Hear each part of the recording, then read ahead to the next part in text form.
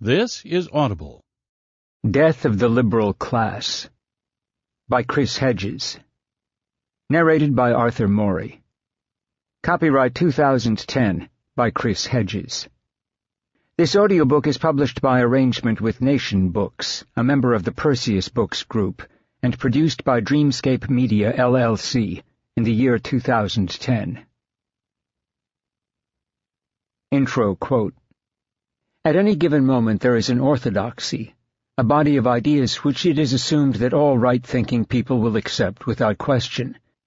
It is not exactly forbidden to say this, that, or the other, but it is not done to say it, just as in mid-Victorian times it was not done to mention trousers in the presence of a lady. Anyone who challenges the prevailing orthodoxy finds himself silenced with surprising effectiveness.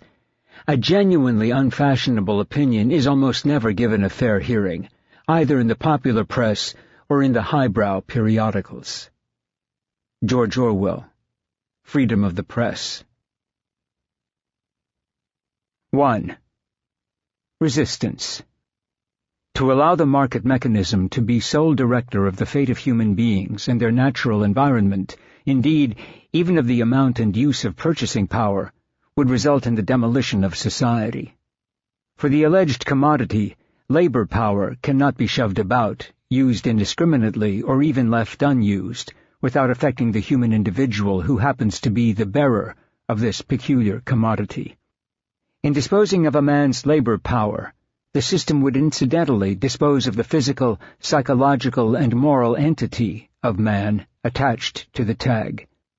Robbed of the protective covering of cultural institutions, human beings would perish from the effects of social exposure. They would die as the victims of acute social dislocation through vice, perversion, crime, and starvation. Nature would be reduced to its elements, neighborhoods and landscapes defiled, rivers polluted, military safety jeopardized, the power to produce food and raw material destroyed. Karl Polanyi, The Great Transformation. Ernest Logan Bell, an unemployed 25-year-old Marine Corps veteran, walks along Route 12 in upstate New York. A large American flag is strapped to the side of his green backpack. There is a light drizzle, and he is wearing a green army poncho. Short, muscular, and affable, with his brown hair in a close military crop, Bell tells me when I stop my car that he is on a 6-day, 90-mile, self-styled Liberty Walk from Binghamton to Utica. He plans to mount a quixotic campaign to challenge Democratic incumbent Representative Michael Arcuri in the 24th Congressional District as the Republican candidate. Bell has camped out along the road for 3 nights and stayed in cheap motels the other nights. He opposes the health care bill recently passed by the Democratic majority Congress, calls for an end to the wars in Iraq and Afghanistan, advocates the abolishment of the Federal Reserve, is against the federal government's Wall Street bailouts, and wants to see immediate government relief for workers, including himself, trapped in prolonged unemployment. He carries a handwritten sign, End the Fed, echoing the title of a book by U.S. Representative Ron Paul he keeps in his backpack, along with a copy of U.S. Constitution for Dummies by Michael Arnheim. He says he plans to deliver Paul's book to Arcuri's office in Utica. I just walked through the town of Norwich, he says as a car passes and the driver honks in support, and there is a strong Tea Party movement there. The Tea Party movement for the most part is just a bunch of disgruntled Americans. They know something is wrong and they are ready to be engaged. A lot of the people in my area who are in the Tea Party are Democrats. People are confused. They are shell-shocked. They don't know what to think. But acting like these problems started January 20th, the date of the presidential inauguration, is absurd. To single out the current president and not the presidents before him is not productive for trying to figure out what is going on. Bell, who lives in Lansing, New York, is the new face of resistance. He is young, at home in the culture of the military, deeply suspicious of the federal government, dismissive of the liberal class, unable to find work, and angry. He swings between right-wing and left-wing populism, expressing admiration for both Paul and U.S. Representative Dennis Kucinich, as well as the Tea Party movement. He started out as a supporter of John McCain in the last presidential election, but soured on the Arizona senator and the Republican Party's ties to Wall Street. He ended up not voting in that election. He has raised about $1,000 from neighbors and friends for his own campaign. Adept at martial arts, he made it to the semifinals of the 2010 Army National Guard Combative Championship at Fort Benning in Georgia, where, in his last bout, he suffered a broken nose, bruised his opponent's ribs and thighs, and lost in a split decision. "I am truly terrified when I think about our future," he says. "I believe all signs point to a real systemic economic collapse in the near future, maybe even before the midterm elections. I believe this is why many incumbents are stepping down. They seem to know what is coming, and of course the rats are jumping ship and taking their pensions with them. There will be nothing the government or the Fed can do to slow the pain. No more tricks in the bag. I assure you it's going to hurt everyone, except, of course, the corporate and banking elite. I say let the empire collapse. Sometimes we must die to be reborn. The political system as it stands offers little hope for influencing real change or social justice. I propose we attempt to reverse this coup d'etat by attempting a coup of our own. First, we must try to retake the traditional means of control, power, and discourse by restoring integrity to our sold-out democratic election system. Unfortunately, this will probably do little good, but it is a worthy effort. It is our patriotic duty to resist tyranny. We must break these chains of oppression and restore our government to principles based on liberty and justice for all. I am not confident that standing outside buildings with signs is going to provide any fundamental power shifts, as power is not often transferred without a struggle. Inalienable rights are not a courtesy of the federal government. We must stand in the streets and refuse to be silenced. We must reject corporate-controlled politics and focus on rebuilding a localized political structure and society. A revolution is the only alternative to complete surrender and defeat. Cold, hard suffering and pain will be the only hope for a real revolution, and this is all but guaranteed. At this point, protest must be transformed into acts of defiance. We must be bold. Bell grew up in Oakwood, a small town in East Texas between Dallas and Houston. His father struggled with alcoholism and is now in recovery. His parents, who frequently fought, separated and reunited, divorced when Bell was 13.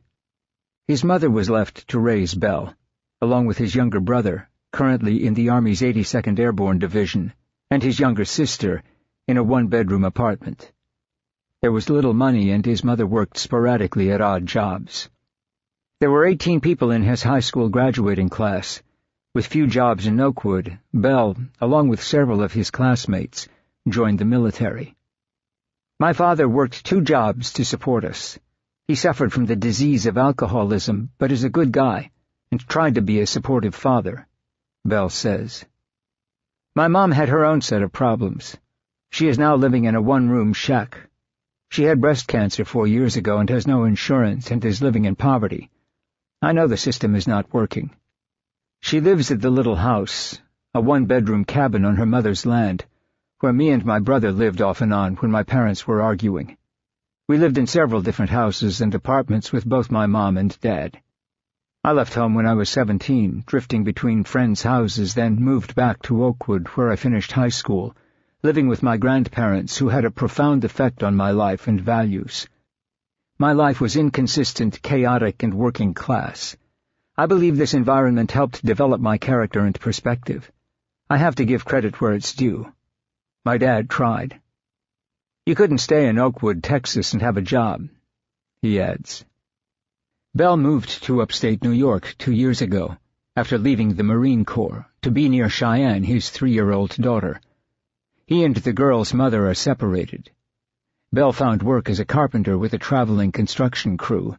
He earned $14.50 an hour and could sometimes make as much as $800 a week. Then the financial meltdown knocked the wind out of the local economy. Everybody in my apartment building has had their hours cut, are unemployed, or have taken minimum wage jobs, he says. I was laid off last year. I try to find work as an independent carpenter. I don't have health insurance. The dearth of work, which left him attempting to survive at times on $600 a month, saw him enlist last year in the New York National Guard, even though it means almost certain deployment to Afghanistan. The enticement of a $20,000 signing bonus was too lucrative to pass up. The National Guard unit he joined recently returned from a tour in Afghanistan. "We are training to go back to Afghanistan," he says. "The fact that they are still using Army National Guard, state-level troops, to police the streets of Afghanistan is not good. These units are really overstretched. We do not get the benefits. We don't get health insurance like active-duty military. But the Guard gets deployed just as much. Some of these guys have been on 3 and 4 tours. I got out of the Marine Corps and went back to Texas for 10 months, and was involved in the John McCain campaign," he says. "I really got disillusioned with the neoconservatism. I had never been involved in politics. The idea that we needed all these troops all around the world defending freedom, as they called it, when we were actually engaged in nation-building and supporting special interests that drive these wars, was something I began to understand. As far as foreign and economic policy, I could see there was no difference between the two main political parties. There is a false left-right paradigm which diverts the working class from the real reasons for their hardships. The winters in New York State are really hard," Bell says. "There are less jobs and the heating costs are high. I pay about $200 a month for electric and gas. I live really cheaply. I don't have cable. I don't go out or spend money that is not necessary. It is a struggle. But at least I have not had to devote 40 hours a week to a minimum wage job that does not pay me a living wage. People are really hurting. The real underemployment rate must be at least 20%. A lot of people are working part-time jobs when they want full-time jobs. There are many people like me, independent contractors and small business owners, who can't file for unemployment insurance. Unemployment coverage is not available to me because I worked as a 1099, a self-employed contractor, even when I worked for the construction company. People are scared," he says. "They want to live their lives, raise their children, and be happy. This is not possible. They don't know if they can make their next mortgage payment. They see their standard of living going down." Bell says he and those around him are being pushed off the edge. He says he fears the social and political repercussions. "I hope there is a populist revolution," he says. "We have to take the corporate bailouts and the money we are sending overseas and use that money in our communities. If this does not happen, there will be more anger and eventually violence. When people lose everything, they start to lose it. When you can't find a job, even though you look repeatedly, it leads to things like random shootings and suicides. We will see acts of domestic terrorism. The state will erode more of our civil liberties to control mass protests. We are seeing some student protests, but we will see these on a wider scale. I hope the protests will be constructive. I hope people will not resort to extreme measures. But people will do what they have to do to survive. This may mean things like food riots. The political establishment better work very fast to take the pressure off." Anger and a sense of betrayal.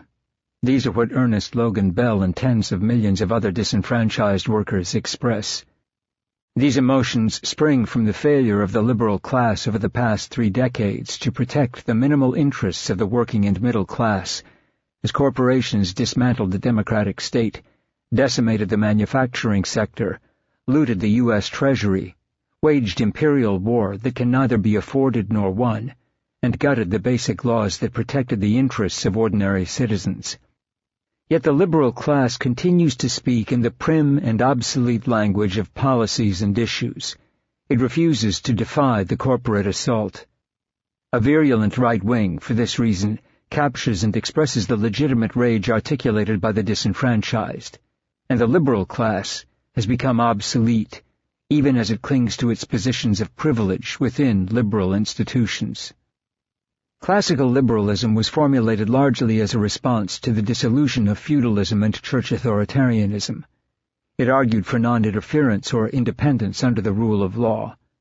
It incorporates a few aspects of ancient Athenian philosophy as expressed by Pericles and the Sophists, but was a philosophical system that marked a radical rupture with both Aristotelian thought and medieval theology.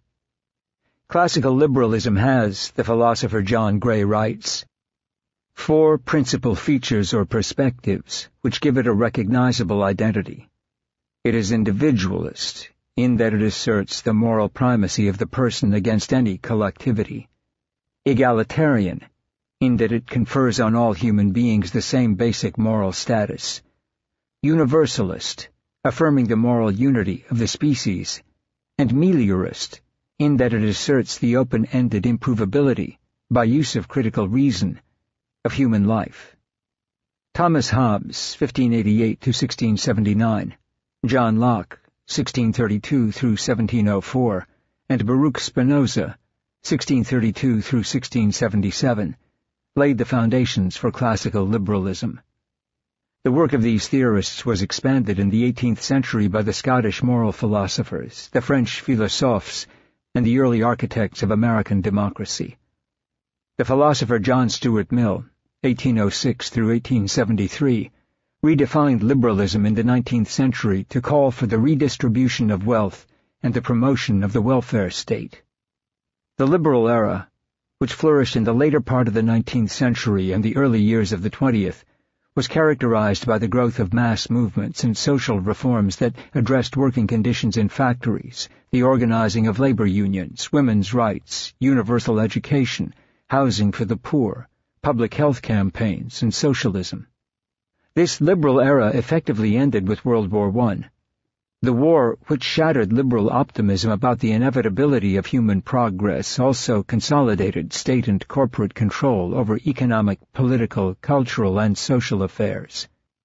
It created mass culture, fostered through the consumer society the cult of the self, led the nation into an era of permanent war, and used fear and mass propaganda to cow citizens and silence independent and radical voices within the liberal class.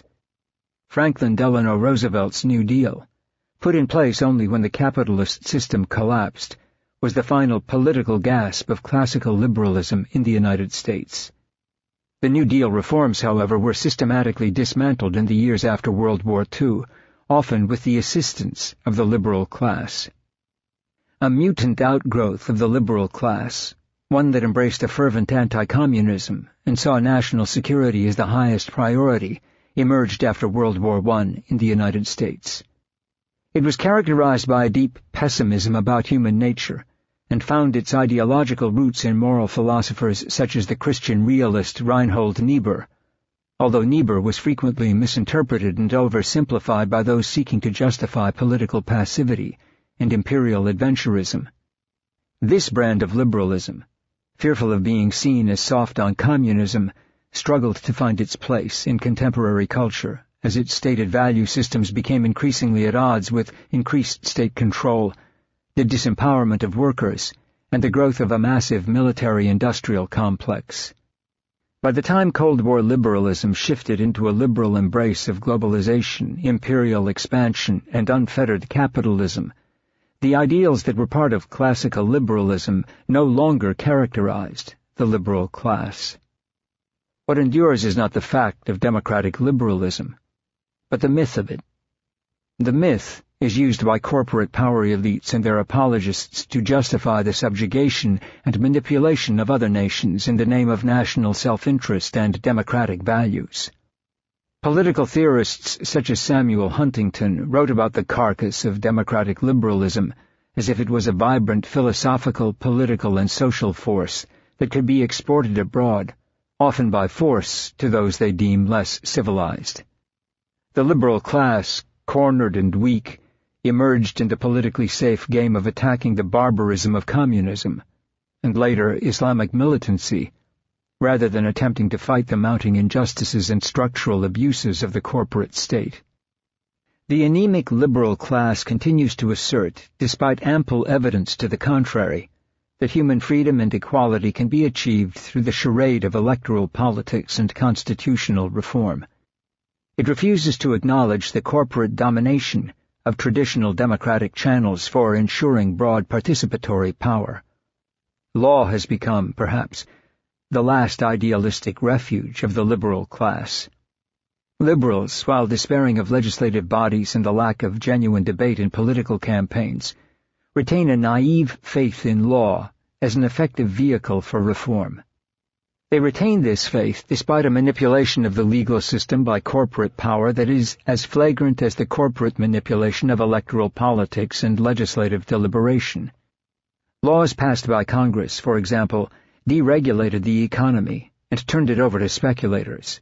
Laws permitted the pillaging of the U.S. Treasury on behalf of Wall Street.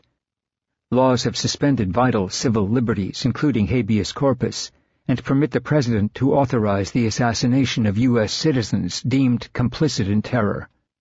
The Supreme Court, overturning legal precedent, ended the recount in the 2000 Florida presidential election and anointed George W. Bush as president.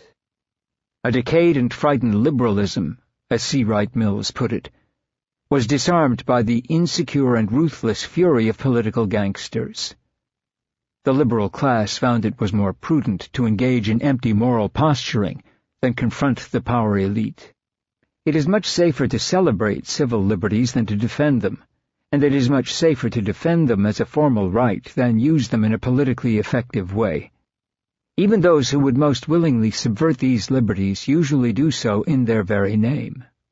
Mills wrote, "It is easier still to defend someone else's right to have used them years ago than to have something yourself to say now, and to say it now forcibly.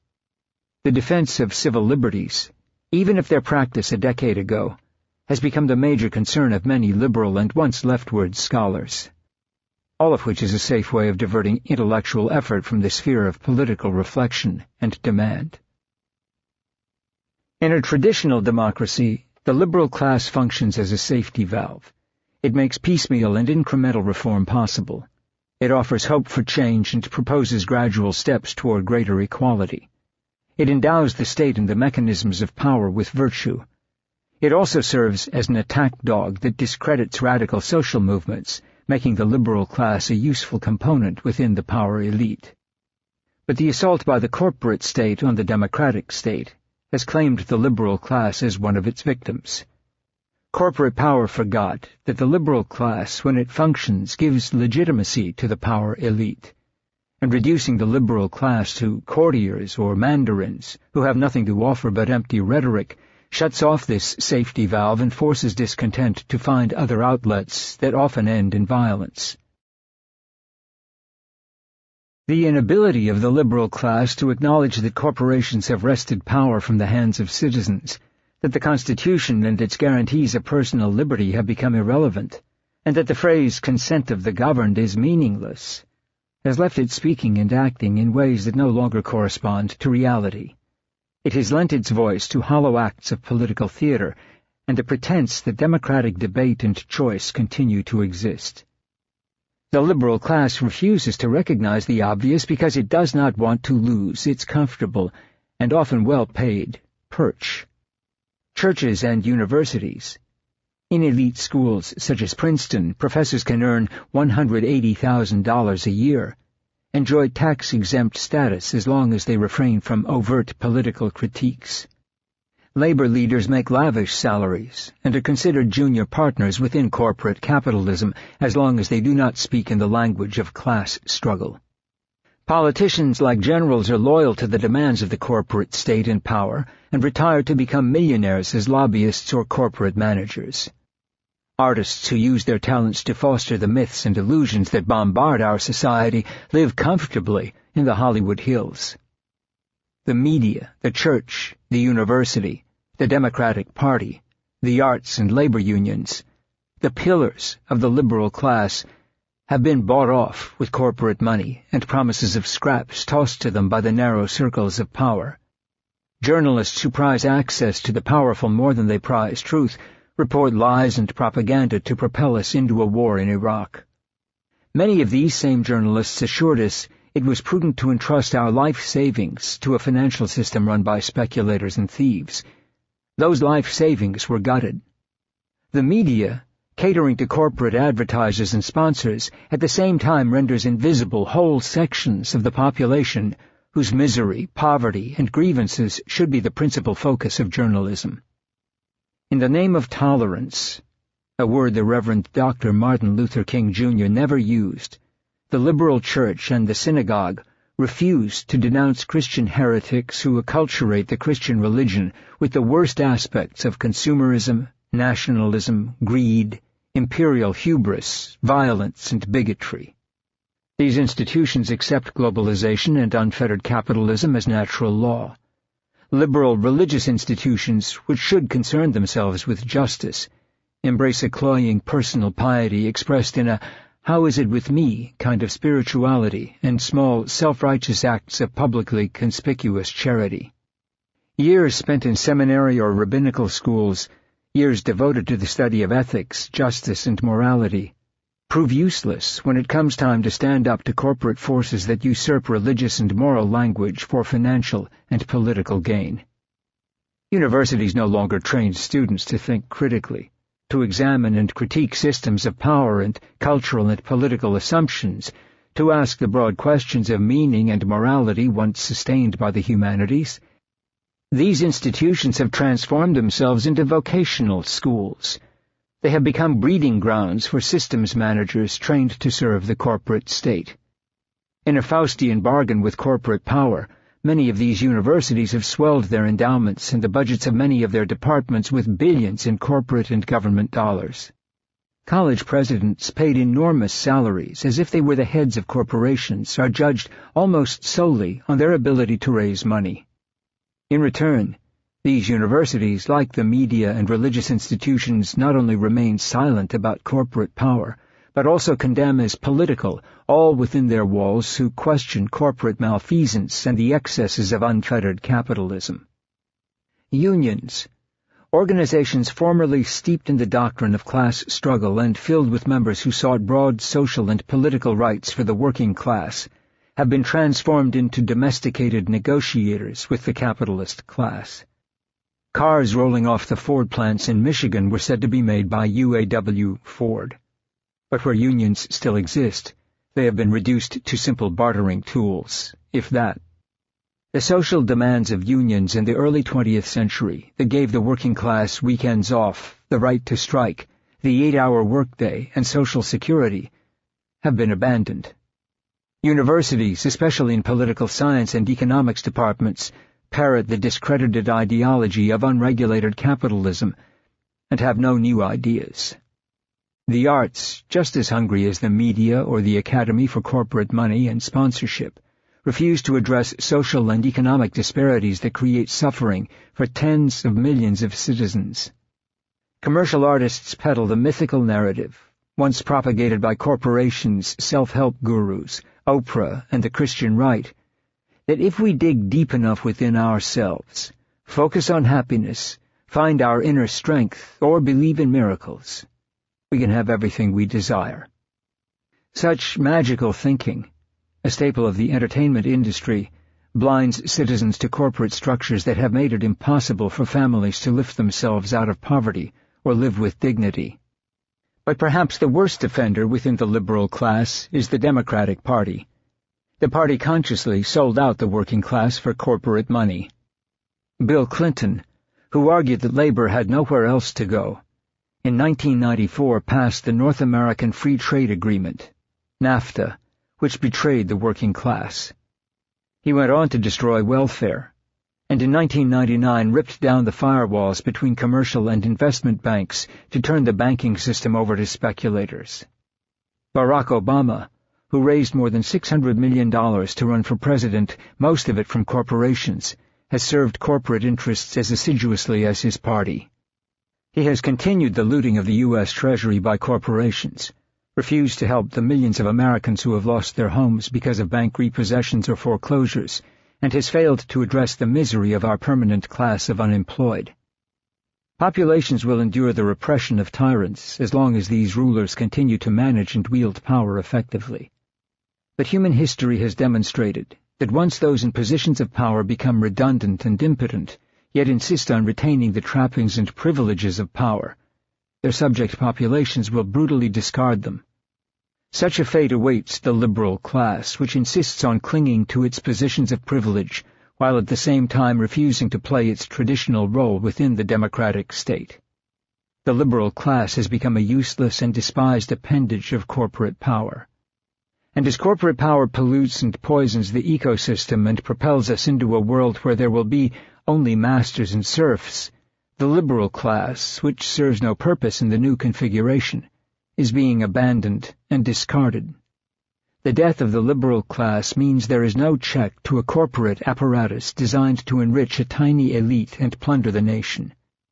An ineffectual liberal class means there is no hope, however remote, of a correction or a reversal. It ensures that the frustration and anger among the working and middle classes will find expression outside the confines of democratic institutions and the civilities of a liberal democracy. In killing off the liberal class, the corporate state, in its zealous pursuit of profit, has killed off its most integral and important partner. The liberal class once ensured that restive citizens could settle for moderate reforms. The corporate state, by shutting down reform mechanisms, has created a closed system defined by polarization, gridlock, and political theater. It has removed the veneer of virtue and goodness provided by the liberal class. The collapse of past constitutional states, whether in Weimar Germany or the former Yugoslavia, was also presaged by the death of the liberal class. The loss of the liberal class creates a power vacuum filled by speculators, war profiteers, gangsters, and killers, often led by charismatic demagogues. It opens the door to totalitarian movements that rise to prominence by ridiculing and taunting the liberal class and the values it claims to champion. The promises of these totalitarian movements are fantastic and unrealistic, but their critiques of the liberal class are grounded in truth. Liberals have also historically discredited radicals within American society who have defied corporate capitalism and continued to speak the language of class warfare.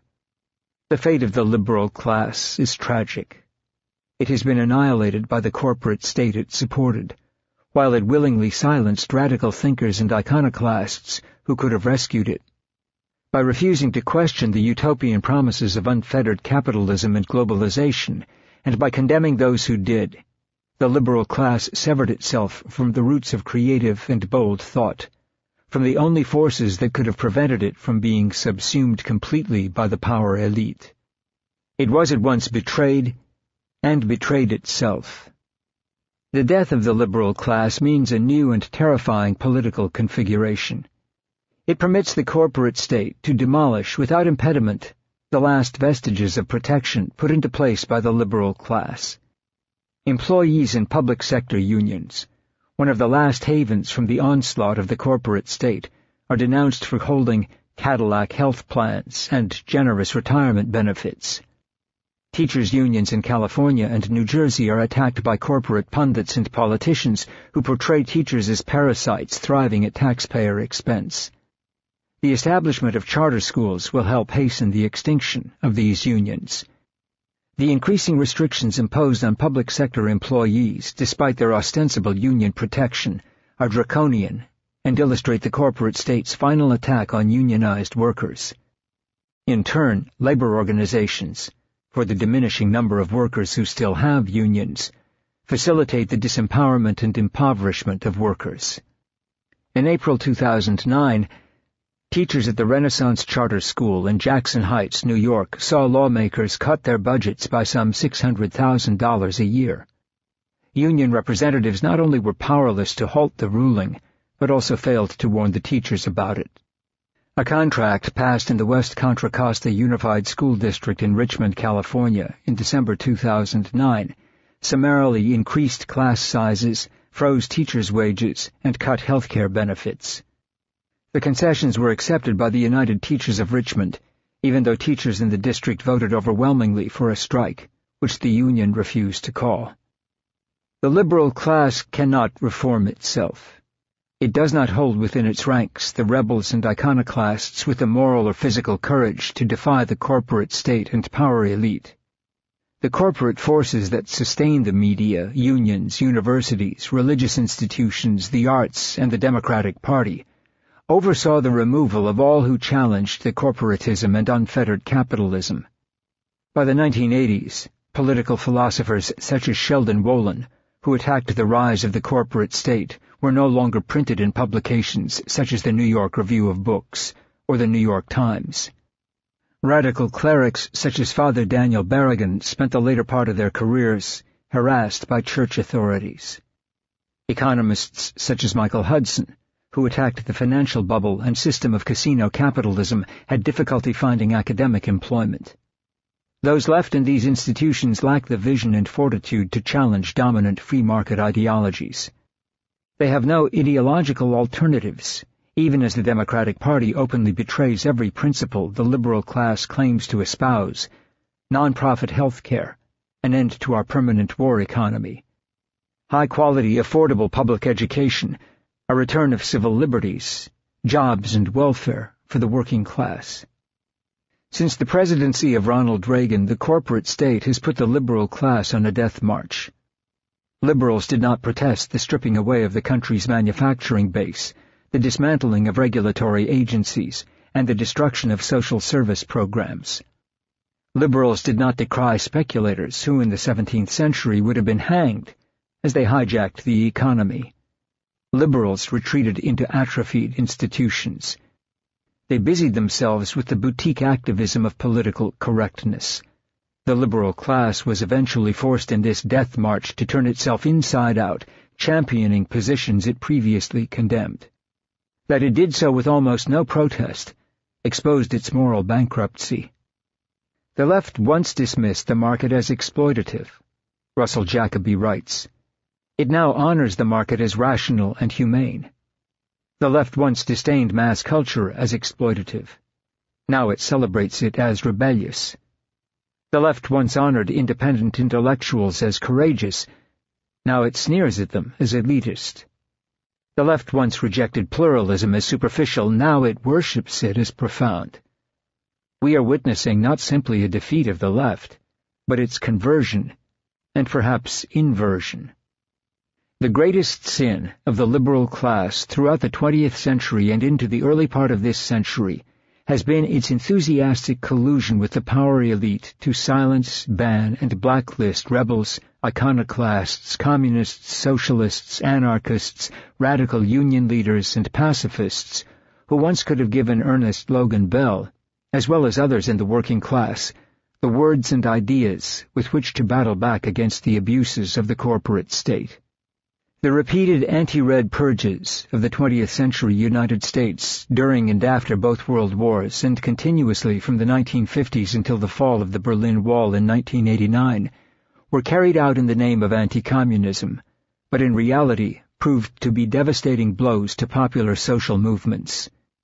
The old communists in the American labor movement spoke in the language of class struggle. They understood that Wall Street, along with corporations such as BP, is the enemy. They offered a broad social vision that allowed even the non-communist left to employ a vocabulary that made sense of the destructive impulses of capitalism. But once the Communist Party, along with other radical movements, was eradicated as a social and political force in the 1940s and 1950s, once the liberal class took government-imposed loyalty oaths and collaborated in the hunts for phantom communist agents, the country was robbed of the ability to make sense of the struggle with the corporate state. The liberal class became fearful, timid, and ineffectual. It lost its voice. It became part of the corporate structure it should have been dismantling. It created an ideological vacuum on the left and ceded the language of rebellion to the far right. Capitalism was once viewed by workers as a system to be fought, but capitalism is no longer challenged. Capitalist bosses, men such as Warren Buffett, George Soros, and Donald Trump, are treated as sages, celebrities, and populists. The liberal class functions as their cheerleaders. Such misguided loyalty, illustrated by environmental groups that refuse to excoriate the Obama White House over the ecological catastrophe in the Gulf of Mexico, ignores the fact that the divide in America is not between Republican and Democrat. It is a divide between the corporate state and the citizen. It is a divide between capitalists and workers. And, for all the failings of the communists, they got it. Fear is a potent weapon in the hands of the power elite.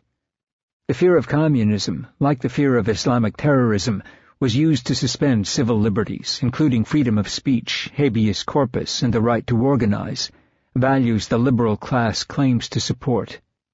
In the name of anti-communism, the capitalist class, terrified of the numerous labor strikes following World War II, rammed through the Taft-Hartley Act in 1947, culminating with a congressional override of President Harry Truman's veto.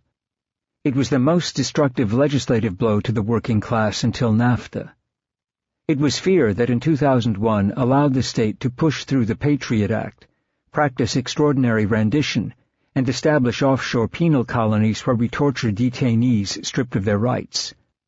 Fear led us to embrace the endless wars in the Middle East.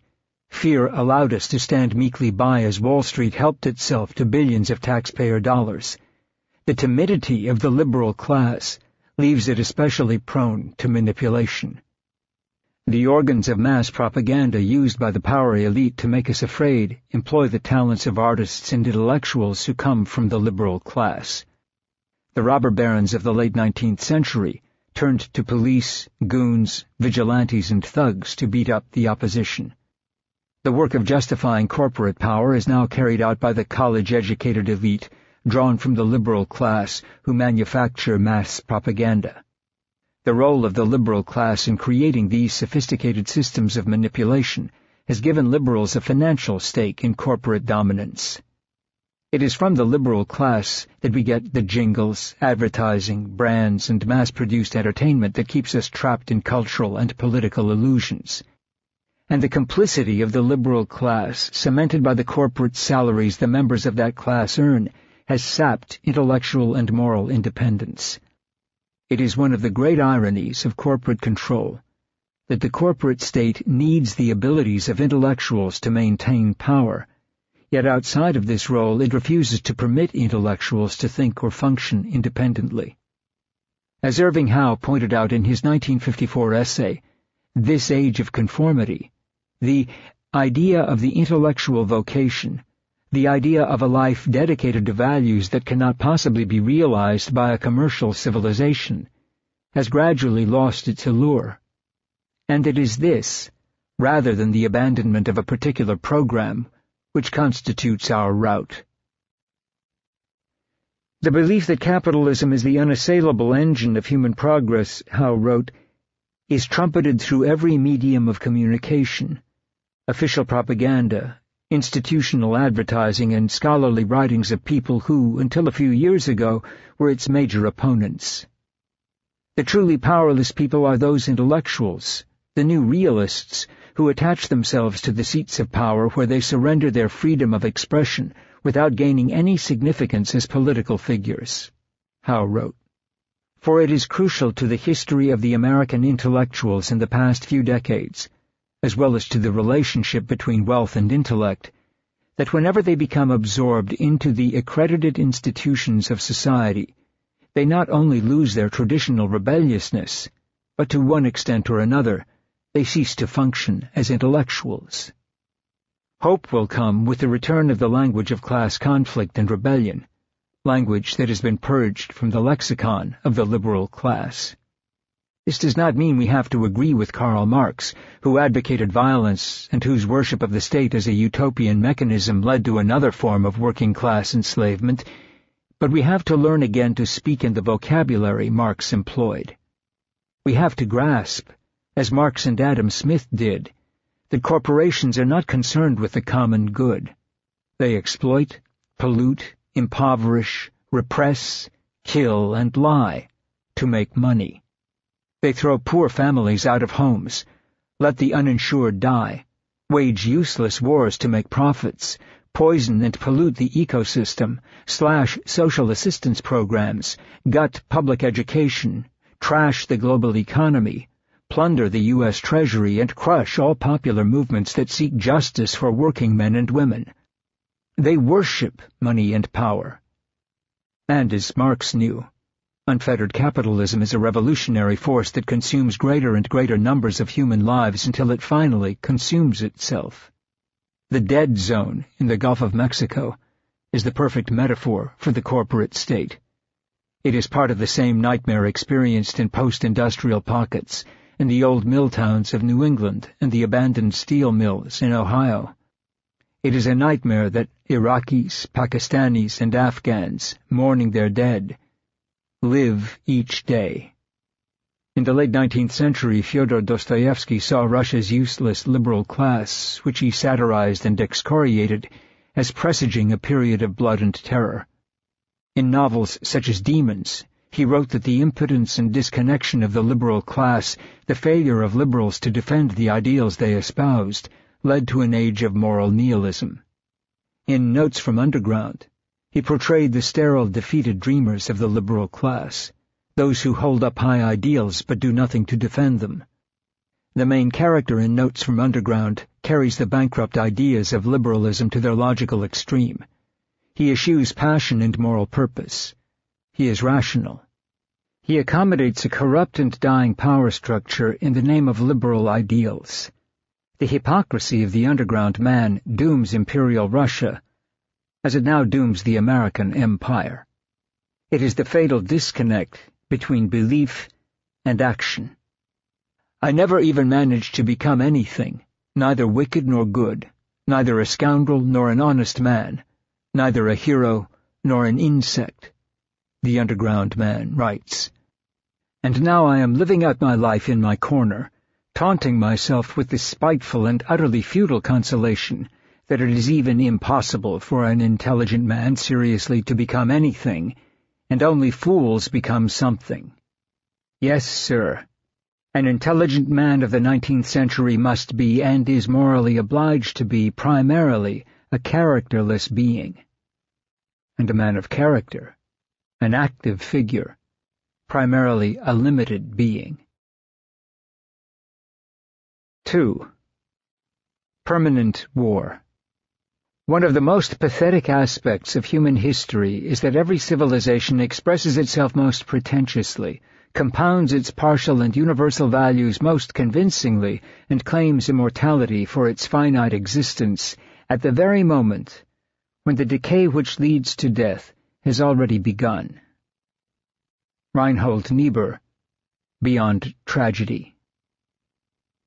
Since the end of World War I, the United States has devoted staggering resources and money to battling real and imagined enemies. It turned the engines of the state over to a massive war and security apparatus. These battles, which have created an Orwellian state illusion of permanent war, neutered all opposition to corporate power and the tepid reforms of the liberal class.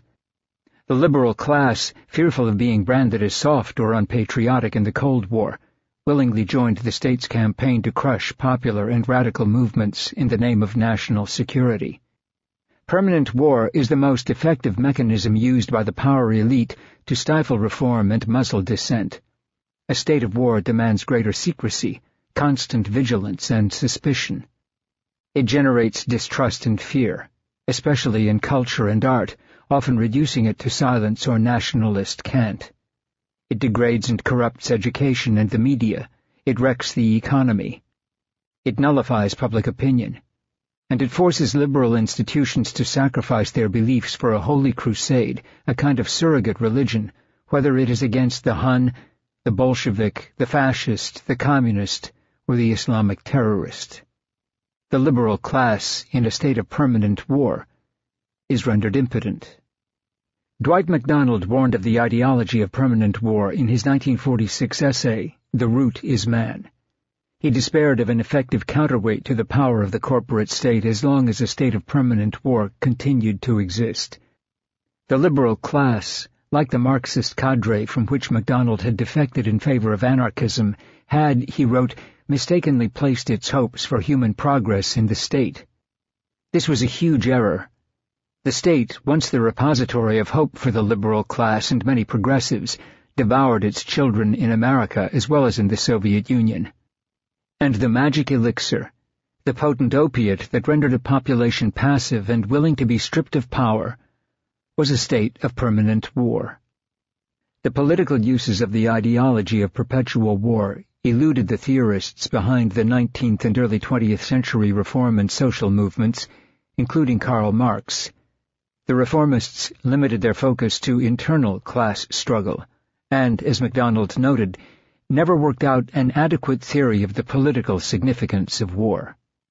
Until that gap is filled, MacDonald warned, modern socialism will continue to have a somewhat academic flavor.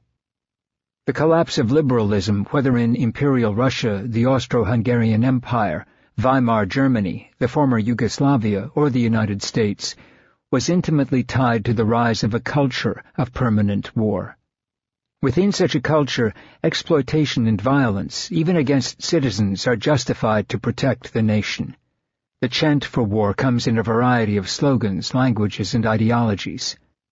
It can manifest itself in fascist salutes, communist show trials, campaigns of ethnic cleansing, or Christian crusades. It is all the same. It is a crude, terrifying state repression by the power elite and the mediocrities in the liberal class who serve them in the name of national security. It was the decline into permanent war, not Islam, that killed the liberal democratic movements in the Arab world, movements that held a great promise in the early part of the 20th century in countries such as Egypt, Syria, Lebanon, and Iran. The same prolonged state of permanent war killed the liberal classes in Israel and the United States. Permanent war, which reduces all to speaking in the simplified language of nationalism, is a disease. It strips citizens of rights. It reduces all communication to patriotic cant. It empowers those who profit from the state in the name of war, and it corrodes and diminishes democratic debate and institutions. War, Ralph Bourne remarked, is the health of the state. U.S. military spending, which consumes half of all discretionary spending, has had a profound social and political cost. Bridges and levees collapse, schools decay, domestic manufacturing declines. Trillions in debt threaten the viability of the currency and the economy. The poor, the mentally ill, the sick, and the unemployed are abandoned. Human suffering is the price for victory, which is never finally defined or attainable. The corporations that profit from permanent war need us to be afraid. Fear stops us from objecting to government spending on a bloated military. Fear means we will not ask unpleasant questions of those in power. Fear permits the government to operate in secret. Fear means we are willing to give up our rights and liberties for promises of security. The imposition of fear ensures that the corporations that wrecked the country cannot be challenged. Fear keeps us penned in like livestock. Dick Cheney and George W. Bush may be palpably evil, while Obama is merely weak. But to those who seek to keep us in a state of permanent war, such distinctions do not matter. They get what they want. The liberal class, like Dostoevsky's underground man, can no longer influence a society in a state of permanent war, and retreats into its sheltered enclaves, where its members can continue to worship themselves. The corridors of liberal institutions are filled with underground men and women. They decry the social chaos for which they bear responsibility, but do nothing. They nurse an internal bitterness and mounting distaste for the wider society. And because of their self-righteousness, elitism, and hypocrisy, they are despised. The institutional church, when it does speak, mutters pious non-statements. It seeks to protect its vision of itself as a moral voice, and yet avoids genuine confrontations with the power elite. It speaks in a language filled with moral platitudes. We can hear such language in a letter written March 25, 2003, by Archbishop Edwin F. O'Brien, head of the Archdiocese for the Military Services, telling his priests that Catholic soldiers could morally fight in the Second Iraq War. Given the complexity of factors involved, many of which understandably remain confidential, it is altogether appropriate for members of our armed forces to presume the integrity of our leadership and its judgments, and therefore to carry out their military duties in good conscience. The U.S. Conference of Catholic Bishops told believers that Iraqi President Saddam Hussein was a menace, and that reasonable people could disagree about the necessity of using force to overthrow him. It assured those who supported the war that God would not object. B'nai B'rith supported a congressional resolution to authorize the 2003 attack on Iraq. The Union of American Hebrew Congregations, which represents Reform Judaism, agreed it would back unilateral action as long as Congress approved and the President sought support from other nations. In a typical bromide, the National Council of Churches, which represents 36 different faith groups, urged President George W. Bush to do all possible to avoid war with Iraq, and to stop demonizing adversaries or enemies with good versus evil rhetoric, but, like the other liberal religious institutions, did not condemn the war. A Gallup poll in 2006 found that the more frequently an American attends church, the less likely he or she is to say the war was a mistake. Given that Jesus was a pacifist, and given that all of us who graduated from seminary rigorously studied just war doctrine, a doctrine flagrantly violated by the invasion of Iraq, this is startling. The attraction of the right wing and the war makers is that they appear to have the courage of their convictions. When someone like Sarah Palin posts a map with crosshairs centering on Democratic districts, when she favors a slogan such as "Don't retreat, instead reload," there are desperate people listening who are cleaning their weapons. When Christian fascists stand in the pulpits of megachurches and denounce Obama as the Antichrist, there are believers who listen. When, during a 2010 House debate on the pending health care bill, Republican lawmaker Randy Neugebauer shouts "baby killer" at Michigan Democrat Bart Stupak, violent extremists nod their heads, seeing the mission of saving the unborn as a sacred duty. These zealots have little left to lose. We made sure of that.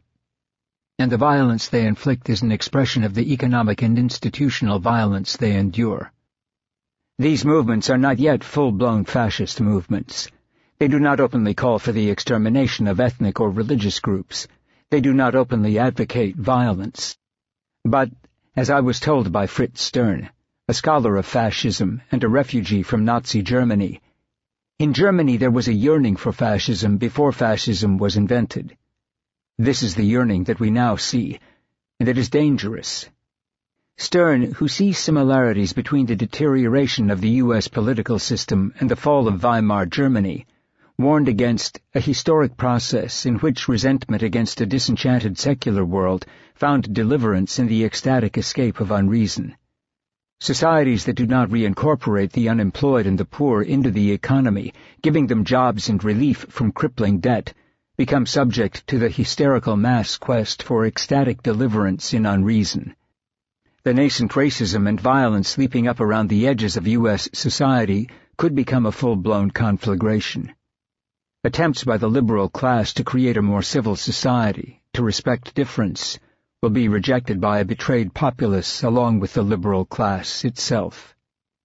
One thing that is very likely to happen is that the gains made in the past 40 years by black and brown Americans and by homosexuals will be wiped out, the philosopher Richard Rorty warned in his book, Achieving Our Country. Jocular contempt for women will come back into fashion. The words nigger and kike will once again be heard in the workplace. All the sadism that the academic left has tried to make unacceptable to its students will come flooding back. All the resentment which badly educated Americans feel about having their manners dictated to them by college graduates will find an outlet. The hatred for radical Islam will transform itself into a hatred for Muslims. The hatred for undocumented workers in states such as Arizona will become a hatred for Mexicans and Central Americans. The hatred for those not defined as American patriots by a largely white mass movement will become a hatred for African Americans. The hatred for liberals will morph into a hatred for all democratic institutions, from universities and government agencies to cultural institutions and the media. In their continued impotence and cowardice, members of the liberal class will see themselves, and the values they support, swept aside. The liberal class refused to resist the devolution of the U.S. democratic system into what Sheldon Wolin calls a system of inverted totalitarianism. Inverted totalitarianism, Wolin writes, represents the political coming of age of corporate power and the political demobilization of the citizenry. Inverted totalitarianism differs from classical forms of totalitarianism, which revolve around a demagogue or charismatic leader. It finds its expression in the anonymity of the corporate state. The corporate forces behind inverted totalitarianism do not, as classical totalitarian movements do, replace decaying structures with new revolutionary structures. They do not import new symbols and iconography. They do not offer a radical alternative. Corporate power purports, in inverted totalitarianism, to honor electoral politics, freedom, and the Constitution. But these corporate forces so corrupt and manipulate power as to make democracy impossible. Inverted totalitarianism is not conceptualized as an ideology or objectified in public policy. It is furthered by power holders and citizens who often seem unaware of the deeper consequences of their actions or inactions, Wolin writes. But it is as dangerous as classical forms of totalitarianism. In a system of inverted totalitarianism, it is not necessary to rewrite the Constitution, as fascist and communist regimes would. It is enough to exploit legitimate power by means of judicial and legislative interpretation. This exploitation ensures that the courts, populated by justices selected and ratified by members of the corporate culture, rule that huge corporate campaign contributions are protected speech under the First Amendment. It ensures that heavily financed and organized lobbying by large corporations is interpreted as an application of the people's right to petition the government. Corporations are treated by the state as persons, as the increasingly conservative U.S. Supreme Court has more and more frequently ruled, except in those cases where the persons agree to a settlement. Those within corporations who commit crimes can avoid going to prison by paying large sums of money to the government without admitting any wrongdoing, according to this twisted judicial reasoning. There is a word for this: corruption. Corporations have 35,000 lobbyists in Washington and thousands more in state capitals that dole out corporate money to shape and write legislation. They use their political action committees to solicit employees and shareholders for donations to fund pliable candidates. The financial sector, for example, spent more than $5 billion on political campaigns, influence peddling, and lobbying during the past decade, which resulted in sweeping deregulation, the gouging of consumers, our global financial meltdown, and the subsequent looting of the U.S. Treasury. The Pharmaceutical Research and Manufacturers of America spent $26 million in 2009, and drug companies such as Pfizer, Amgen, and Eli Lilly kicked in tens of millions more to buy off the two parties.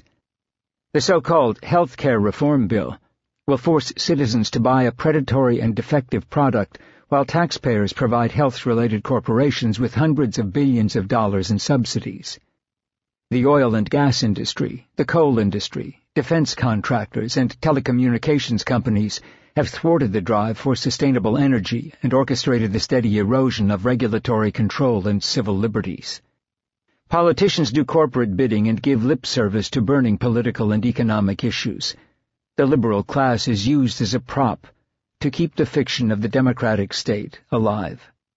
The Constitution, Wolin writes, is conscripted to serve as power's apprentice rather than its conscience. There is no national institution left that can accurately be described as democratic.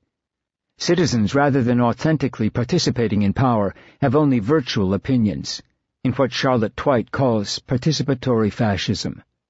They are reduced to expressing themselves on issues that are meaningless, voting on American Idol, or in polls conducted by the power elite.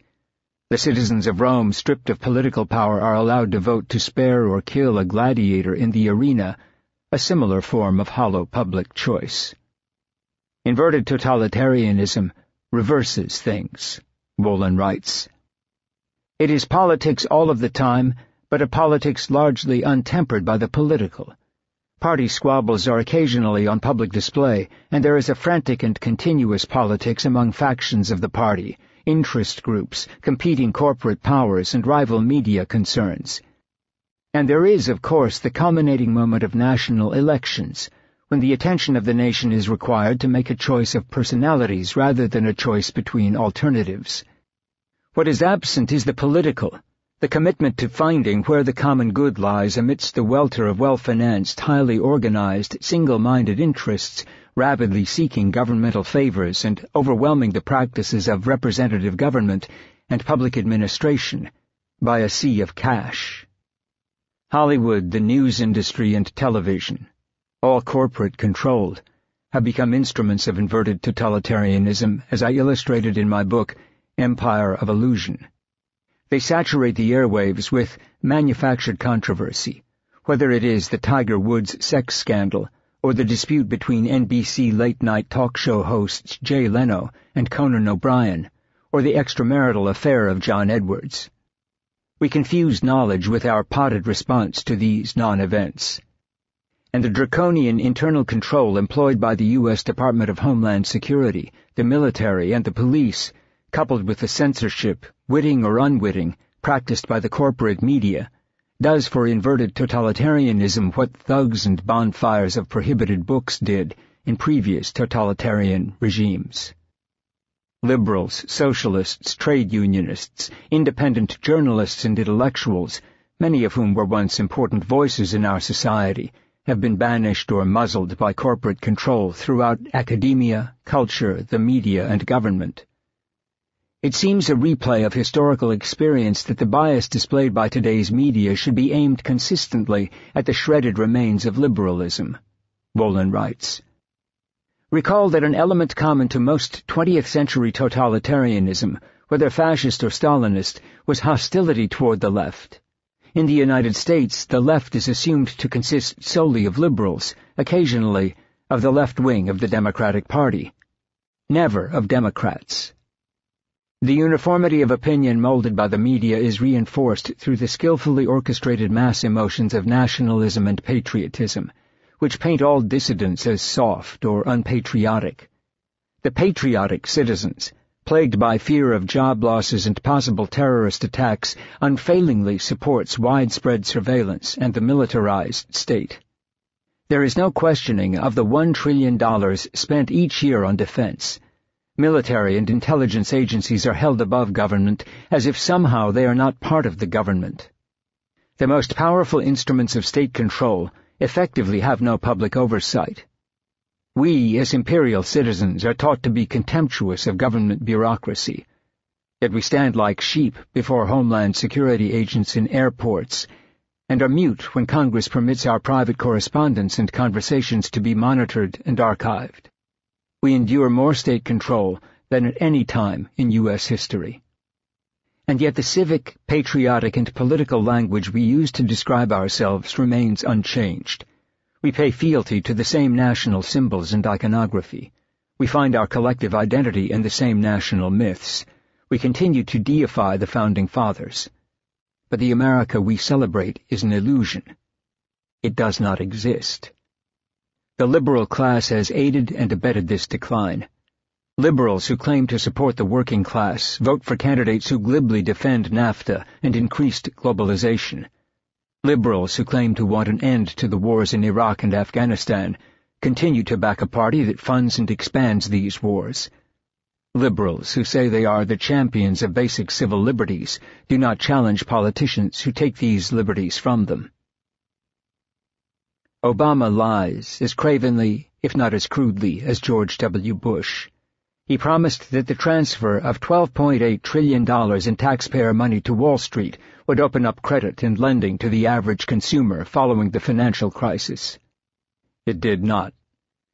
The Federal Deposit Insurance Corporation, FDIC, admitted that banks have reduced lending at the sharpest rate since 1942. As a senator, Obama promised he would filibuster amendments to the Foreign Intelligence Surveillance Act, FISA, which retroactively made legal the wiretapping and monitoring of millions of American citizens without warrant.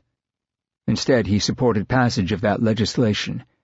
He told us he would withdraw American troops from Iraq, close the Guantanamo Bay detention camp, end torture, restore civil liberties such as habeas corpus, pass a health care bill with a robust public option, and create new jobs. Some troops have been withdrawn, slowly and piecemeal, from Iraq. But other than this too little, too late process, almost none of his promises has been kept. He shoved a healthcare bill down our throats that will mean ever-rising co-pays, deductibles, and premiums, and leave most of the seriously ill bankrupt and unable to afford medical care. Obama, after promising meaningful environmental reform, did nothing to halt the collapse of the 2009 Copenhagen Climate Conference, a decision that ended perhaps our final chance to save the planet from the catastrophic effects of climate change. He empowers Israel's brutal apartheid regime. He has expanded the war in Afghanistan and Pakistan, where hundreds of civilians, including entire families, have been slaughtered by sophisticated weaponry such as drones and the AGM-144 Hellfire missile, which sucks the air out of its victims' lungs. He is delivering war and death to Yemen, Somalia, and perhaps soon he will bring it to Iran.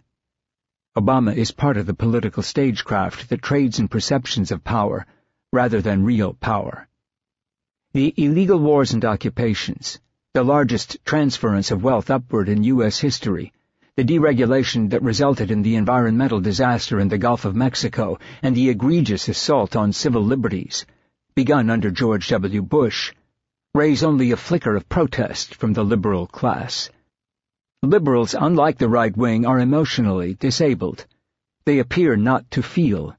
They do not recognize the legitimate anger of those who have been dispossessed. They retreat instead into the dead talk of policy and analysis. The Tea Party protesters, the myopic supporters of Sarah Palin, the veterans signing up for Oath Keepers, and myriad groups of armed patriots have brought into their ranks legions of dispossessed workers, angry libertarians, John Birchers, and many others who, until now, were never politically active. The 3,000-word suicide note left by Joe Stack, who flew his Piper Dakota into an Internal Revenue Service office in Austin, Texas, on February 18, 2010, murdering an IRS worker and injuring 13 others, too seriously, expressed the frustration of tens of millions of workers over the treachery of global corporations and a liberal class that abandoned them. Stack, in his note, remembered that when he was an 18 or 19-year-old student living in Harrisburg, Pennsylvania, he occupied an apartment next to an elderly widow. The widow had been married to a steel worker who, Stack wrote, had worked all his life in the steel mills of central Pennsylvania with promises from big business and the union that, for his 30 years of service, he would have a pension and medical care to look forward to in his retirement. But the worker got nothing, because the incompetent mill management and corrupt union, not to mention the government, raided their pension funds and stole their retirement. The widow survived on Social Security. In retrospect, the situation was laughable because here I was, living on peanut butter and bread, or Ritz crackers when I could afford to splurge, for months at a time, he wrote. When I got to know this poor figure and heard her story, I felt worse for her plight than for my own. I, after all, thought I had everything in front of me. I was genuinely appalled at one point as we exchanged stories and commiserated with each other over our situations, when she in her grandmotherly fashion tried to convince me that I would be healthier eating cat food like her, rather than trying to get all my substance from peanut butter and bread. I couldn't quite go there, but the impression was made. I decided that I didn't trust big business to take care of me, and that I would take responsibility for my own future and myself. Stack's life, like Ernest Logan Bell's, soon made clear that the corporate government served its own interests at the expense of the citizen, and the liberal class and its institutions, including labor unions, the media, and the Democratic Party, would not defend them. Why is it that a handful of thugs and plunderers can commit unthinkable atrocities, and in the case of the GM executives for scores of years, and when it's time for their gravy train to crash under the weight of their gluttony and overwhelming stupidity, the force of the full federal government has no difficulty coming to their aid within days, if not hours, Stack wrote. Yet at the same time, the joke we call the American medical system, including the drug and insurance companies, are murdering tens of thousands of people a year and stealing from the corpses and victims they cripple, and this country's leaders don't see this as important as bailing out a few of their vile, rich cronies. Yet the political representatives, thieves, liars, and self-serving scumbags is far more accurate, have endless time to sit around for year after year and debate the state of the terrible health care problem. It's clear they see no crisis as long as the dead people don't get in the way of their corporate profits rolling in. And justice? You've got to be kidding. How can any rational individual explain that white elephant conundrum in the middle of our tax system, and, indeed, our entire legal system? The note went on. Here we have a system that is by far too complicated for the brightest of the master scholars to understand. Yet it mercilessly holds accountable its victims, claiming that they're responsible for fully complying with laws not even the experts understand. The law requires a signature on the bottom of a tax filing, yet no one can truthfully say that they understand what they are signing. If that's not duress, then what is? If this is not the measure of a totalitarian regime, nothing is. This letter is a coherent and lucid expression of views and concerns, many of them legitimate, shared by millions of sane, struggling citizens. All of them feel betrayed, as they should, by both the government and the liberal class. American workers are not the only workers who have been betrayed by the new global economy, nor are they alone in their anger, as illustrated by strikes and protests in countries such as Greece and China. Sociologist Ching-Kwan Lee's study of Chinese labor, Against the Law, Labor Protests in China's Rust Belt and Sun Belt, shows that workers in these regions of China experience bitterness and a sense of betrayal very similar to those expressed by Stack. Lee writes about workers in the northeast province of Liaoning, which, like the Rust Belt in states such as Ohio, has been abandoned by the Chinese government for the southeast. Liaoning has declined into a wasteland of bankruptcy and a hotbed of working-class protest by its many unemployed workers and pensioners. Unpaid pensions and wages, defaults on medical subsidies, and inadequate collective consumption are the main grievances triggering labor unrest in Liaoning. In the southern province of Guangdong, Chinese export-oriented industry is booming. The province in 2000 accounted for 42% of all China's exports, 90% of which came from 8 cities in the Pearl River Delta. The area attracts many of China's 80 to 100 million migrant workers. But here Lee found satanic mills that run at such a nerve-wracking pace that workers' physical limits and bodily strength are put to the test on a daily basis. Workers can put in 14 to 16-hour days with no rest day during the month until payday. In these factories, it is normal to work 400 hours or more a month, especially for those in the garment industry. Working conditions are in open defiance of official labor laws, which mandate a 40-hour work week and a maximum of 36 hours of overtime per month, as well as a day off each week. But labor laws are rarely enforced in China. Most workers, Lee found, endure unpaid wages, illegal deductions, and substandard wage rates. They are often physically abused at work and do not receive compensation if they are injured on the job. Every year a dozen or more workers die from overwork in the city of Shenzhen alone. In these words, the working conditions go beyond the Marxist notions of exploitation and alienation. A survey published in 2003 by the official China news agency, cited in Lee's book, found that 3 in 4 migrant workers have trouble collecting their pay. Each year, scores of workers threaten to commit suicide, Lee writes, by jumping off high-rises or setting themselves on fire over unpaid wages. If getting paid for one's labor is a fundamental feature of capitalist employment relations, strictly speaking, many Chinese workers are not yet laborers, Lee writes. Workers in China, according to Lee, feel deeply betrayed by a state that espoused Maoist collectivism rather than liberal democratic principles. But the sense of betrayal and the expressions of rage and bitterness by workers in China and the United States are very similar. Workers in China have been used and discarded, in much the same way as workers in other global industrial centers, from Michigan to India to Vietnam to South Korea. There are, Lee estimates, some 30 million excess workers in China who are effectively, but not officially, unemployed. Lee found that many of the workers broke down in tears in the course of our conversation, while others could barely contain their indignation and anger. She noted that, A sense of being victimized by injustice was widely shared in the local communities. Lee sees a looming crisis in China that will mirror the crisis in the United States and in other parts of the world where corporations have been permitted to ruthlessly exploit workers and move to new locations once wages begin to rise or workers become organized. The fury Joe Stack expressed against corporate abuse of the working class is a fury that, Lee warns, is reverberating around the globe in a multiplicity of tongues. India, along with China and other emergent economies, has experienced the same desperation. An estimated 182,936 Indian farmers committed suicide between 1997 and 2007. Nearly two-thirds of these suicides occurred in 5 of India's 28 states. Those who took their lives, the Indian journalist Palagumi Sainath has written, were primarily farmers who fell deeply in debt. Debt in Indian peasant households doubled in the first decade of India's neoliberal economic reforms, from 26% of farm households to 48.6%, Sainath found.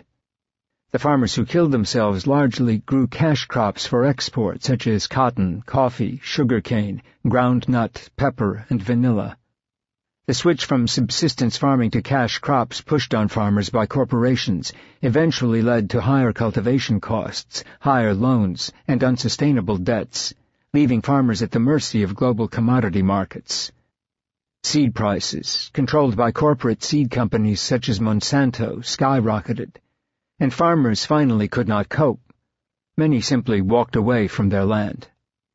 There's much excited talk these days about a great global shift of power, with speculation about whether or when China might displace the U.S. as the dominant global power, along with India, which, if it happened, would mean that the global system would be returning to something like what it was before the European conquests, said Noam Chomsky, speaking at the Left Forum at Pace University in New York.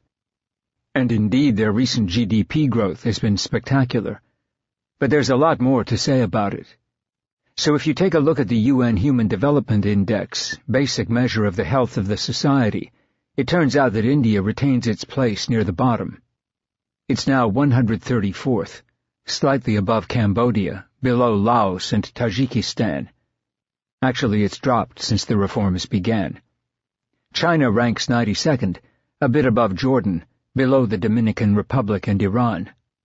By comparison, Cuba, which has been under harsh U.S. attack for 50 years, is ranked 52nd.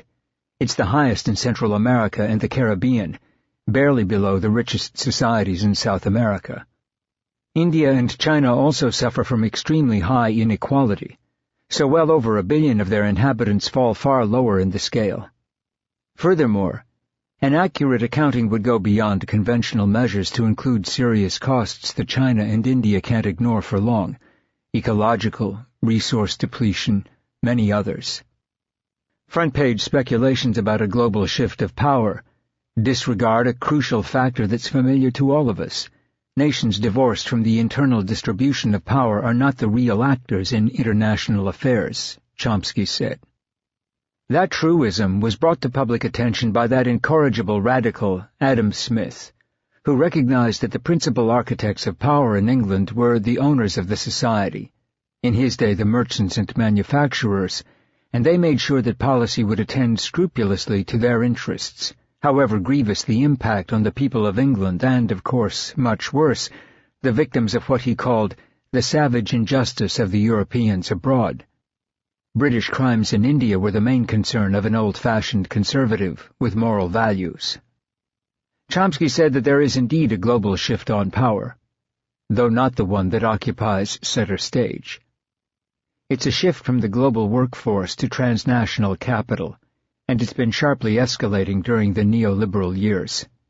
The cost is substantial, including the Joe Stacks of the U.S., starving peasants in India, and millions of protesting workers in China, where the labor share in income is declining even more rapidly than in most of the world. Chomsky is one of the few intellectuals who challenges the structure and inequity of corporate capitalism and our state of permanent war. Perhaps America's greatest intellectual, Chomsky is deeply reviled by the liberal class. His massive body of work, which includes nearly 100 books, has for decades deflated and exposed the lies of the power elite, the myths they perpetrate, and the complicity of the liberal class. Chomsky has done this despite being largely blacklisted by the commercial media and turned into a pariah by the academy. He combines moral autonomy with rigorous scholarship, a remarkable grasp of detail, and a searing intellect.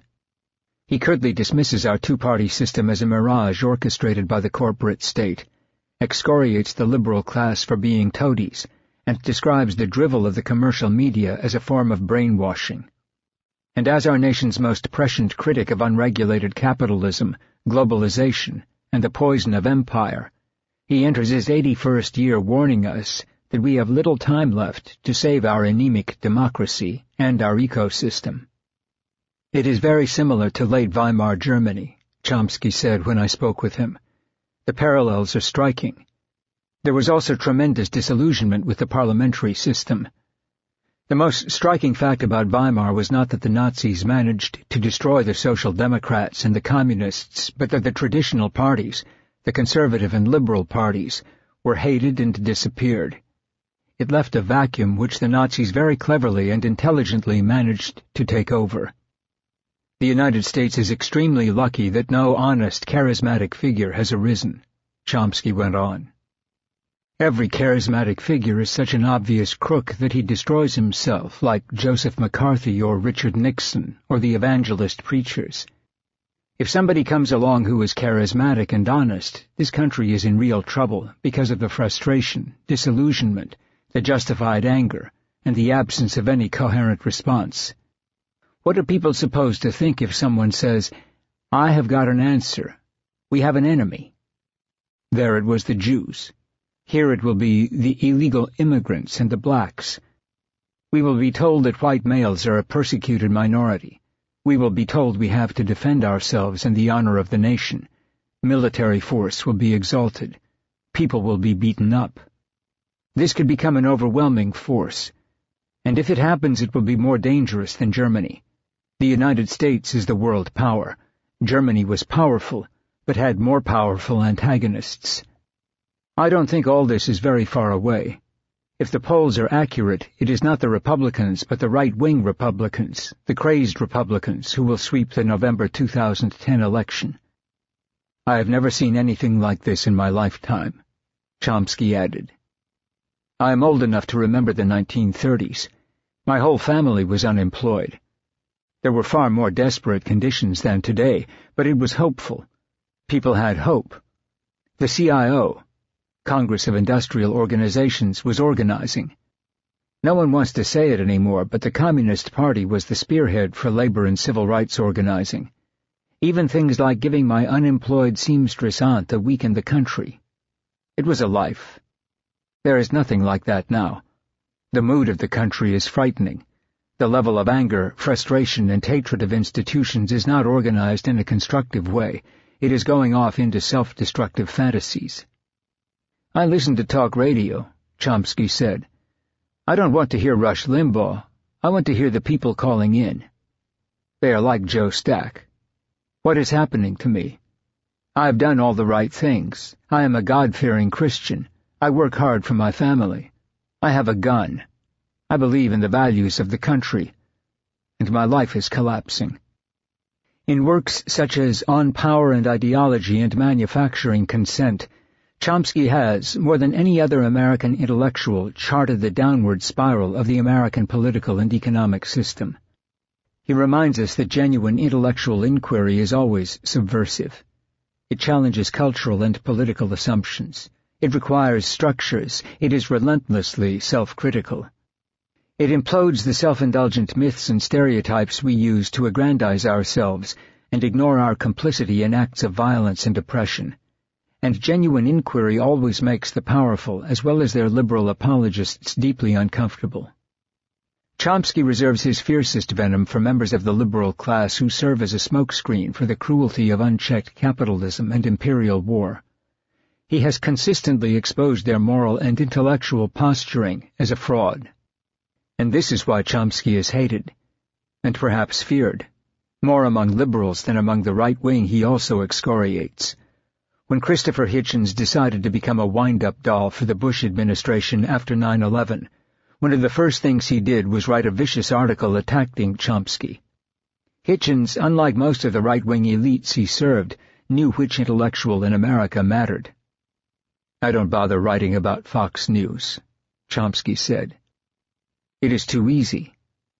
What I talk about are the liberal intellectuals, the ones who portray themselves and perceive themselves as challenging power, as courageous, as standing up for truth and justice. They are basically the guardians of the faith. They set the limits. They tell us how far we can go. They say, 'Look how courageous I am.' But they do not go 1 millimeter beyond that. At least for the educated sectors, they are the most dangerous in supporting power. Because he steps outside of the cliched demarcations of intellectual left and right, equally eschewing all ideologies, Chomsky has been crucial to American discourse for decades, from his work on the Vietnam War to his criticisms of the Obama administration. He stubbornly maintains his position as an iconoclast, one who distrusts power in any form. And he is one of the few voices that speak to the reality of war, the disastrous effects of imperial power, and the fact that, rather than promoting virtue or waging war based on good intentions, the permanent war economy is consuming and destroying innocent lives at home and abroad. Most intellectuals have a self-understanding of themselves as the conscience of humanity, said the Middle East scholar Norman Finkelstein, a former student of Chomsky's. They revel in and admire someone like Václav Havel. Chomsky is contemptuous of Havel.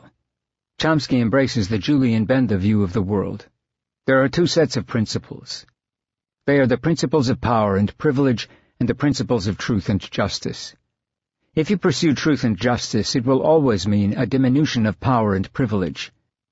If you pursue power and privilege, it will always be at the expense of truth and justice. Benda says that the credo of any true intellectual has to be, as Christ said, "My kingdom is not of this world." Chomsky exposes the pretensions of those who claim to be the bearers of truth and justice. He shows that, in fact, these intellectuals are the bearers of power and privilege and all the evil that attends it. I try to encourage people to think for themselves, to question standard assumptions, Chomsky said when asked about his goals. Don't take assumptions for granted. Begin by taking a skeptical attitude toward anything that is conventional wisdom. Make it justify itself. It usually can't. Be willing to ask questions about what is taken for granted. Try to think things through for yourself. There is plenty of information. You have got to learn how to judge, evaluate, and compare it with other things. You have to take some things on trust or you can't survive. But if there is something significant and important, don't take it on trust. As soon as you read anything that is anonymous, you should immediately distrust it. If you read in the papers that Iran is defying the international community, ask, who is the international community? India is opposed to sanctions. China is opposed to sanctions. Brazil is opposed to sanctions. The non-aligned movement is vigorously opposed to sanctions and has been for years. Who is the international community? It is Washington, and anyone who happens to agree with it. You can figure that out, but you have to do work. It is the same on issue after issue. Chomsky's courage to speak on behalf of those whose suffering is minimized or ignored in mass culture, such as the Palestinians, is an example for anyone searching for models of the moral life. Perhaps even more than his scholarship, his example of moral independence sustains all those who defy the cant of the crowd, and that of the liberal class, to speak the truth. The role of the liberal class in defending the purportedly good intentions of the power elite was on public display in 1985, when Foreign Affairs published a 10th anniversary retrospective on the Vietnam War. The liberals in the magazine, writers such as David Fromkin and James Chase, argued that the military intervention in Vietnam was predicated on the view that the United States has a duty to look beyond its purely national interests, and that, pursuant to its global responsibilities, the United States must serve the interests of mankind. In moral terms, in other words, the intent of the military intervention was good. It was correct to oppose communist aggression by the Vietnamese. But the war, these liberals argued, was ultimately wrong because it was impractical, because our side was likely to lose. The liberal class critiqued the war on practical, but not moral grounds.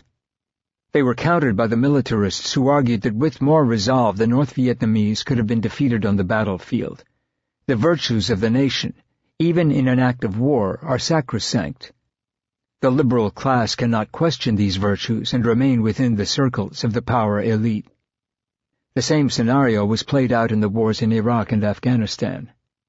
David Remnick, the editor of The New Yorker, and Bill Keller, a columnist for The New York Times and later the paper's executive editor, along with Michael Ignatieff, the former director of the Carr Center for Human Rights Policy at Harvard and current head of the Labour Party in Canada, joined Leon Wieseltier, along with academics such as Jean Bethke Elstein of the University of Chicago Divinity School, Michael Waltzer of the Institute for Advanced Study in Princeton, and Anne-Marie Slaughter at Princeton's Woodrow Wilson School of Public and International Affairs, to become self-described reluctant hawks.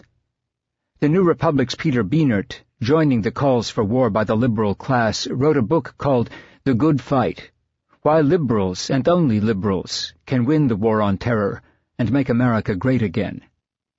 At the start of the war, Slaughter, then dean of the Woodrow Wilson School and president of the American Society of International Law — as of this writing she is now director of policy planning for the U.S. Department of State — wrote in Foreign Affairs that the world cannot afford to look the other way when faced with the prospect, as in Iraq, of a brutal ruler acquiring nuclear weapons or other weapons of mass destruction.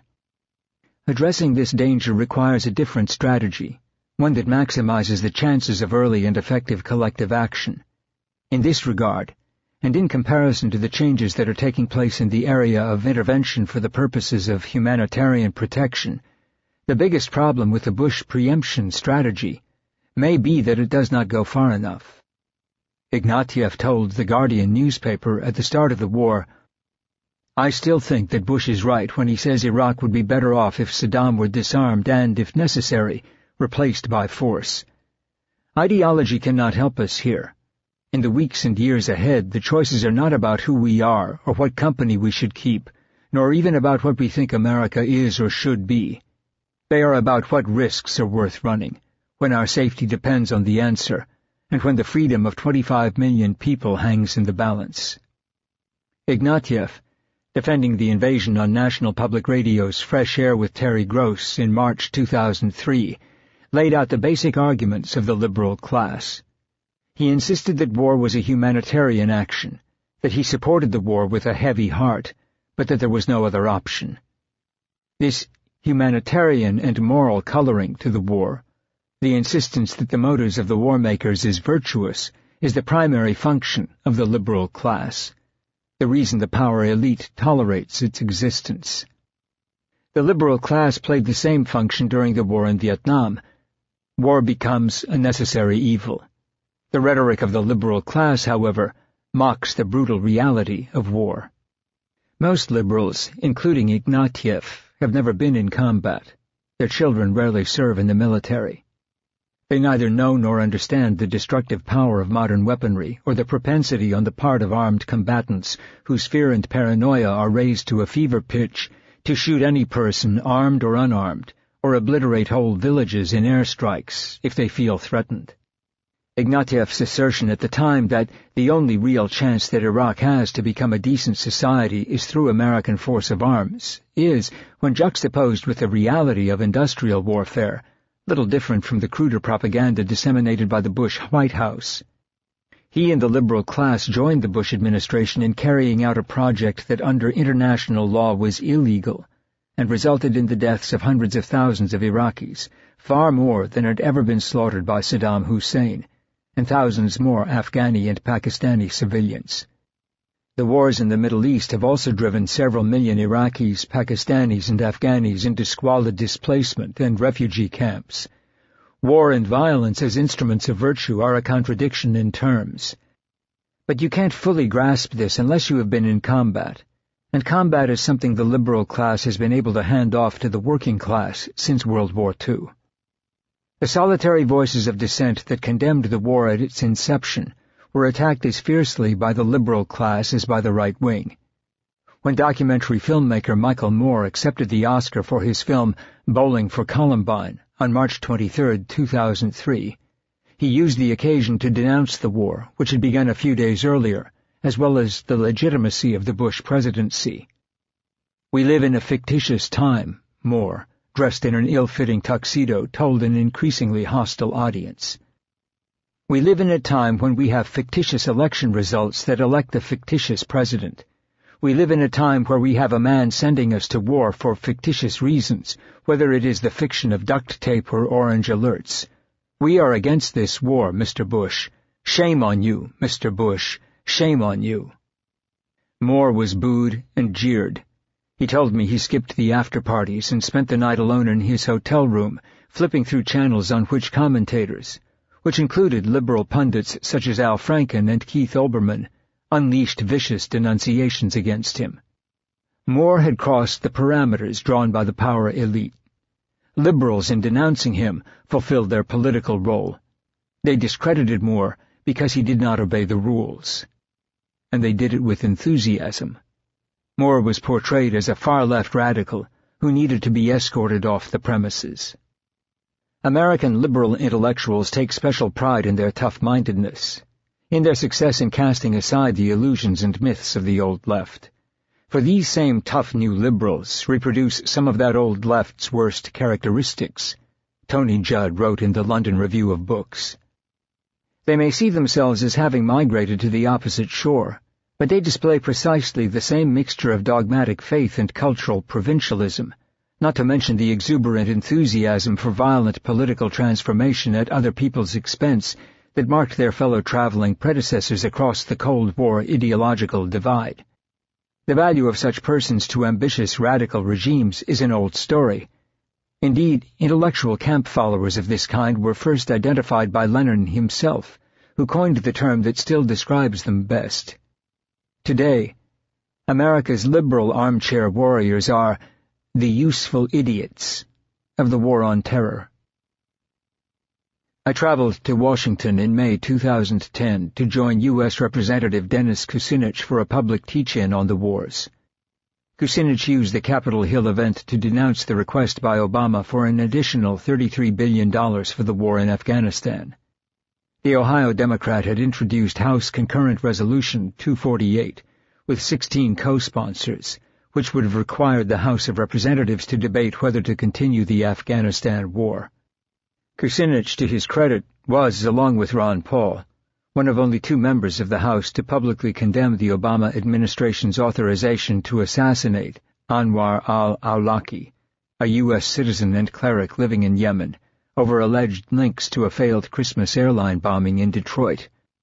Kucinich also invited investigative journalist Jeremy Scahill, writer David Swanson, retired Army Colonel Ann Wright, and Iraq War veteran Josh Stieber. The gathering, held in the Rayburn Building, was a sober reminder of the insignificance of the left. No other Congress members were present, and only a smattering of young staff members attended.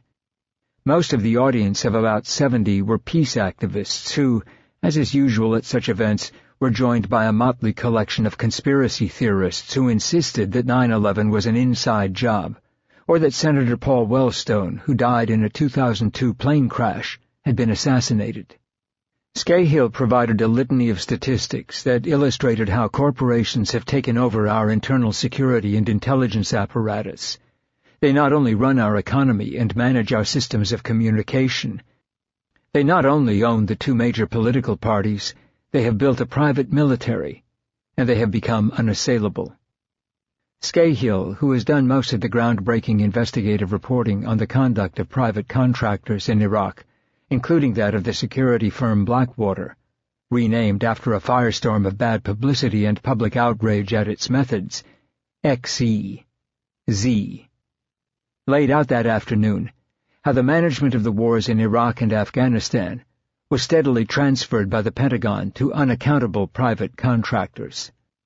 He lamented the lack of support in Congress for a bill put forward by Representative Jan Schakowsky of Illinois. House Resolution 4102, known as the Stop Outsourcing Security (SOS) Act, would responsibly phase out the use of private security contractors for functions that should be reserved for U.S. military forces and government personnel. It is one of the sober realities of the time we are living in that you can put forward a bill that says something as simple as, we should not outsource national security functions to private contractors, and you only get 20 members of Congress to support the bill, Scahill said. The unfortunate reality is that Representative Schakowsky knows that the war industry is bipartisan. They give on both sides. For a while there, it seemed contractor was the new Israel. You could not find a member of Congress to speak out against them, because so many members of Congress are beholden to corporate funding to keep their House or Senate seats. I also think Obama's election has wiped that out, as it has with many things, because the White House will dispatch emissaries to read the Riot Act to members of Congress who don't toe the party line. The privatization of government functions has at once empowered corporate dominance and weakened the traditional role of government. There are 18 military and civilian intelligence agencies, and 70% of their combined budgets is outsourced to corporations, who use the experience and expertise gained on these projects to provide similar services to other corporations, as well as foreign governments. The Pentagon has privatized 69% of its workforce. Scahill pointed out the overwhelming privatization of the Afghanistan war effort. As of this writing, there are 104,000 Department of Defense contractors and 68,000 troops, almost 1.5 corporate employees for every member of the military. The State Department in Afghanistan has hired an additional 14,000 private contractors. Within a matter of months, and certainly within a year, the United States will have upwards of 220,000 to 250,000 U.S. government-funded personnel occupying Afghanistan, a far cry from the 70,000 U.S. soldiers that those Americans who pay attention understand the United States has in Afghanistan, Scahill said. This is a country where the President's National Security Advisor, General James Jones, said there are less than 100 al-Qaeda operatives who have no ability to strike at the United States. That was the stated rationale and reasoning for being in Afghanistan. It was to hunt down those responsible for 9/11. Josh Stieber spoke at the end of the event. Stieber was deployed with the Army to Iraq from February 2007 to April 2008. He was in Bravo Company 216 Infantry, which was involved in the July 2007 Apache helicopter attack on Iraqi civilians, depicted on a controversial video released in April 2010 by WikiLeaks, an organization that publishes anonymous submissions of and commentary on sensitive government and corporate documents. Stieber, who left the Army as a conscientious objector, has issued a public apology to the Iraqi people. This was not by any means the exception, he said of the video, which showed helicopter pilots nonchalantly gunning down civilians, including a Reuters photographer and children, in a Baghdad street. It is inevitable, given the situation we were going through. We were going through a lot of combat at the time. A roadside bomb would go off or a sniper would fire a shot, and you had no idea where it was coming from. There was a constant paranoia, a constant being on edge. If you put people in a situation like that where there are plenty of civilians, that kind of thing was going to happen, and did happen, and will continue to happen, as long as our nation does not challenge these things. Now that this video has become public, it is our responsibility as a people and a country to recognize that this is what war looks like on a day-to-day basis. The voices of sanity, the voices of reason, of those who have a moral core, those like Kucinich or Scahill or Stieber, have little chance now to be heard. The liberal class, which failed to grasp the dark intentions of the corporate state and its servants in the Democratic Party, bears some responsibility. Support for the war has allied the liberals with venal warlords in Afghanistan, who are as opposed to the rights of women and basic democratic freedoms, and as heavily involved in opium trafficking as the Taliban. The supposed moral lines between the liberal class and our adversaries are fictional. The uplifting narratives used to justify the war in Afghanistan are pathetic attempts by the liberal class to redeem acts of senseless brutality. War cannot be waged to instill any virtue, including democracy or the liberation of women. War always empowers those who have a penchant for violence and access to weapons. War turns the moral order upside down and abolishes all discussions of human rights. War banishes the just and the decent to the margins of society. The power of modern weapons means inevitable civilian deaths or collateral damage. An aerial drone is our version of an improvised explosive device. An iron fragmentation bomb is our answer to a suicide bomb. A burst from a belt-fed light machine gun causes the same terror and bloodshed among civilians, no matter who pulls the trigger. We need to tear the mask off of the fundamentalist warlords who, after the tragedy of 9/11, replaced the Taliban. Malala Joya, who was expelled from the Afghan parliament for denouncing government corruption and the Western occupation, told me. They use the mask of democracy to take power. They continue this deception. These warlords are mentally the same as the Taliban. The only change is physical. These warlords during the civil war in Afghanistan from 1992 to 1996 killed 65,000 innocent people. They have committed human rights violations like the Taliban against women and many others. We believe that this is not war on terror, she said. This is war on innocent civilians. Look at the massacres carried out by NATO forces in Afghanistan. Look what they did in May in the Farah province, where more than 150 civilians were killed, most of them women and children. They used white phosphorus and cluster bombs. There were 200 civilians on 9th of September killed in the Kunduz province, again most of them women and children. The United States and NATO 8 years ago occupied my country under the banner of women's rights and democracy, but they have only pushed us from the frying pan into the fire. They put into power men who are photocopies of the Taliban. Over the past 10 years of occupation, Afghanistan's boom in the opium trade, used to produce heroin, has funneled hundreds of millions of dollars to the Taliban, Al-Qaeda, local warlords, criminal gangs, kidnappers, private armies, drug traffickers, and many of the senior officials in the government of President Hamid Karzai. The New York Times reported that Ahmed Wali Karzai, brother of President Karzai, was collecting money from the CIA, although he is a major player in the illegal opium business. Afghanistan produces 92% of the world's opium, in a trade worth some $65 billion, the United Nations estimates. This opium feeds some 15 million addicts worldwide and kills around 100,000 people annually. These fatalities should be added to the lists of war dead. Antonio Maria Costa, Executive Director of the United Nations Office on Drugs and Crime, UNODC, has said that the drug trade has permitted the Taliban to thrive and expand, despite the presence of NATO troops. The Taliban's direct involvement in the opium trade allows them to fund a war machine that is becoming technologically more complex and increasingly widespread. The UNODC estimates the Taliban earned $90 million to $160 million a year from taxing the production and smuggling of opium and heroin between 2005 and 2009. As much as double the amount it earned annually while it was in power nearly a decade ago. And Costa described the Afghanistan-Pakistan border as the world's largest free trade zone in anything and everything that is illicit, an area blighted by drugs, weapons, and illegal immigration. The perfect storm of drugs and terrorism may be on the move along drug trafficking routes through Central Asia, he warned. Opium profits are being pumped into militant groups in Central Asia, and a big part of the region could be engulfed in large-scale terrorism, endangering its massive energy resources. Afghanistan, after 8 years of occupation, has become a world center for drugs, Joya told me.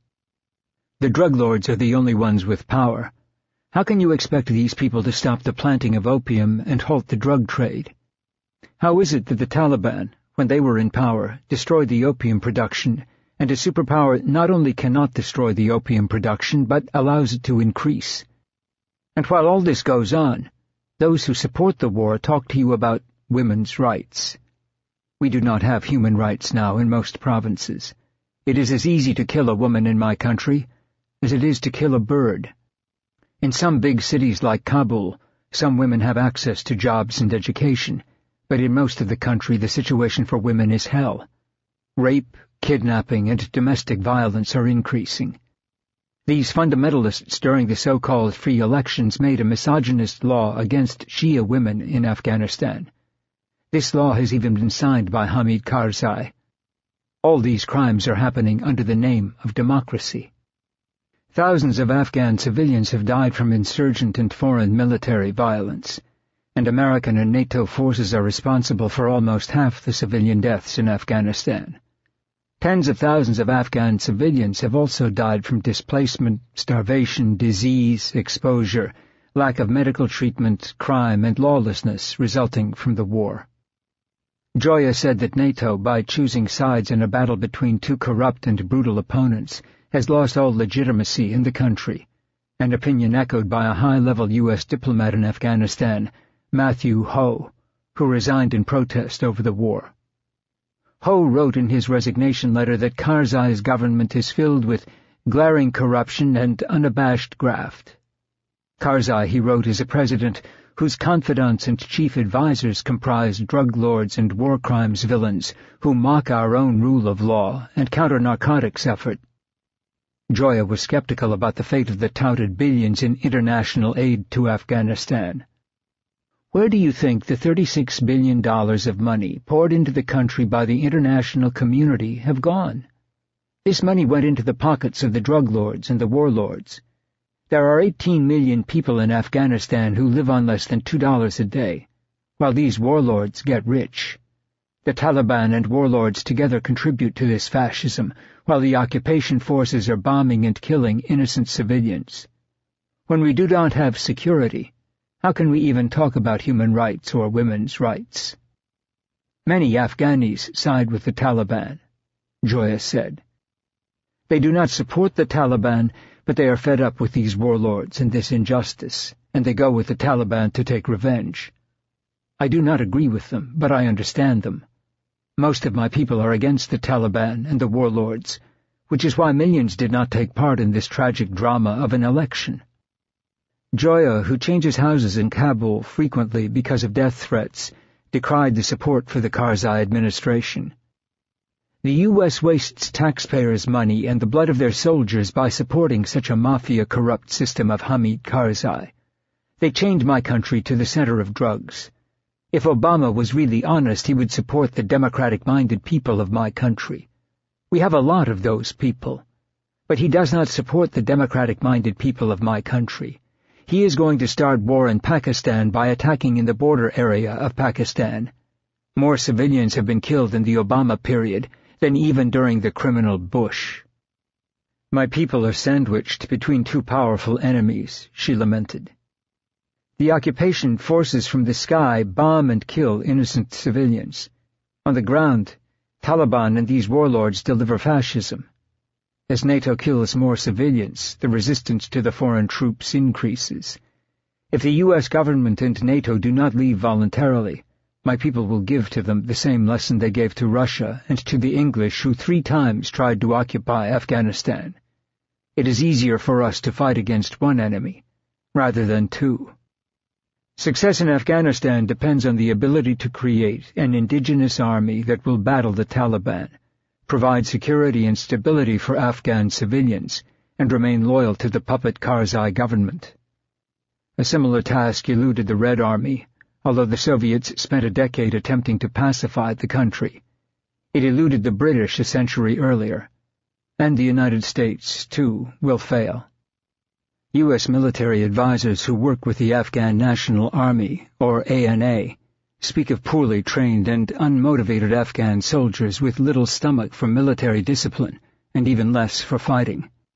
The advisors describe many ANA units as filled with brigands who terrorize local populations, engaging in extortion, intimidation, rape, theft, and open collusion with the Taliban.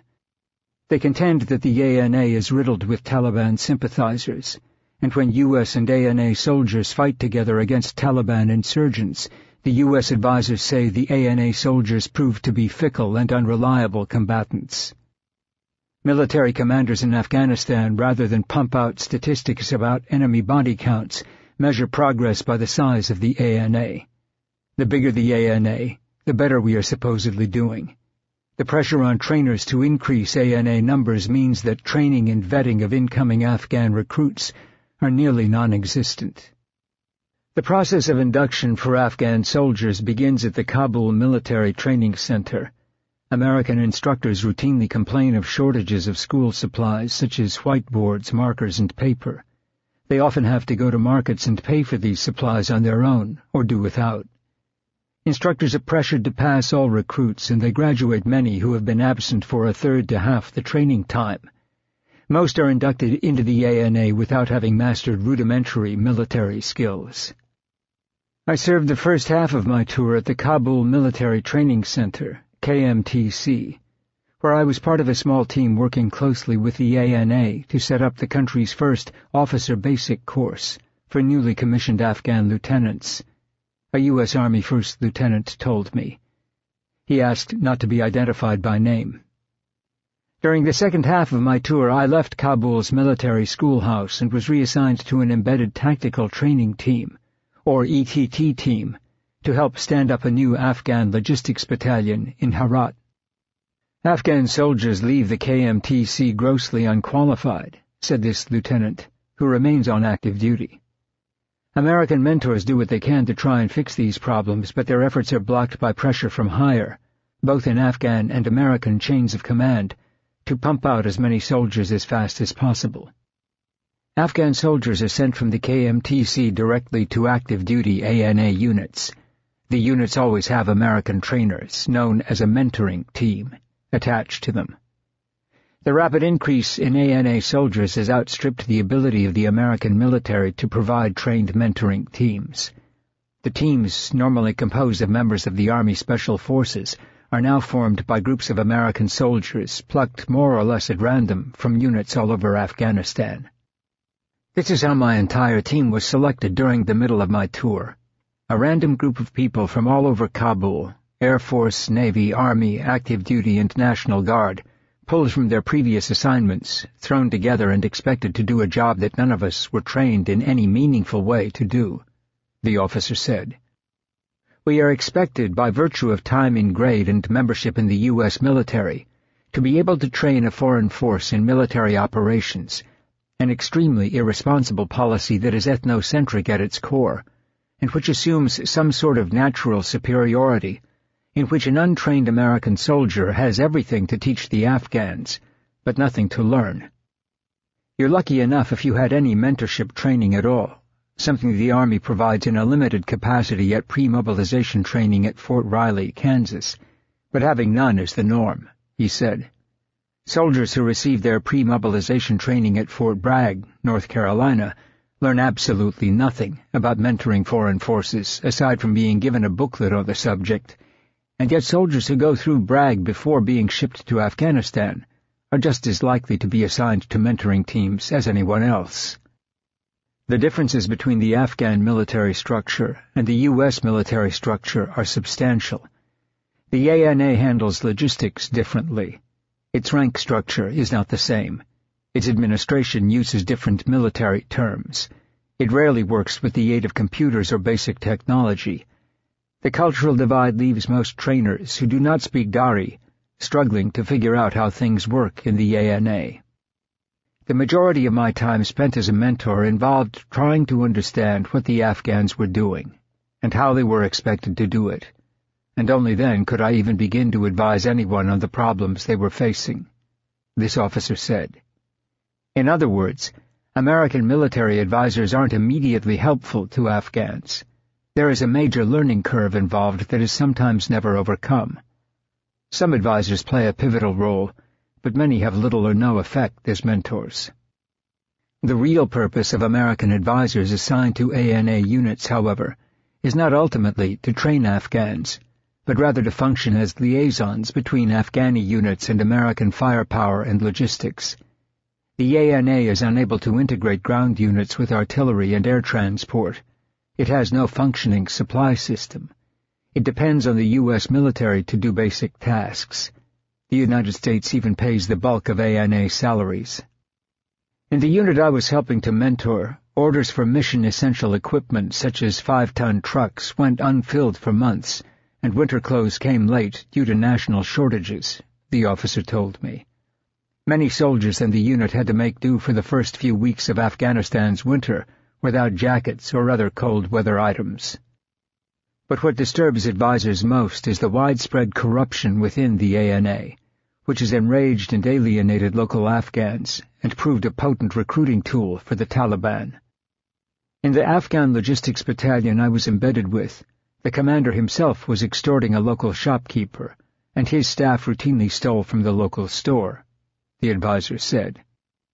In Kabul, on one humanitarian aid mission I was on, we handed out school supplies to children, and in an attempt to lend validity to the ANA, we had them, ANA members, distribute the supplies.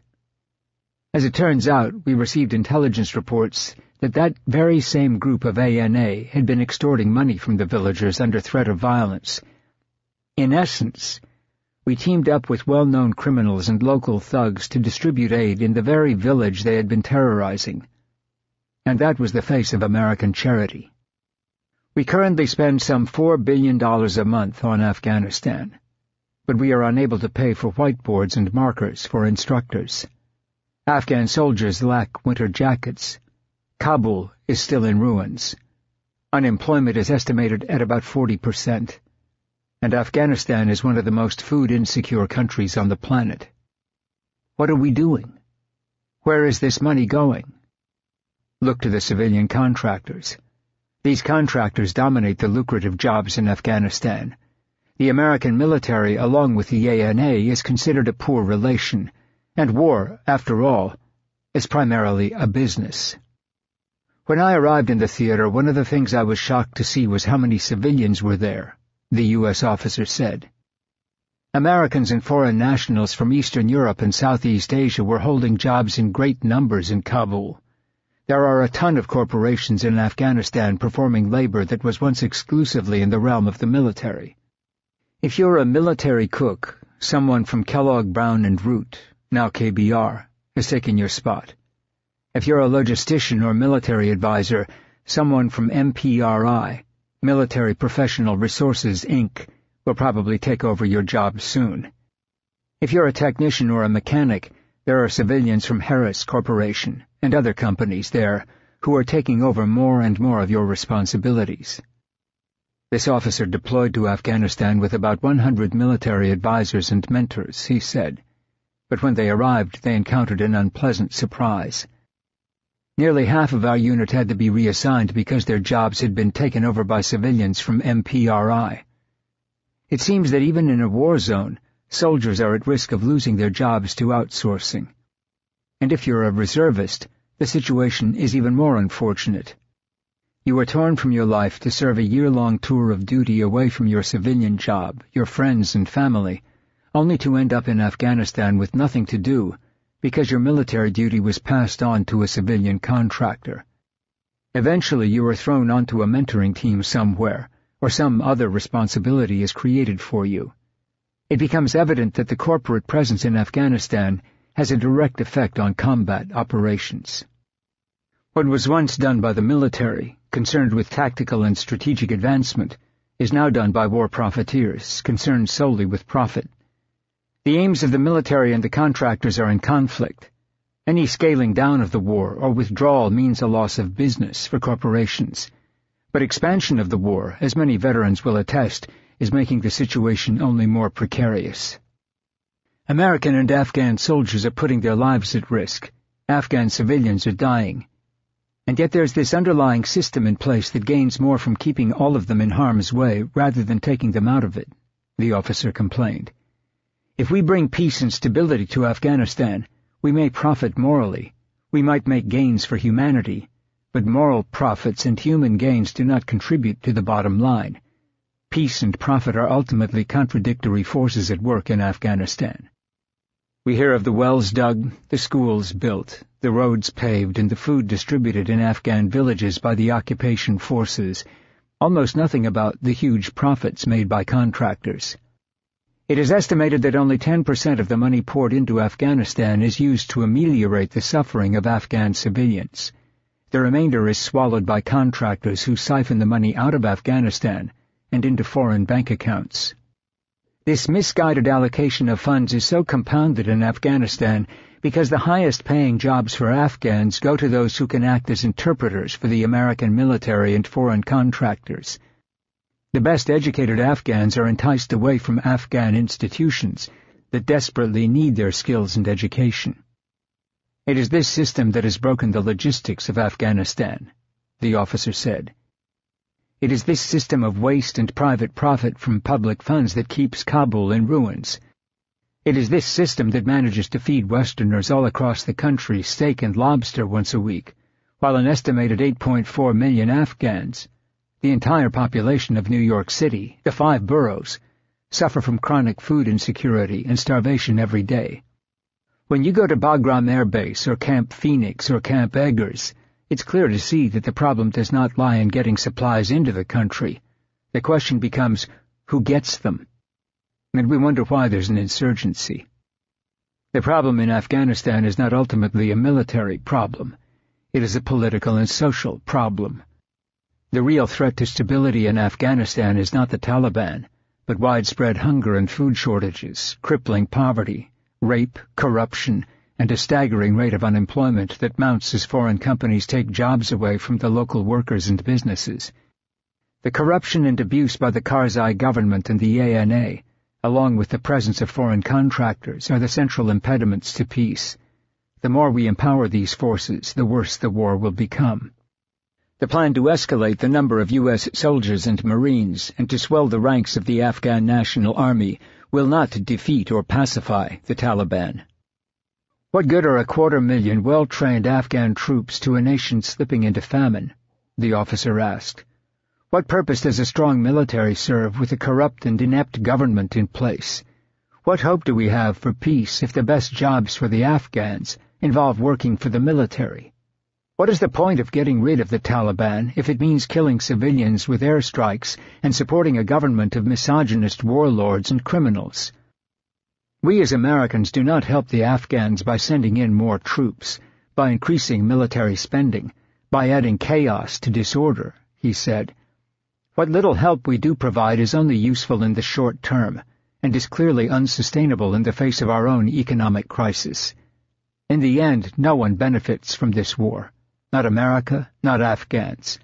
Only the CEOs and executive officers of war-profiteering corporations find satisfactory returns on their investments.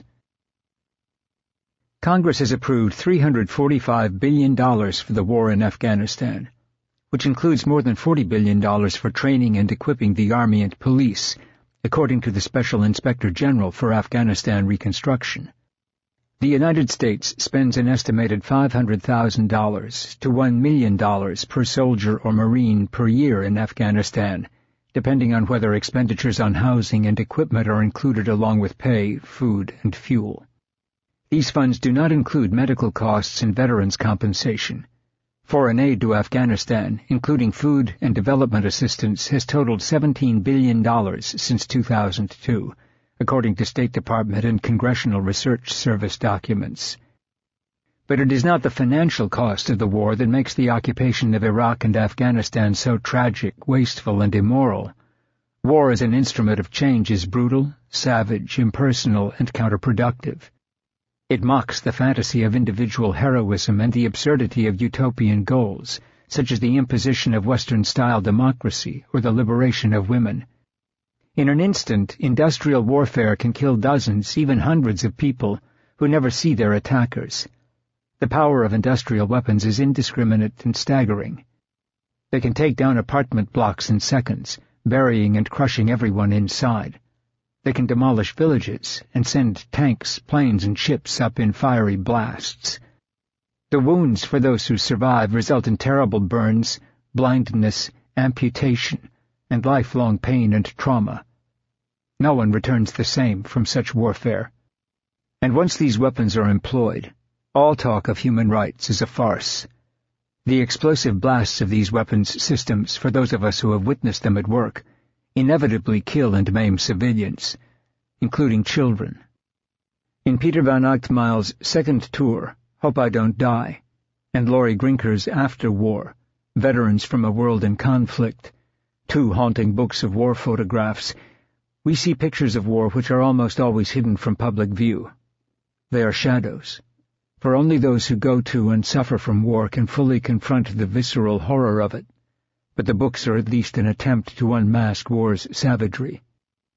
Over 90% of this soldier's body was burned when a roadside bomb hit his vehicle, igniting the fuel tank and burning 2 other soldiers to death, reads a caption in Van Ochtmeil's book. The photograph shows the bloodied body of a soldier in an operating room.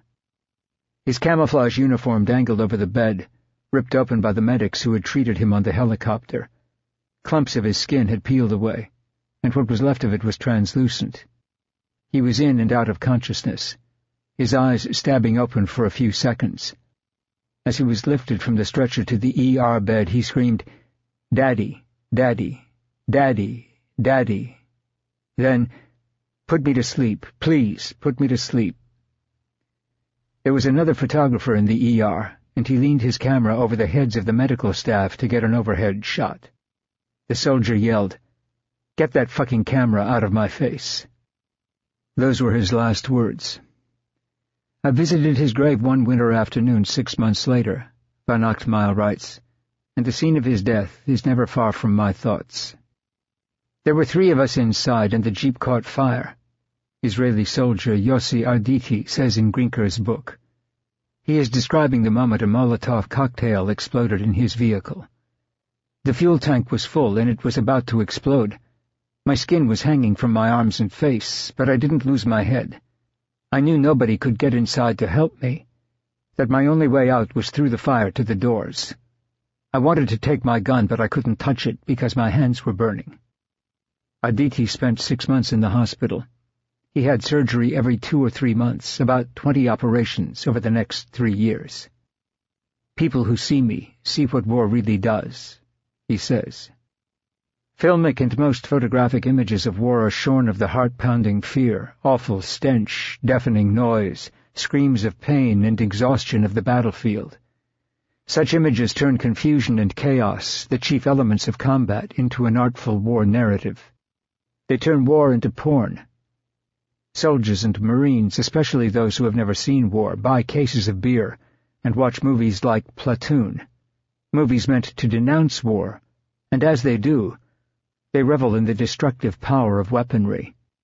The reality of violence is different. Everything formed by violence is senseless and useless.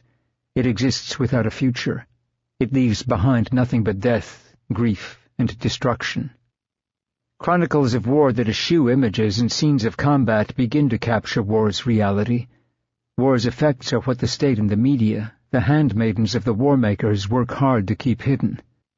If we really saw war, what war does to young minds and bodies, it would be impossible to embrace the myth of war.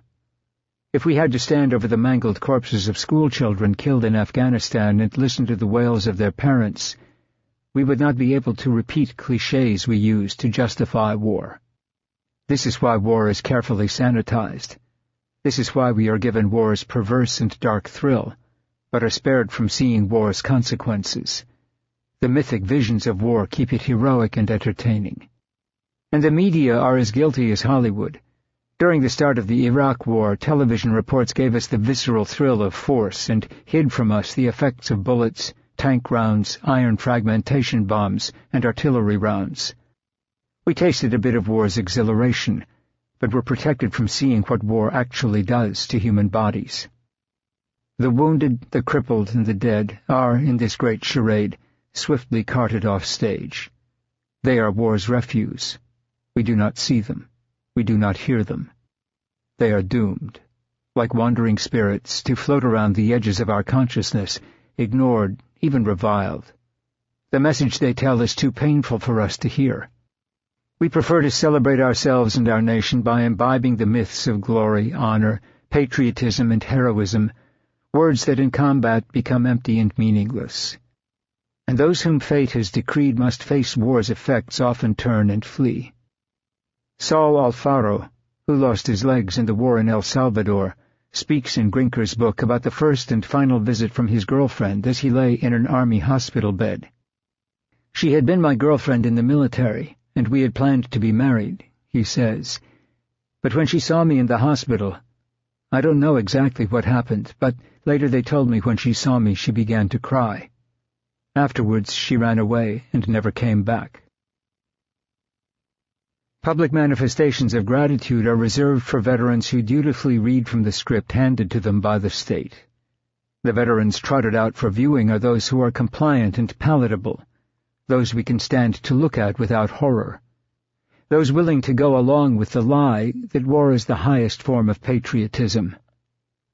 "Thank you for your service," we are supposed to say. These soldiers are used to perpetuate the myth. We are used to honor it. Gary Zuspan, who lives in a special enclosed environment in his parents' home in Waco, Texas, suffers from Gulf War syndrome. He speaks in Grinker's book of feeling like a prisoner of war, even after the war had ended. "Basically, they put me on the curb and said, 'Okay, fend for yourself,'" he says in the book. "I was living in a fantasy world where I thought our government cared about us, and they take care of their own. I believed it was in my contract that if you're maimed or wounded during your service in war, you should be taken care of. Now I'm angry." I went back to Sarajevo after covering the 1990s war for the New York Times, and found hundreds of cripples trapped in rooms in apartment blocks with no elevators and no wheelchairs. Most were young men, many without limbs, being cared for by their elderly parents, the glorious war heroes left to rot. Despair and suicide grip survivors. It is estimated that as many Vietnam veterans committed suicide after the war as were killed during it. The inhumane qualities drilled into soldiers and Marines in wartime defeat them in peacetime. This is what Homer taught us in the Iliad, the great book on war, and the Odyssey, the great book on the long journey to recovery by professional killers. Many never readjust. They cannot connect again with wives, children, parents, or friends, retreating into personal hells of self-destructive anguish and rage. They program you to have no emotion. Like if somebody sitting next to you gets killed, you just have to carry on doing your job and shut up. Steve Annabelle, a British veteran of the Falklands War, says to Grinker, "When you leave the service, when you come back from a situation like that, there's no button they can press to switch your emotions back on. So you walk around like a zombie. They don't deprogram you. If you become a problem, they just sweep you under the carpet. To get you to join up, they do all these advertisements. They show people skiing down mountains and doing great things, but they don't show you getting shot at, and people with their legs blown off or burning to death," he says. "They don't show you what really happens. It's just bullshit, and they never prepare you for it. They can give you all the training in the world, but it's never the same as the real thing." Those with whom veterans have most in common when the war is over are often those they fought. "Nobody comes back from the war the same," says Horacio Javier Benitez, who fought the British in the Falklands and is quoted in Grinker's book. "The person, Horacio, who was sent to war, doesn't exist anymore. It's hard to be enthusiastic about normal life. Too much seems inconsequential. You contend with craziness and depression. Many who served in the Malvinas," he says, using the Argentine name of the islands, "committed suicide. Many of my friends. I miss my family," reads graffiti captured in one of Van Ochtmeil's photographs. "Please, God, forgive the lives I took and let my family be happy if I don't go home again." Next to the plea, someone had drawn an arrow toward the words and written in thick black marker, "Fag." The disparity between what we are told and what we believe about war and war itself is so vast that those who come back are often rendered speechless. What do you say to those who advocate war as an instrument to liberate the women of Afghanistan or bring democracy to Iraq? How do you tell them what war is like? How do you explain that the very proposition of war as an instrument of virtue is absurd? How do you cope with memories of small, terrified children bleeding to death with bits of iron fragments peppered through their small bodies? How do you speak of war without tears? Look beyond the nationalist cant used to justify war. Look beyond the seduction of the weapons and the pornography of violence.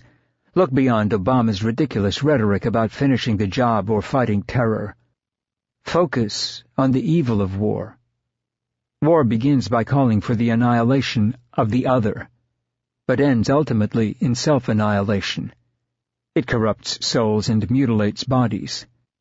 It destroys homes and villages and murders children on their way to school. It grinds into the dirt all that is tender and beautiful and sacred. It empowers human deformities.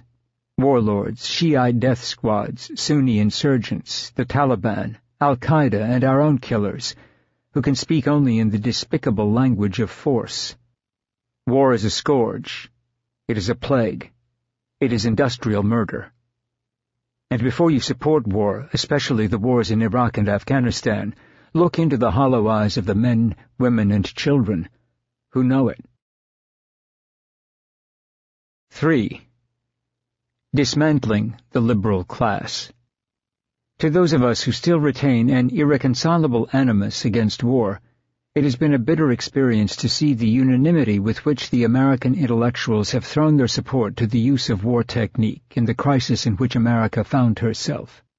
Socialists, college professors, publicists, New Republicans, practitioners of literature, have vied with each other in confirming with their intellectual faith the collapse of neutrality and the riveting of the war mind on 100 million more of the world's people. And the intellectuals are not content with confirming our belligerent gesture. They are now complacently asserting that it was they who effectively willed it, against the hesitation and dim perceptions of the American democratic masses. A war made deliberately by the intellectuals. A calm moral verdict reluctantly passed after a penetrating study of inexorable facts. Sluggish masses, too remote from the world conflict to be stirred, too lacking in intellect to perceive their danger. Randolph Bourne, The War and the Intellectuals, 1917. Woodrow Wilson, escorted by a troop of cavalry because of fears of anarchist bomb attacks, left the White House on a dreary, rainy April evening in 1917 for the capital, to call on Congress to declare war on Germany. He made the 12-minute journey without his family, who had gone on ahead, and entered the packed House of Representatives to enthusiastic applause. He began his speech before the joint session of Congress in a quiet, conversational tone. He dryly listed the events that had transpired since the United States had severed diplomatic relations with Germany. He denounced German submarine warfare, which had resulted in the sinking of American cargo ships, as an attack against all humanity. He said that he had once thought armed neutrality would work, but had come to see that it was ineffectual. "There is," Wilson said, "one choice we cannot make. We are incapable of making. We will not choose the path of submission and suffer the most sacred rights of our nation and our people to be ignored or violated."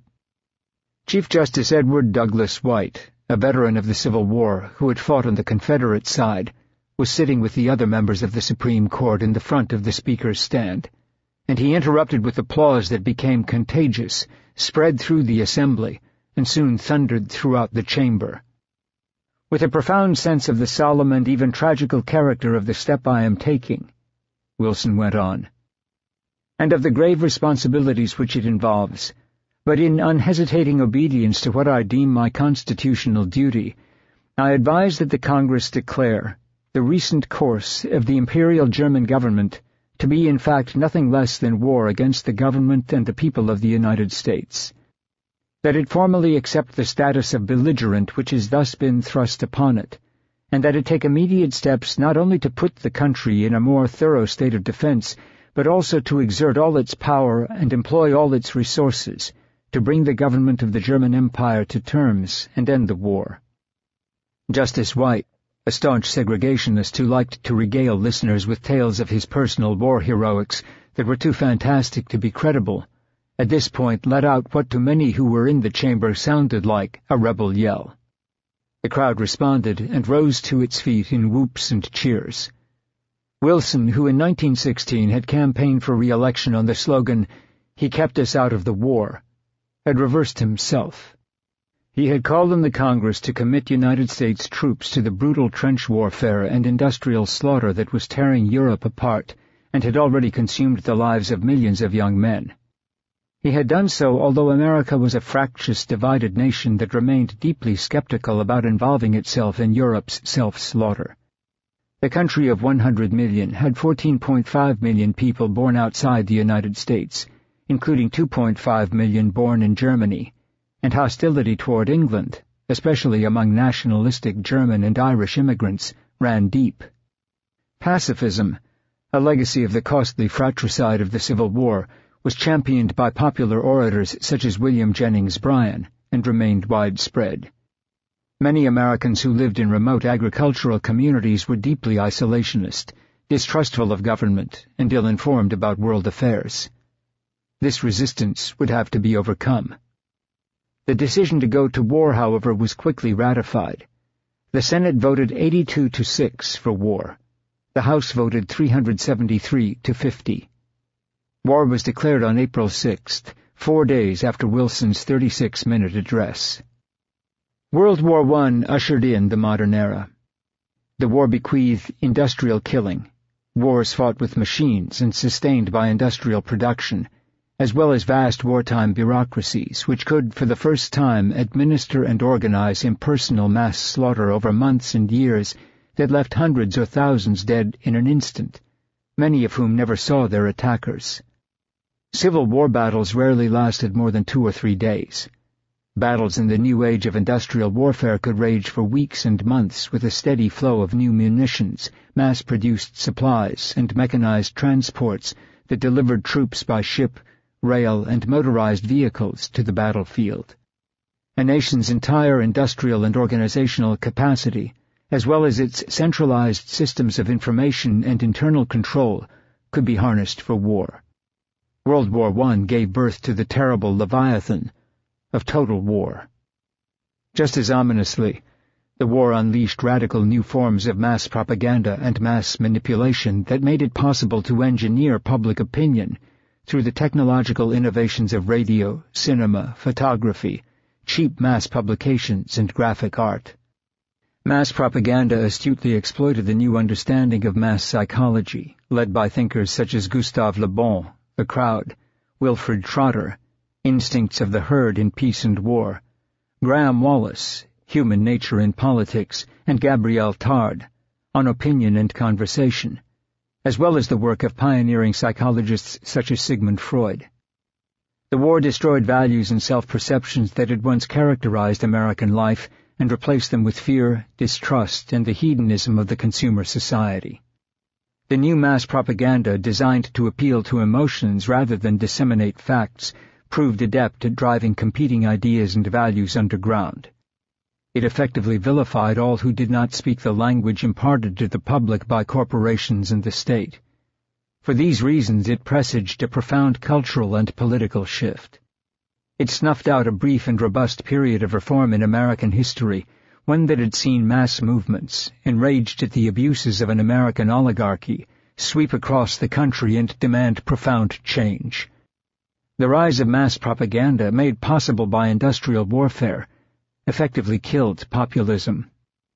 The political upheavals in the years before the war had put numerous populists and reformers in positions of power, including the election of socialist mayors in cities such as Milwaukee and Schenectady.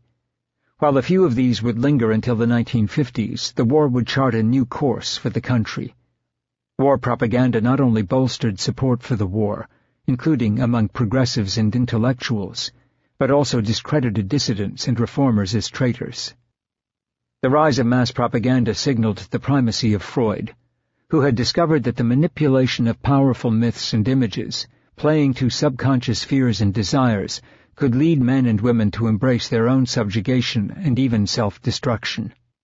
What Freud and the great investigators of mass psychology realized was that the emotions were not subordinate to reason. If anything, it was the reverse.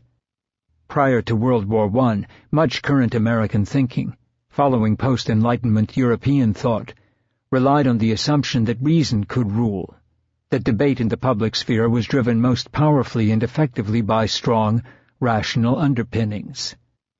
The dream was of a pure dialectic, embodied in data, facts, postulates, deduction or induction, stripped of emotion and conditioning. What Freud and the mass psychologists, and in turn their godchildren the mass propagandists, had rediscovered was a deep psychological truth grasped first and perhaps best by the philosophers and rhetoricians of classical Greece. Greek philosophers did celebrate reason as nous, as a reflection of divine truth enacted in the human mind, but the Greek philosophers were trained in rhetoric before dialectics. Logical argumentation had to have a rhetorical, emotional resonance if it were to sway and shape public opinion. On the Pinks of Athens and later in the Forum of Rome, rhetors exercised powers of persuasion that appealed to emotions, alongside the appeal to reason and fact. Many classical philosophers, beginning with Plato, warned that the appeal to emotion was only as good as the man making the appeal. But in 20th century mass propaganda, this warning was cast aside. The idea was to sway, and to use any means to do it. The moral aspect of public persuasion was pushed aside in pursuit of the targeted arousal of mass emotions. As the Greeks already knew, and Freud and his followers rediscovered, the illusion of pure dialectic was just that, an illusion. The war, sold with simple slogans such as the war to end all wars or the war to make the world safe for democracy, did not so much emasculate intellectuals, artists, and progressives as seduce them. The enthusiastic embrace of war by many intellectuals and dissidents stunned the few stalwarts, people like Ralph Bourne and Jane Addams, who watched in horror as the nation descended into a collective war madness. The great muckraking journalists, artists, and progressives who had used their talents to expose abuses of the working class joined the war effort. 12,000 people, roused by German attacks on American cargo vessels and fiery denunciations in the press, rallied on March 22, 1917, in Madison Square Garden, to call for war at a mass meeting organized by the American Rights Committee. William English Walling, Charles Edward Russell, Upton Sinclair, and nearly all other intellectual leaders in the Socialist Party, abandoning their opposition, issued a call for war the next day. The anti-war movement crumbled, with widespread defections including stalwarts such as Governor Arthur Capper of Kansas, announcing on March 24th that the United States had to fight to defend itself against Germany's murderous assaults on human life and human rights. Preachers in the nation's most prominent pulpits blessed the call to arms, and the few voices that continued to resist the intoxication of battle were attacked. President John Grier Hibben of Princeton University, for example, refused to permit the pacifist David Starr Jordan, the former president of Stanford, to speak on the campus. Jordan found refuge in the First Presbyterian Church in Princeton and tried to address the gathering, but was booed by Princeton undergraduates. Huge rallies calling for war were held in Philadelphia, Denver, Boston, and Chicago, often addressed by progressive leaders and politicians. The beleaguered leaders of the Emergency Peace Federation, who tried to hold counter-rallies, were shouted down by crowds of war supporters and were heckled and beaten by police. "We have been doing the best we know to make it known to the President and the Congressmen alternatives to war," Jordan reported.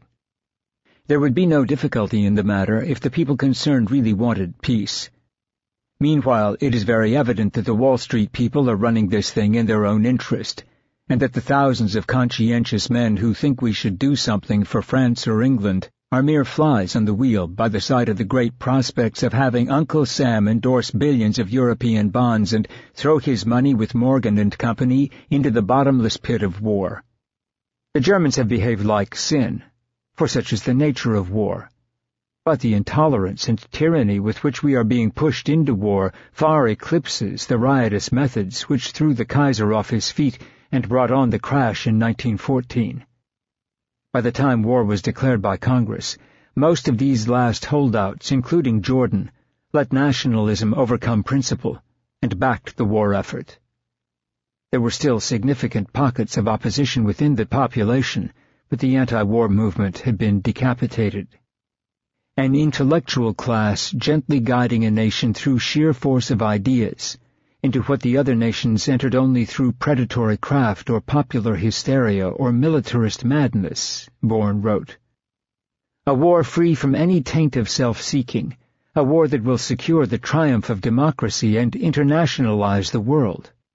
This is the picture which the more self-conscious intellectuals have formed of themselves, and which they are slowly impressing upon a population which is being led no man knows whither, by an indubitably intellectualized president.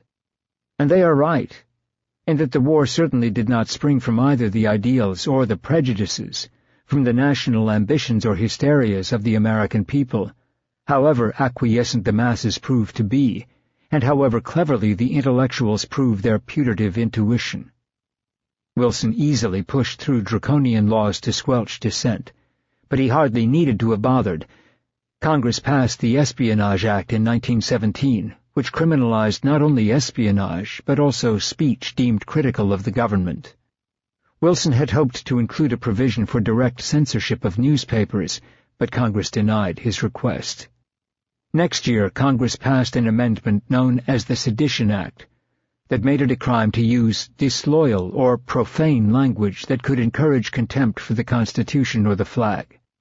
The Espionage Act and the Sedition Act became the coarse legal tools used by the Wilson administration to silence isolated progressives and the dwindling populist forces that questioned the war. Postmaster General Albert Burleson, empowered by the Espionage Act, cancelled the special mailing privileges of journals he considered as unpatriotic, instantly hiking their postal rates and putting about 100 out of business. A few thousand people, including the socialist politician Eugene Debs, were arrested for their continued denunciation of the war and calls for draft resistance and strikes. Debs was imprisoned after making an anti-war speech in Canton, Ohio, in June 1918. The Washington Post wrote after his sentencing that Debs is a public menace, and the country will be better off with him behind bars. Debs spent more than 2 years in the Atlanta Federal Penitentiary until President Warren Harding commuted his sentence on Christmas Day, 1921. Vigilant groups, roused by the inflamed war propaganda and nationalist calls to arms, physically attacked and at times lynched war opponents. Progressive politics had enjoyed an upsurge before the war, bringing on a golden era of American journalism and social reform, but that was now ended. Progressivism would flicker to life again in the 1930s with the Great Depression and then be crushed in the next war. Progressives in World War I shifted from the role of social critics to that of propagandists. They did this seamlessly.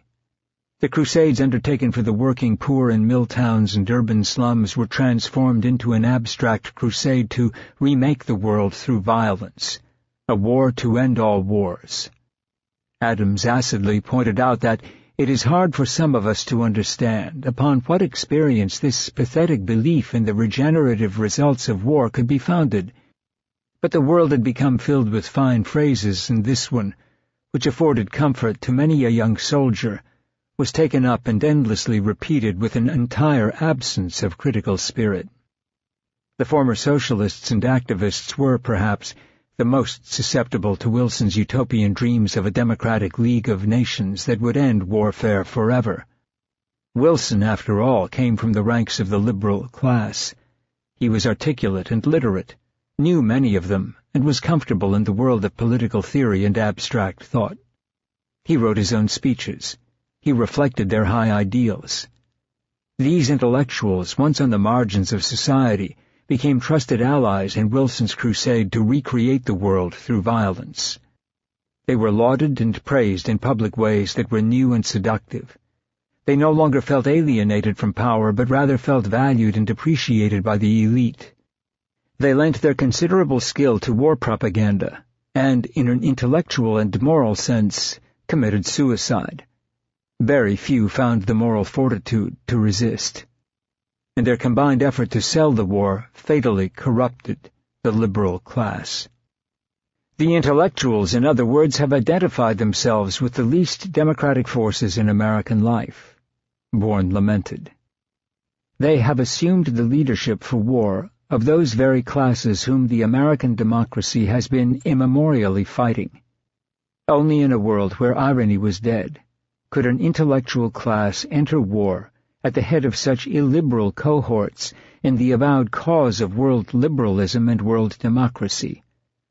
No one is left to point out the undemocratic nature of this war liberalism. In a time of faith, skepticism is the most intolerable of all insults.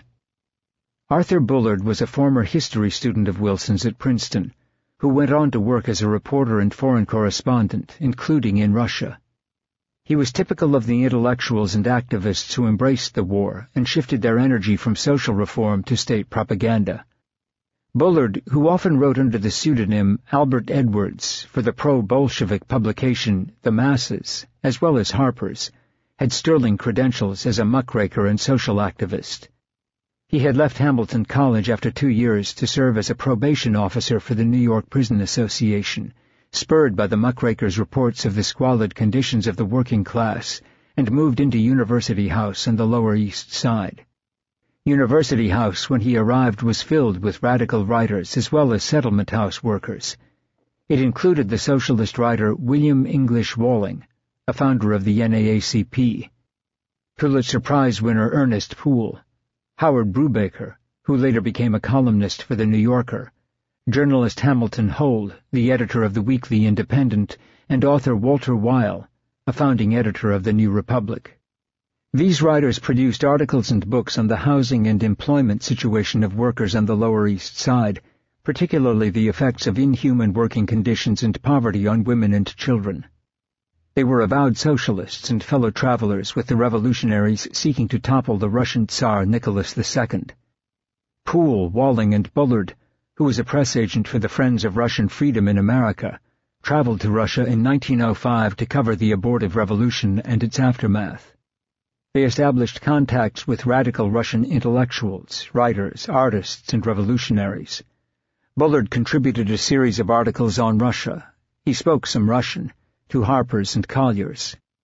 In a report he wrote for Collier's in April 1906 under the pseudonym Albert Edwards, he told readers, "My object in making this trip was to see how well the Russian troops could succeed in suppressing a revolutionary movement by sheer terrorism. I am convinced they cannot do it. They have failed to capture the leaders. They have failed to disarm the people.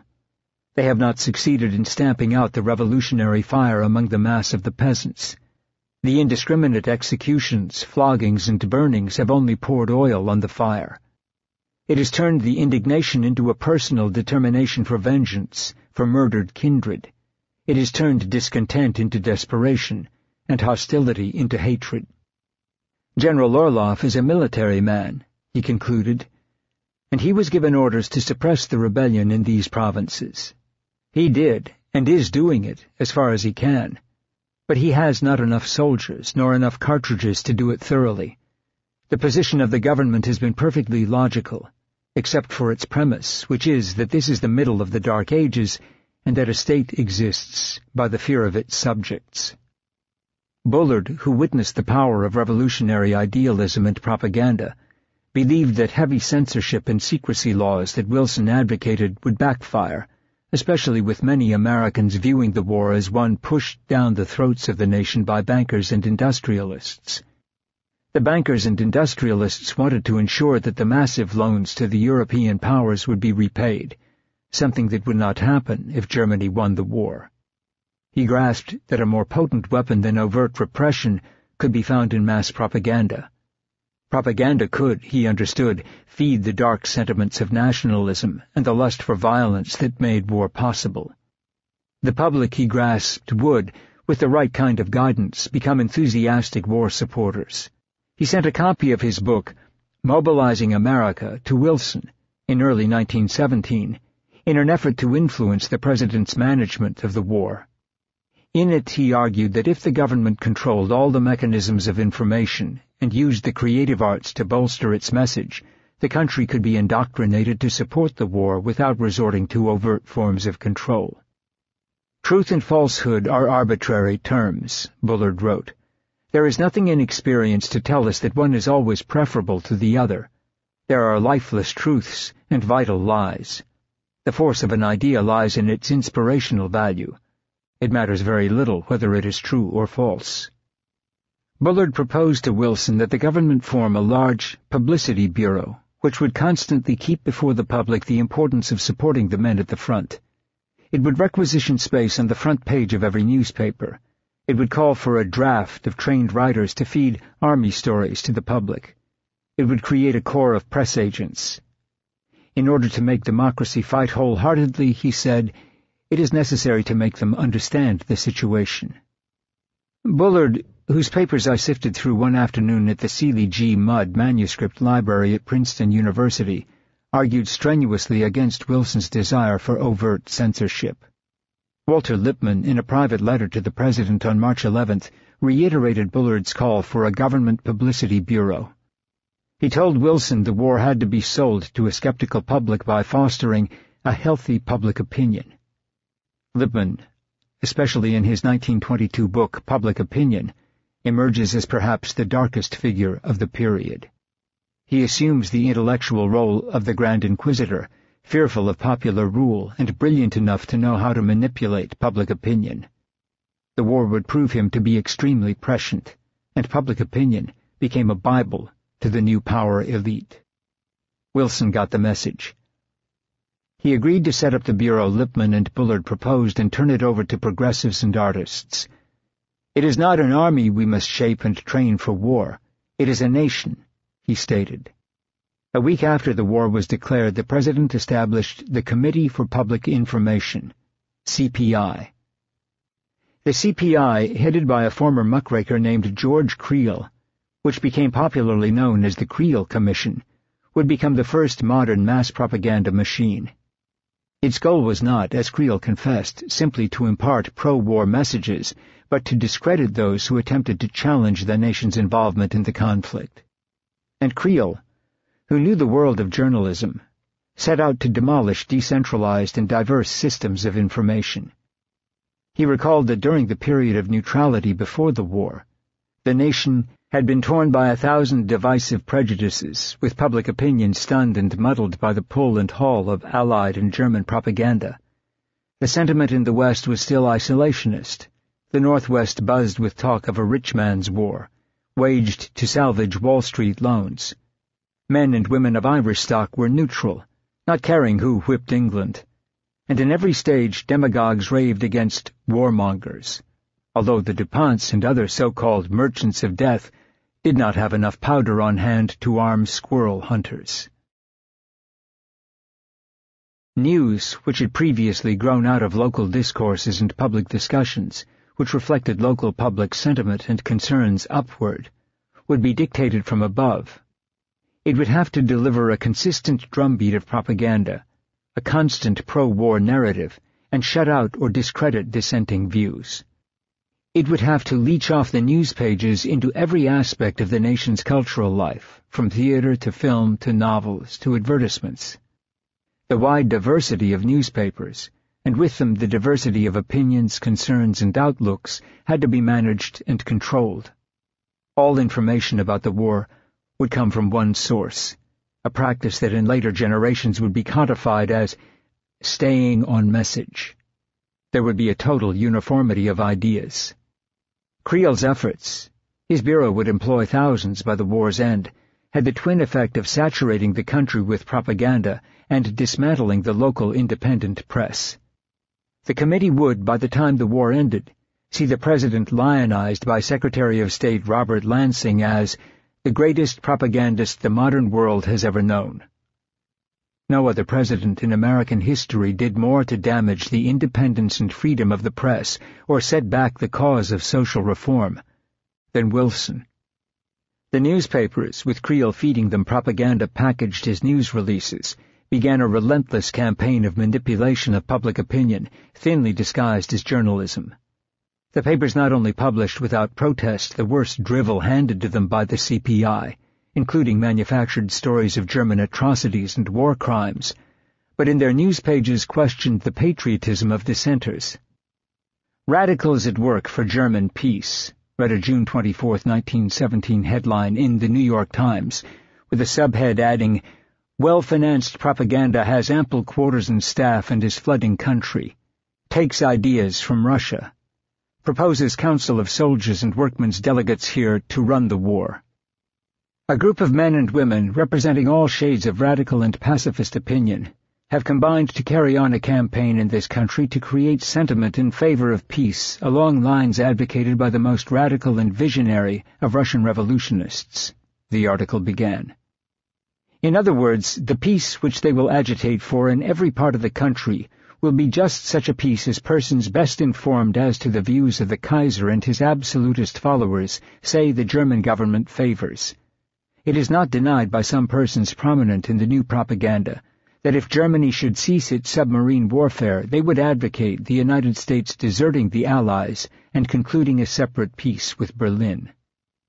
In this new Peace at Any Price organization are a number of Germans and a great many radicals of other origin. The organization is called the People's Council of America, and is said to have the support of various organizations such as the Collegiate Anti-Militarist League, 2 members of which were convicted last week of conspiracy to obstruct the military laws of the nation. The Energy Peace Federation, which was so busy in the days immediately preceding the declaration of war against Germany, and the so-called American Union Against Militarism. The People's Council, as they call it, apparently has strong financial backing. It has a large suite of rooms in the Educational Building at 75th Avenue, where a score of stenographers and secretaries are busy sending out letters and literature urging, among other things, the organization in the United States of a Soldiers and Workmen's Committee, such as now exists in Russia. In one of the pamphlets now being mailed occurs this statement: "It is hoped that our own People's Council will voice the peace will of America as unmistakably and effectively as the Council of Workmen's and Soldiers' delegates in speaking for Russia." Another document which is being mailed says that the organization is working for an early, general, and democratic peace, to be secured through negotiation and in harmony with the principles outlined by the new Russia, while in another place it denounces the president by plain inference when it is stated that America has yielded the honor of leading in peace and is now a participant in the international carnage. Every day, another propaganda sheet issued in the name of the organization says, "The constitutional rights of free speech, free press, and free assembly are being assaulted." At the offices of the Council it was frankly stated that the intention of those behind the agitation was to flood the country with propaganda, and that speakers and agitators would be sent to every part of the country. Joseph D. Cannon, a labor leader, has been delegated to agitate among the miners of the West. A.W. Ricker, a magazine editor, will try to gain a foothold for the organization among the farmers of the Northwest. James D. Maurer, the Pennsylvania labor agitator, will devote his efforts to the great labor centers in the state, while Professor L. M. Keesbay of the University of Texas and an Australian preacher named Gordon will try to bring the South into line against President Wilson and in favor of a peace which it is generally admitted is such a peace as the Germans would now accept. Some of the people who are listed as hard workers in the organization are David Starr Jordan, who is the treasurer, L.P. Lochner, the man who is generally credited with having persuaded Henry Ford to back the peace ship venture, the Reverend Dr. Judah L. Magnus, Algernon Lee, and Morris Hillquit, the socialists who failed to get passports to Europe recently, where they wanted to attend the so-called Stockholm Conference, Max Eastman, editor of a radical pamphlet, J. Schlossberg, a labor leader, Fola La Follette, a daughter of the Wisconsin senator, Professor W. L. Dana of Columbia University, who, it was said at the offices of the organization, is also a prominent member of the Collegiate Anti-Militarist League, Mrs. Emily Green Balch, and a score of other persons of similar views, and all of them violent opponents of the military policies of the Wilson administration. Here is a sample of the letters which the Council is scattering over the country. Dear friend, you will rejoice with us at the evidence of a powerful and rapidly growing sentiment for peace. The success of the First American Conference for Democracy and the Terms of Peace, and its remarkable climax at Madison Square Garden, have sent a ray of hope to hosts that sat in the darkness. You stood nobly by the Emergency Peace Federation, and I thank you again for your support. The Federation is one of several organizations now being merged into the larger and more powerful movement represented by the People's Council. I am sure your loyal support will continue into the new organization. The organizing committee of the People's Council is undertaking a tremendous task. The People's Council meets on August 4th. Before this time, we must secure delegates to the People's Council from which the thousands of organizations of workers, farmers, women, clergymen, anti-militarists, socialists, single taxers, etc. We must send out organizers to explain the purpose of the Council. We must arrange hundreds of public meetings and flood the country with literature. $50,000 is needed before August 1st. We want 25,000 $1 bills. A dollar contribution from 25,000 people means 10 times more than the same amount from large contributors. Will you not send us $1? Send more if you possibly can. Get your friends interested, urge them to contribute, and do let us count on you. Yours very sincerely, Rebecca Shelley, Financial Secretary. That the activities of the organization will be closely watched by the federal authorities can be stated on authority. Because of its evident strong financial backing, and because it is out for the avowed purpose of attacking the policies of the government and to stir up discontent over the conscription law, the proper authorities say the Council will bear watching, although its activities will in no wise be interfered with so long as it stays within the law. Members of the Council admit that if they had their way, France would not recover Alsace-Lorraine, Belgium would receive no indemnity for the destruction which the Germans have wrought, the Lusitania would be unavenged. In other words, the world would get a German peace. The mass propaganda established during the war, which included journalists, entertainers, artists, and novelists, became the model for 20th century corporate and government advertising and publicity. The selling of the Iraq War by the administration of George W. Bush was lifted from the playbook of the CPI, as was the tactic used by ExxonMobil to use $16 million to fund a network of 43 grassroots organizations opposed to the science of climate change, recruit scientists to publish non-peer-reviewed articles challenging the scientific evidence, and repeated placement of these experts on the national airwaves to manufacture public confusion. The use of these propaganda techniques has permitted corporations to saturate the airwaves with images and slogans that deify mass consumer culture. And it has meant the death, by corporate hands, of news. In 1909 through 1910, 58% of American cities had a press that was varied both in ownership and perspective, Stuart Ewan wrote in his classic Captains of Consciousness. By 1920, the same percentage represented those cities in which the press was controlled by an information monopoly. By 1930, 80% of American cities had given way to a press monopoly. The role and influence of advertising revenues multiplied 13-fold, from $200 million to $2.6 billion, and it was the periodicals, both the dailies and others, which acted as a major vehicle for this growth. Creel was, in many ways, the godfather of modern public relations. John Dos Passos called him a little shrimp of a man with burning dark eyes set in an ugly face under a shock of curly hair. He came from a poor Virginian family, fiercely loyal to the Confederate cause, which had migrated to Missouri after the Civil War. He had worked as a reporter for Kansas City newspapers and as a muckraking journalist for New York magazines. He was married to Blanche Bates, a well-known stage actress, and he was endowed with supreme self-confidence, boundless energy, and a penchant for a binary view of the world that painted reality in bold strokes of black and white. To Creel, wrote journalist Mark Sullivan, there are only two classes of men. There are skunks and the greatest man that ever lived. The greatest man that ever lived is plural, and includes everyone who is on Creel's side in whatever public issue he happens at the moment to be concerned with. It had to be admitted, Creel wrote of himself, that an open mind is not part of my inheritance. I took in prejudices with mother's milk, and was weaned on partisanship. Creel's power, he had direct access to Wilson, was resented by many in Washington, and after his usefulness ebbed with the war's end, he would never regain his prominence, although he made many attempts.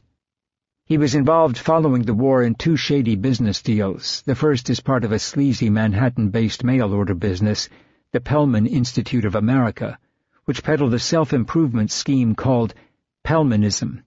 It promised to teach people how to think, how to use fully powers of which they are conscious, how to discover and to train the power of which they have been unconscious.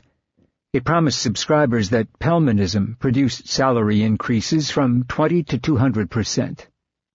He later was mixed up in the Teapot Dome oil scandal, and admitted before a 1924 Senate investigation that he had accepted a check for $5,000 to convince Secretary of the Navy Josephus Daniels, whom he had worked with during the war, to lease 2 government-owned oil fields to private oil interests. He ran against Upton Sinclair in the 1934 Democratic primary for governor of California and lost. Franklin Roosevelt, who had had enough of Creel's arrogance during World War I, when Roosevelt had served as Assistant Secretary of the Navy, rejected Creel's requests to work in the Office of War Information during World War II. Creel ended his life as a fervent anti-communist and a champion of right-wing causes who worked with Senator Joseph McCarthy and Representative Richard Nixon during the Red Scare of the late 1940s. It was a fitting conclusion. Creel knew that his task of selling the war would require emasculating powerful social movements that not only had opposed the war, but also had exposed the brutality and ruthlessness of major industrialists such as John D. Rockefeller.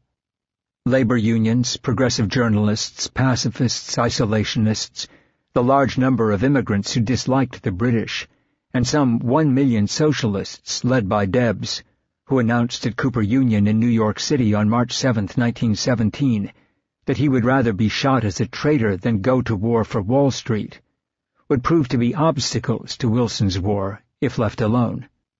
The industrial workers of the world, IWW, or Wobblies, with some 100,000 members and perhaps another 200,000 active supporters, denounced the war as capitalist exploitation, encouraged draft dodging, and called for strikes.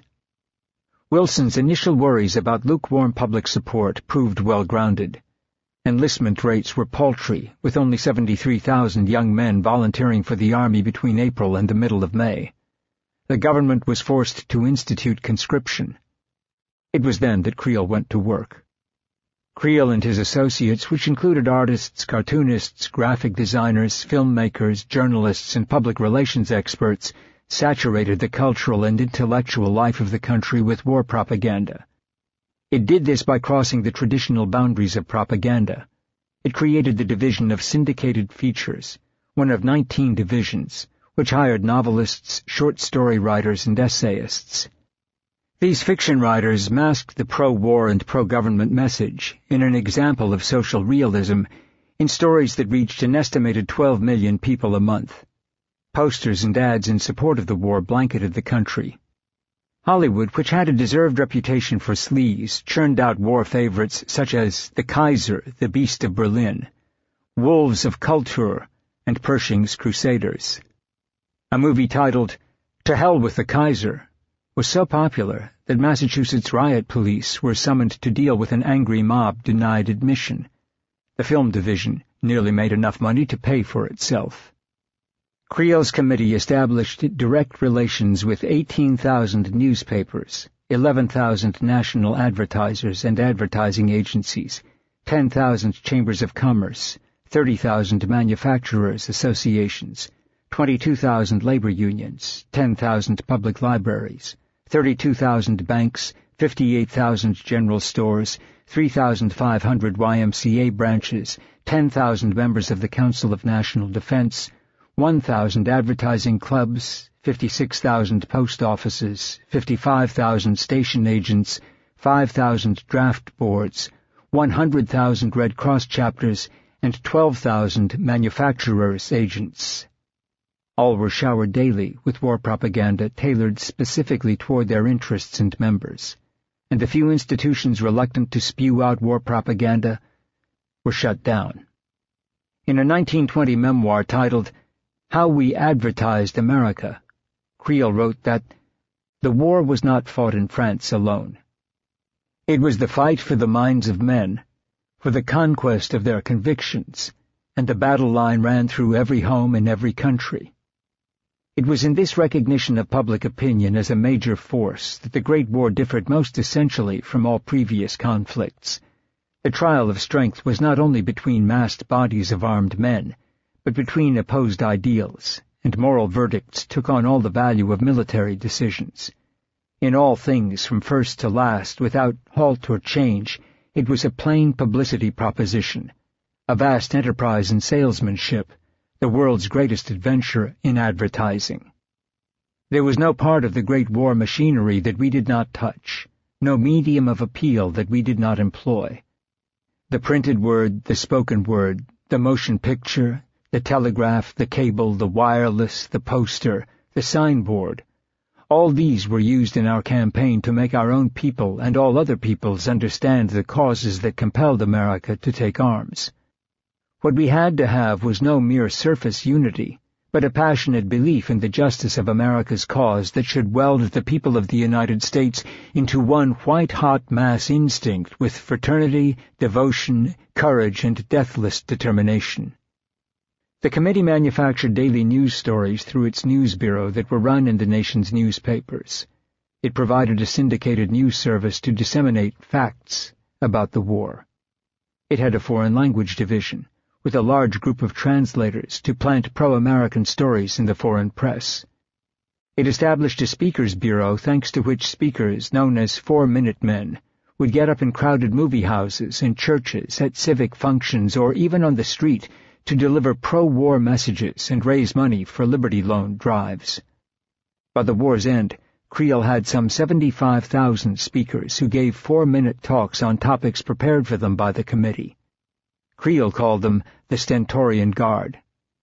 The CPI published red, white, and blue books, containing essays by prominent academics and historians, including John Dewey and Walter Lippmann, who argued for the war.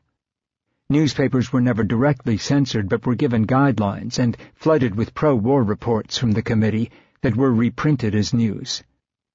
CPI posters were in every post office, Dos Passos wrote. CPI information bulletins were on every bulletin board. Country weeklies and trade journals were nourished on Creel's boilerplate. In an astonishing short time, George Creel had the entire nation, except, of course, the disreputable minority who insisted on forming their own opinions, repeating every slogan which emanated from the president's desk in the wordy war to make the world safe for democracy. The few figures who resisted, such as Bourne, Adams, Debs, Emma Goldman, or Bertrand Russell, became pariahs. The press accused them, with Creel's help, of being disloyal and pro-German. Adams, the socialist founder of Hull House in Chicago, which provided aid to poor and working-class families, was booed when she spoke against the war at Carnegie Hall, and branded by the New York Times as unpatriotic. She noted the shift in the press as early as 1915, when the papers began to make pacifist activity or propaganda so absurd that it would be absolutely without influence, and its authors so discredited that nothing they might say or do would be regarded as worthy of attention. She went on to write, in Peace and Bread in Time of War, that this concerted attempt at misrepresentation on the part of newspapers of all shades of opinion was quite new to my experience. Voices of dissent were silenced under the onslaught. Appeal to Reason, a socialist journal founded in 1897 that provided an outlet for writers such as Jack London, Upton Sinclair, Mary Mother Jones, and Debs, had by 1902 the fourth highest circulation at 150,000 of any weekly in the nation. It opposed the war, not unusual for a publication at the start of the war, but its attempt to hold to its anti-war stance soon saw it come under tremendous pressure. The Espionage Act, making it an offense to publish material that undermined the war effort, effectively censored its content. The Masses, another left-wing journal, decided to cease publication for the duration of the war, but Appeal to Reason buckled and reluctantly agreed to back the war effort. The effect of Creel's work on American debate and culture was cataclysmic. German courses were dropped from schools and colleges, Dos Passos wrote. German dishes disappeared from the bills of fare. Sauerkraut became known as Liberty cabbage. German measles was renamed. German clover appeared in the seed catalogues as crimson or Liberty clover. All manifestations of foreign culture became suspect. German operas were drawn from the repertory. The drive against German music culminated in the arrest of Dr. Karl Muck, the elderly and much-admired conductor of the Boston Symphony Orchestra. The virus of nationalism infected every aspect of society. Dachshunds were renamed Liberty Dogs. The City University of New York reduced by 1 credit every course in German. 14 states banned the speaking of German in public schools. German Americans, like Japanese Americans in World War II, provided convenient scapegoats. An angry mob in Van Houten, New Mexico, accused an immigrant miner of supporting Germany. The mob forced him to kneel before them, kiss the flag, and shout, "To hell with the Kaiser."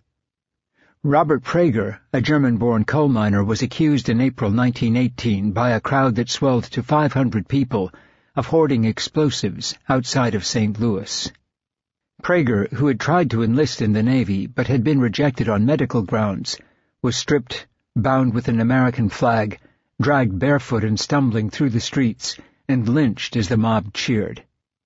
At the trial of the leaders of the lynch mob, who appeared in court wearing red, white, and blue ribbons, their defense counsel argued that the killing was justifiable patriotic murder. It took the jury 25 minutes to return a not guilty verdict. One jury member shouted out, "Well, I guess nobody can say we aren't loyal now."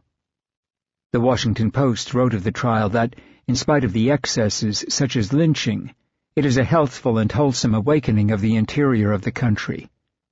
The explosives that Prager was alleged to be harboring were never found. The severe weakening of populist forces during the war led to their obliteration when the war ended. The war propaganda, which used fear as its engine, instantly switched the target of its hatred from Germans to communists.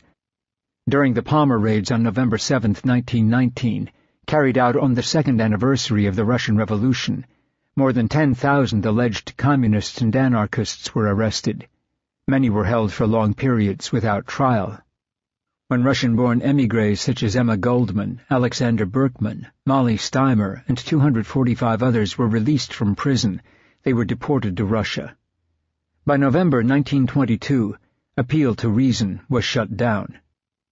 By a campaign of publicity and advertising on a scale history had never witnessed before, by chicanery and lying, by exaggeration and misrepresentation, by persistent and long-continued appeals to the basest as well as the noblest traits of man, by every imaginable and unprecedented manner and method, the great financial interests, eager for war and aided by the international Junkers, thrust humanity into the World War, wrote Berkman and Goldman in Deportation, Its Meaning and Menace in 1919. Hatred, intolerance, persecution, and suppression, the efficient education factors in the preparedness and war campaign, are now permeating the very heart of this country and propagating its virulent poison into every phase of our social life. But there is no more Hun to be hated and lynched. But the Frankenstein and intolerance and suppression cultivated by the war campaign is there, alive and vital, and must find some vent for his accumulated bitterness and misery. Oh, there, the radical, the Bolshevik! What better prey to be cast to the Frankenstein monster? Many people had long supposed liberalism to be the freedom to know and say not what was popular or convenient or even what was patriotic, but what they held to be true, Adams wrote. Now those very liberals came to realize that a distinct aftermath of the war was the dominance of the mass over the individual, to such an extent that it constituted a veritable revolution in our social relationships. The CPI was closed on November 12, 1918, one day after the war ended. The activities of the committee's Foreign Division ended a few months later. The employees of the CPI, however, had no difficulty finding work. Political scientist Harold Lasswell, who wrote one of the best studies of the power of the new mass propaganda in his book, Propaganda Technique in the World War, noted that most of the former CPI experts instantly gravitated to government and corporate offices in Washington and New York. The director of the CPI's Foreign Division, 2 years later, wrote that the history of propaganda in the war would scarcely be worthy of consideration here, but for one fact. It did not stop with the armistice. No, indeed. The methods invented and tried out in the war were too valuable for the uses of government, factions, and special interests. Edward Bernays, Freud's nephew and the father of modern public relations who had worked in Latin America for Creel, became a major figure on Madison Avenue and an advocate of mass propaganda as a tool for governmental and corporate control. It was, of course, the astounding success of propaganda during the war that opened the eyes of the intelligent few in all departments of life to the possibilities of regimenting the public mind, wrote Bernays in his 1928 book, Propaganda. It was only natural, after the war ended, that intelligent persons should ask themselves whether it was not possible to apply a similar technique to the problems of peace. There were critics of the new business of manufacturing public opinion. John Dewey challenged those who now routinely disguised propaganda as news. There is uneasiness and solicitude about what men hear and learn, wrote Dewey, and the paternalistic care for the source of men's beliefs, once generated by war, carries over to the troubles of peace. Dewey noted that the manipulation of information was visible in coverage of post-revolutionary Russia. The Nation agreed in 1919, arguing that what has happened in regard to Russia is the most striking case in point as showing what may be accomplished by government propaganda. Bartholomew Nights that never take place, together with the wildest rumors of communism in women and of murder and bloodshed taken from obscure Scandinavian newspapers, are hastily relayed to the U.S., while everything favorable to the Soviets, every bit of constructive accomplishment, is suppressed. The Hun, the object of hatred and scorn during the war, was supplanted by the Bolshevik. Social manipulation through fear, which had consolidated the power of the elite during the war, was employed again and again to ferret out those attacked as internal enemies and ward off external ones. But it was corporate advertising rather than government witch hunts which would prove the most deadly. News had to do battle with huge, sophisticated, and well-funded propaganda campaigns. It would also be denied the tools of emotional persuasion perfected by mass propaganda. News would be restricted to fact, to balance and objectivity. The powerful techniques of appealing to emotion, of creating pseudo-events that a public could confuse with reality, of constantly taking the pulse of the public through surveys and opinion polls to appear to give people what they desired, would be left in the hands of the enemies of truth. The public would be trained, as Bourne wrote, to communicate in a language in which simple syllogisms are substituted for analysis, things are known by their labels, and our heart's desire dictates what we shall see. The war launched the destruction of American cultures, for we once had distinct regional cultures, through mass communication. It would turn consumption into an inner compulsion and eradicate difference.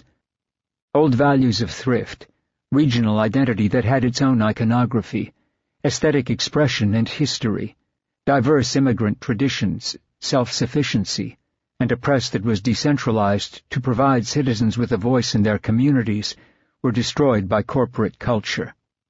New desires and habits were implanted by corporate advertisers to replace the old. Individual frustrations and discontents could be solved, corporate culture assured the populace, through the wonders of consumerism and cultural homogenization. American culture or cultures were replaced with junk culture and junk politics, and now, standing on the cultural ash heap, we survey the ruin. The slogans of advertising and mass culture have become the common idiom, robbing citizens of the language to make sense of the destruction. Manufactured commodity culture became American culture. As newspapers consolidated into chains, local and independent voices were silenced. The shift in the press from hatred toward the Hun to hatred toward the Red was seamless. initial propaganda tied communists to the German war machine. On June 15, 1919, the New York Times summed up a Senate investigation into communism in which one anti-communist witness after another assured senators that Lenin and Trotsky were German agents and Germany had underwritten the Soviet Revolution. Experts testified that the new Soviet regime enthusiastically supported free love clinics and were anti-Christ. One witness, Reverend George Simons, told the committee that more than half of the agitators in the so-called Bolshevik Revolution were Yiddish, and most of these apostate Jews had come from Manhattan's Lower East Side. Simons also assured the committee that the revolution had been financed by Germany, leading Senator Lee Overman of North Carolina to state that it would be a very remarkable thing if the Bolshevik movement started in this country, financed by Germans, would it not? Senator William King of Utah asked the same witness whether the Bolsheviks, the males, rape and ravish and despoil women at will. "They certainly do," was the answer. "They are," Simons said, "the dirtiest dogs he had ever seen in his life." The testimony was as fantastic and absurd as the host of manufactured atrocity stories of German soldiers entering convents to rape nuns, but it and disinformation like it galvanized the country into political passivity. The later anti-communist witch hunts differed little in their simplicity or crudity. The Times summarized the committee's 8 months of investigations with the headline, "Senators Tell What Bolshevism in America Means." The newspaper reproduced from the report 29 salient features which constitute the program of Bolshevism as it exists today in Russia and is presented to the rest of the world as a panacea for all ills.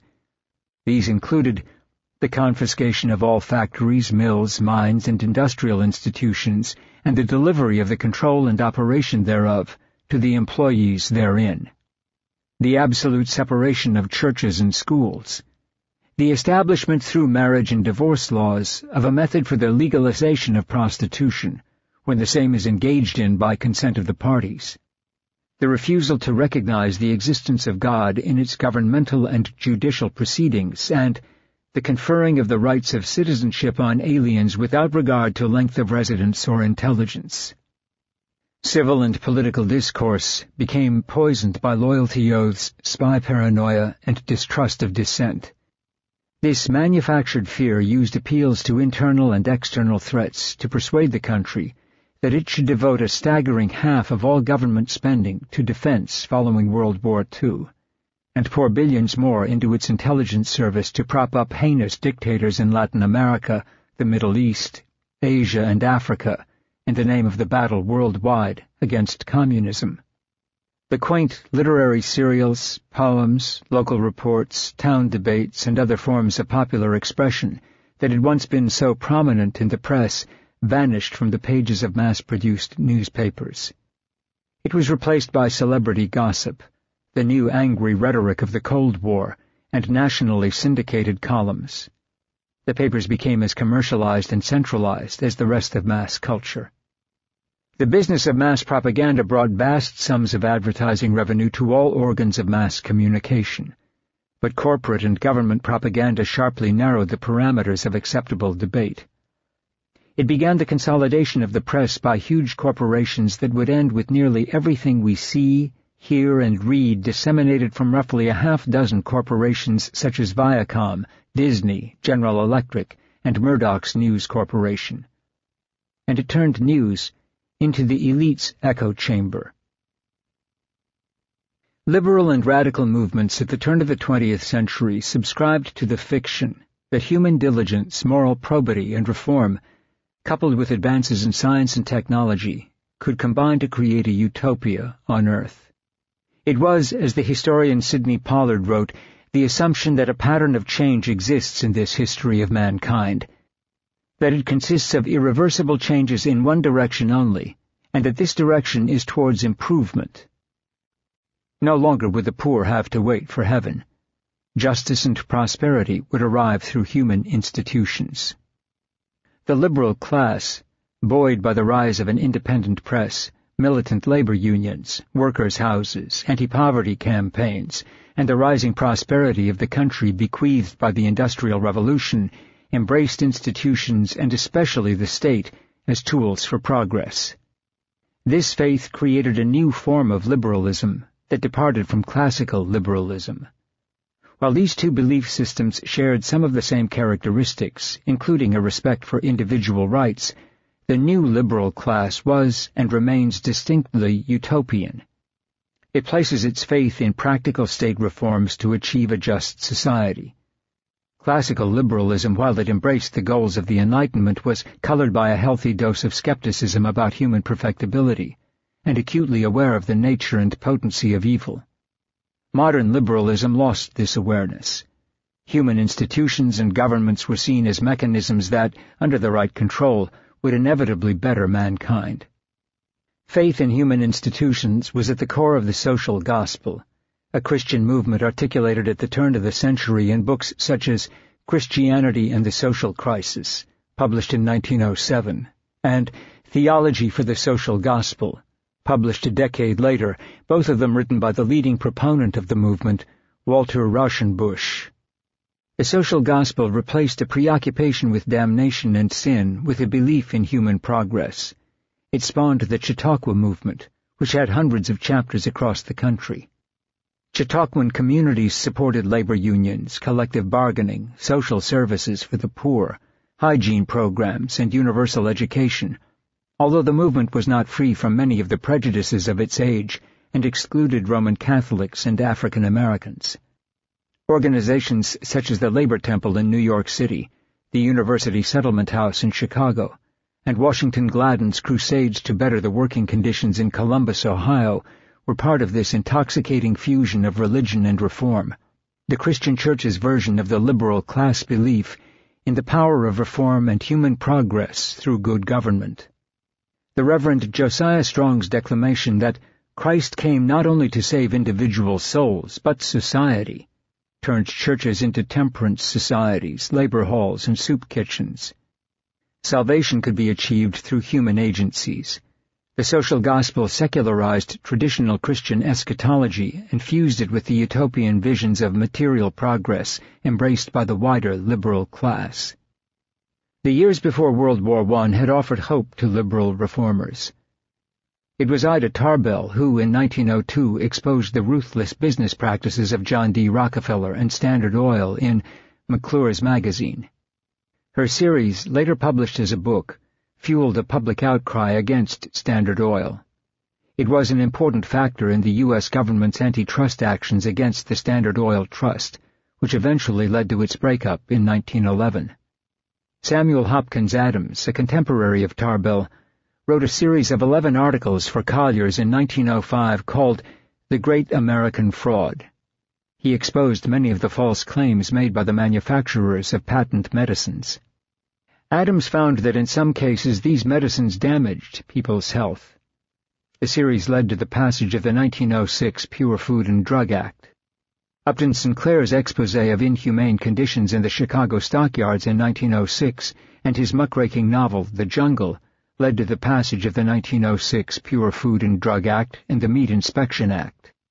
These exposés, which included Lincoln Steffen's exposure of municipal corruption, dovetailed neatly into the demands of those in the social gospel movement, labor unions, the progressive wing of the Democratic Party, or university sociology departments which, when they were founded, focused on practical steps towards social reform. The muckrakers and the social gospel reformers had been joined by militant labor organizations, including the anarcho-syndicalism of the IWW, or Wobblies, which organized strikes by unskilled workers in New England textile mills, the Minnesota iron mines, and the steel industry in Pennsylvania. Before the war, the Wobblies led hundreds of thousands of industrial workers on walkouts. They conceived of themselves not simply as a union, but a revolutionary movement. The Wobblies, unlike most other unions, included women, immigrants, and African Americans. They preached an uncompromising class struggle, as the movement's legendary leader, Bill Haywood, told delegates at the founding convention in 1905. "Fellow workers, this is the Continental Congress of the working class. We are here to confederate the workers of this country into a working-class movement that shall have for its purpose the emancipation of the working class from the slave bondage of capitalism. The aims and objects of this organization should be to put the working class in possession of the economic power, the means of life, in control of production and distribution, without regard to capitalist masters. Socialism had wide appeal. Debs pulled 1 million votes in 1912. The Socialist Party printed 29 English and 22 foreign-language weeklies, serving immigrant communities that diligently protected their languages and cultures. The party also published 3 English and 6 foreign-language dailies. The United Mine Workers was primarily socialist, and socialists were elected to Congress and became mayors in about a dozen major cities. The socialists came close to defeating Samuel Gompers for the presidency of the American Federation of Labor. And then, with war declared, it was over. Dwight MacDonald noted gloomily that American radicalism was making great strides right up to 1914. The war was the rock on which it shattered. The cultural and social transformation captured in E.P. Thompson's essay, Time, Work Discipline, and Industrial Capitalism, following the war, was much more than the embrace of an economic system or the triumph of undiluted nationalism. It was, as Thompson pointed out, part of a revolutionary reinterpretation of reality. It marked the ascendancy of mass propaganda and mass culture.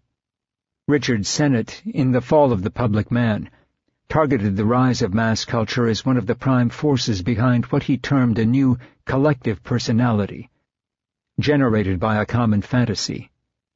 And the century's great propagandists would not only agree, but add to Sennett's argument that those who could manipulate and disseminate those fantasies could determine the directions taken and the opinions embraced by the collective personality.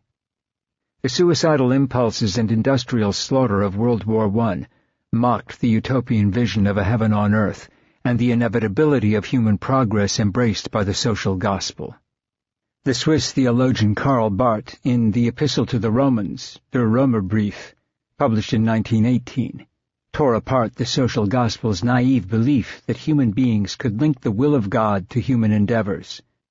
Christians, Barth argued, could neither envision nor create the kingdom of heaven on earth. The liberal church never found an adequate response to Barth's critique. It retreated into a vague embrace of humanism and self-absorbed forms of spirituality. After the war, as Stuart Ewan told me when we met in New York, all systems of public discourse, communication, and expression were systematically designed to avoid including any information or knowledge that might encourage people to evaluate the situation.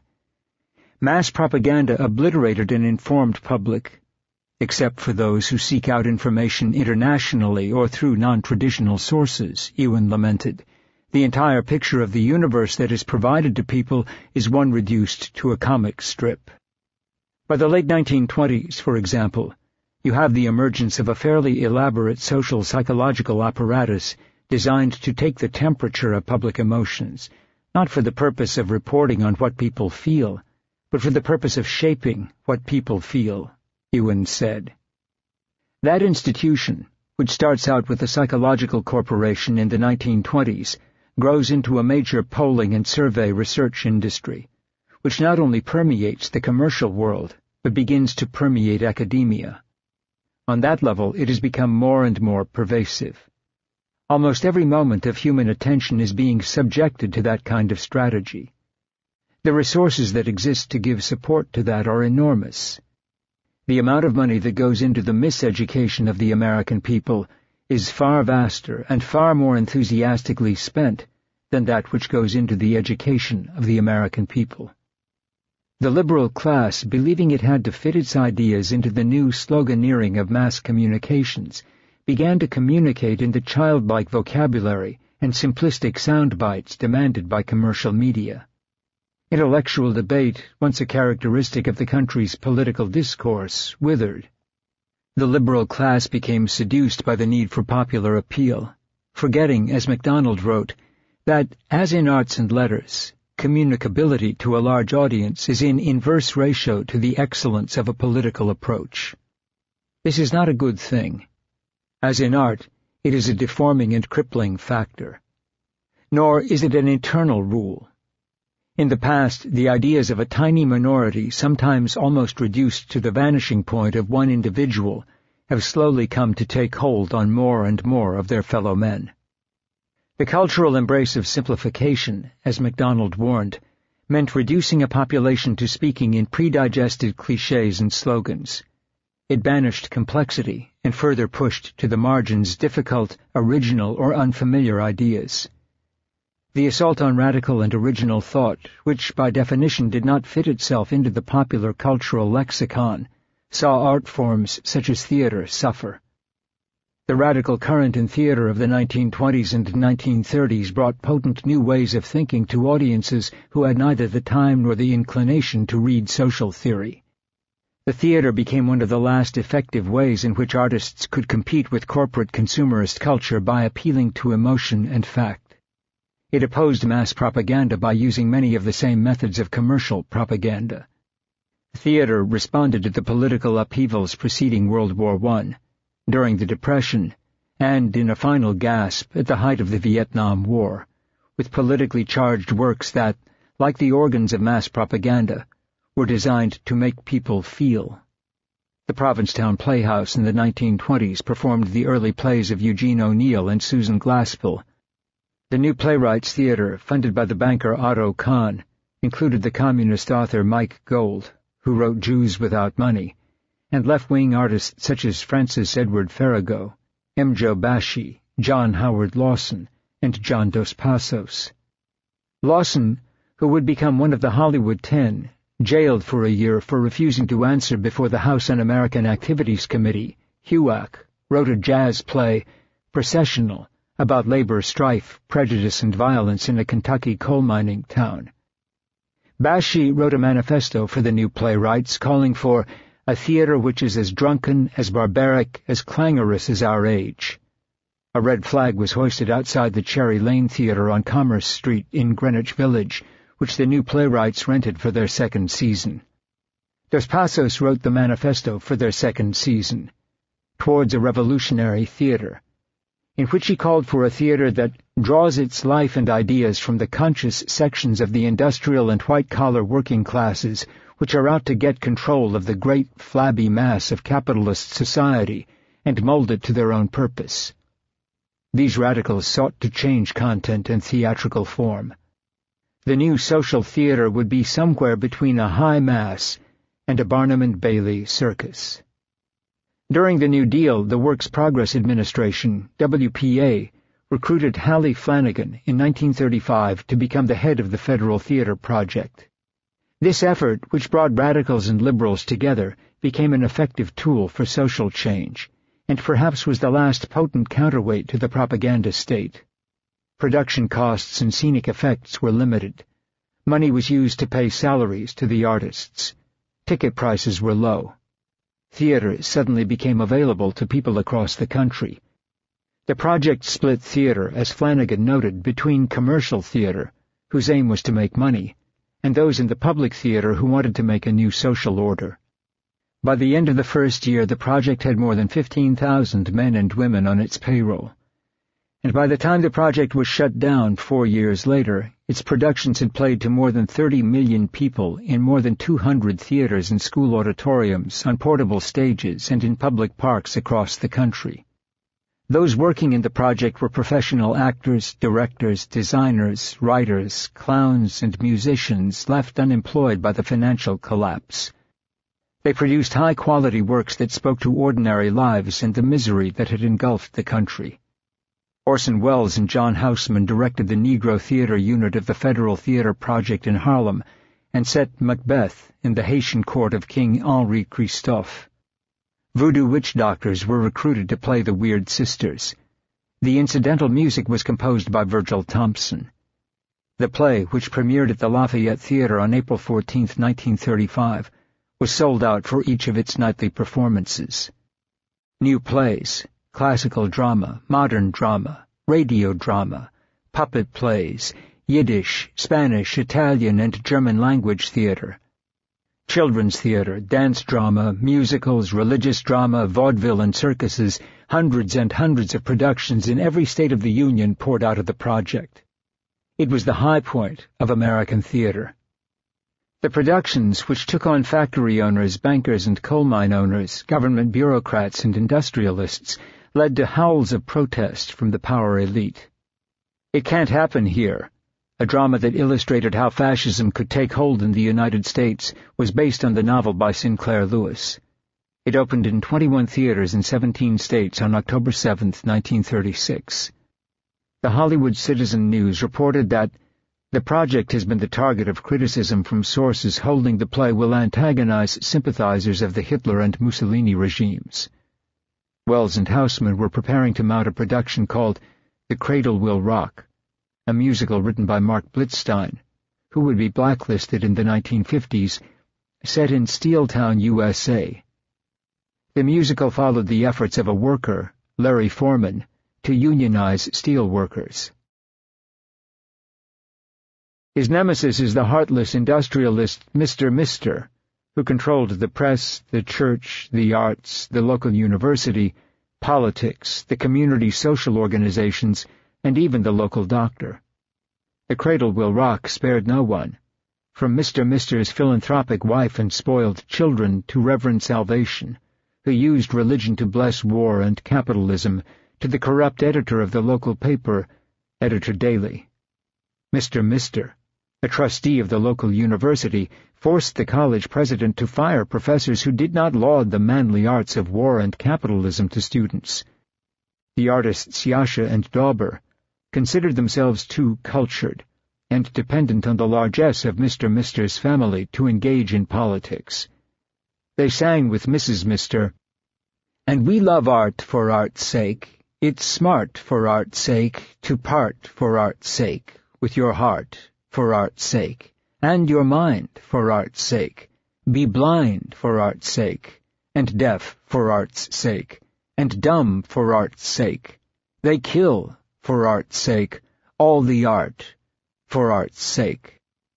Mr. Mister and Reverend Salvation, who preached peace and love before World War I was declared and blessed the war once it began, sang a duet, "War, war, kill all the dirty Huns, and those Austro-Hungarians.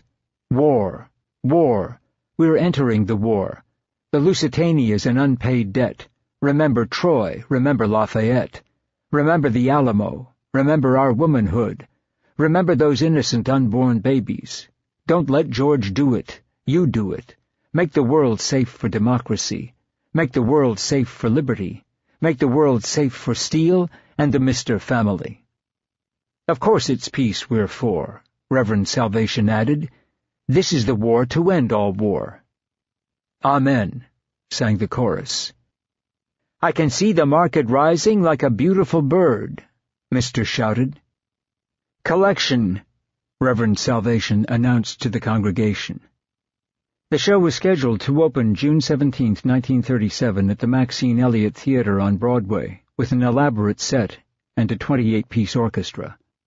But at the last minute, Washington, bowing to complaints, announced that no new shows would be funded until after the beginning of the new fiscal year.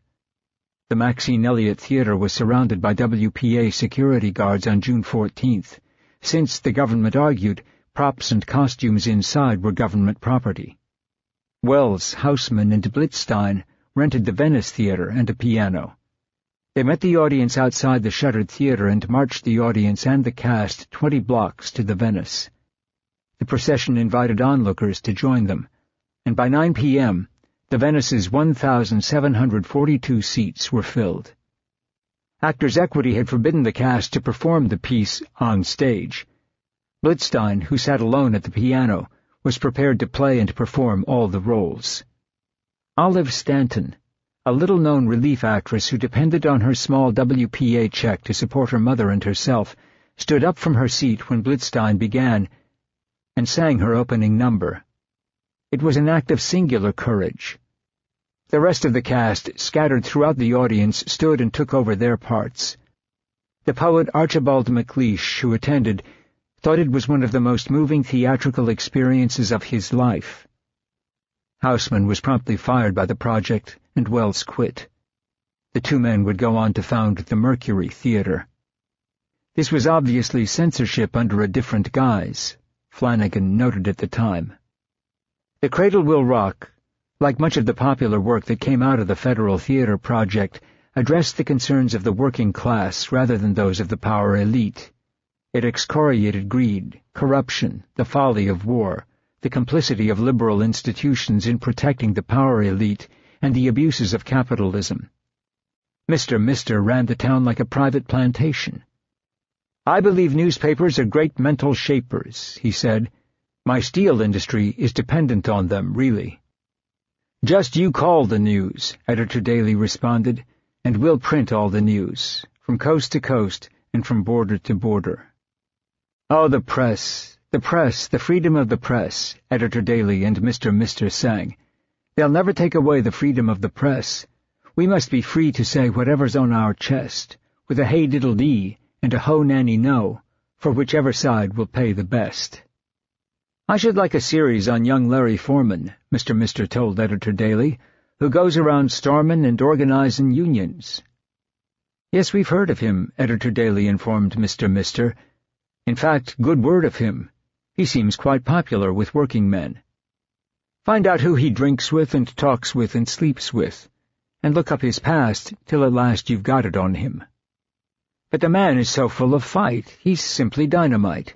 Why, it would take an army to tame him," Editor Daly said. "Then it shouldn't be too hard to tame him," Mr. answered. "Oh, the press, the freedom of the press," the two sang. "You've only got to hint whatever's fit to print. If something's wrong with it, why then we'll print to fit, with a hey-diddly-dee and a ho-nanny-no, for whichever side will pay the best." The kind of commercial censorship imposed on The Cradle Will Rock has been the favored tool, briefly disrupted by the Federal Theatre Project, used to dominate the theatre and the arts since the era of World War I and the rise of the corporate state. Money, as in the rest of the liberal establishment, rewarded those who behaved and did not write or speak from the bottom up. For its 4 years, the Federal Theatre Project drew huge segments of the population, for whom the arts were often seen as elitist and inaccessible, into new and empowering forms of self-expression. But the power of art to shape and explain reality was something the power elite did not intend to extend to the working class. The most unique achievement of federal theater, and the one that paradoxically was most responsible for its demise, was the creation of the living newspaper, said playwright and director Karen Malpede. An indigenous form of documentary drama dramatizing hot-button subjects of national debate. AAA plowed under. Power, 1/3 of a nation. Spirochete were researched by journalists, written by dramatists, acted by huge casts with full orchestras, and explored the struggle of farmers, the debate over the Tennessee Valley Association's plan to bring subsidized electricity to the rural South, the reasons behind the housing crisis. 1/3 of the nation is ill-housed, ill-fed, President Roosevelt had said. The race for the cure for syphilis. Labor-intensive, provocative, using and inventing all sorts of non-realistic acting and staging techniques, the living newspapers, a new form of theater, were precursors of American 1960s experimentalism, documentary and collectively created political theater. The living newspapers were wildly popular. 60,000 people bought tickets to Power while the play was still being created. The Nation said it was a modern morality play. Its theme is the search of every man for cheap electric power with which to make a better life. Harry Hopkins called it a great show. It made him laugh and feel it's propaganda to educate the consumer who's paying for power. It's about time someone had some propaganda for him. The bolder and more popular the Federal Theatre Project became, the more it was accused of being a breeding ground for communism. In a popular children's play, The Revolt of the Beavers, actors dressed as beavers, rushing around on roller skates, overthrew an evil beaver king, so all the beavers could eat ice cream, play, and be 9 years old. Congressional critics attacked the beaver actors for disseminating communism. The opponents of the New Deal, backed and funded by the business elite, announced that President Roosevelt had permitted communists to infiltrate the government and government-funded programs such as the Federal Theater Project. And that project was the first target of the Dies Committee, led by Texas Democrat Martin Dies. The theater project was denounced in a series of hearings in August and November 1938. The Dies Committee eventually became HUAC. Flanagan was asked about an article she had written titled "A Theater is Born," in which she described the enthusiasm of the federal theaters as having a certain Marlowe-esque madness. "You are quoting from this Marlowe?" observed Alabama Representative Joseph Starnes from the committee. "Is he a communist?" The room rocked with laughter, but I did not laugh, Flanagan remembered. 8,000 people might lose their jobs because a congressional committee had so prejudged us that even the classics were communistic. I said, "I was quoting from Christopher Marlowe." "Tell us who Marlowe is so we can get the proper references, because that is all we want to do," Starnes said. "Put in the record that he was the greatest dramatist in the period of Shakespeare, immediately preceding Shakespeare," Flanagan answered. In 1939, the theater project was killed. The final performances of the Federal Theater around the country were often poignant. The Ritz Theater in New York provided a new ending for Pinocchio. Pinocchio, having conquered selfishness and greed, did not become a living boy, Flanagan wrote. Instead, he was turned back into a puppet. "So let the bells proclaim our grief," intoned the company at the finish, "that his small life was all too brief." The stagehands knocked down the sets in front of the audience, and the company laid Pinocchio in a pine box with the legend, "Born December 23, 1938. Killed by Act of Congress, June 30, 1939. At the Adelphi Theater in New York, the play Sing for Your Supper reached its final climax with The Ballad of Uncle Sam. The chorus sang, "Out of the cheating, out of the shouting, out of the windbags, the patriotic spouting, out of uncertainty and doubting, out of the carpetbag and the brass spittoon, it will come again. Our marching song will come again." The Federal Theater Project was the first of the WPA projects to go. A reminder, Malpede said, of the power of the theater. As Flanagan remembered, "If this first government theater in our country had been less alive, it might have lived longer. But I do not believe anyone who worked on it regrets that it stood from first to last against reaction, against prejudice, against racial, religious, and political intolerance. It strove for a more dramatic statement and a better understanding of the great forces of our life today. It fought for a free theater as one of the many expressions of a civilized, informed, and vigorous life. Anyone who thinks those things do not need fighting for today is out of touch with reality."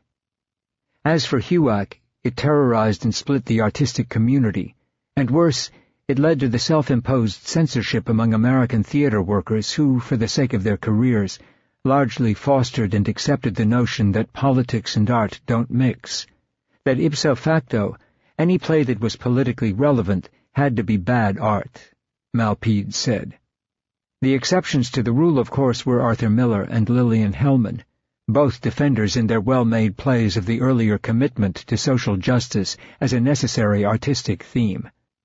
But the majority of American theater neutered itself, becoming prey to the basest commercial and escapist interests. It was not until the Civil Rights Movement that theater regained its energy. African-American artists and playwrights cut their ties with the commercial theater, along with many white artists, to speak out of their own experience. Barbara Ann Teer, a successful actress, moved uptown to Harlem and in 1968 began the National Black Theater, mixing African ritual performance techniques with American method acting. Leroy Jones in 1964 wrote Dutchman and The Slave, and changed his name to Amiri Baraka. He mounted a searing production called Slave Ship. Ntozake Shange in 1976 wrote For Colored Girls Who Have Considered Suicide When the Rainbow Is Enough.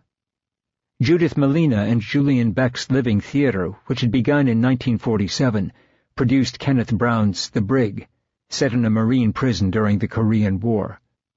The Open Theatre, founded by Joseph Chaikin, who had been an actor in the Living Theatre, created a series of plays like Jean-Claude Van Italy's America Hurrah, which denounced the sterility of American suburban life.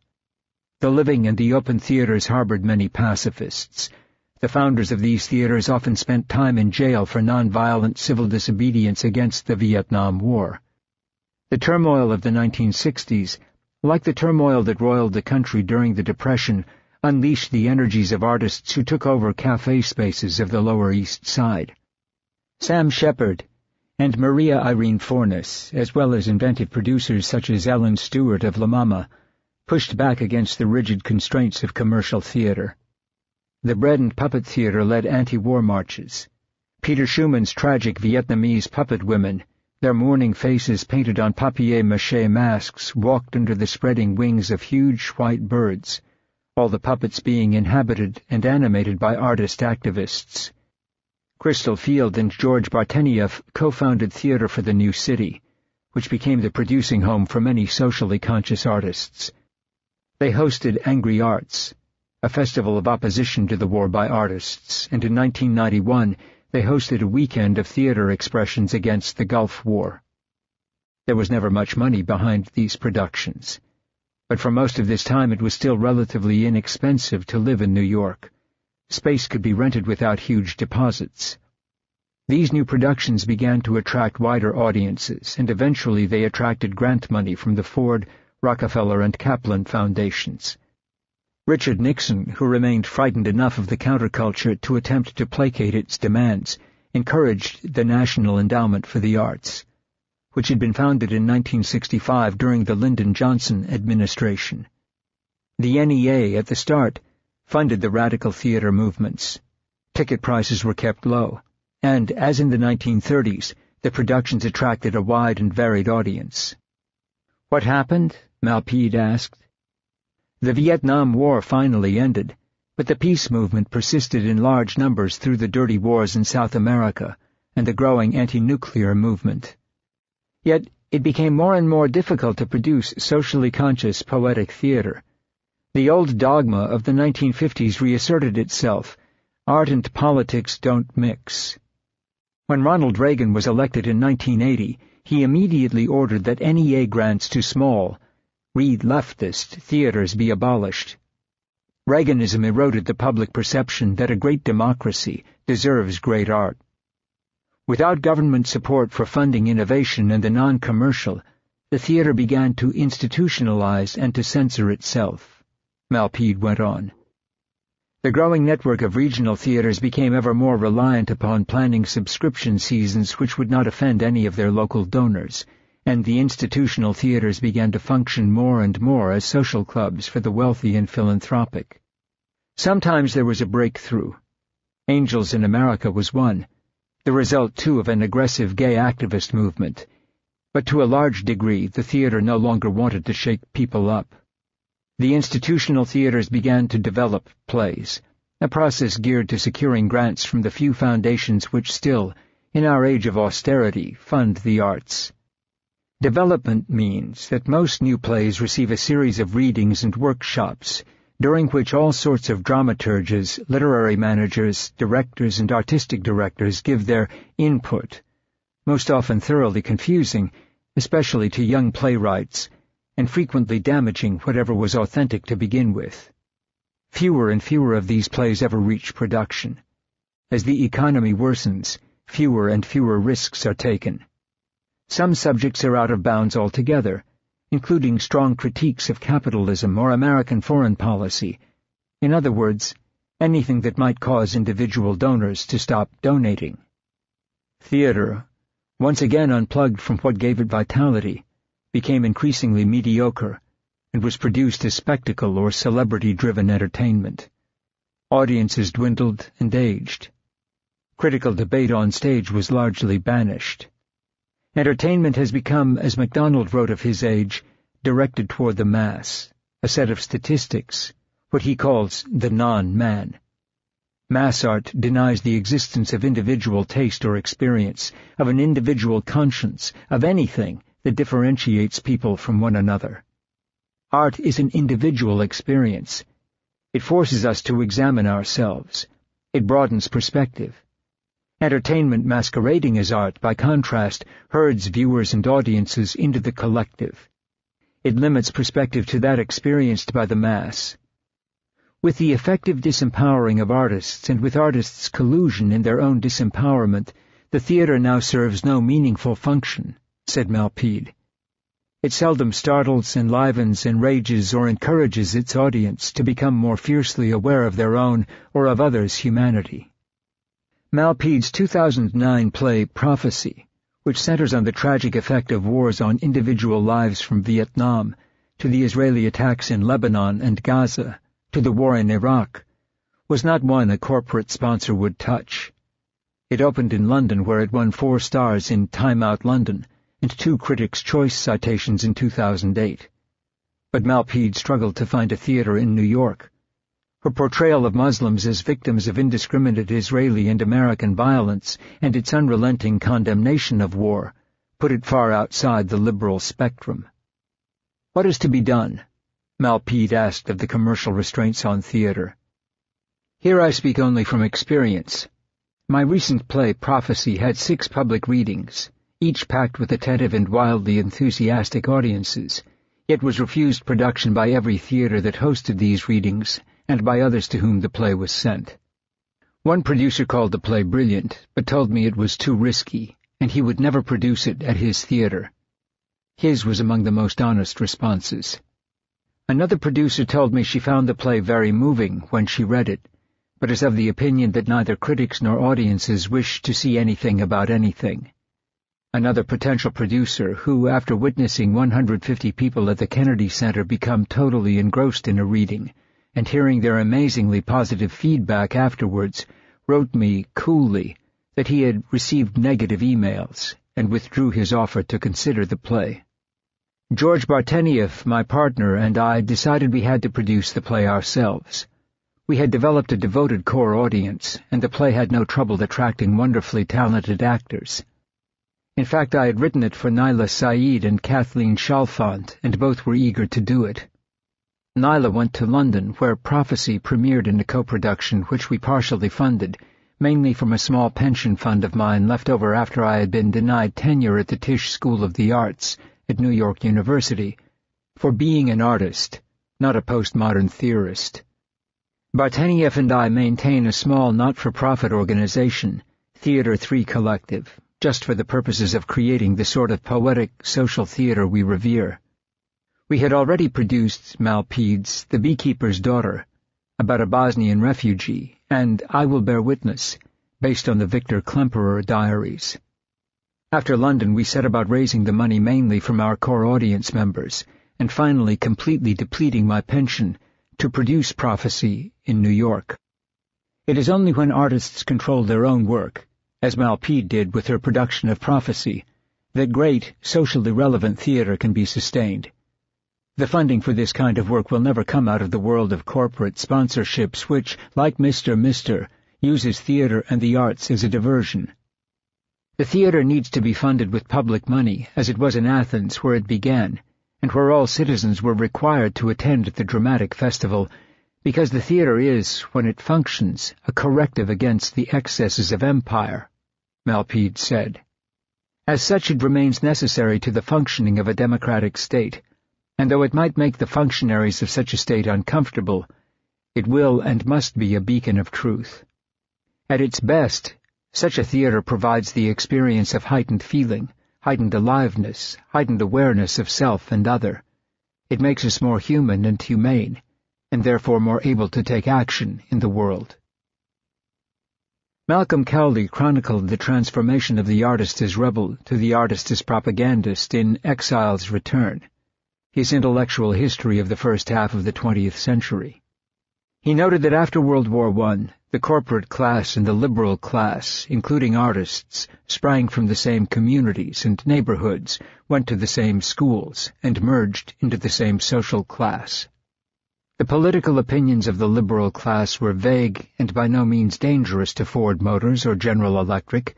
The war had destroyed their belief in political actions. They were trying to get ahead, and the proletariat be damned. The economic standards were those of the small American businessmen. Cowley questioned Max Weber's contention that the Puritan ethic, restraint, asceticism, guilt, was the primary value system demanded by capitalism. He argued that the production ethic, which demanded industry, foresight, thrift, was, in fact, the value system cherished by the now-lost machine age. The new corporate capitalism and mass production sustained themselves through the promotion of a new ethic that promoted leisure, self-indulgence, and wasteful consumption, activities that called for traits such as charm, a pleasant appearance, and likability. Consumption was more important than production. Cowley observed that after the war, artists too became devoted to self-expression, political cynicism, and hedonism, including the cult of the body. These values were embraced in the name of the counterculture, but they were also the core qualities corporate capitalism sought to inculcate in the public. The cult of the self was central, Cowley wrote, to the Bohemians and later the Beats. Lawrence Lipton, who wrote a book on the Beats called The Holy Barbarians, argued that the Beats expropriated from the upper classes their arts, sins, and privilege of defying convention.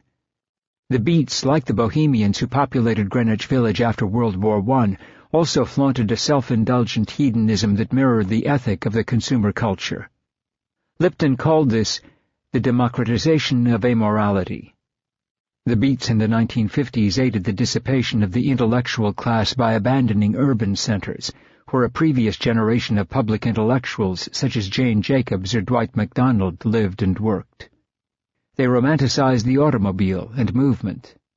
Russell Jacoby points out in The Last Intellectuals that the Beats had a peculiarly American devotion to the automobile, the road, and travel, which kept them and then a small army of imitators crisscrossing the continent, as well as a populist love of the American people.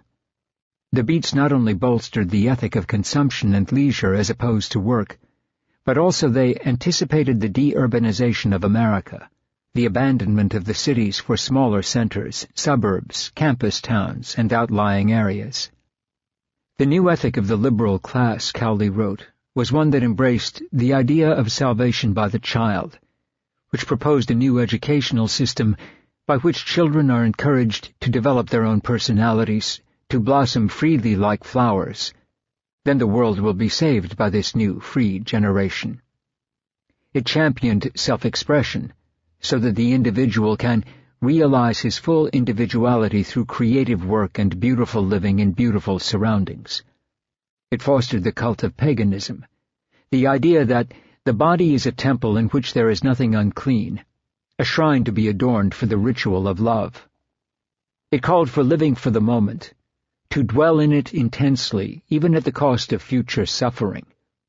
It defied all forms of Puritanism and demanded that every law, convention, or rule of art that prevents self-expression or the full enjoyment of the moment should be shattered and abolished. It supported female equality. It embraced the therapeutic culture, the belief that if our individual repressions can be removed by confessing them to a Freudian psychologist, then we can adjust ourselves to any situation and be happy in it. The environment no longer needed to be altered, and that explains why most radicals who become converted to psychoanalysis or Glanz or Gurdjieff, a popular mystic, gradually abandoned their political activism. Cowley noted that self-expression and paganism, however, only encouraged a demand for new products, from furniture to beach pajamas. The call to live for the moment, he argued, led people impulsively to purchase consumer goods, from automobiles to radios. Female equality was used to double the consumption of products such as cigarettes. The restlessness and fondness for self-imposed exile, embraced by bohemians, intellectuals, and artists, gave an allure to foreign objects and turned exotic locations into tourist destinations.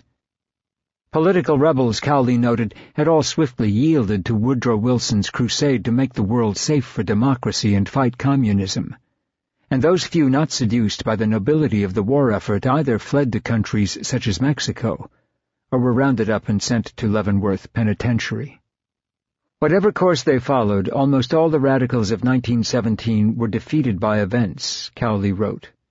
The Bohemian tendency triumphed in the village, and talk about revolution gave way to psychoanalysis.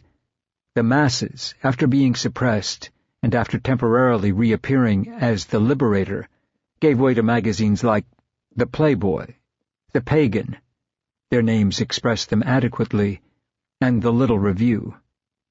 Artistic expression soon became devoid of social purpose. It created, as Cowley wrote, the religion of art, that inevitably led into blind alleys. Abstract painting emerged as the artistic expression of this sterile form of rebellion, an outgrowth of the apolitical absurdist and Dada movements.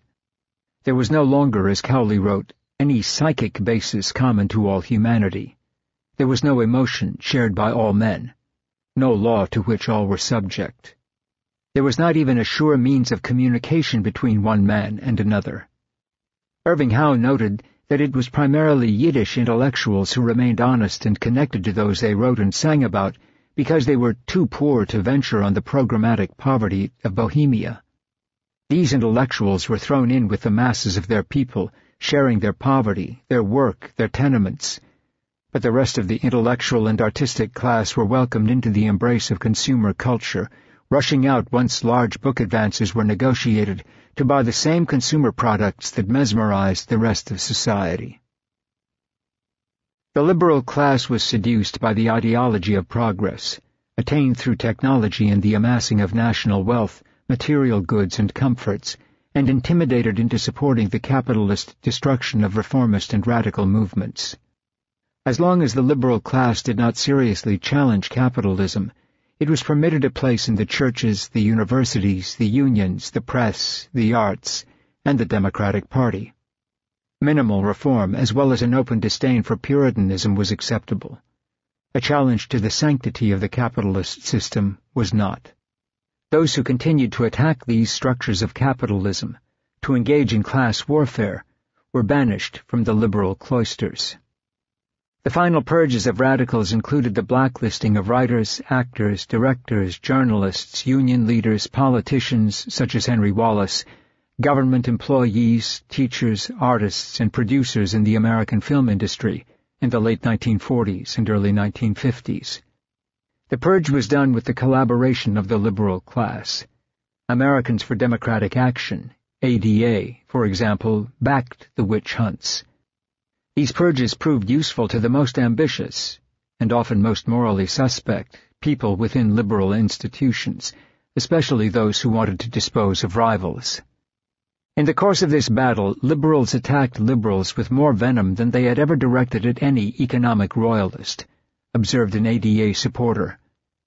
Henry Wallace, who ran for president as a third-party candidate in 1947 and 1948, and had been Franklin Roosevelt's vice president, was subjected to a vicious assault by the press and the liberal establishment.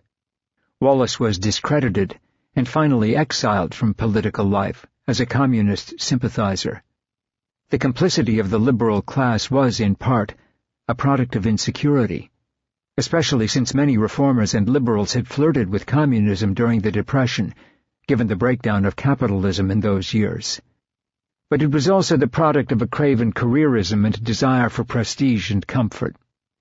The scurrilous newsletter Counterattack, published by a group of right-wing misfits, denounced what it called communist front groups, including the Progressive Citizens of America, which it called the biggest communist front, the Methodist Federation for Social Action, the Consumers Union, the National Lawyers Guild, and the Allied Labor News.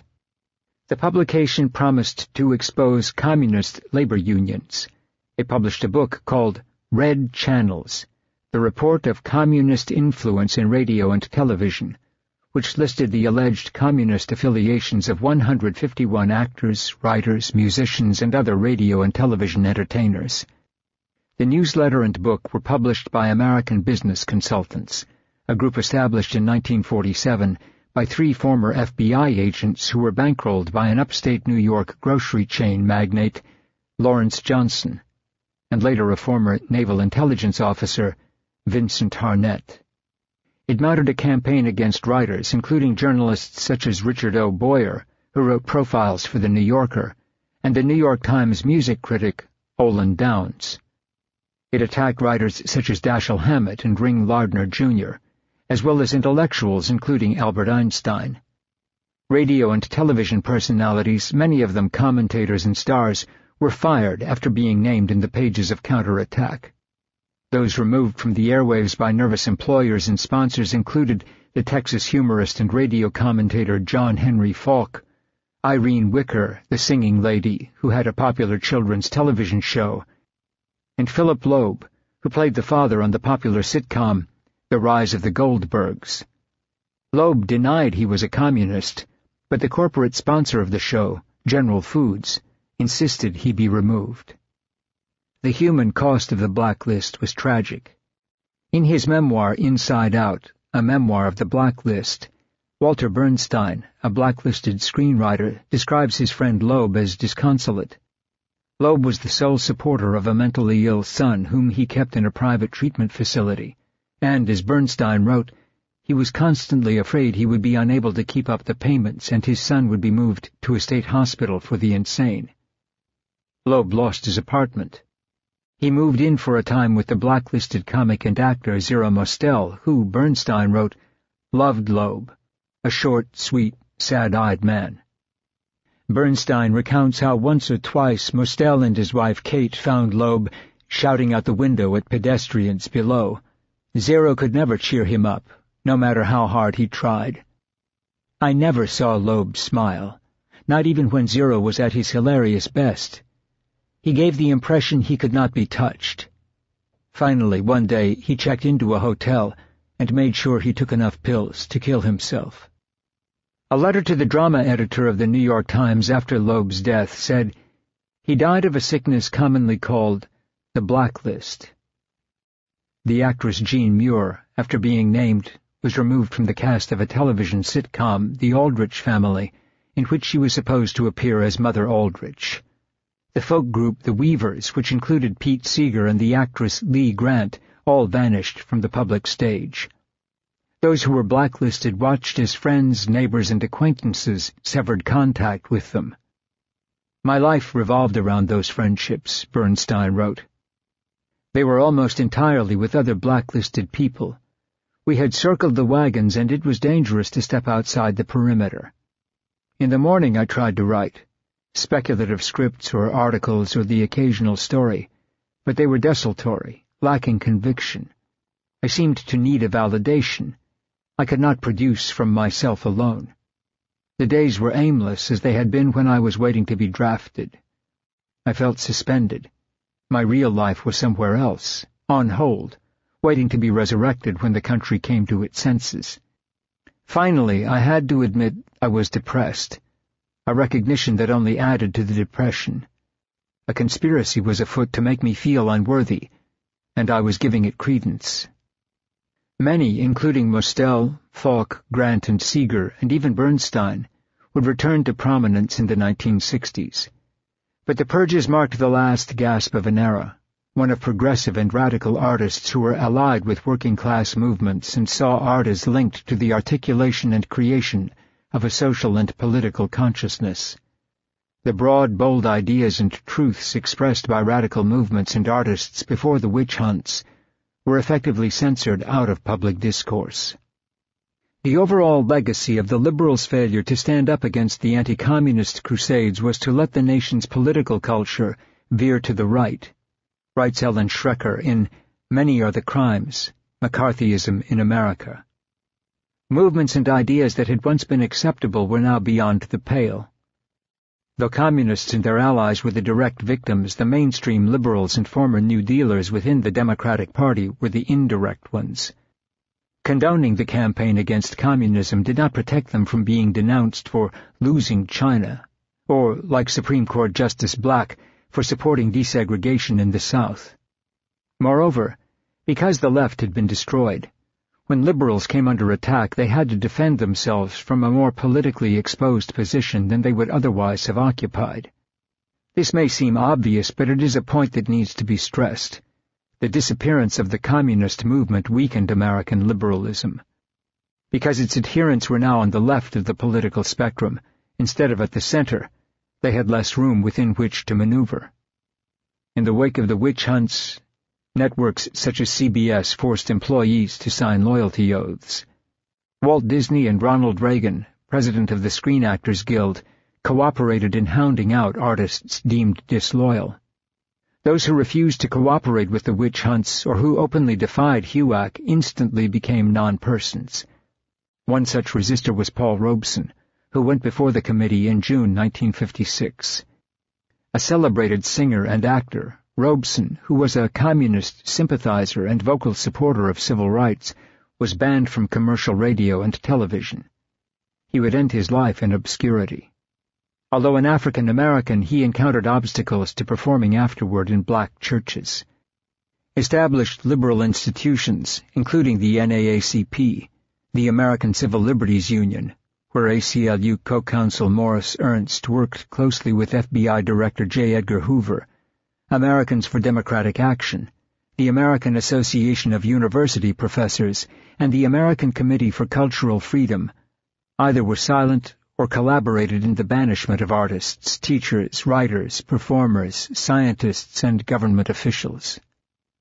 The widespread dismissals of professors, elementary and high school teachers, and public employees, especially social workers whose unions had advocated on behalf of their clients, were often carried out quietly.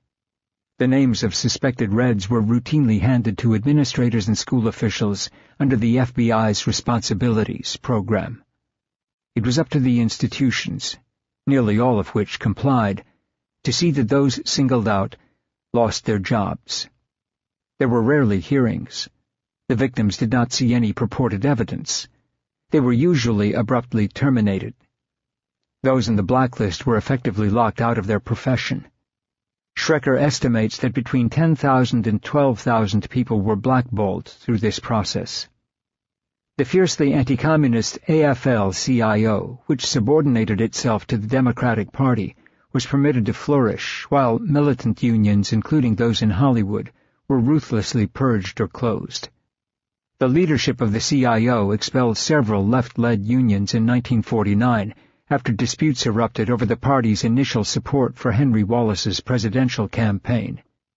The CIO used the threat of further expulsions to stifle internal debate and discredit radicals, including anarchists, socialists, pro-Soviet communists, Trotskyists, and others who once played a vital role within the labor movement. Unions, formerly steeped in the doctrine of class struggle and filled with those who sought broad social and political rights for the working class, collaborated with the capitalist class and merged with the liberal establishment. The embrace of fanatical anti-communism was, in essence, an embrace of the suspension of civil liberties, including freedom of speech and the right to organize, values the liberal class claimed to support.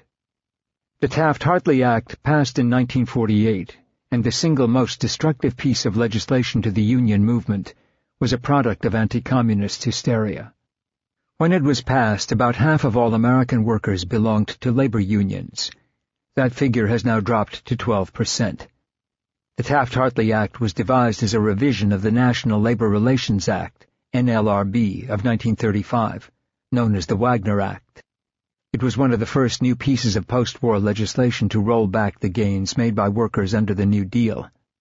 The Wagner Act, known as the Labor Bill of Rights, had created the NLRB, and it forbade employers from engaging in unfair labor practices. Although the gains by workers were made primarily in the North, since Southern whites sought to block union organizing among blacks, the NLRB represented a major achievement for working men and women.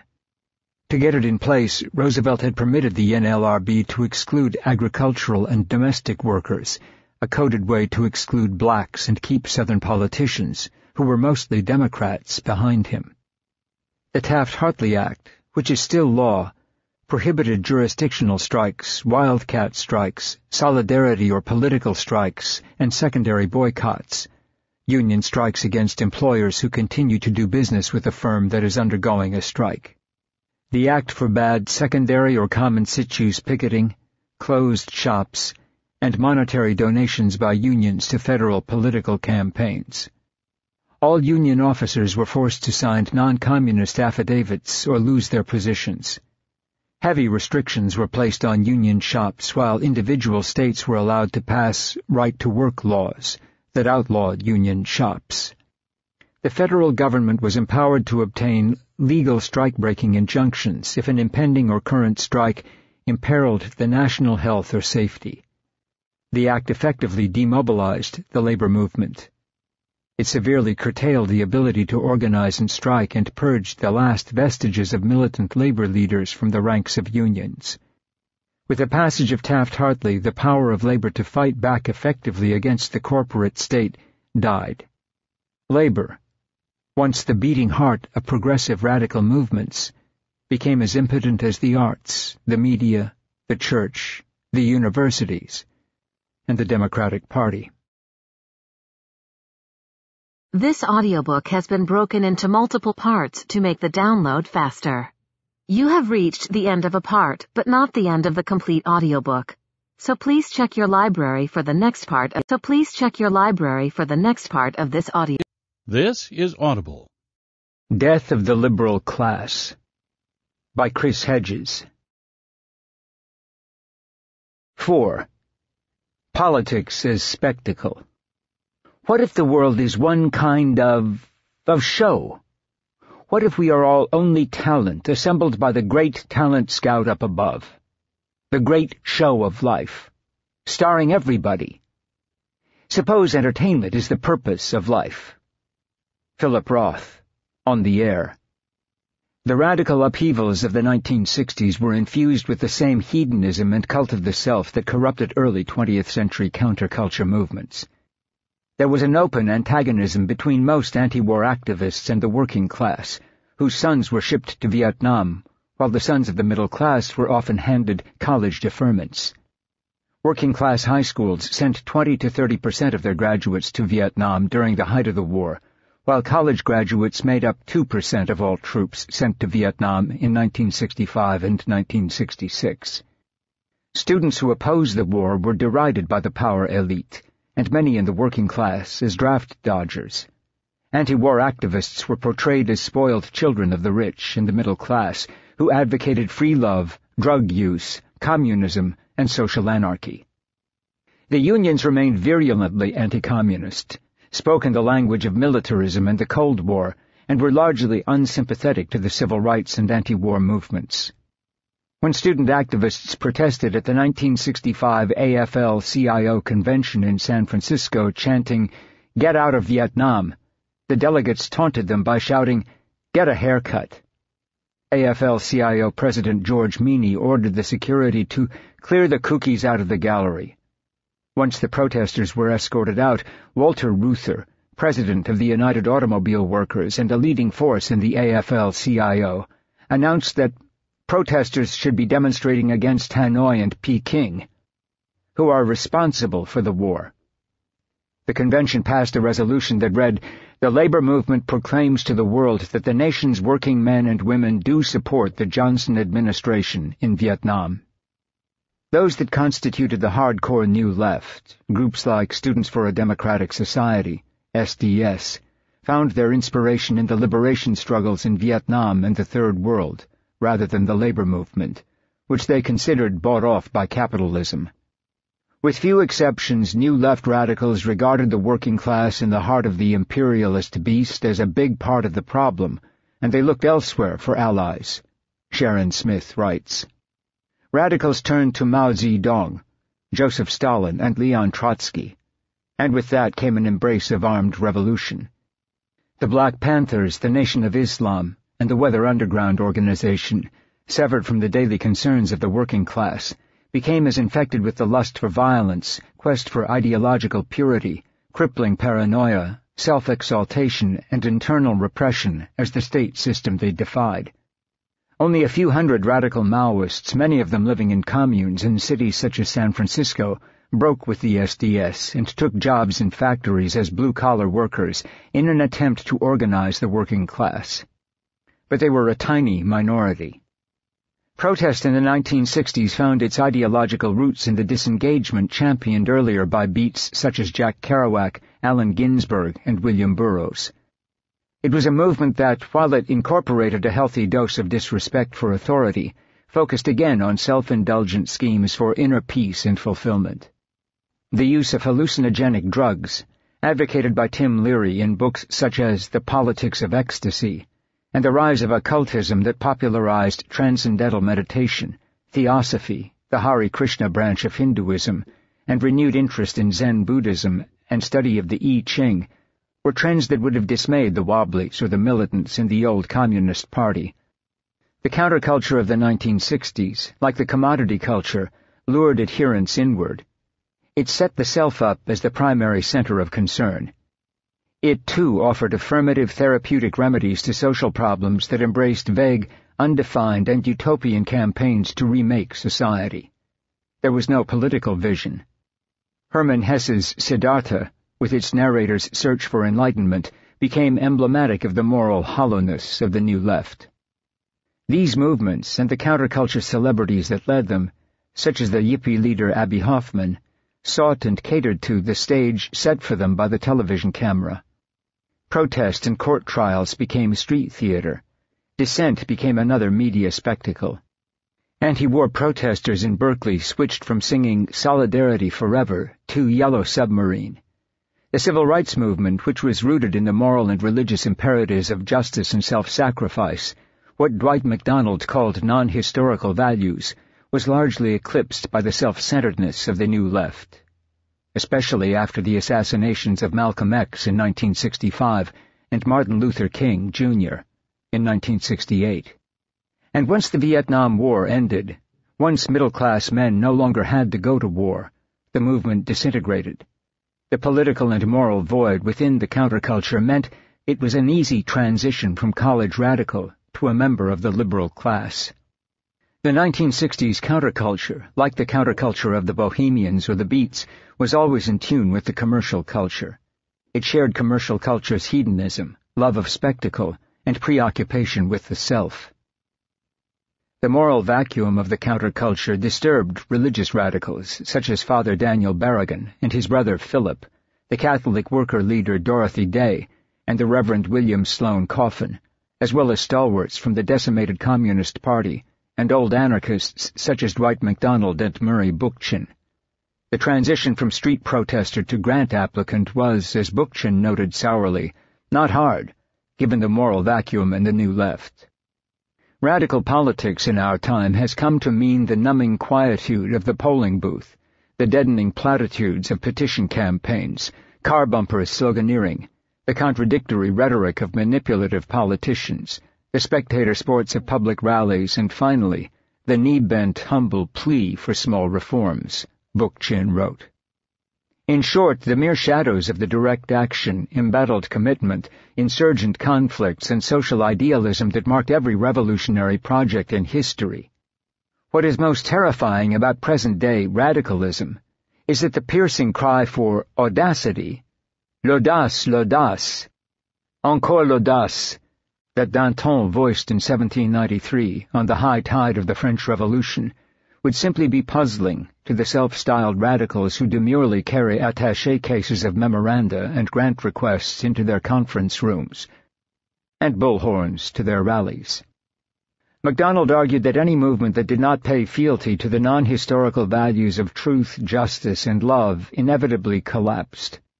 Once any class bowed to the practical dictates required by effective statecraft and legislation, or the call to protect the nation, it lost its voice.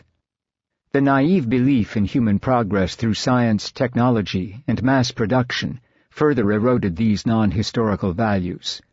The choice was between serving human beings and serving history, between thinking ethically and thinking strategically. MacDonald criticized Marxists for the same reason he criticized the liberal class. Both subordinated ethics to another goal. By serving history and power, the liberal class, like the Marxists, surrendered their power and moral authority to the state. The capitulation of the liberal class, as Irving Howe noted, has bleached out all political tendencies. It becomes a loose shelter, a poncho rather than a program. To call oneself a liberal, one doesn't really have to believe in anything. In Exile's Return, Malcolm Cowley argues, like MacDonald and Howe, that the cultural and religious reformers of the early 20th century unwittingly laid the foundations for their own dissolution. By extolling the power of the state as an agent of change, by accepting that increased comfort and consumption were the defining measures of human progress, they abetted the consumer society and the cult of the self, as well as the ascendancy of the corporate state.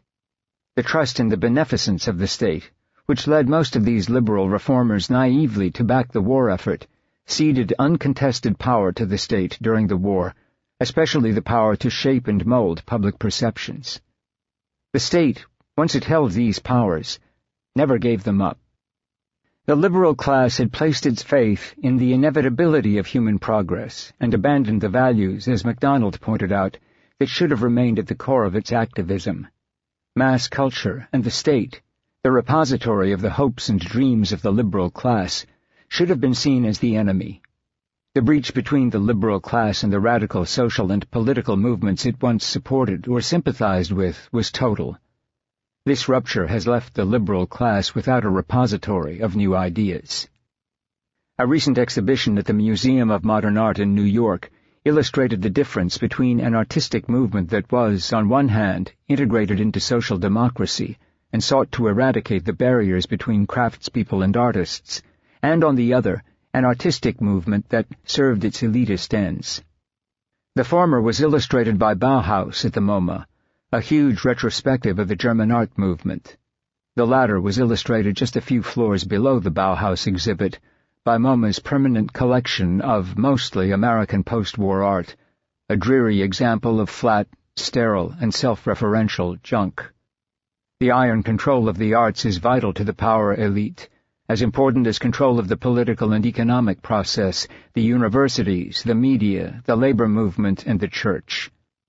Art gives people a language by which they can understand themselves and their society, and the corporate power structure was determined to make sure artists spoke in a language that did not threaten their entitlement.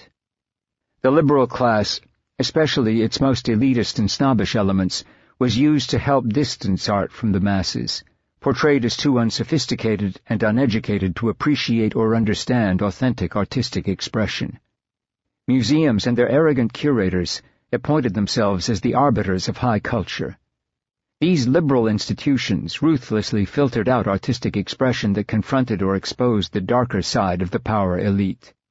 The great philanthropic families, the Rockefellers, the Whitneys, the Paleys, the Blisses, the Warburgs, and the Lewisons, many of whom also funded major universities, created the country's most important museum collections.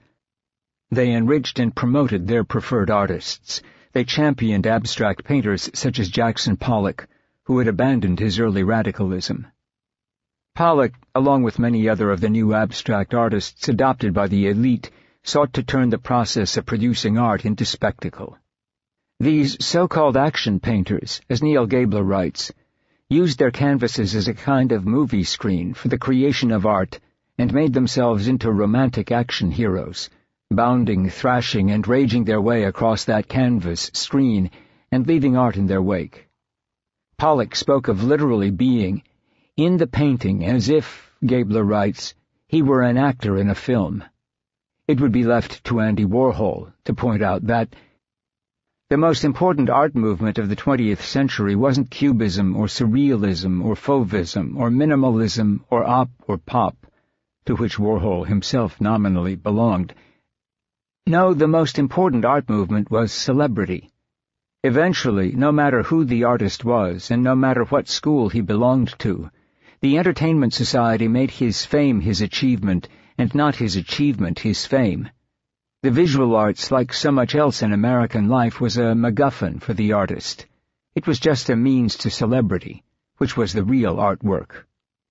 Wealthy art patrons backed organizations such as the Federation of Modern Painters and Sculptors, set up to counter the politically active Artists' Congress. The Federation of Modern Painters and Sculptors was, as Max Kozloff wrote, interested more in aesthetic values than in political action.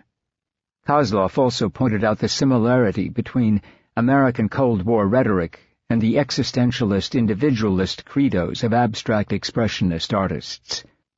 Artistic expression became as domesticated and depoliticized as union activity, journalism, scholarship, and political discourse. The alleged separation of art from politics, proclaimed throughout the free world, with the resurgence of abstraction after World War II, was part of a general tendency in intellectual circles towards objectivity, wrote the art historian Evan Cockcroft. So foreign to the newly developing apolitical milieu of the 1950s was the idea of political commitment, not only to artists but also to many other intellectuals, that one social historian, Daniel Bell, eventually was to proclaim the post-war period as the end of ideology. Abstract expressionism neatly fits the needs of this supposedly new historical epoch. By giving their painting an individualist emphasis and eliminating recognizable subject matter, the abstract expressionists succeeded in creating an important new art movement. They also contributed, whether they knew it or not, to a purely political phenomenon, the supposed divorce between art and politics, which so perfectly served America's needs in the Cold War. Art schools have become as utilitarian as journalism schools. As the art historian Carol Becker notes, art schools train students not to be powerful in society, but to fit into the art world, but not into the world as it exists. You can see it in our public school system, where art is marginalized almost as some sort of leisure activity.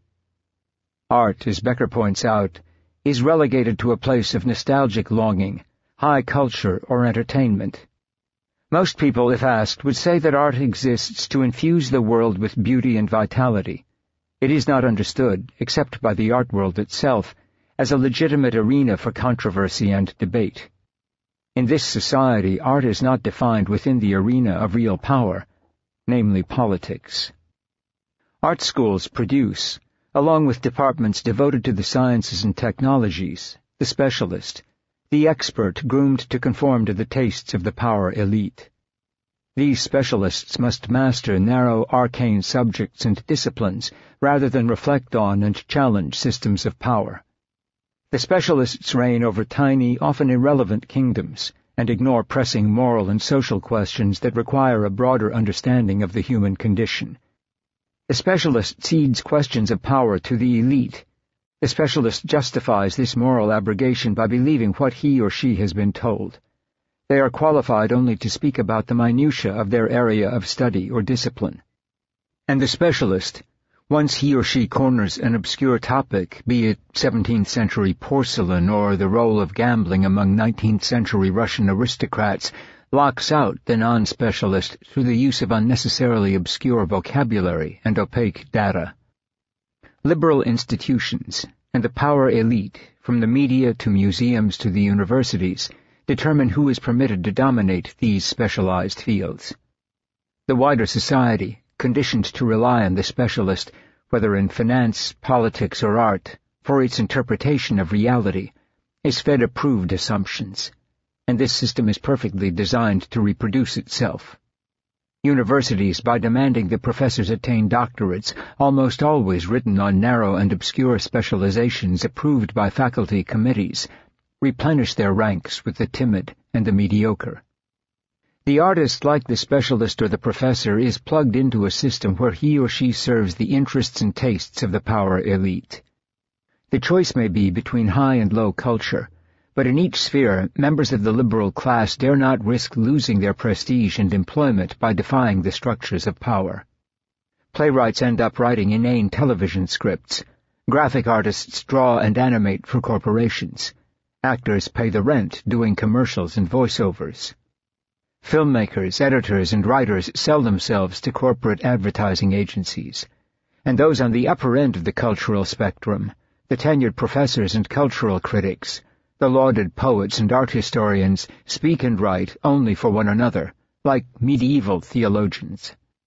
Artistic expression, like scholarship, is sustained by a system of interlocking exclusive guilds, and those who insist on remaining independent of these guilds, such as the documentary filmmaker Fred Wiseman, are locked out. Those who write, think, paint, film, or sculpt in ways that defy the specialists or the demands of commercialized mass culture must break from the institutions run by the liberal class.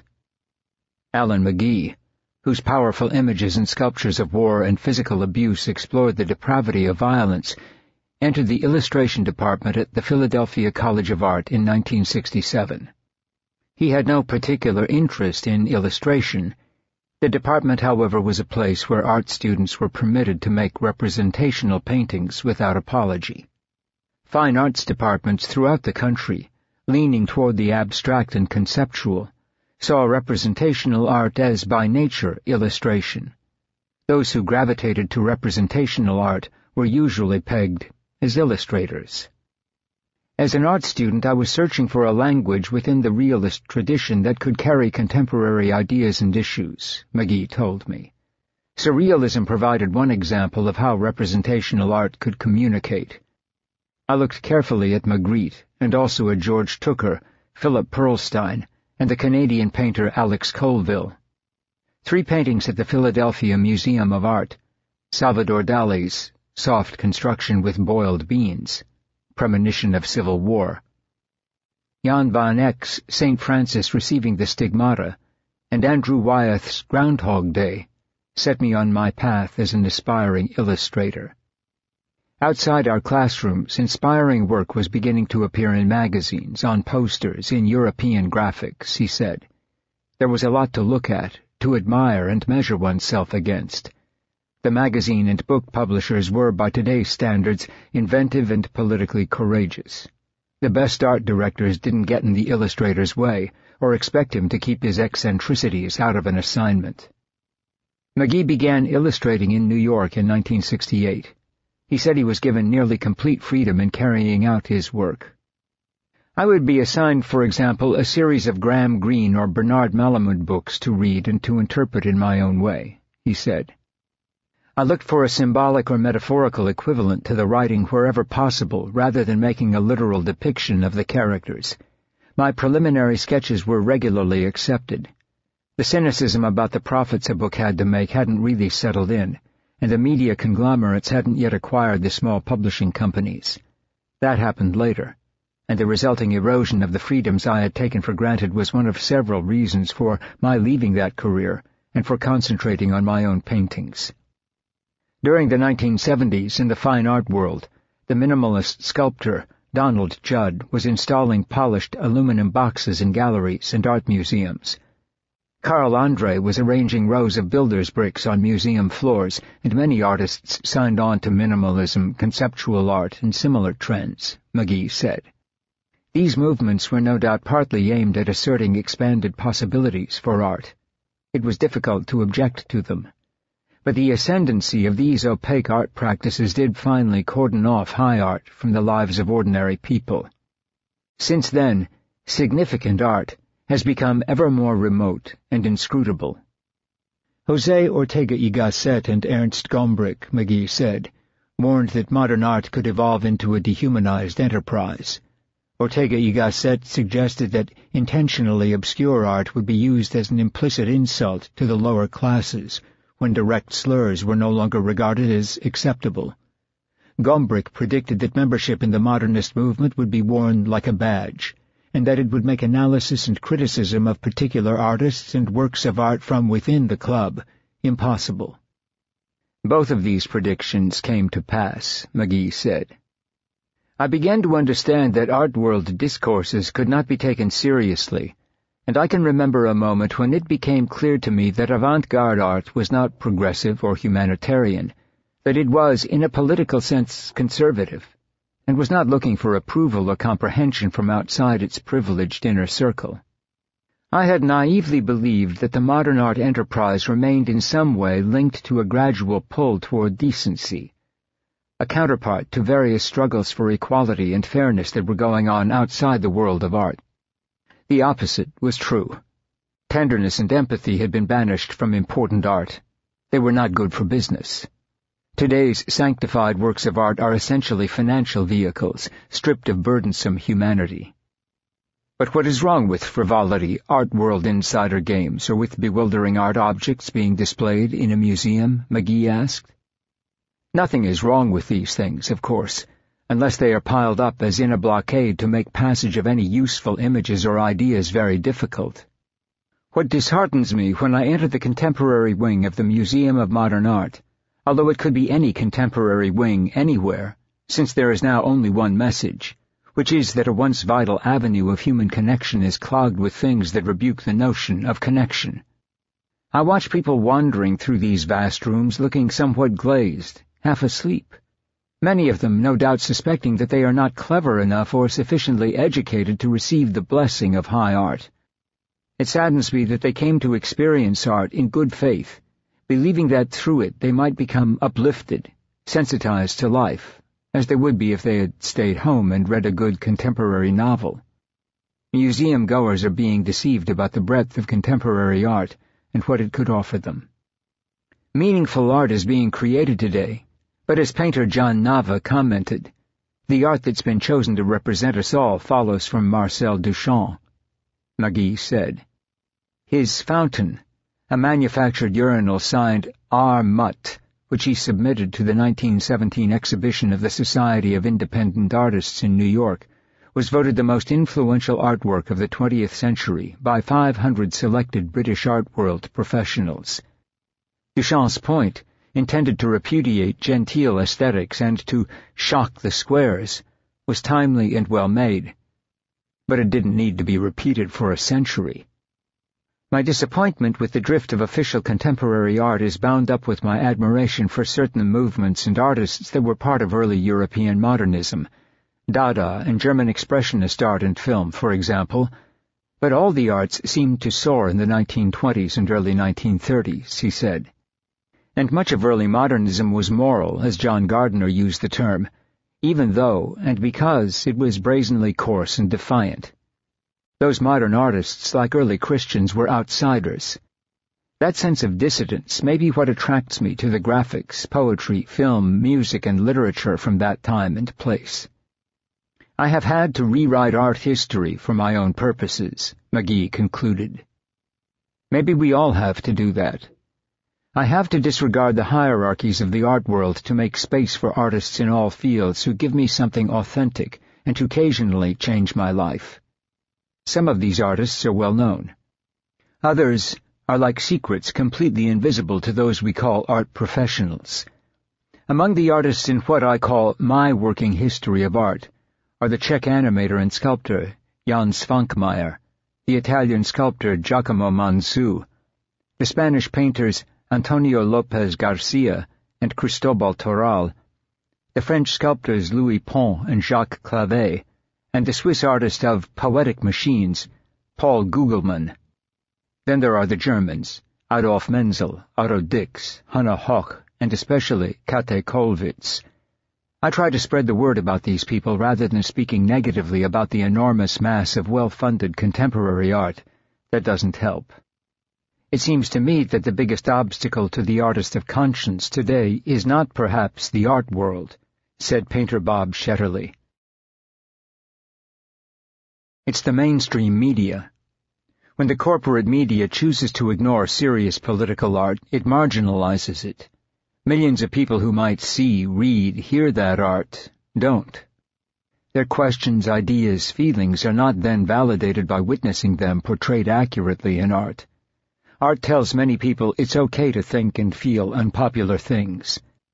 Without that assurance, people are often isolated with their own perception of reality, and will retreat to official conformity and the comfort of patriotism, even when it betrays the ideals it is meant to support. I often think of the music of the 1960s, Phil Ochs, Dylan, Joan Baez, Odetta, Peter, Paul and Mary, etc., Shetterly said. That music about civil rights and the illegitimacy of the Vietnam War was everywhere. The corporate media had not yet learned that simply by not playing that music they could severely limit the spread of ideas. Millions of young people were radicalized to act for political causes, not by reading essays and taking courses, but by the spurring of art. Art told them their consciences were right. They could trust Bob Dylan, and not LBJ or Nixon. Try to imagine the civil rights or the anti-war movements without the music. This lesson was not lost on the corporate media after the 1960s, Shetterly said. If their intent was to build a consensus good for profit, and that profit derived from war, exploitation, and imperialism, all they had to do was not report on or play art that carried a message of peace and resistance. It's not censorship. The artists are free to speak and produce, but not many people will know about it. And because the corporate media, our sanctified free press, is now clearly part of the mechanism of propaganda for the military-industrial congressional complex, artists have to attack the press as much as the war profiteers and elected liars, and thus have even less likelihood of being reported on. The media hates to have its biases exposed. Shetterly's portrait series of radical Americans from Sojourner Truth to Cindy Sheehan, called Americans Who Tell the Truth, have been held at arm's length by the media. I call lies lies, not differences of opinions, Shetterly said. I call war crimes crimes, not mistakes. I call complicity of the media in lies and crimes just that. I point out that there has been, and is, frequently, a profound antagonism between democracy and capitalism. Part of the bias against art of conscience in the art world comes from a serious belief that art has something to do with affirming our deepest humanity, our sense of beauty, our spiritual connections, our finest aspirations, Shetterly said. Political art may call us to argue, be divisive, when we should be meditating. Shouldn't art be a refuge, a place for persistent reflection on the finer things? It is my belief that art should be and can be many things. If it is about beauty, it must also be about truth, even when that truth is ugly and anathema to the beautiful and powerful. A beautiful still life is never, in a certain sense, irrelevant. But if the survival of human life is in jeopardy, maybe it's important that some artists explore why with all of the urgency and truth that they can bring to bear. It's curious that we live at a time when art is often described as literally anything the artist or the critic says it is, Shetterly said. The media accepts this definition, except when the art's political. When we think about societies and civilizations of the past, what do we know about them? Carol Becker asked. We know them through their art, which is what endures and communicates the given psyche of the people at the time. When we look at art, we realize that the ideas we've taken from it define Western civilization, yet we devalue the place of the artist. We don't see what they do as legitimate, or even hard work. Take the artwork of South African artist William Kentridge. He lived and created works during the apartheid years. He had this ability to shift and pivot the world at a time when no one wanted to conform or question power. So often artists are the ones who go into difficult situations. Doctors and others go into difficult situations in communities too, but they don't make representations of those situations that transform how people see the world. All I'm saying is that I want artists to feel they could take leadership in the world, not that their work will simply be relegated to what we call the art world. To train someone to operate a lathe or to read and write is pretty much education of skill, C. Wright Mills wrote in The Power Elite. To evoke from people an understanding of what they really want out of their lives, or to debate with them stoic, Christian, and humanist ways of living, is pretty much a clear-cut education of values.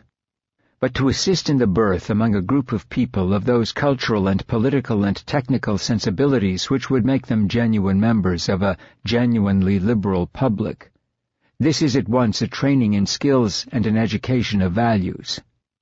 It includes a sort of therapy in the ancient sense of clarifying one's knowledge of oneself. It includes the imparting of all those skills of controversy with oneself, which we call thinking, and with others, which we call debate.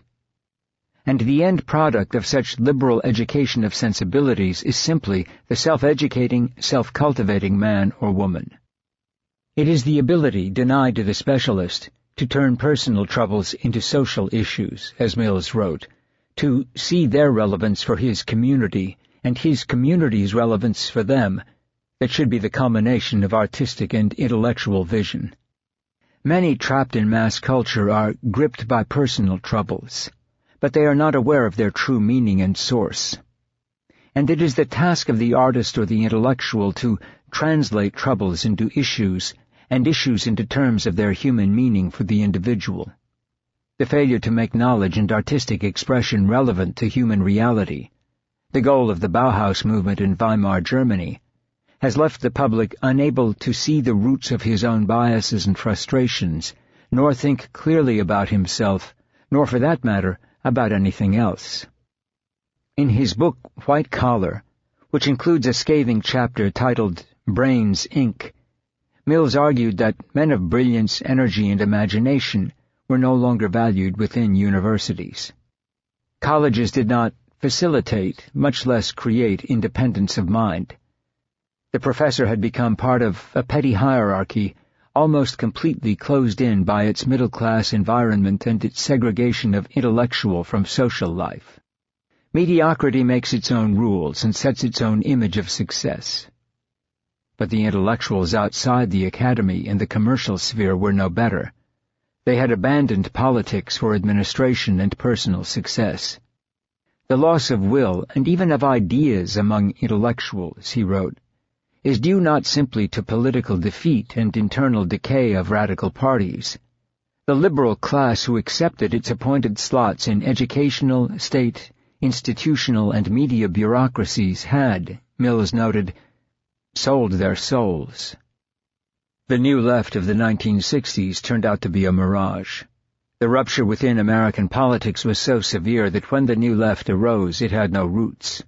It existed in a historical vacuum. The counterculture of the 1960s, although it attracted a wide following at the height of the Vietnam War, never replicated the power of the Popular Front of 1930s, which had included the working class and mixed social, labor, and political movements. The New Left that rose in the 1960s was, as the historian Ellen Schrecker writes, a fractured, deracinated movement that could never reconstruct the ideological and cultural unity of its predecessors, or overcome its own divisions. Even today, what passes for the left, the identity politics that all too often segregates rather than unifies its adherents, lacks the sense of interconnectedness that disappeared with the lost world of American communism. Protests, rather than disrupt manufacturing or the systems run by the power elite, usually became, as happened in the protests during the Chicago Democratic Convention in 1968, a media spectacle. The left and the right played their roles before the cameras. Politics had become theater. The militancy of previous generations had been erased from collective consciousness. The counterculture, like the beats before them, busied itself with disengagement rather than transformation. The appearance of decent and honorable political figures such as George McGovern and Eugene McCarthy may have offered a moment of hope, but the traditional Democratic establishment not only colluded with Richard Nixon to crush McGovern in the 1972 presidential election, but also swiftly rewrote party nominating rules so a McCarthy or a McGovern would never again be able to get the nomination. By now, the domesticated liberal class, represented in the political arena by the Democratic Party, needed no prompting to defend the interests of the power elite. It was a full member of the club. By the 1980s, the political sterility of the New Left found its academic expression in the embrace of French post-structuralist literary and cultural theory. The charade of protest was matched in the university by the charade of radical analysis.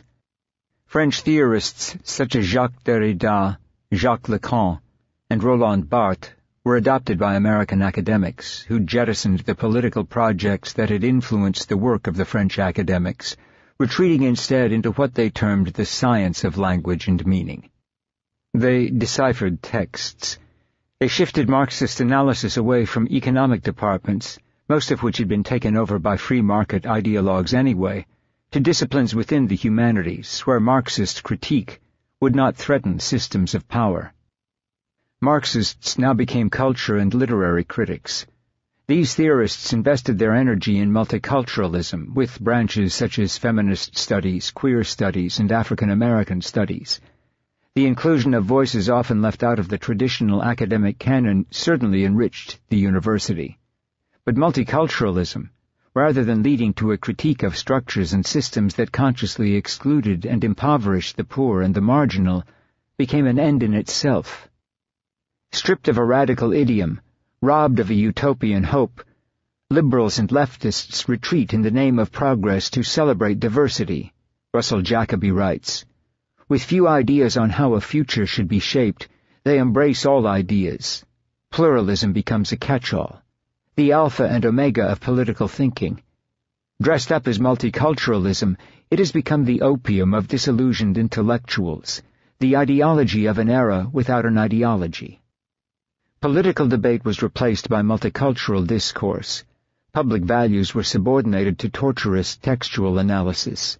There was nothing worth investigating, these post-structuralists insisted, outside of the text. This new group of radical theorists, including Gayatri Spivak, a post-colonial theorist, Paul Beauvais, the editor of the journal Boundary 2 and an English professor at the University of Pittsburgh, J. Hillis Miller, then of Yale, Gregory Ulmer of the University of Florida, and Marxist cultural historian Frederick Jameson, typified the trend. They wrap ideas in a language so obscure, so abstract, so preoccupied with arcane theory that the uninitiated cannot understand what they write. They make no attempt to reach a wider audience or enrich public life. Compared to the last generation of genuine independent public intellectuals, Jane Jacobs, Paul and Percival Goodman, William H. White, Lewis Mumford, C. Wright Mills, and Dwight MacDonald, they have produced nothing of substance or worth. Their work has no vision, other than perhaps calling for more diverse voices in the academy. It is technical, convoluted, self-referential, and filled with so much academic jargon that it is unreadable. This is a sample of what post-structuralists, in this case Jameson, believe passes for lucid thought. In periodizing a phenomenon of this kind, we have to complicate the model with all kinds of supplementary epicycles. It is necessary to distinguish between the gradual setting in place of the various, often unrelated, preconditions for the new structure, and the moment, not exactly chronological, when they all gel and combine into a functional system.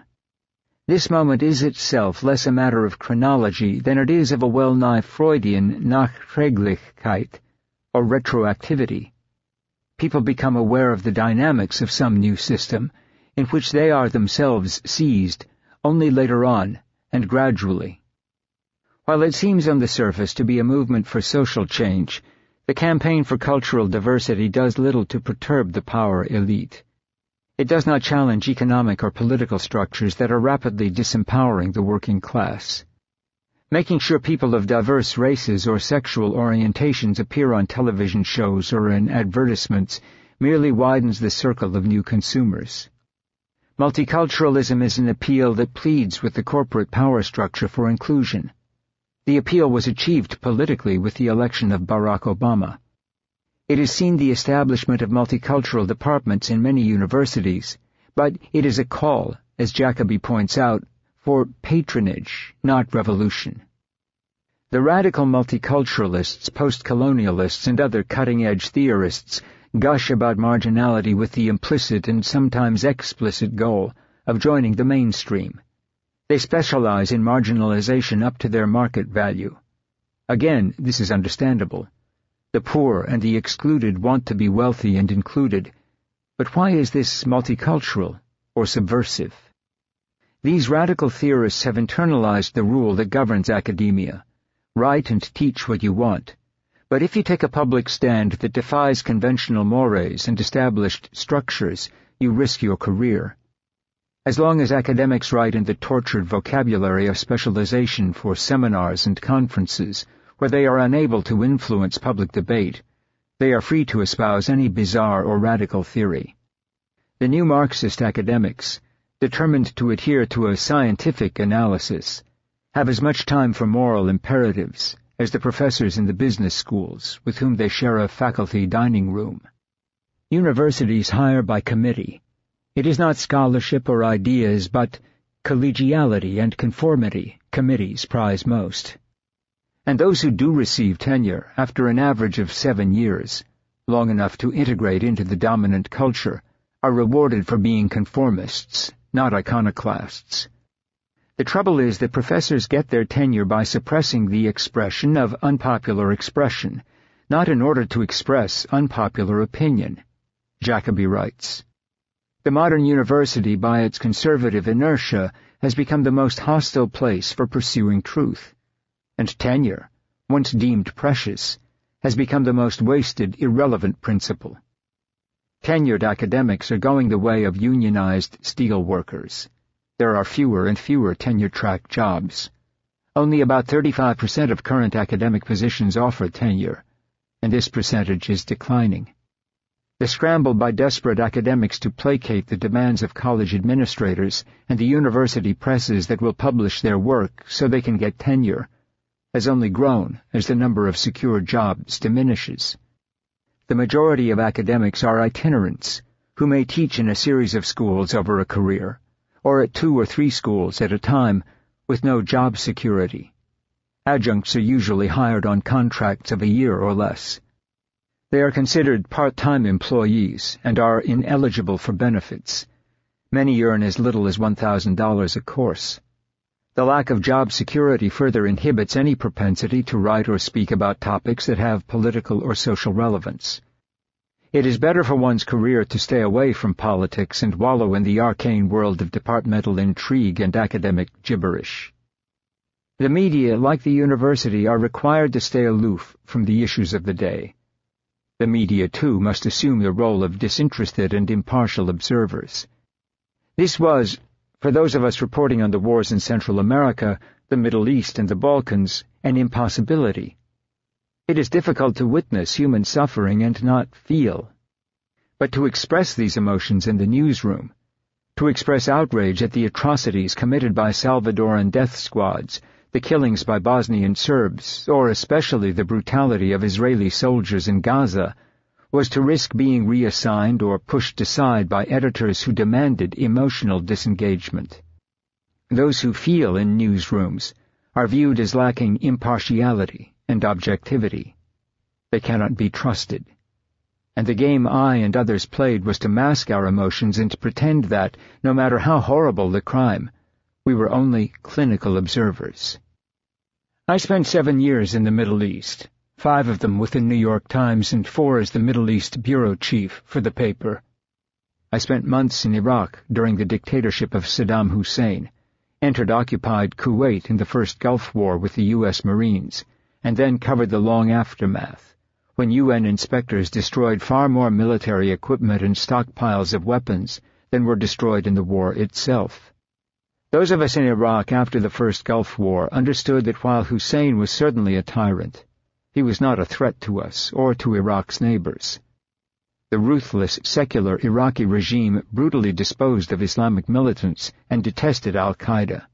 It was a country so torn by ethnic antagonisms that any notion of creating a unified, functioning democracy following an invasion and occupation was laughable. It was clear to all Arabists, including those in the State Department, the intelligence community, and the Pentagon, that we would not be greeted as liberators if we invaded, that the oil revenues would never pay for the reconstruction, and that democracy was not going to be implanted in Baghdad and radiate outward across the Middle East. But to repeat these simple truths, which I did repeatedly in public forums before the war began, inflicted career wounds that saw me expelled from the New York Times, one of the liberal class's most revered institutions. My public stance against the war, repeated on national programs from Charlie Rose to NPR's Fresh Air with Terry Gross, angered the editors, who argued that, as a news reporter, I had a duty to remain neutral. The final confrontation with the Times was sparked by events in Rockford, Illinois, at Rockford College, where I had been invited to give the 2003 commencement address. I stood before about 1,000 guests in May and spoke about the war. George W. Bush, decked out in a flight suit, had landed on the aircraft carrier USS Lincoln a couple of weeks before, and spoken under a banner that read, "Mission Accomplished." The address, built around my book, War is a Force That Gives Us Meaning, was a harsh critique of empire and war. I walked to the podium at the end of the line of faculty. I wore a black academic gown and a borrowed hood with enough crimson in it to approximate my Harvard Divinity School colors. It was a windy day. I clutched the papers of my talk. The students in the front and the audience behind them sat in neat rows of folding chairs. There were black speakers mounted on poles to broadcast the talk. I want to speak to you today about war and empire, I began. The killing, or at least the worst of it, is over in Iraq, although blood will continue to spill, theirs and ours. Be prepared for this, for we are embarking on an occupation that, if history is any guide, will be as damaging to our souls as it will be to our prestige, power, and security. But this will come later as our empire expands. And in all this we become pariahs, tyrants to others weaker than ourselves. Isolation always impairs judgment, and we are very isolated now. We have forfeited the goodwill, the empathy the world felt for us after 9/11. We have folded in on ourselves. We have severely weakened the delicate international coalitions and alliances that are vital in maintaining and promoting peace. And we are part now of a dubious troika in the war against terror with Vladimir Putin and Ariel Sharon, two leaders who do not shrink in Palestine or Chechnya from carrying out gratuitous and senseless acts of violence. We have become the company we keep. The censure and perhaps the rage of much of the world, certainly 1/5 of the world's population which is Muslim, most of whom, I will remind you, are not Arab, is upon us. Look today at the 14 people killed last night in several explosions in Casablanca. And this rage, in a world where almost 50% of the planet struggles on less than $2 a day, will see us targeted. Terrorism will become a way of life. At this point the crowd, restless and uneasy, began to mutter protests.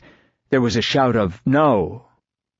And when we are attacked, we will, like our allies, Putin and Sharon, lash out with greater fury.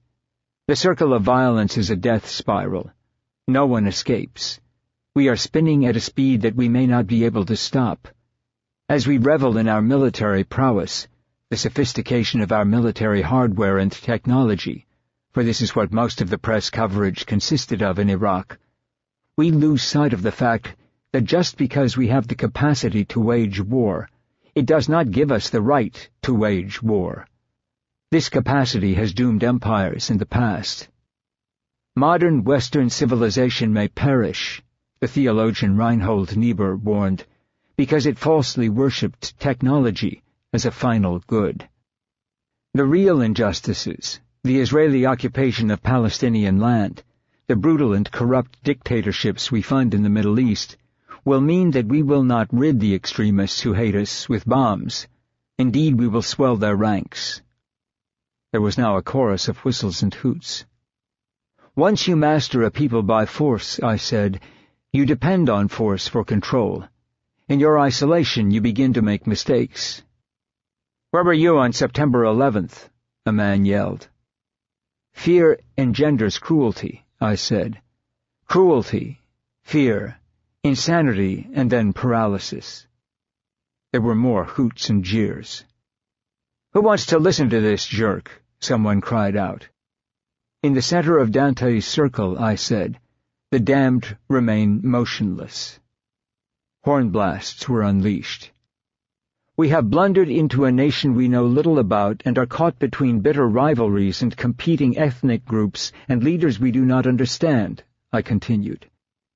We are trying to transplant a modern system of politics invented in Europe, characterized among other things by the division of Earth into independent secular states based on national citizenship, in a land where the belief in a secular civil government is an alien creed. Iraq was a cesspool for the British when they occupied it in 1917. It will be a cesspool for us as well. God bless America, a woman cried. I continued. The curfews, the armed clashes with angry crowds that leave scores of Iraqi dead, the military governor, the Christian evangelical groups who are being allowed to follow on the heels of our occupying troops to try and teach Muslims about Jesus, the occupation of the oil fields. The microphone went dead. I stood looking out at the angry crowd, the wind whipping down the hillside. There were some people standing in the front. One woman was weeping. The crowd grew more agitated, and several people rose to sing, "God Bless America." "Who wants to listen to this jerk?" a woman shouted. I had to cut short my address and was removed by security before the awarding of the diplomas. The event dominated the broadcasts of the trash-talk right-wing commentators, from Rush Limbaugh to Fox News analysts. Clips of me being heckled and jeered, taken from home videos, were played repeatedly on the cable shows. The Wall Street Journal published an editorial denouncing me as an elitist and a pacifist and condemned my talk. The local paper, the Rockford Register-Star, reported my address with the headline, "Speaker Disrupts RC Graduation." War, and especially war in the Middle East, were not abstractions to me. I spoke out of a reality few Americans understood, but my editors at the New York Times were furious. I had crossed the line once too often. I had dared to feel, to make a judgment, and to think independently. I was called into the Times offices at 229 West 43rd Street by an assistant managing editor, Bill Schmidt, and given a written reprimand for public remarks that could undermine public trust in the paper's impartiality. The procedure meant that, under the rules established with the Newspaper Guild of New York, the next time I spoke out against the war, I could be fired. If I had repeated the mythic narrative of America, the narrative embraced by the power elite and the liberal institutions that serve them, the talk would not have attracted notice. If I had told the graduates that America was a great and noble country, that we were spreading democracy and virtue throughout the world, that globalism was empowering and enriching the world's poor, and that American soldiers were sacrificing their lives for our freedom and security, none of it would have been deemed controversial or political. The public statements of support for the invasion of Iraq by fellow reporter John Burns did not see him ousted from the paper. The approved mythic narrative is neutral and apolitical because it serves the empowered classes.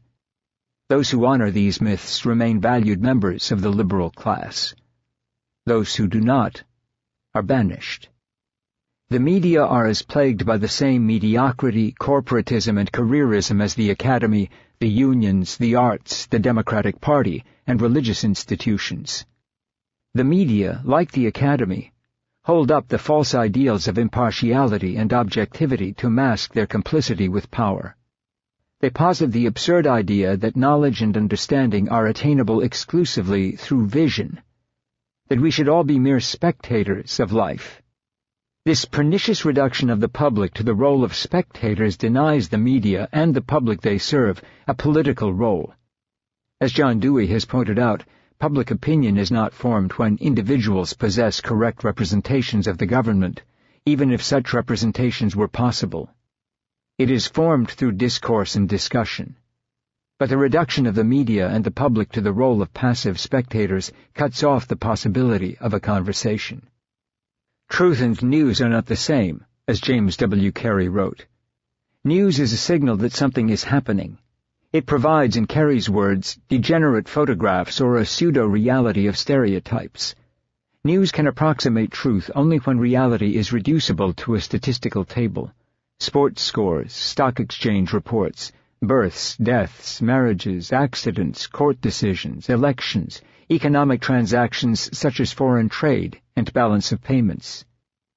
The divorce of truth from discourse and action, the instrumentalization of communication, has not merely increased the incidence of propaganda, Carey wrote. It has also disrupted the very notion of truth, and therefore the sense by which we take our bearings in the world is destroyed. Journalists, however, unlike academics, have to intersect with the public. They write and speak to be understood, and for this reason they are more powerful and more closely monitored and controlled than other writers and speakers. The commercial media, as C. Wright Mills pointed out, are essential tools for conformity. They impart to the public a sense of self. Media tell members of the public who they are. They tell them what their aspirations should be. They promise to help them achieve these aspirations.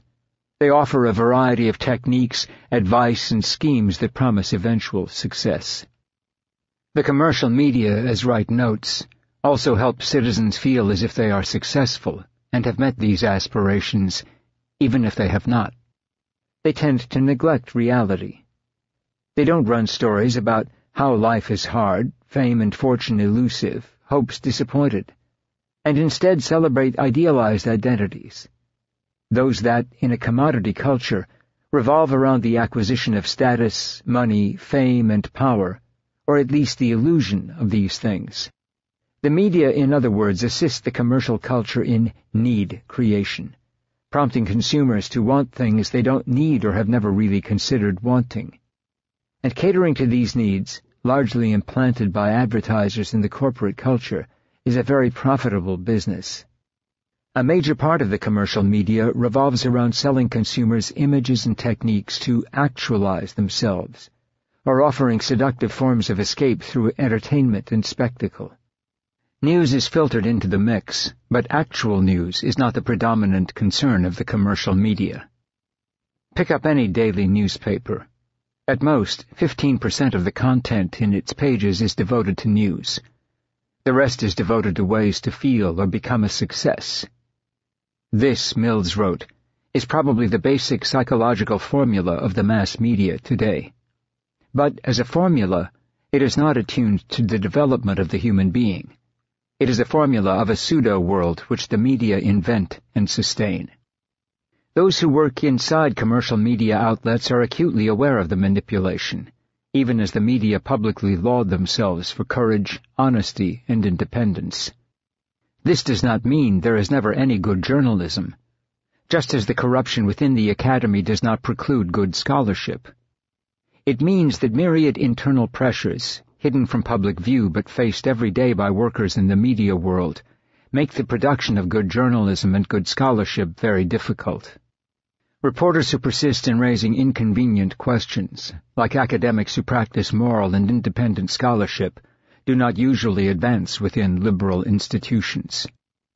I'd written an article about Colgate-Palmolive having gone through a process to rebrand a type of toothpaste that they had bought in Asia that was named Darky, remembered former New York Times reporter Doug McGill, who spent a decade at the paper. Procter & Gamble had bought this company, Hazel & Holly, which made the Darky toothpaste.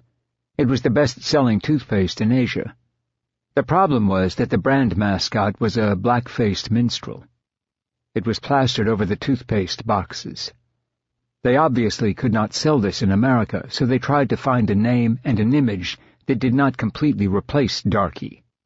It was too valuable as a brand, a name, and an image, but of course they wanted to erase the racist overtones. They eventually came up with Darlie.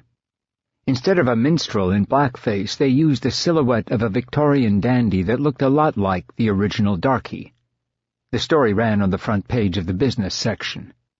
The morning that the piece appeared in the paper, I got a telephone call. I was sitting at my desk in the business section. It was the head PR guy for Procter & Gamble. I noticed the phone connection was scratchy. I asked him where he was calling from. He said, "I'm in a limousine.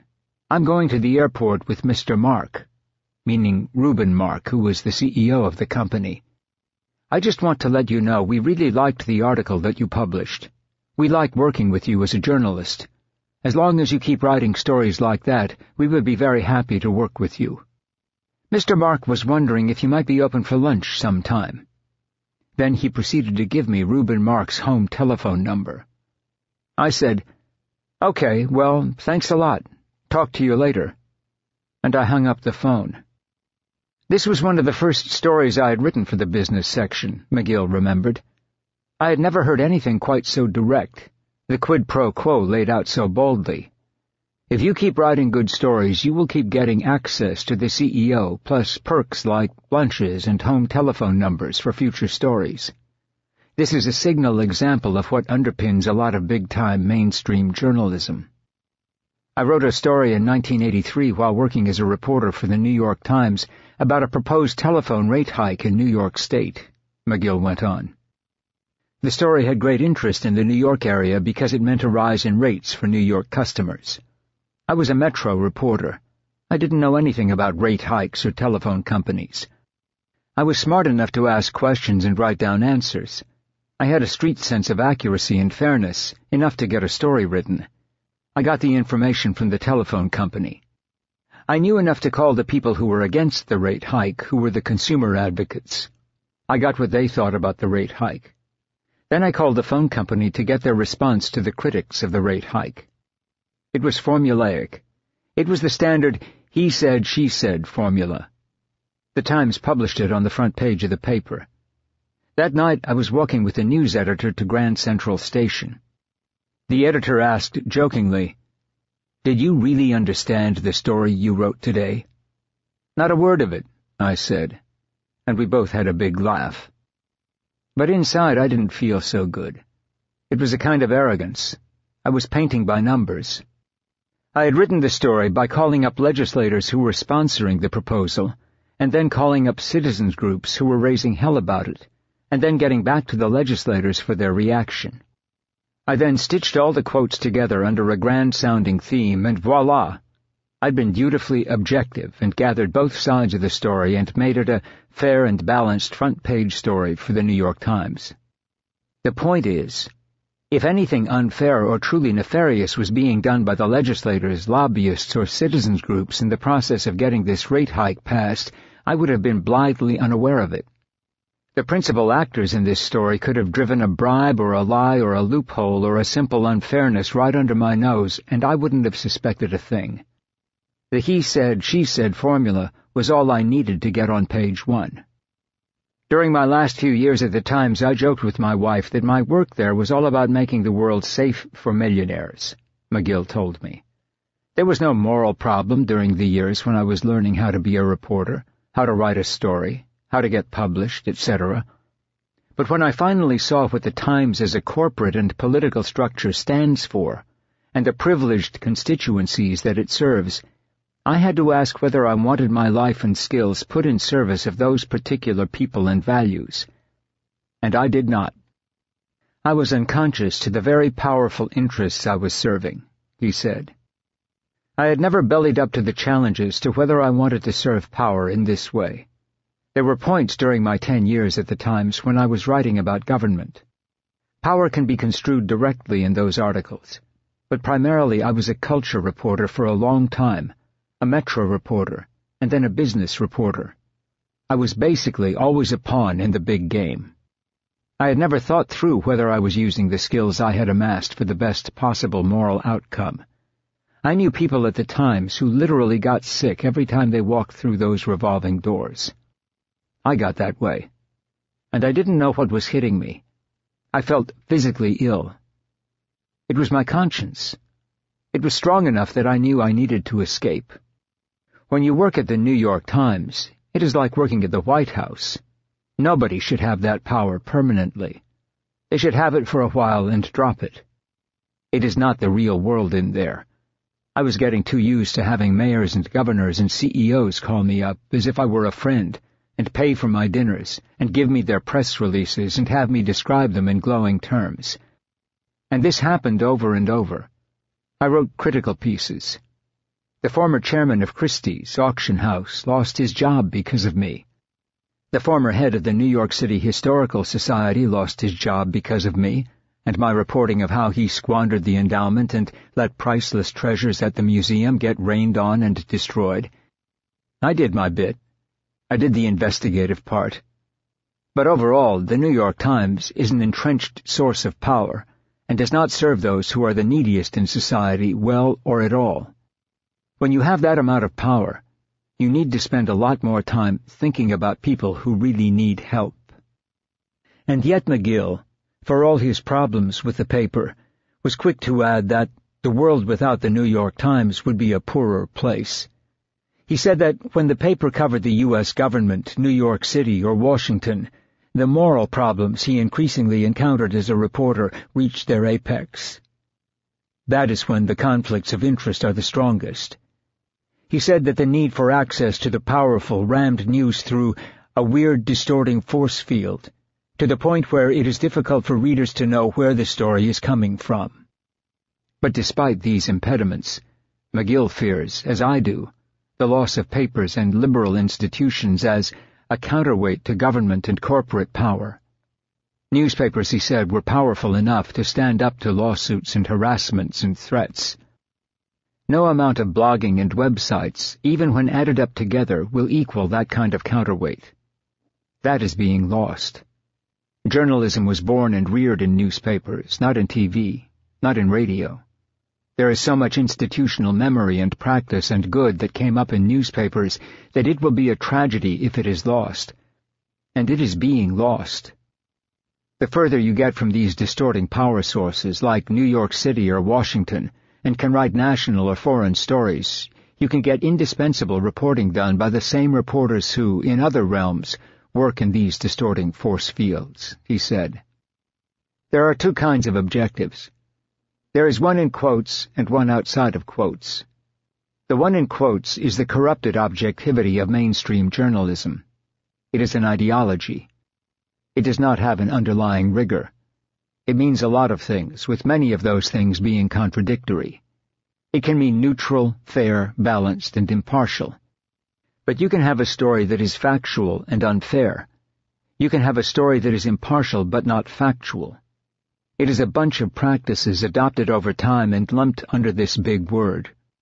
When you look at ideology, you see that unfortunately it is often serving laziness, rationalization, and above all, the commercial purpose of the newspaper, and not the discovery and presentation of the truth.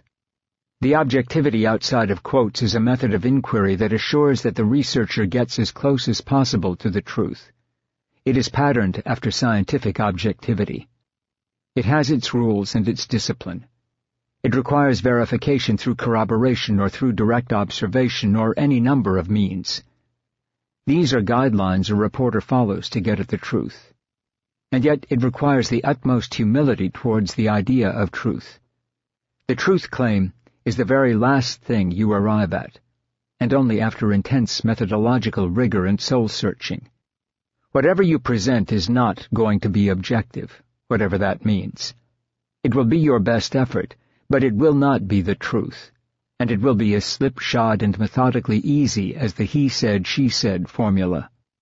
There are two types of objectivity, and like cholesterol, we want more of the good kind and less of the bad. Maybe there never was enough of the good objectivity to say that it is being lost with newspapers, but there are an awful lot of great reporters who are being lost. These great investigative journalists and reporters covering government, even if they were fighting with their newspapers against the things we talked about, they worked to get the truth into the paper.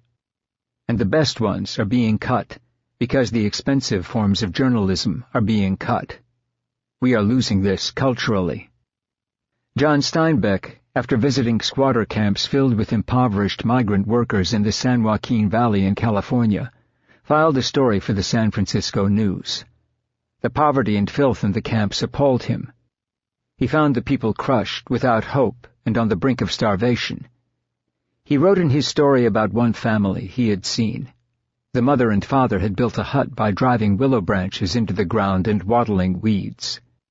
They had flattened tin cans and paper against them. The parents and 3 children, including a 3-year-old with a distended belly caused by malnutrition, slept together on an old piece of carpet inside the crude hut. The youngest child had a gunny sack tied around his waist for clothing, had not had milk for 2 years, and was slow in his reactions. In the News, Steinbeck wrote, "He will die in a very short time. The older children may survive. 4 nights ago the mother had a baby in the tent, on the dirty carpet. It was born dead, which was just as well because she should not have fed it at the breast. Her own diet will not produce milk. After it was born and she had seen that it was dead, the mother rolled over and lay still for 2 days. She is up today, tottering around. The last baby, born less than a year ago, lived a week. This woman's eyes have the glazed, faraway look of a sleepwalker's eyes. She does not wash clothes anymore. The drive that makes for cleanliness has been drained out of her, and she hasn't the energy. The husband was a sharecropper once, but he couldn't make it go. Now he has lost even the desire to talk. He will not look directly at you, for that requires will, and will needs strength. He is a bad field worker for the same reason.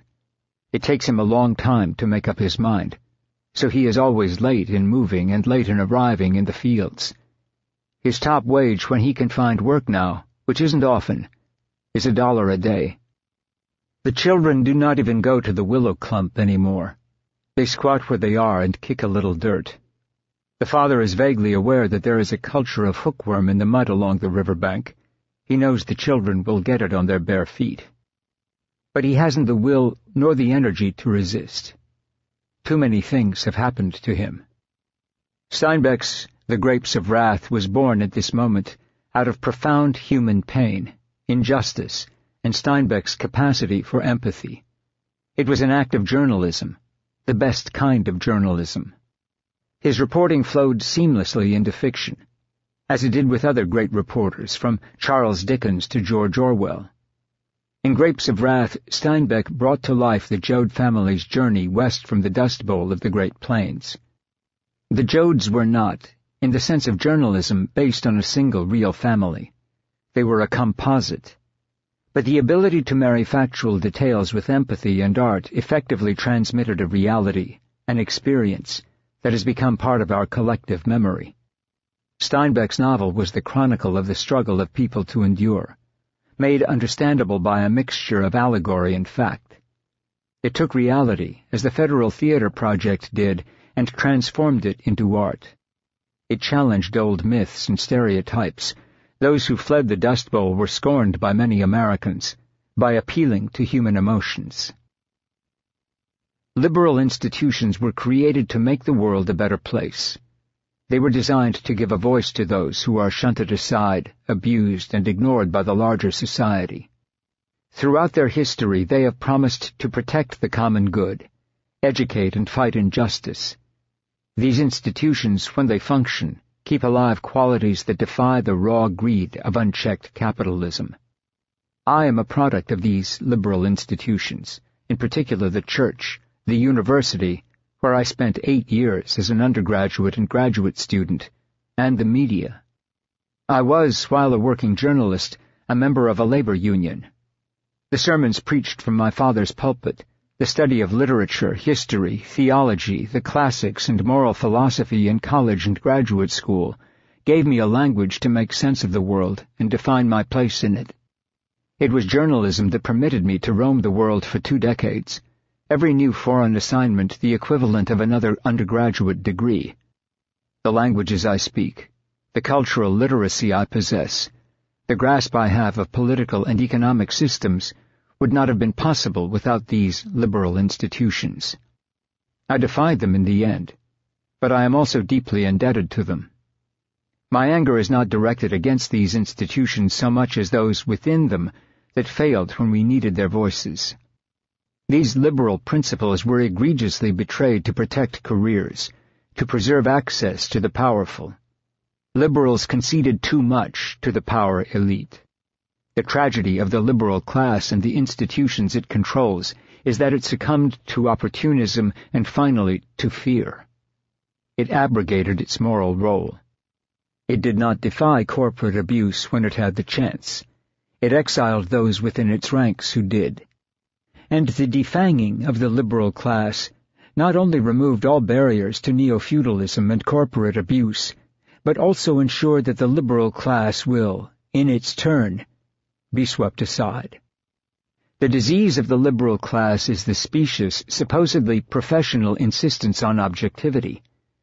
Before the rise of commercial newspapers, journals of opinion existed to influence public sentiment via arguments, not to stultify readers with lists of facts. Our oldest universities were formed to train ministers and inculcate into students the primacy of the common good. Labor unions had a vision of an egalitarian society that understood the inevitability of class struggle.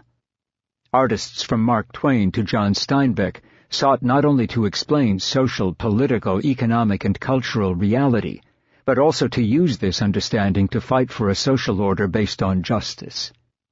Movements that defied the power elite often started and sustained these liberal institutions, which were created as instruments of reform. One by one, these institutions succumbed to the temptation of money, the jargon of patriotism, belief in the need for permanent war, fear of internal and external enemies, and distrust of radicals, who had once kept the liberal class honest. And when it was over, the liberal class had nothing left to say. In 1834, the New York Sun reported on a woman whose husband came home drunk and abusive once too often. It wrote of the event in a manner that would be impossible in today's cold, stripped-down reliance on fact. As every sensible woman ought to do who is cursed with a drunken husband, she refused to have anything to do with him hereafter, and he was sent to the penitentiary. For comparison, here is the final sentence of a 1995 item from the Ann Arbor News about a man who assaulted a prostitute after she refused to have sex with him. Employees at the Ramada Inn, Ann Arbor, 3750 Washtenaw Avenue, said the man and woman checked in around 2 a.m. Friday.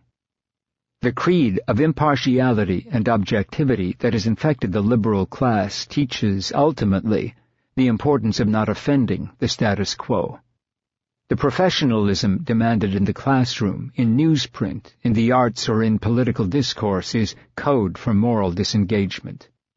The righteous thunder of the abolitionist and civil rights preachers, the investigative journalists who enraged Standard Oil and the owners of the Chicago stockyards, the theater productions such as The Cradle Will Rock that imploded the myths peddled by the ruling class and gave a voice to ordinary people, the unions that permitted African Americans, immigrants, and working men and women to find dignity and hope, the great public universities such as City College of New York that offered the children of immigrants a chance for a first-class education, the New Deal Democrats who understood that a democracy is not safe if it does not give its citizens an acceptable standard of living and protect the state from being hijacked by private power, are gone.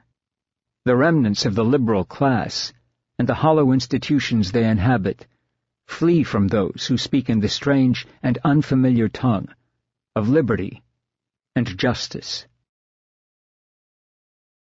5. Liberal defectors.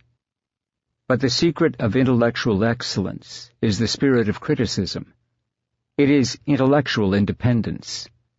And this leads to difficulties which must prove insurmountable for any kind of authoritarianism. The authoritarian will in general select those who obey, who believe, who respond to his influence. But in doing so he is bound to select mediocrities, for he excludes those who revolt, who doubt, who dare to resist his influence. Never can an authority admit that the intellectually courageous, that is, those who dare to defy his authority, may be the most valuable type. Of course, the authorities will always remain convinced of their ability to detect initiative.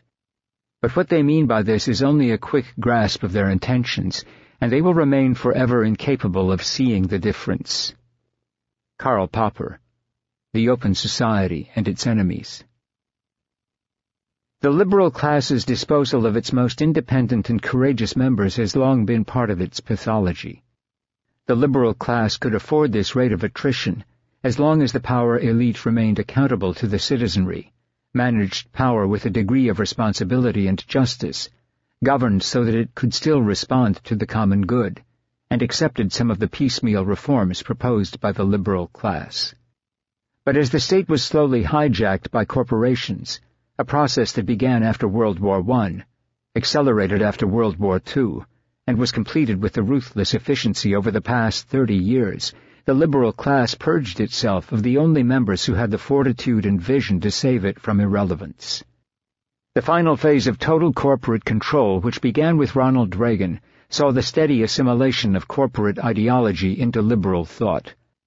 It meant that the liberal class was forced to discard the principal tenets of liberalism. The liberal class, its institutions controlled by corporations, was soon mouthing the corporate mantra that economics and the marketplace, rather than human beings, should guide political and economic behavior. Free market capitalism, a distinctly illiberal belief system, soon defined liberal thought.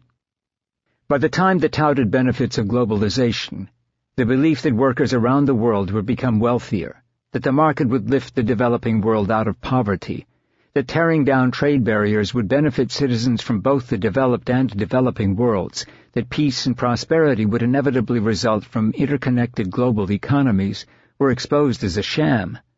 It was too late. The liberal class had driven critics of this utopian fiction from their midst. The liberal class was complicit in the rise of a new global oligarchy and the crushing poverty visited in globalization's wake on the poor and the working class. It abetted the decline of the middle class, the very basis of democracy. It has permitted, in the name of progress, the dismantling of the manufacturing sector, leaving huge pockets of post-industrial despair and poverty behind. But it would be a mistake to assume that the liberal class was simply seduced by the utopian promises of globalism. It was also seduced by careerism. Those who mouthed the right words, who did not challenge the structures being cemented into place by the corporate state, who assured the working class that the suffering was temporary and would be rectified in the New World Order, were rewarded. They were given public platforms on television and in the political arena. They were held up to the wider society as experts, sages, and specialists. They became the class of wise men and women who were permitted to explain in public forums what was happening to us at home and abroad. The New York Times columnist Thomas Friedman, a cheerleader for the Iraq War and globalization, became the poster child for the new class of corporate mandarins. And although Friedman was disastrously wrong about the outcome of the occupation, as he was about the effects of globalization, he continues, with a handful of other apologists, to dominate the airwaves. My initial support for the war in Iraq was symptomatic of unfortunate tendencies within the foreign policy community, namely the disposition and incentives to support wars to retain political and professional credibility, wrote Leslie Gelb in Foreign Policy, a mea culpa for the whole liberal establishment after the invasion of Iraq. We experts have a lot to fix about ourselves, even as we perfect the media. We must redouble our commitment to independent thought and embrace, rather than cast aside, opinions and facts that blow the common, often wrong, wisdom apart. Our democracy requires nothing less. Independent thought, as Gelb and many of those who backed the war understood, is an instant career killer. Doors shut. No longer are you invited on the television talk shows, given grants, feted in the university, interviewed on CNN, invited to the Council on Foreign Relations, given tenure or asked to write op-ed pieces in the New York Times. There is no cost to being wrong if the policies of the power elite are lauded. There is, however, a tremendous cost to being defiant, even if that defiance is prescient and correct. The liberal class, seeking personal and financial advancement as well as continued entree into the inner circles of power, is not concerned with the moral, but the practical. Nothing, in my view, is more reprehensible than those habits of mind and the intellectual that induce avoidance, that characterize turning away from a difficult and principled position which you know to be the right one, but which you decide not to take, wrote Edward Said. You do not want to appear too political. You are afraid of seeming controversial. You want to keep a reputation for being balanced, objective, moderate. Your hope is to be asked back, to consult, to be on a board or prestigious committee, and so to remain within the responsible mainstream. Someday you hope to get an honorary degree, a big prize, perhaps even an ambassadorship. For an intellectual, these habits of mind are corrupting par excellence, Said went on. If anything can denature, neutralize, and finally kill a passionate intellectual life, it is the internalization of such habits. Personally, I have encountered them in one of the toughest of all contemporary issues, Palestine, where fear of speaking out about one of the greatest injustices in modern history has hobbled, blinkered, muzzled many who know the truth and are in a position to serve it. For despite the abuse and vilification that any outspoken supporter of Palestinian rights and self-determination earns for him or herself, the truth deserves to be spoken, represented by an unafraid and compassionate intellectual. In The Treason of Intellectuals, Julien Benda argued that it is only when intellectuals are not in pursuit of practical aims or material advantages that they can serve as a conscience and a corrective. For more than 2,000 years until modern times, I see an uninterrupted series of philosophers, men of religion, men of literature, artists, men of learning, one might say almost all during this period, whose influence, whose life, were in direct opposition to the realism of the multitudes, Benda wrote. Once intellectuals transfer their allegiance to the practical aims of power and material advantage, they emasculate themselves as intellectuals. They disregard unpleasant truths and morality to influence or incorporate themselves into systems of power. Stanley Hoffmann denounced the liberal class for the bond between the scholarly world and the world of power in his 1977 essay, An American Social Science, International Relations, in Daedalus magazine. Academics and researchers, he notes, were not merely in the corridors, but also the kitchens of power. What had once been an intellectual exchange had become a professional one. Liberal foundations, Hoffmann writes, had become a golden halfway house between Washington and academia. Scholars saw themselves as efficient Machiavellians who were there to advise the prince on how best to manage his power and on how best to promote the national interest. Scholarship became directed toward a tiny elite in the hope of shaping policy. And the closer scholars came to the centers of power, the greater the temptation was to slight the research and to slant the advocacy for reasons either of personal career or of political or bureaucratic opportunity. This meant that the scholar may still be highly useful as an intelligent and skilled decision-maker, but not as a scholar. Hoffmann argued that the greatest hope for the science would lie in blowing up the bridge that leads across the moat into the citadel of power. Benda wrote that intellectuals in the past had been indifferent to popular passions. They gazed as moralists upon the conflict of human egotisms. They preached in the name of humanity or justice the adoption of an abstract principle superior to and directly opposed to these passions. These intellectuals were not, Benda concedes, very often able to prevent the powerful from filling all history with the noise of their hatred and their slaughters. But they did prevent the laymen from setting up their actions as a religion. They did prevent them from thinking themselves great men as they carried out these activities. In short, Benda asserted, humanity did evil for 2,000 years, but honored good. But once the intellectuals began to play the game of political passions, those who had acted as a check on the realism of the people began to act as its stimulators.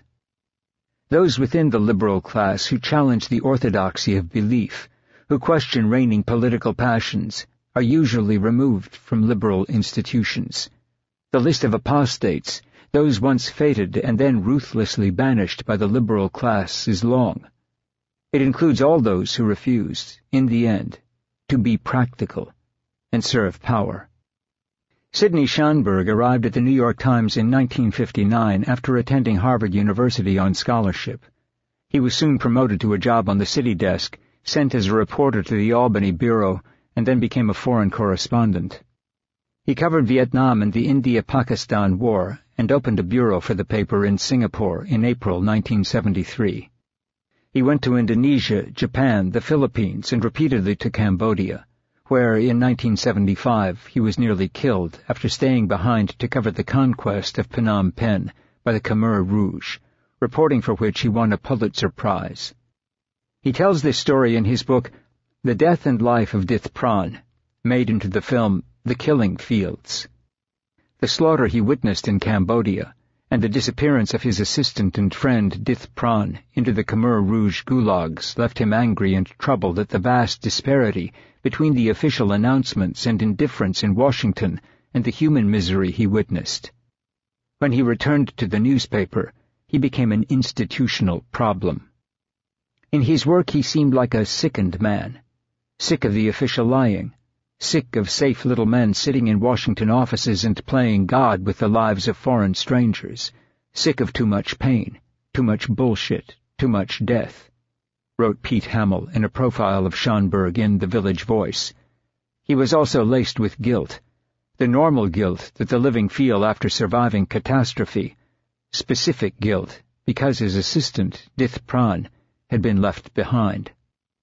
Schonberg was appointed the assistant metropolitan editor and later the metropolitan editor. He pushed his reporters to cover the homeless, the poor, and the victims of developers. The social movements built around the opposition to the Vietnam War, however, had disbanded, and with them had gone many alternative publications.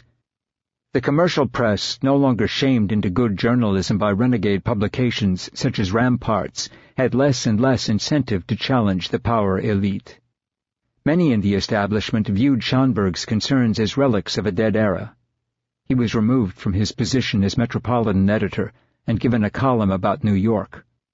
He used the column again to decry the abuse of the powerful, especially developers, against the poor. The editor of the paper, Abe Rosenthal, began to refer acidly to Schonberg as the resident commie and address him curtly as St. Francis. Rosenthal, who met William F. Buckley almost weekly for lunch, and the publisher, Arthur Punch Sulzberger, grew increasingly annoyed with Schonberg's attacks on their powerful and wealthy friends. Schonberg soon became a pariah. He was not invited to the paper's table at 2 consecutive inner-circle dinners held for New York reporters. The senior editors and the publisher did not attend the previews for the film The Killing Fields. His days at the newspaper were numbered. The city Schonberg continued to profile in his column did not look like the glossy ads in the Times fashion section or the Sunday magazine. Schonberg's city was one in which thousands of homeless people were sleeping on the streets. It was one where there were long lines at soup kitchens. It was a city where the mentally ill were tossed onto sidewalks or locked up in jails. He wrote of people who were unable to afford housing and New Yorkers who were being displaced by the greed of overzealous developers. He profiled landlords who charged exorbitant rent that drove out the working and middle class. He soon was denied even his column. He left the paper to work for New York Newsday and later the Village Voice. Schonberg knew the rules, but he refused to serve his own career interests or the practical concerns of his editors. I heard all kinds of reports over the years that the wealthy patrons of the Metropolitan Museum of Art would often get to use the customs clearance provided to the museum to import personal items, including jewelry which was not going to the museum, Schonberg said when we met in his apartment on Manhattan's Upper West Side. I can't prove this, but I believe it to be true. Would the Times investigate this? Not in a million years. The publisher at the time was the chairman of the board of the museum. These were his friends. And yet they do more than anyone else, although they leave out a lot of things, Schonberg said of the paper. There are stories on their blackout list, but it is important the paper is there because they spend money on what they choose to cover. Most of the problem of mainstream journalism is what they leave out. But what they do, aside from the daily boilerplate, press releases and so forth, is very, very important to the democratic process. Papers function as a guide to newcomers, to immigrants, as to what the ethos is, what the rules are, how we are supposed to behave, Schonberg added. That is not always good, obviously, because this is the consensus of the establishment. But papers, probably more in the earlier years than now, print texts of things people will never see elsewhere. It tells them what you have to do to cast a vote. It covers things like the swearing in of immigrants. They are a positive force. I don't think the New York Times was ever a fully committed accountability paper. I am not sure there is one. I don't know who coined the phrase Afghanistanism, but it fits for newspapers. Afghanistanism means you can cover all the corruption you find in Afghanistan, but don't try to do it in your own backyard. The Washington Post does not cover Washington. It covers official Washington. The Times ignores lots of omissions and worse by members of the establishment. Newspapers do not erase bad things, Schonberg went on. Newspapers keep the swamp from getting any deeper, from rising higher. We do it in spurts. We discover the civil rights movement. We discover the women's rights movement. We go at it hell-bent because now it is kosher to write about those who have been neglected and treated like half-citizens. And then when things calm down, it becomes easy not to do that anymore. South African Justice Richard Goldstone was another high-profile apostate from the liberal class. On the international stage, she engendered a clash with the liberal elite, much like that which Michael Moore kindled in Hollywood and Schonberg did at the New York Times. The United Nations Human Rights Council created a fact-finding mission in 2009 to investigate violations of humanitarian and human rights law in the war in Gaza. Goldstone, who is Jewish, headed the mission, and his name was associated with the report for the United Nations that resulted. The Israeli government refused to cooperate with Goldstone's mission. Its findings were not what Israeli liberal orthodoxy found acceptable. The report detailed human rights violations carried out by the Palestinians, but it blamed most of the heavy loss of life on the government of Israel. The Goldstone report investigated Israel's 22-day air and ground assault on Gaza that took place from December 27, 2008 to January 18, 2009.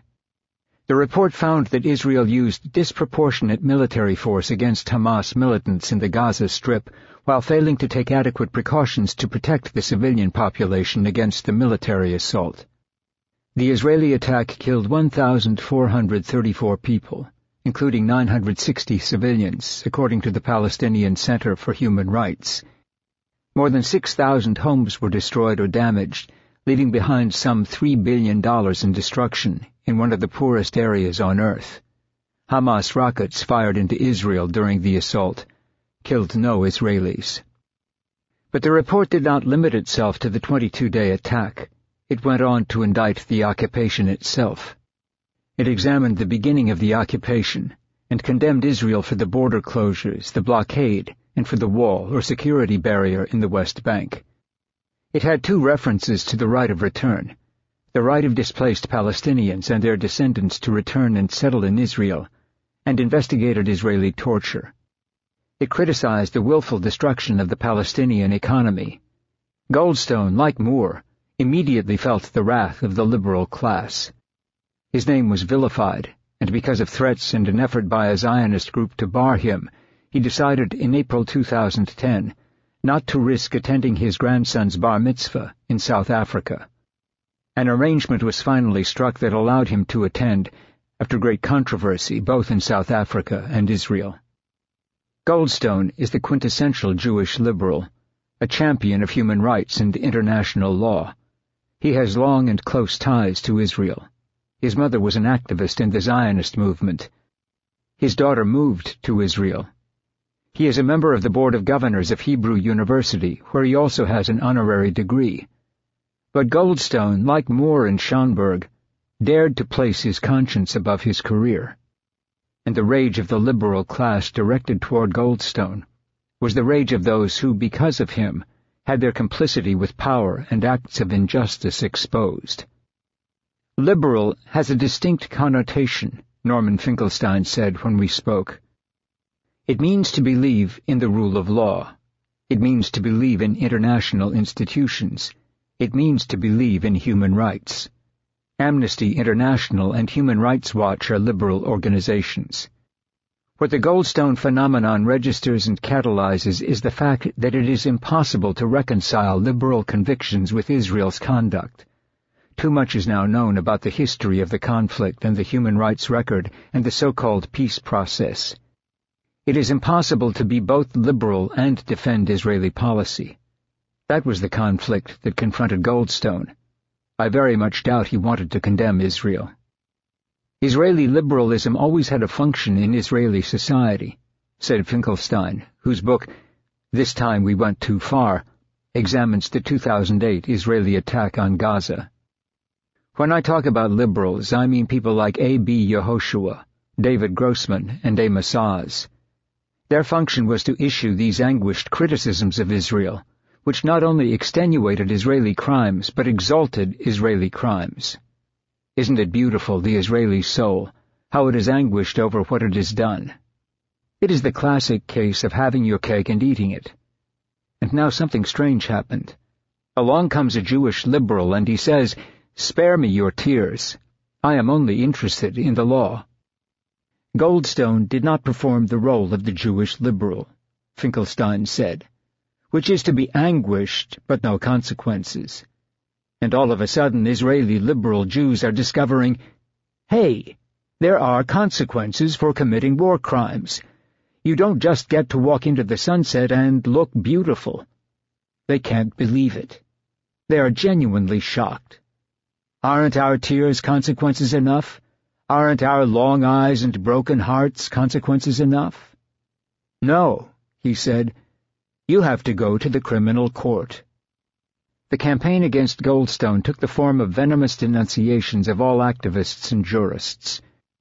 It includes a bill before the Israeli parliament, the Knesset, making it possible to imprison the leaders of Israeli human rights groups if they failed to comply with crippling new registration conditions. Human rights activists from outside Israel who work in the Palestinian territories were rounded up and deported. The government refused to issue work visas to employees of 150 non-governmental organizations, NGOs, operating in the West Bank and East Jerusalem, including Oxfam, Save the Children, and Médecins Sans Frontières, Doctors Without Borders.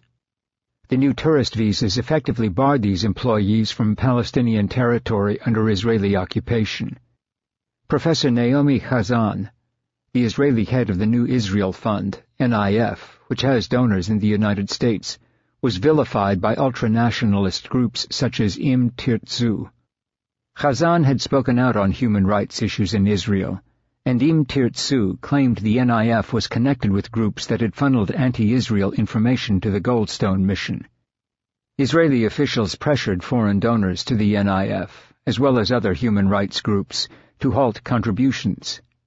Chazan had written a column for the Jerusalem Post. The paper terminated the column.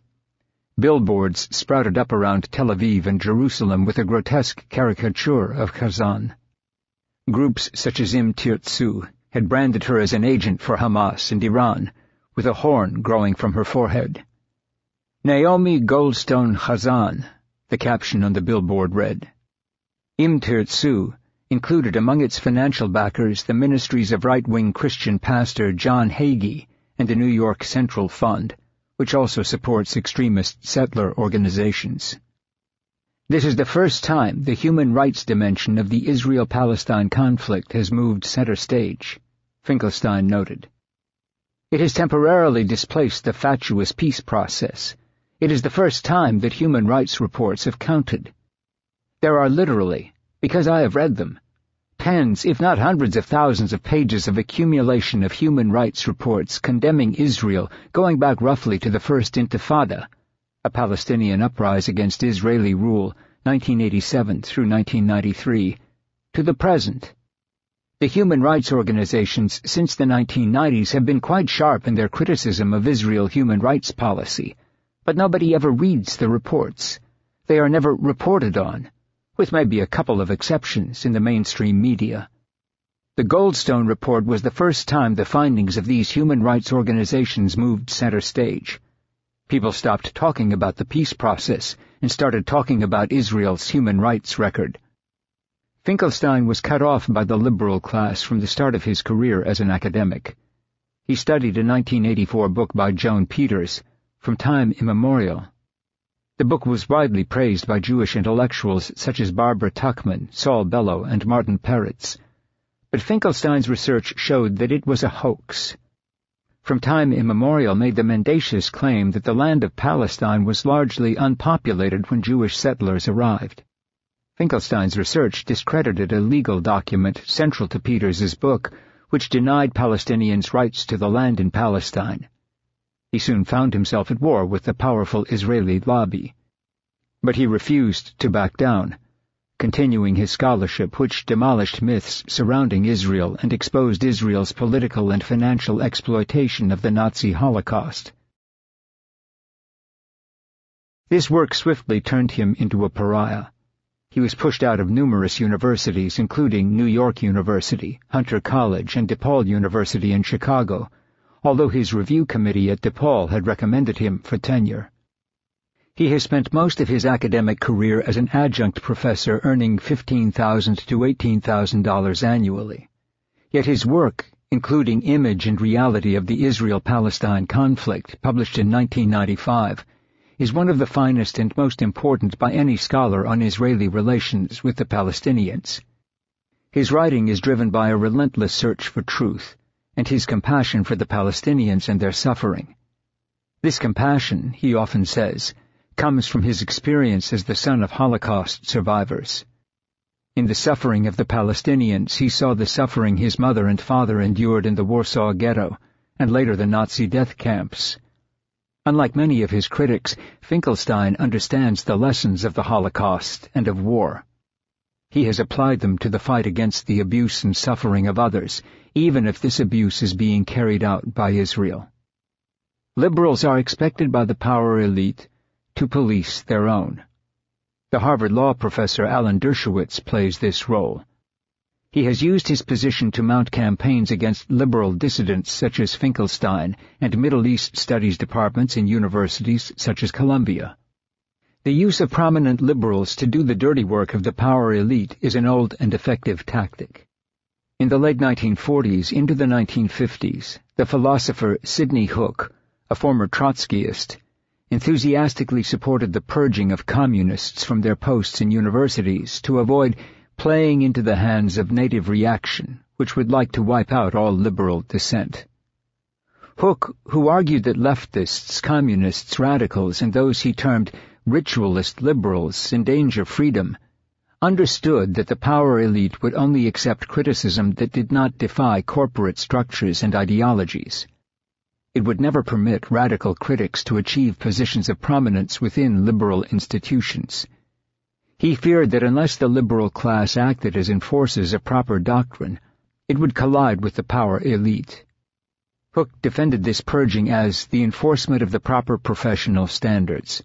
He called this a matter of ethical hygiene and not of political heresy or persecution. Hook encouraged his fellow academics to name names in the 1950s hunt for communists within the universities, drawing an analogy between communists and drug dealers. He founded several groups, such as the Congress for Cultural Freedom, which took CIA money to counter and discourage American intellectuals from favoring cooperation with the Soviet Union. And the power elite rewarded him for his service. The anti-liberal National Association of Scholars offers a $2,500 Sidney Hook Award every year to uncommon service in the defense of intellectual freedom and academic integrity.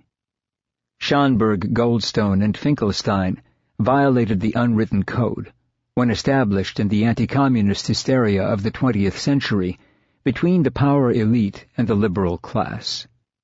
The liberal class is expected to mask the brutality of imperial war and corporate malfeasance by deploring the most egregious excesses, while studiously refusing to question the legitimacy of the power elite's actions and structures. When dissidents step outside these boundaries, they become pariahs.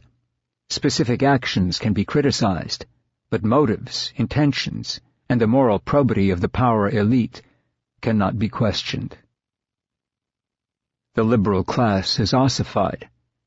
It has become part of the system it once tried to reform. It continues to speak in the language of technical jargon and tepid political reform, even though the corporate state has long since gutted the mechanisms for actual reform. The failure by the liberal class to adjust to the harsh new reality of corporate power and the permanent war economy, to acknowledge its own powerlessness, has left the liberal class isolated and despised. The liberal class has died because it refused to act as if anything had changed. It ignored the looming environmental and economic collapse. It ignored the structural critique that might pull us back from the horrific effects of climate change into global depression. Our power elite and their liberal apologists lack the ideas and the vocabulary to make sense of our new and terrifying reality. We have entered a historical vacuum. The systems built around the old beliefs have failed, but new alternatives have yet to be articulated. The longer the power elite and the liberal class speak in words that no longer correspond to reality, the more an embittered and betrayed populace loses faith in traditional systems of government and power. The inability of liberals and the power elite to address our reality leaves the disenfranchised open to manipulation by the demagogues. The moral nihilism Dostoevsky feared with the collapse of the liberal class inevitably leads to social chaos. Alan Greenspan, the former head of the Federal Reserve Board, once treated with reverential deference by the power elite and the liberal class, announced in 2008, "I made a mistake in presuming that the self-interest of organizations, specifically banks and others, were such that they were best capable of protecting their own shareholders and their equity in their firms." Greenspan exposed the folly of the liberal experts and economists who had promoted a baseless belief in the power of free markets to self-regulate and solve the world's problems. In holding up what amounts to a strenuously defended utopianism, these leaders ignored 3,000 years of economic and human history to serve a corporate ideology. All the promises of the free market have turned out to be lies. The mechanisms of control which usually work to maintain a high level of fear among the populace have produced, despite these admissions of failure, the patriotic citizen, plagued by job losses, bankrupted by medical bills, foreclosed on his or her house, and worried about possible terrorist attacks. In this historical vacuum, the patriotic citizen clings to the privilege of being a patriot, or perhaps the double privilege of being white and a patriot. The retreat into a tribal identity is a desperate attempt to maintain self-worth and self-importance at a time of deep personal and ideological confusion. The patriotic citizen, although abused by the actual policies of the state, unfailingly supports widespread surveillance and permanent war. The patriotic citizen does not question the $1 trillion in defense-related spending. The patriotic citizen accepts that the 18 military and civilian intelligence agencies, most of whose work is now outsourced to private corporations, are held above government. The patriotic citizen accepts the state's assertion that it needs more police, prisons, inmates, spies, mercenaries, weapons, and troops than any other industrialized nation. The patriotic citizen objects when anyone suggests that military budgets can be cut, that troops need to come home, that domestic policies need more attention than the pursuit of permanent war. The military-industrial lobbies have ensured that military budgets are untouchable. The patriotic citizen admires the military, and somehow pretends that the military is not part of the government. In the name of patriotism, the most powerful instruments of state power and control are effectively removed from public discussion. We endure more state control than at any time in U.S. history. And the liberal class, whose task was once to monitor and protest the excesses of the power elite, has assisted in the rout. The failure by the liberal class to articulate an alternative in a time of financial and environmental collapse clears the way for military values of hypermasculinity, blind obedience, and violence. A confused culture disdains the empathy and compassion espoused by traditional liberalism. This cruelty runs like an electric current through reality television and trash talk programs, where contestants endure pain and humiliation, while they betray and manipulate those around them in a ruthless world of competition.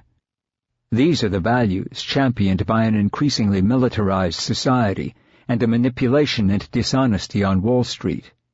Friendship, trust, solidarity, honesty, and compassion are banished for the unadulterated world of competition. This hypermasculinity, the core of pornography, fuses violence and eroticism as well as the physical and emotional degradation of women. It is the language employed by the corporate state. Human beings are reduced to commodities. Corporations which are despotic, authoritarian enclaves devoted to maximizing profit and ensuring that all employees speak from the same prompt cards have infected the wider society with their values. Hypermasculinity crushes the capacity for moral autonomy, difference, and diversity. It isolates us from one another. It has its logical fruition in Abu Ghraib prison, the wars in Iraq and Afghanistan, along with our lack of compassion for our homeless, our poor, our mentally ill, our unemployed, our sick and our gay, lesbian, transgender, and bisexual citizens. It is the antithesis of liberalism. In his 2-volume 1987 study entitled Male Fantasies, which draws on the bitter alienation of demobilized veterans in Germany following the end of World War I, Klaus Teweleit argues that a militarized culture attacks all that is culturally defined as the feminine, including love, gentleness, compassion, and acceptance of difference. It sees any sexual ambiguity as a threat to male hardness and the clearly defined roles required by the militarized state. The elevation of military values as the highest good sustains the perverted ethic, rigid social roles, and emotional numbness that Teweleit explored. It is a moral cancer that the liberal class once struggled against. The collapse of liberalism permits the hypermasculinity of a militarized society to redefine the nation. Sexual metaphors of abuse and rape are used to justify imperial and military power. And once the remnants of the liberal class adopt the heartless language of sexual violence, they assent, consciously or not, to the rule of corporate greed and violence. Tom Friedman, interviewed in 2003 by Charlie Rose, used this hypermasculine, sexualized language of violence to justify the invasion and occupation of Iraq. It was a window into the moral and intellectual collapse of the liberal class. The old liberal columnists at the New York Times, writers such as Anthony Lewis, would have never descended to Friedman's crudity. These older liberals were domesticated by corporate capitalism, but they retained some moral and intellectual independence. Friedman and the new liberal class has none. What Islamic extremists needed to say, Friedman told Rose, was American boys and girls going house to house, from Basra to Baghdad, and basically saying, "Which part of this sentence don't you understand? You don't think, we care about our open society. You think this bubble fantasy, we're just going to let it grow? Well, suck on this." That, Charlie, is what this war is about.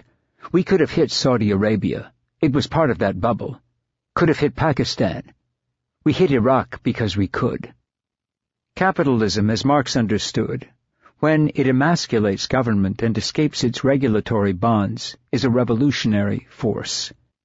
And this revolutionary force is plunging us into a state of neo-feudalism, endless war, and more draconian forms of internal repression. The liberal class lacks the fortitude and the ideas to protect the decaying system. It speaks in a twilight rhetoric that no longer corresponds to our reality. But the fiction of democracy remains useful, not only for corporations, but also for the bankrupt liberal class. If the fiction is exposed as a lie, liberals will be forced to consider actual resistance, which will be neither pleasant nor easy. As long as a democratic facade exists, liberals can engage in a useless moral posturing that requires no sacrifice or commitment. They can be the self-appointed scolds of the Democratic Party, acting as if they are part of the debate, vindicated by their pathetic cries of protest. The best opportunities for radical social change exist among the poor, the homeless, the working class, and the destitute. As the numbers of disenfranchised dramatically increase, our only hope is to connect ourselves with the daily injustices visited upon the weak and the outcast.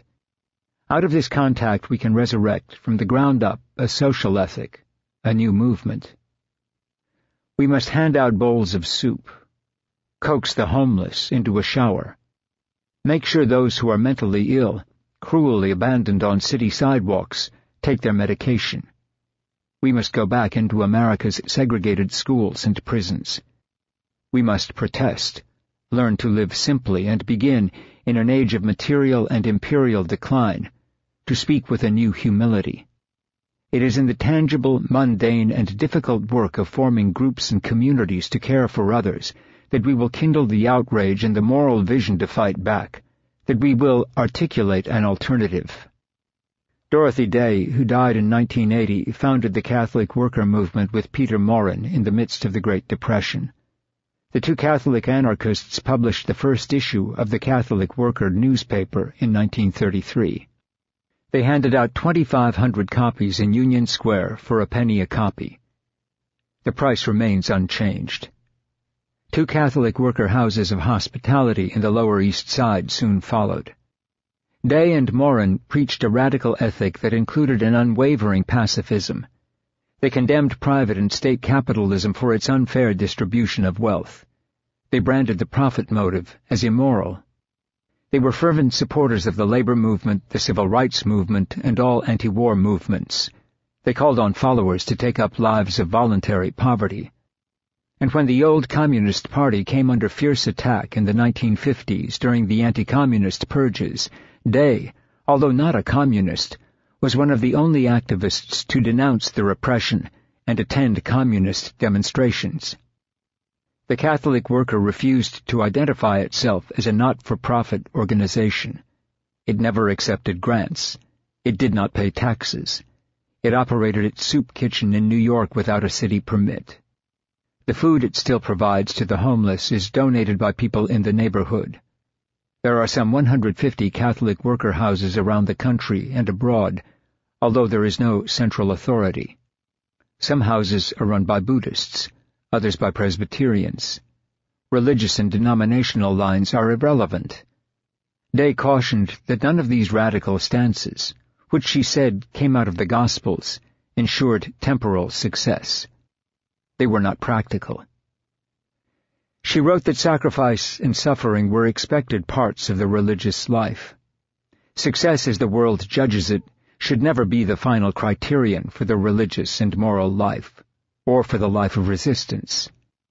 Spirituality, she said, was rooted in the constant struggle to fight for justice and be compassionate, especially to those in need.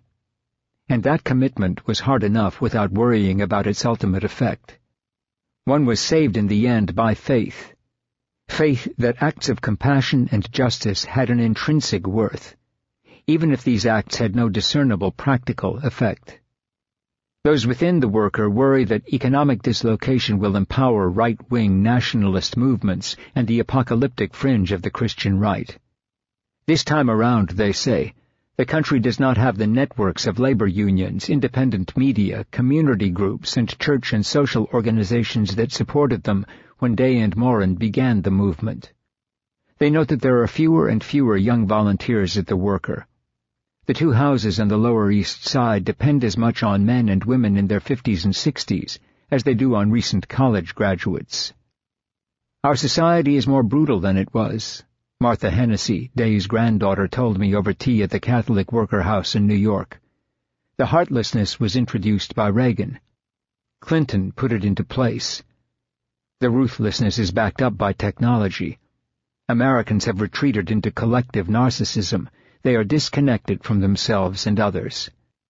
If we faced economic collapse, there are many factors that could see the wrong response. There are more elements of fascism in place than there were in the 1930s.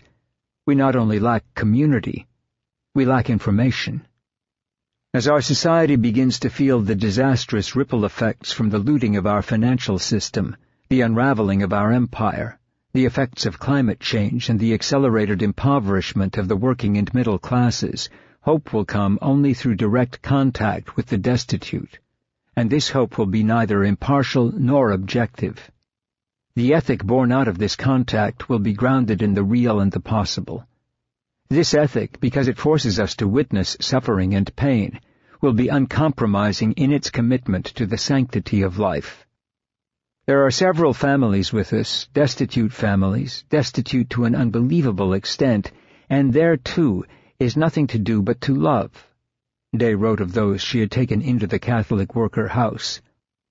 What I mean is that there is no chance of rehabilitation, no chance, so far as we see, of changing them, certainly no chance of adjusting them to this abominable world about them. And who wants them adjusted anyway? What we would like to do is change the world, make it a little simpler for people to feed, clothe, and shelter themselves as God intended them to do. And to a certain extent, by fighting for better conditions, by crying out unceasingly for the rights of the workers, of the poor, of the destitute, the rights of the worthy and the unworthy poor. In other words, we can to a certain extent change the world.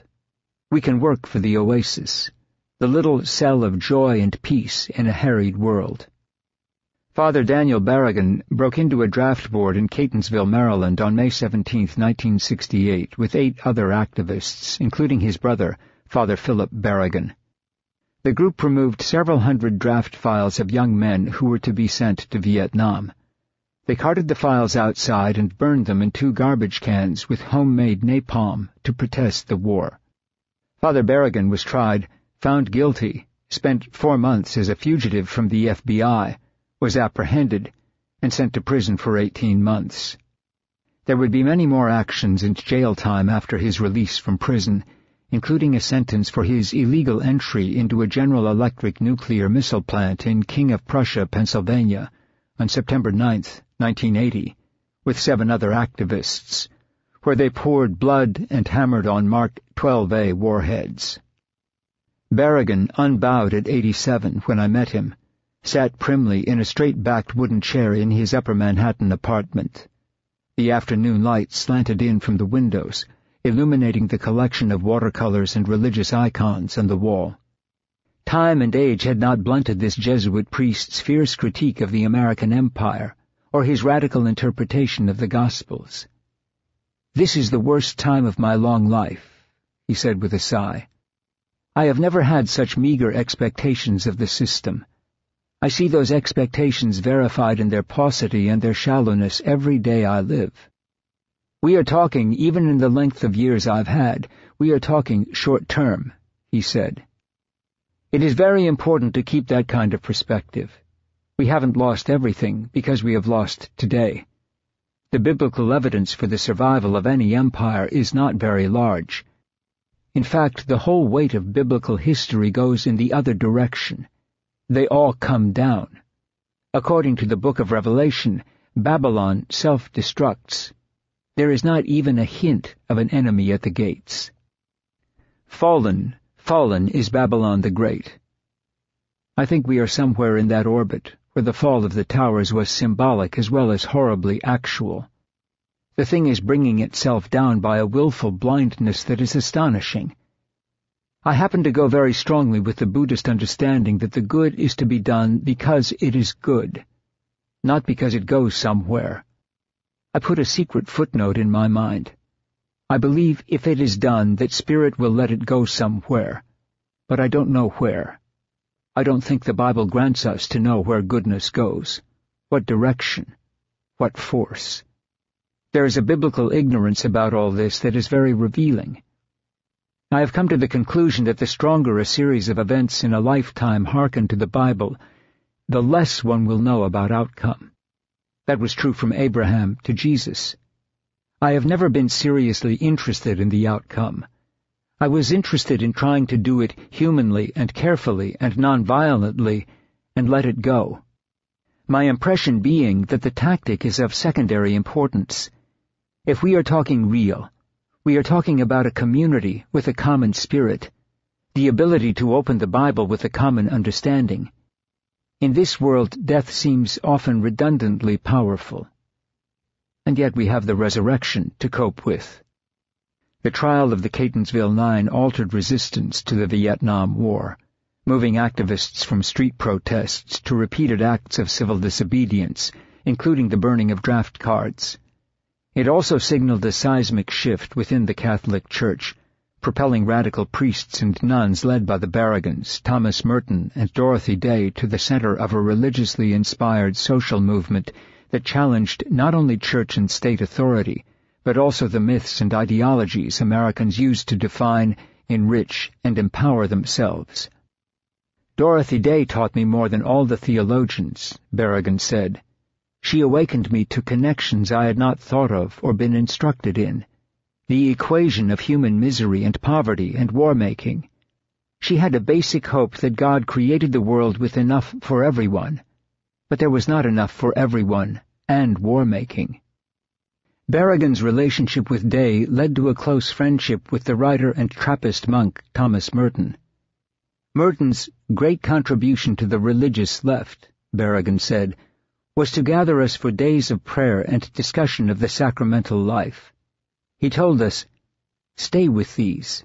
Stay with these. These are your tools and discipline, and these are your strengths. He could be very tough, Berrigan noted of Merton. He said, "You are not going to survive America unless you are faithful to your discipline and tradition." Merton's death at 53, a few weeks after Berrigan's trial, left Berrigan deaf and dumb. "I could not talk or write about him for 10 years, he said. "He was with me when I was shipped out of the country, and he was with me in jail. He was with his friend." The distractions of the world are for Berrigan just that, distractions. The presidential election campaign between Barack Obama and John McCain, underway when we spoke, did not preoccupy him, and when I asked him about it, he quoted his brother Philip, who said, "If voting made any difference, it would be illegal." He was critical of the Catholic Church, saying that Pope John Paul II, who marginalized and silenced radical nuns and priests like the Berrigans, introduced Soviet methods into the Catholic Church, including anonymous delations, removals, scrutiny and secrecy, and the placing of company men into positions of great power. He estimated that it is going to take at least a generation to undo appointments of John Paul II. Berrigan despaired of universities, especially Boston College's decision to give an honorary degree to Secretary of State Condoleezza Rice and to invite then-Attorney General Michael Mukasey to address the law school. "It is a portrayal of shabby lives as exemplary and to be honored," he said. And he has little time for secular radicals or the liberal class who stood with him 40 years ago, but who have now disappeared into the matrix of money and regular jobs, or gave up on their initial discipline. The short fuse of the American left is typical of the highs and lows of American emotional life, he said. It is very rare to sustain a movement in recognizable form without a spiritual basis of some kind. While all empires rise and fall, Berrigan said, it is the religious and moral values and the non-historical values of compassion, simplicity, love, and justice that endure and alone demand fealty. The current decline of American power is part of the cycle of human civilizations, although, he said ruefully, the tragedy across the globe is that we are pulling down so many others. We are not falling gracefully. Many, many people are paying with their lives for this. Berrigan argued that those who seek a just society, who seek to defy war and violence, who decry the assault of globalization and degradation of the environment, who care about the plight of the poor, should stop worrying about the practical short-term effects of their resistance. Berrigan is sustained, he said, by the Eucharist, his faith, and his religious community. No resistance movement can survive without a vigorous, disciplined spiritual core. The reason we are celebrating 40 years of Catonsville, and we are still at it, those of us who are still living, the reason people went through all this and came out on their feet was due to a spiritual discipline that went on for months before these actions took place. We went into situations in court and in prison and in the underground that could easily have destroyed us, and that did destroy others who did not have our preparation. The decline of the Catholic Church, traditional Protestant denominations, and liberal Jewish synagogues, institutions that once had a place for radicals from Martin Luther King Jr. to Abraham Heschel to Dorothy Day to the Berrigans, was a body blow to the liberal class. These religious institutions, which purged radicals as ruthlessly as their secular counterparts, became as useless as the other pillars of the liberal establishment. The Unitarians represented the far fringe of the social gospel movement, and make it easy to see its fundamental flaw, the Reverend Davidson Lohr, a Unitarian Universalist minister in Austin, Texas, told me. In the late 1970s, Unitarians started saying that the trouble was that their children didn't know what to tell their friends they believed. When I heard it in grad school at the University of Chicago, I thought, no. The trouble is that neither the adults nor the ministers knew what mattered. The UUs then took a fatal turn. They essentially conducted a poll to find what members and attendees of the churches happened to believe. In other words, what beliefs they had brought in with them. From this weird process, the 7 principles were born, as what you use believe. Yet looking through them, they're simply the generic beliefs shared by all cultural liberals, whether they were religious or not. They had projected their beliefs onto a platform, then worshipped them. So they collapse into a narcissism that has grown weaker and more desperate since they adopted those 7 dwarfs in 1985. It became and is even worse.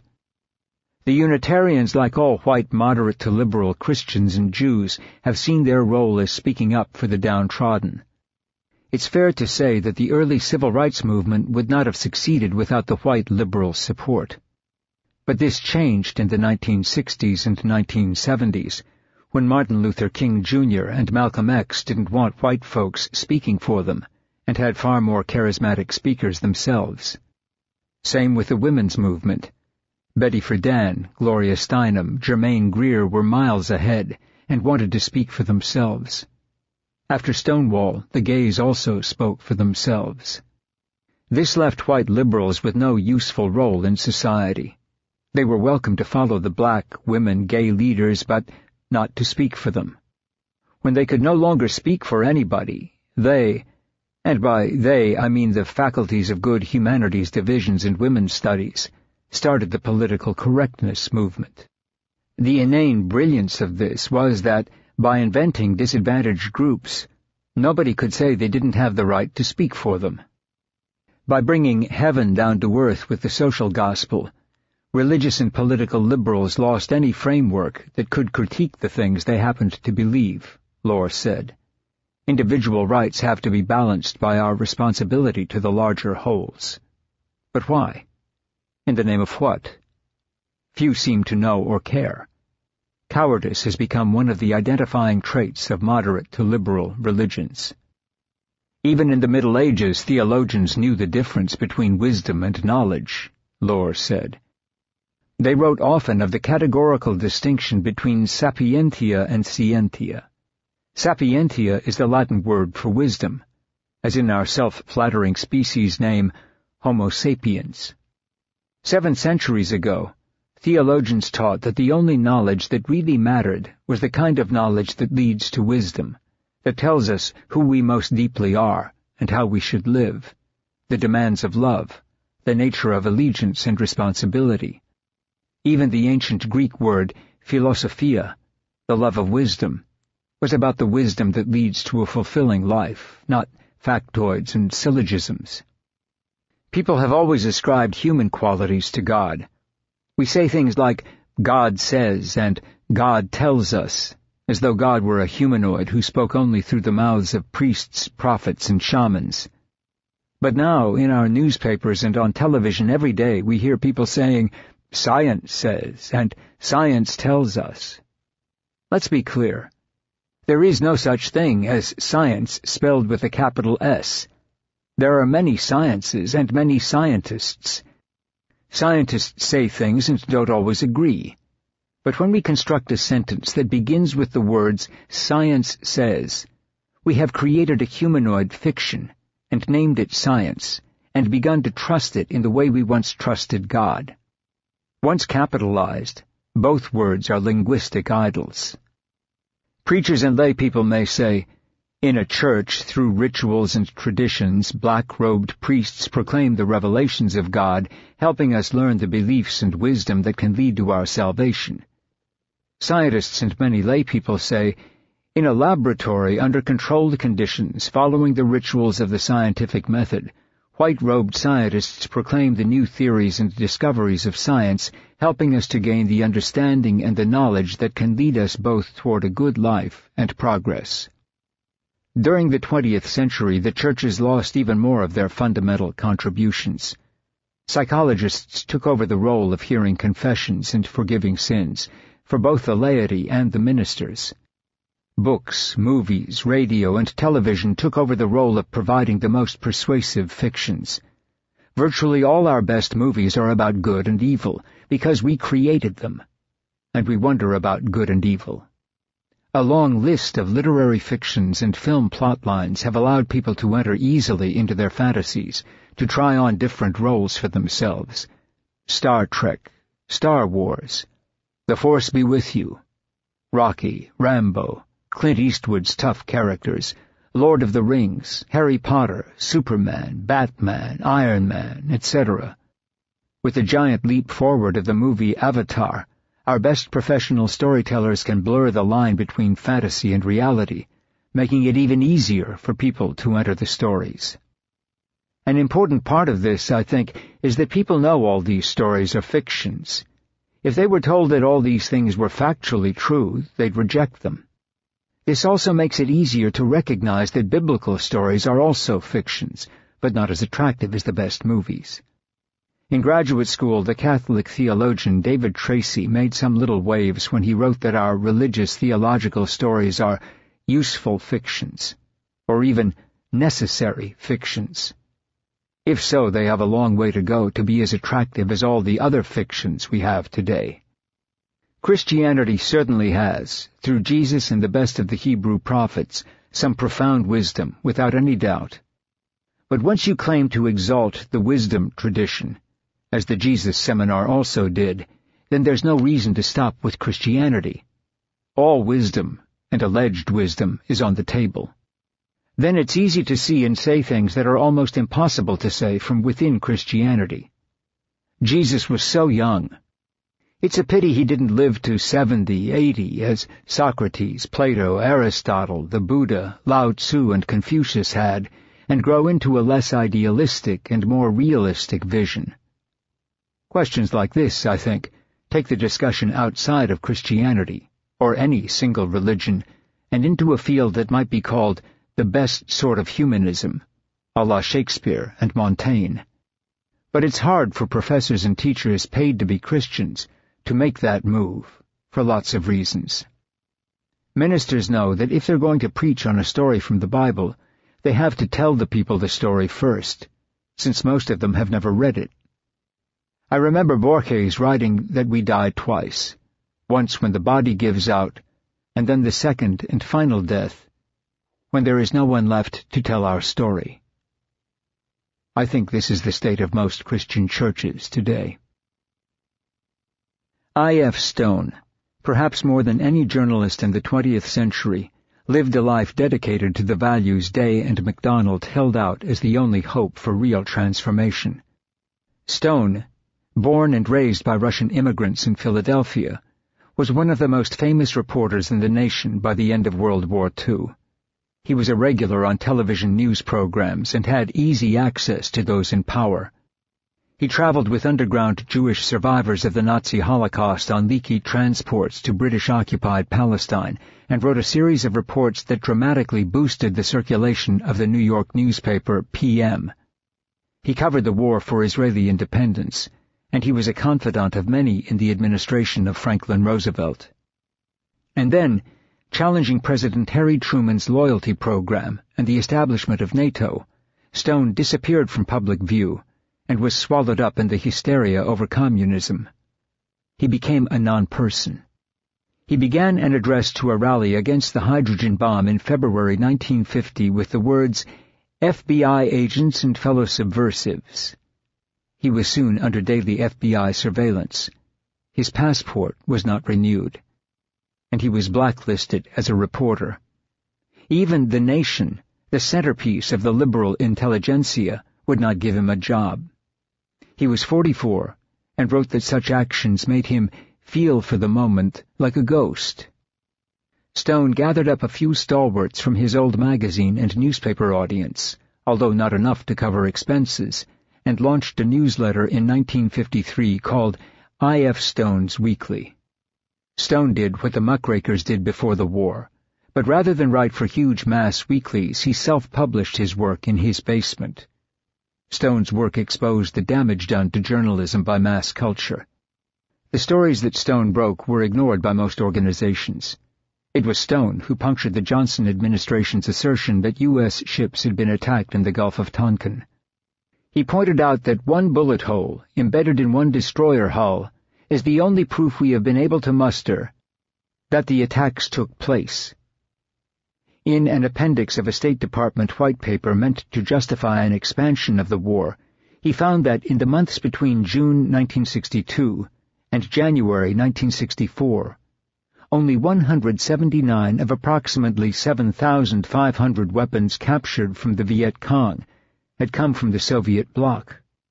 The remainder, 95%, came from U.S. arms provided to the South Vietnamese. He did this reporting while shut out of the big news conferences and confidential background briefings given to well-placed Washington reporters. The establishment reporters, he conceded, knew things he did not, but a lot of what they know isn't true. What those journalists called objectivity usually is seeing things the way everybody else sees them, Stone said.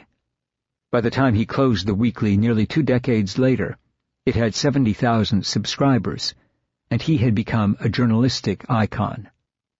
Stone was that curious hybrid of intellectual and journalist. He was as conversant in theater, art, literature, poetry, and the classics.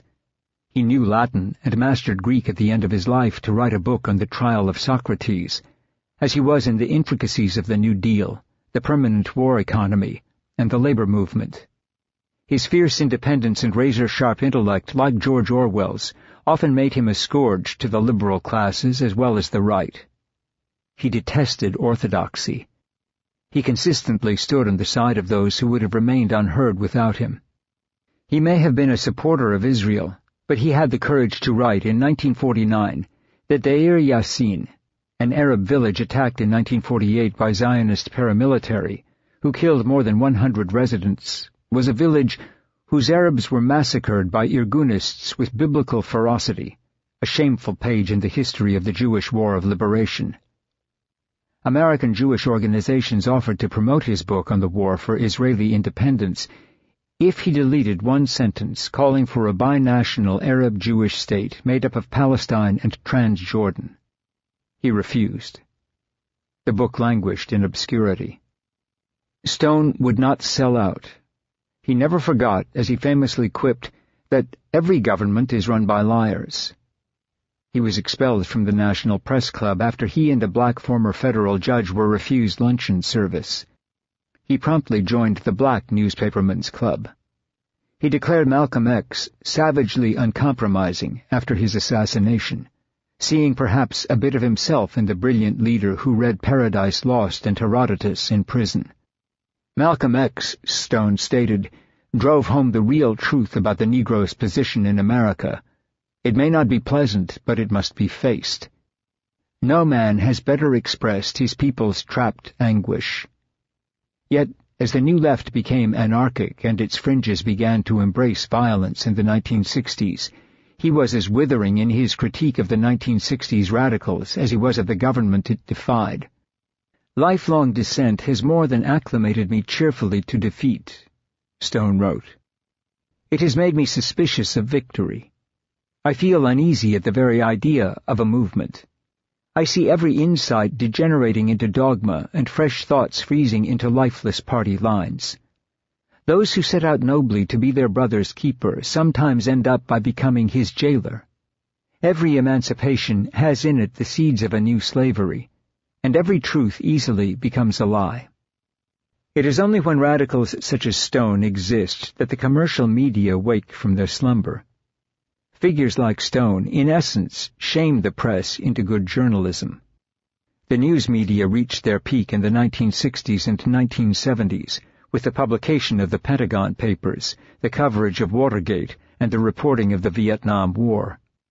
This reporting took place against a backdrop of social unrest, including the civil rights movement and the anti-war movement, and a discrediting of established centers of power.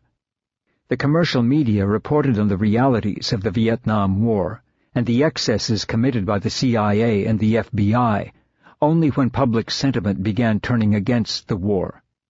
Mass movements acquired, if not formal political power, at least enough power to demand a voice. The acceptable debate between the two wings of the power elite broke down. The alternative press, including magazines such as Ramparts, exposed egregious assaults on civil liberties directed at those outside the circles of established power and ignored by the liberal class. The pressure was an example of how important radical movements are for the vitality of the liberal class. Government harassment of the underground press, especially after Richard Nixon took office in 1969, was ignored by commercial media. The FBI pressured record companies to cancel advertisements in alternative publications. Papers such as The Rat in New York City and the NOLA Express in New Orleans were under constant FBI surveillance. During 1969 and 1970, the editor of Miami's Daily Planet was arrested 29 times and acquitted 28 times, posting a total of $93,000 in bond money. FBI harassment included phony letter-writing campaigns and 3 phony underground newspapers, along with 3 phony news services. Army intelligence burglarized the Free Press in Washington.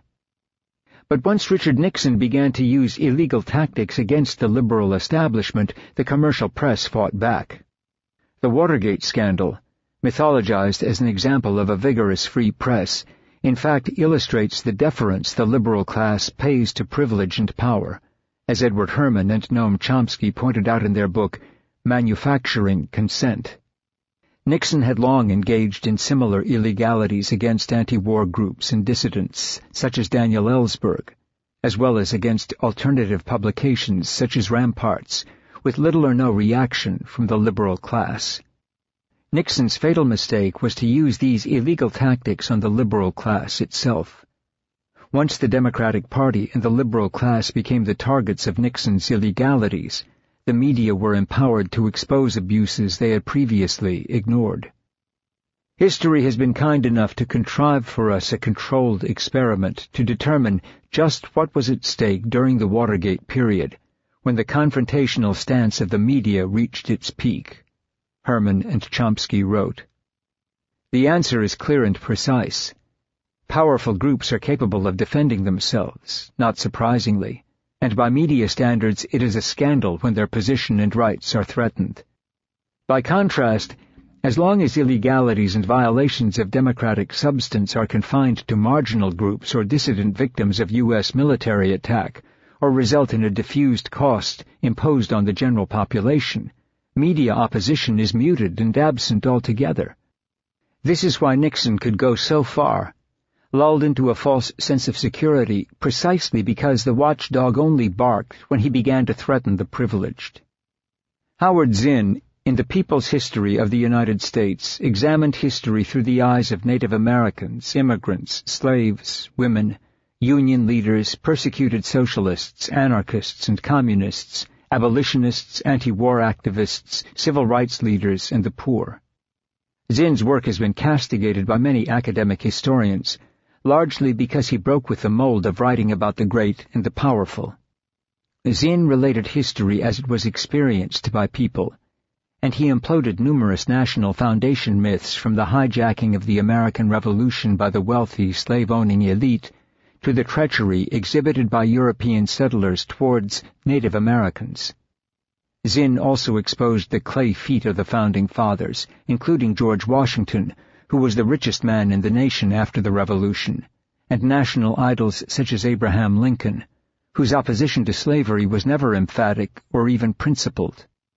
Zinn's honesty, perhaps, explains why the FBI, which released its 423-page file on Zinn in July 2010, saw him as a threat.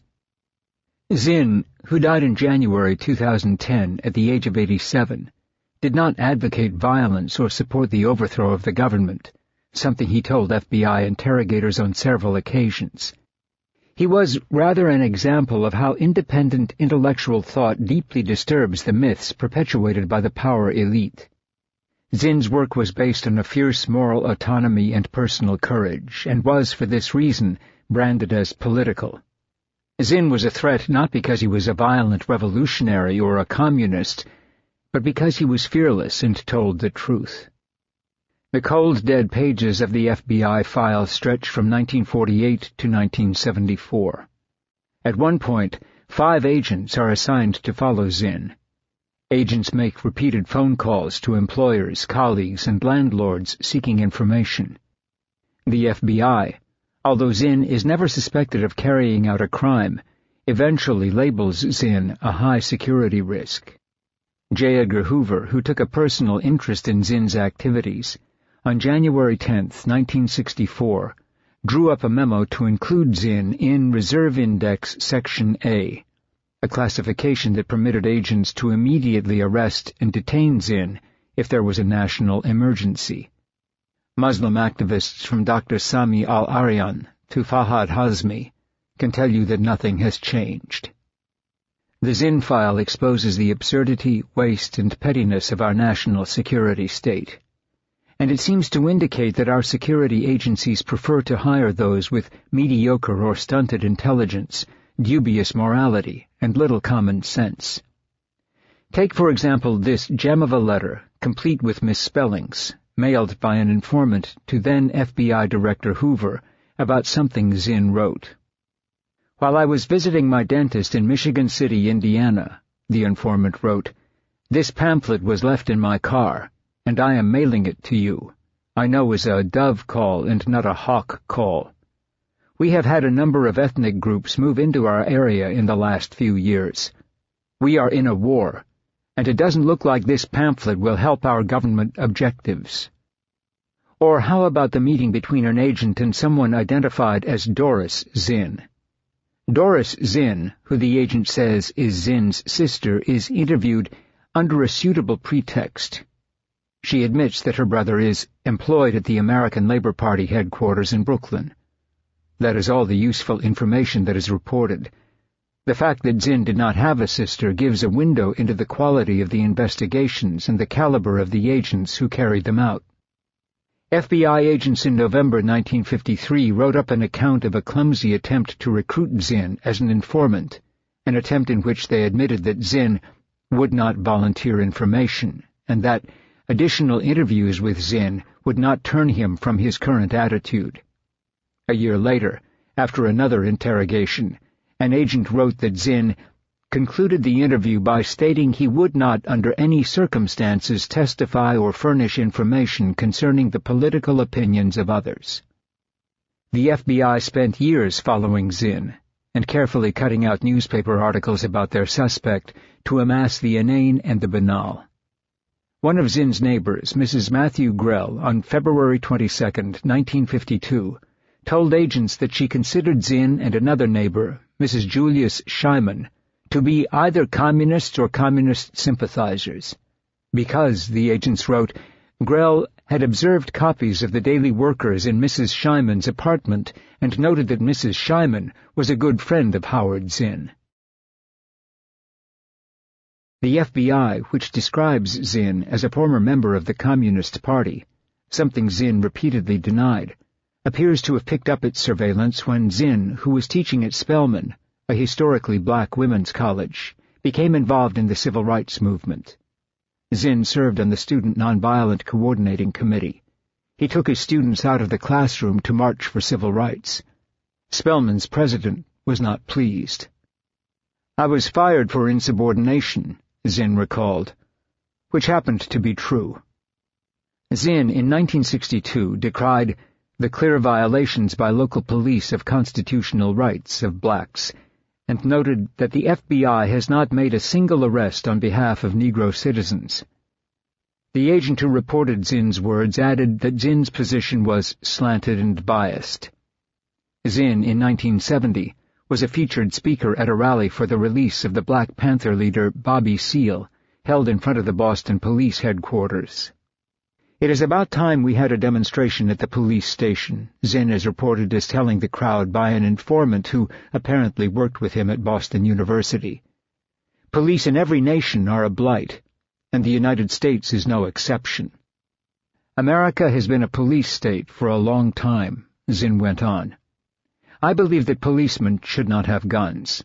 I believe they should be disarmed. Policemen with guns are a danger to the community and themselves." Agents muse in the file about how to help their unnamed university source mount a campaign to have Zinn fired from his job as a professor of history at Boston University. Redacted indicated, redacted, intends to call a meeting of the BU Board of Directors in an effort to have Zinn removed from BU. Boston proposes under captioned program with Bureau permission to furnish, redacted, with public source data regarding Zin's numerous anti-war activities, including his trip to Hanoi, 1/31/68, in an effort to back Redacted's efforts for his removal. Zin and the Catholic priest Daniel Berrigan had traveled together to North Vietnam in January 1968 to bring home 3 prisoners of war. The trip was closely monitored by the FBI. Hoover sent a coded teletype to the President, the Secretary of State, the Director of the CIA, the Director of the Defense Intelligence Agency, the Department of the Army, the Department of the Air Force, and the White House Situation Room about the trip. And later, after Berrigan was imprisoned for destroying draft records, Zin repeatedly championed the priest's defense in public rallies, some of which the FBI noted were sparsely attended. The FBI monitored Zin as he traveled to the Danbury Federal Prison in Connecticut to visit Berrigan and his brother Philip. Mass murders occur, which is what war is. Zin, who was a bombardier in World War II, said in 1972, according to the file, "Because people are split and don't think. When the government does not serve the people, then it doesn't deserve to be obeyed.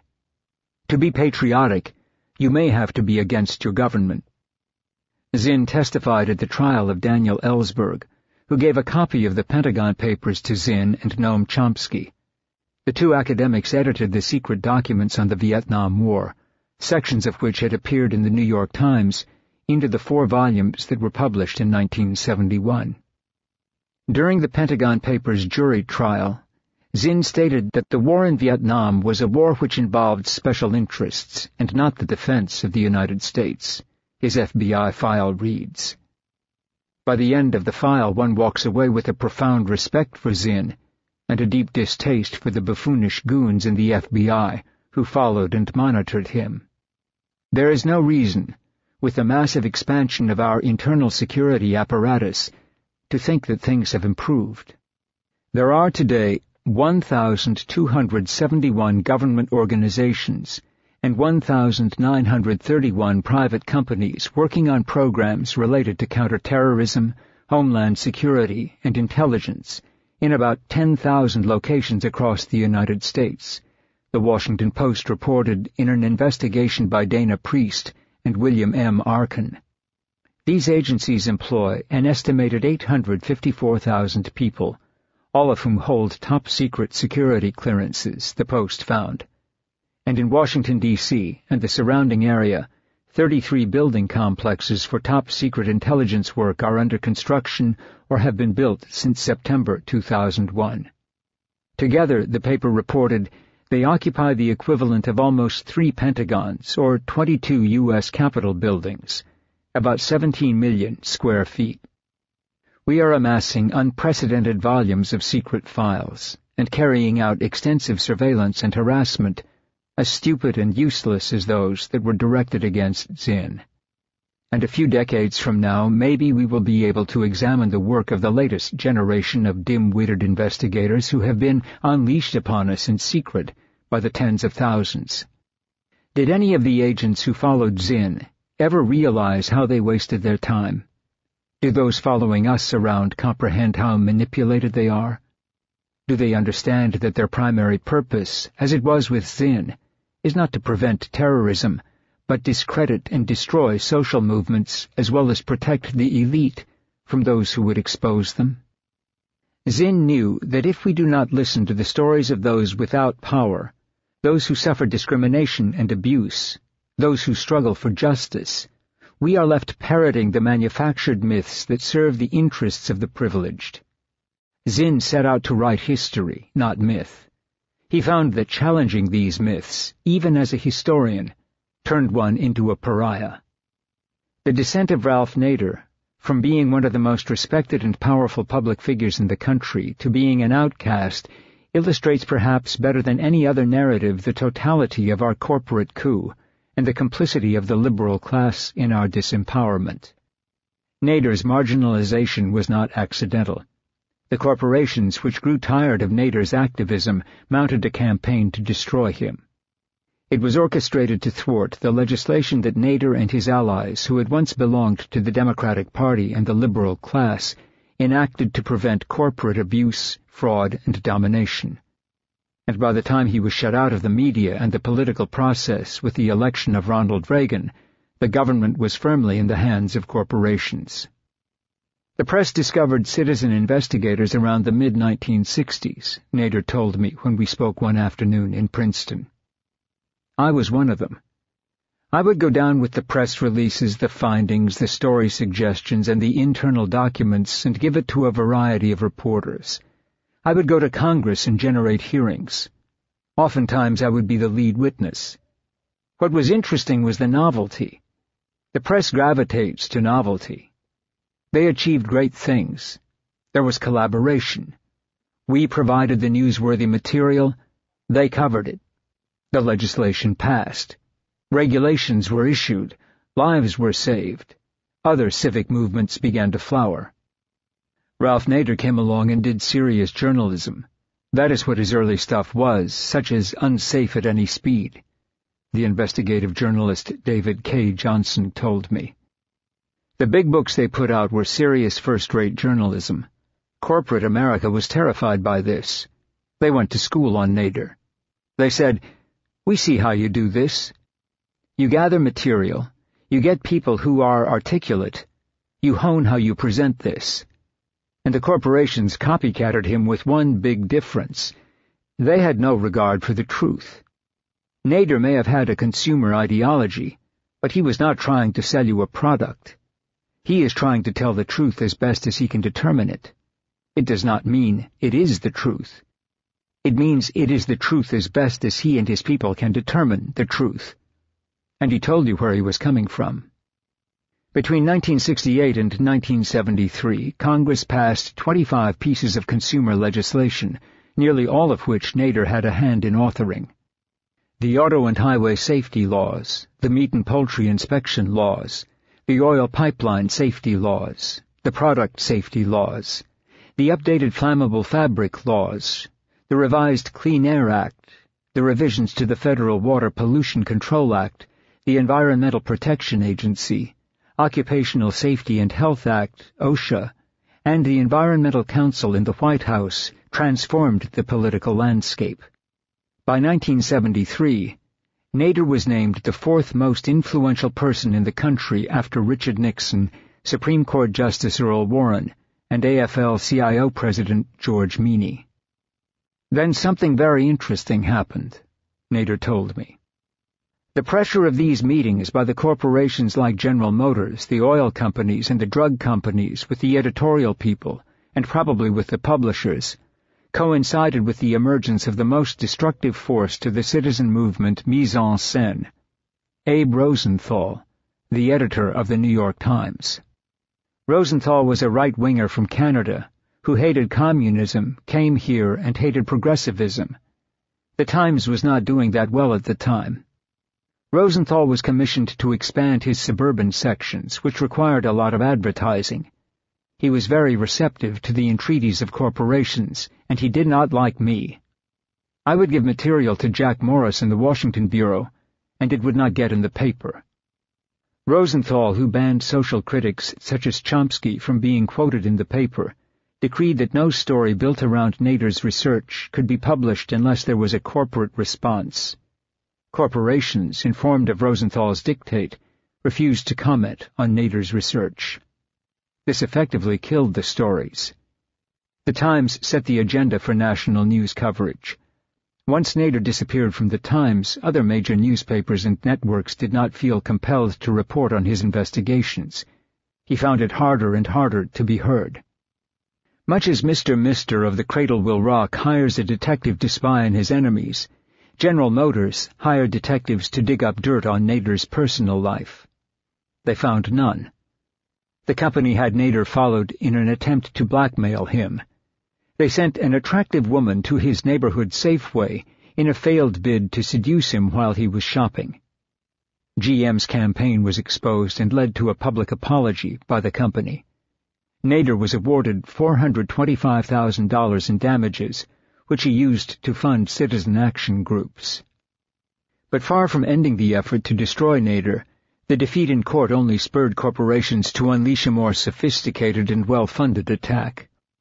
Lewis Powell, who was the general counsel to the U.S. Chamber of Commerce and would later be appointed to the Supreme Court, wrote a memo in August 1971 that expressed corporate concern over Nader's work.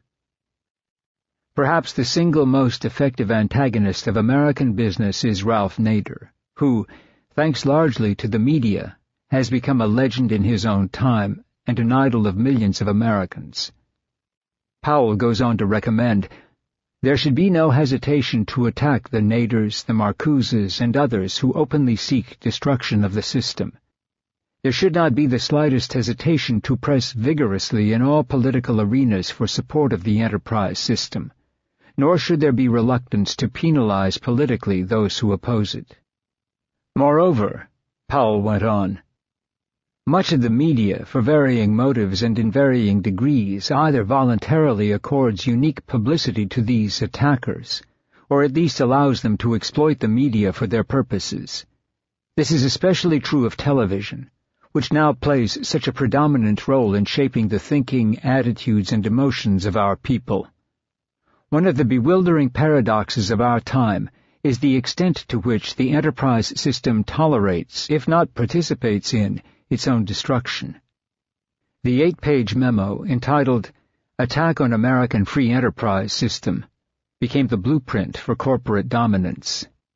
Powell's memo led to the establishment of the Business Roundtable, which amassed enough money and power to direct government policy and mold public opinion. It inspired the activities of the Heritage Foundation, the Manhattan Institute, the Cato Institute, Citizens for a Sound Economy, and Accuracy in Academe. The memo detailed ways corporations should shut out those who, in the college campus, the pulpit, the media, the intellectual and literary journals, were hostile to corporate interests. Powell called for the establishment of lavishly funded think tanks and conservative institutes to churn out ideological tracts that attacked government regulation and environmental protection. His memo led to the successful effort to place corporate-friendly academics and economists in universities and on the airwaves, as well as drive out those in the public sphere who questioned the rise of unchecked corporate power and deregulation. It saw the establishment of monitoring organizations that pressured the media to report favorably on corporate interests. And it led to the building of legal organizations to promote corporate interests in the courts and press for the appointment of sympathetic judges to the bench. Corporations poured hundreds of millions into the assault. They invented bogus disciplines, including cost-benefit and risk management analysis, all geared to change the debate from health, labor, and safety issues to the rising cost of big government. They ran sophisticated ad campaigns to beguile voters. These corporations wrenched apart, through lavish campaign donations and intensive and shady lobbying, the ties between Nader's public interest groups and his supporters in the Democratic Party. Washington, by the time they were done, was besieged with 25,000 corporate lobbyists and 9,000 corporate action committees. When Reagan, the corporate pitchman, swept into office, he set out to dismantle some 30 governmental regulations, most put into place by Nader and his allies. All of them curbed the activities of corporations. The Reagan White House gutted 20 years of Nader legislation, and Nader, once a fixture on Capitol Hill, was thrust into the wilderness. Nader, however, did not give up. He turned to local community organizing, assisting grassroots campaigns around the country, such as the one to remove benzene, known to cause cancer, from paint in GM car plants. But by the time Bill Clinton and Al Gore took office, the corporate state was unassailable. Nader and his citizen committees were frozen out by Democrats as well as Republicans. Clinton and Gore never met with Nader while in office, despite Gore's reputed concern for the environment. We tried every way to get the Democrats to pick up on issues that really commanded the felt concerns and daily life of millions of Americans, Nader says in the documentary, An Unreasonable Man. But these were issues that corporations didn't want attention paid to. And so when people say, "Why did you run for president in 2000?" I say, I'm a 20-year veteran of pursuing the folly of the least worse between the two parties. Establishment liberals express a fascinating rage, and rage is the right word, against Nader in An Unreasonable Man. Todd Gitlin and Eric Alterman, along with a host of former Nader's raiders, attack Rader, a man they profess to have once admired. The most common charge is that Nader is an egomaniac. Their anger is the anger of the betrayed. But they were not betrayed by Nader. They betrayed themselves. They bought into the facile argument of the least worse and ignored the deeper, subterranean corporate assault on our democracy that Nader has always addressed. The anger they express is the anger of an exposed liberal class. It was an incompetent, corporatized Democratic Party, along with the orchestrated fraud by the Republican Party, which threw the 2000 election to Bush. It was not Nader's fault. Nader received only 2.7% of the vote in 2000 and got less than 0.5% in 2004. All of the third-party candidates who ran in 2000 in Florida, there were about half a dozen, got more votes than the 537 that separated Bush and Gore. Why not go after the other third-party candidates? And what about the 10 million Democrats across the country who voted in 2000 for Bush? What about Gore, whose campaign was so timid and empty, he never mentioned global warming, that he could not even carry his home state of Tennessee? And what about the 2004 Democratic presidential candidate, Senator John Kerry, who got up like a Boy Scout and told us he was reporting for duty and would bring us victory in Iraq? Nader argues that there are few. He never said no. Differences between the Democrats and the Republicans. And during the Bush administration, the Democrats proved him right. They authorized the war in Iraq. They stood by as Bush stacked the judiciary with Christian ideologues. They let Bush, in violation of the Constitution, pump hundreds of millions of taxpayer dollars into faith-based organizations that discriminate based on religious creed and sexual orientation. They permitted American children to get fleeced by No Child Left Behind. They did not protest when federal agencies began to propagate Christian pseudoscience about creationism, reproductive rights, and homosexuality. And the Democrats let Bush further dismantle regulatory agencies, strip American citizens of constitutional rights under the Patriot Act and other draconian legislation, and thrust impoverished Americans aside through passage of a corporate-sponsored bankruptcy bill.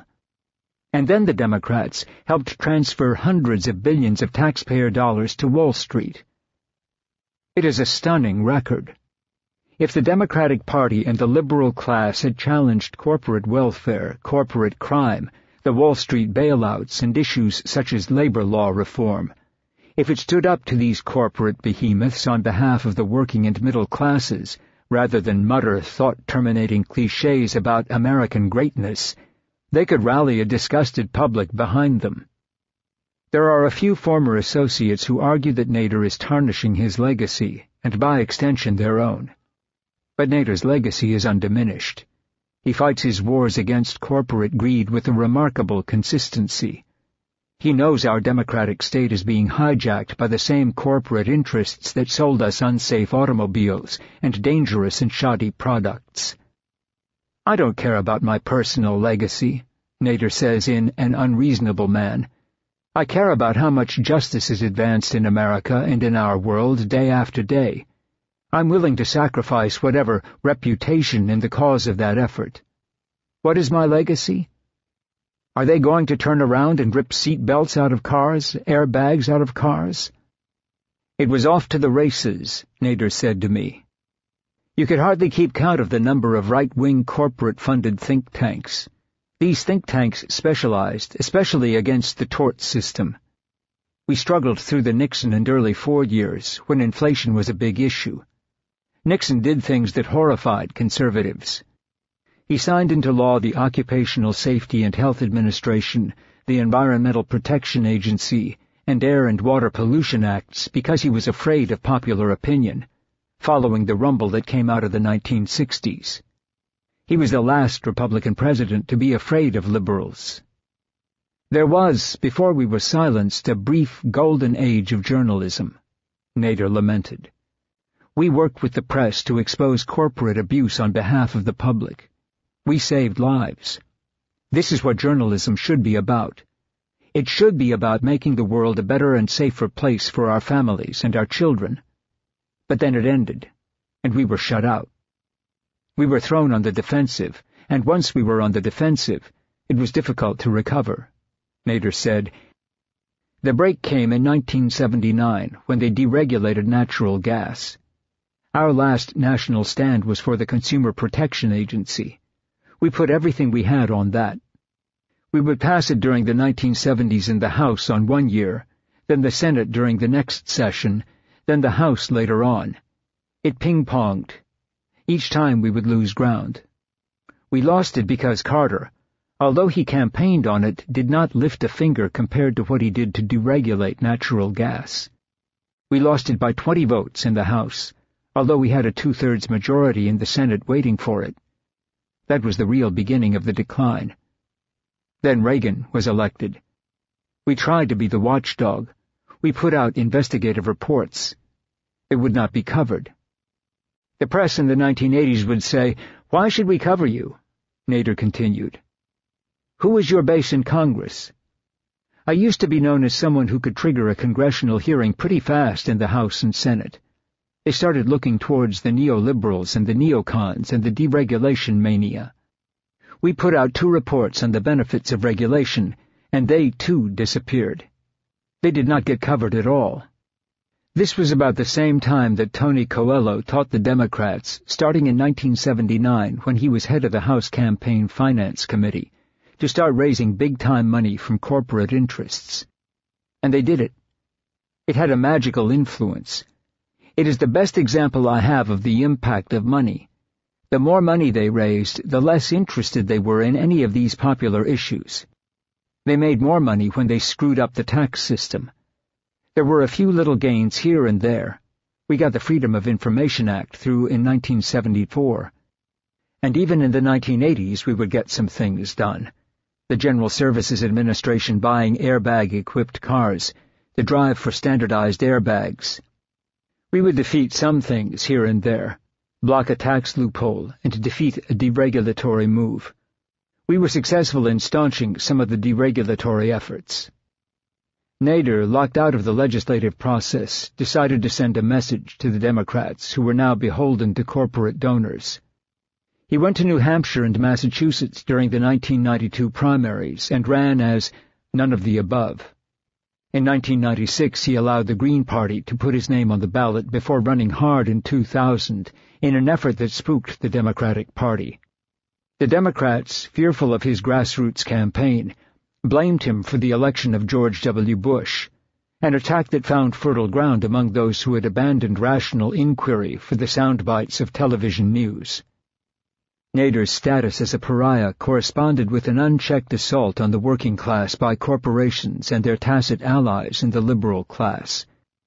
Long-term unemployment, millions of foreclosures, crippling personal debts and bankruptcies, the evaporation of savings and retirement accounts, and the crumbling of the country's infrastructure are taking place as billions in taxpayer subsidies, obscene profits, bonuses, and compensation are doled out to corporate overlords. The drug and health insurance companies, subsidized with billions in taxpayer funds, will soon legally force us to buy their defective products while remaining free to raise co-payments and premiums, especially if we get seriously ill. The oil, gas, coal, and nuclear power companies have made a mockery of Barack Obama's promises to promote clean, renewable energy. We are rapidly becoming a third-world country, cannibalized by corporations, with 2/3 of the population facing severe financial difficulty and poverty. You have a tug-of-war with one side pulling, Nader said. The corporate interests pull on the Democratic Party the way they pull on the Republican Party. If you are a least worst voter, you don't want to disturb John Kerry on the war, so you call off the anti-war demonstrations in 2004. You don't want to disturb Obama because McCain is worse, and every 4 years both parties get worse. There is no pull. That is the dilemma of The Nation and the Progressive and other similar publications. There is no breaking point. What is the breaking point? The criminal war of aggression in Iraq? The escalation of the war in Afghanistan? 45,000 people dying a year because they can't afford health insurance? The hollowing out of communities and the movement of jobs to fascist and communist regimes overseas that know how to put the workers in their place? There is no breaking point. And when there is no breaking point, you do not have a moral compass. The system is broken, and the consumer advocate who represented the best of our democracy and the best of the liberal class was broken with it. As Nader pointed out, after he published Unsafe at Any Speed in 1965, it took only 9 months for the federal government to regulate the auto industry for safety and fuel efficiency. 3 years after the collapse of Bear Stearns, however, there is still no adequate financial reform.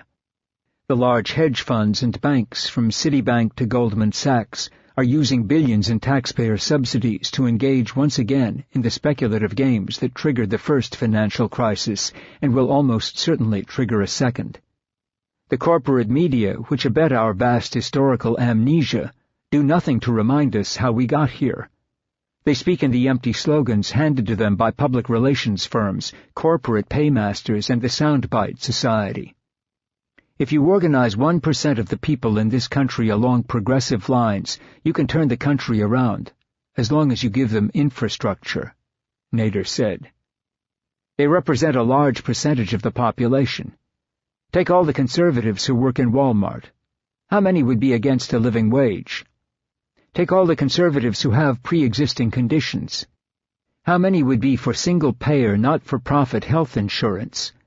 When you get down to the concrete, when you have an active movement that is visible and media-savvy, when you have a community, a lot of people will join. And lots more will support it. The problem is that most liberals are estranged from the working class. They largely have the good jobs. They are not hurting. The real tragedy is that citizens' movements should not have to rely on the commercial media, and public television and radio are disgraceful. If anything, they are worse, Nader said. In 30-some years, Bill Moyers had me on twice. We can't rely on the public media. We do what we can with Amy Goodman on Democracy Now! And Pacifica stations. When I go to local areas, I get very good press, TV, and newspapers, but that doesn't have the impact, even locally. The national press has enormous impact on the issues. It is not pleasant having to say this. You don't want to telegraph that you have been blacked out, but on the other hand, you can't keep it quiet. The right wing has won through intimidation. This intimidation works especially well in a culture of permanent war. In the months leading up to the war in Iraq, there were many credible critics, including former UN inspectors such as Hans Blix, who questioned the lies used to justify the invasion and occupation. But the media refused to include independent voices. The case for war, any war, is almost always presented without significant comment or criticism from the liberal class. Liberals are reduced to arguing over tactics. The Philadelphia Inquirer, for example, published a front-page analysis the day after Hans Blix undermined President Bush and Secretary of State Colin Powell's plans to demand a UN Security Council war resolution. Blix had reported that the UN inspection teams were making progress.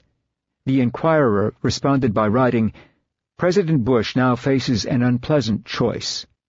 He must decide whether to launch a final round of diplomacy aimed at repairing the breach with many U.S. allies and thus winning broader backing for war, or to abandon the United Nations, ignore global opinion, and launch an invasion with whatever allies will follow. The third choice, not going to war at all, was never raised."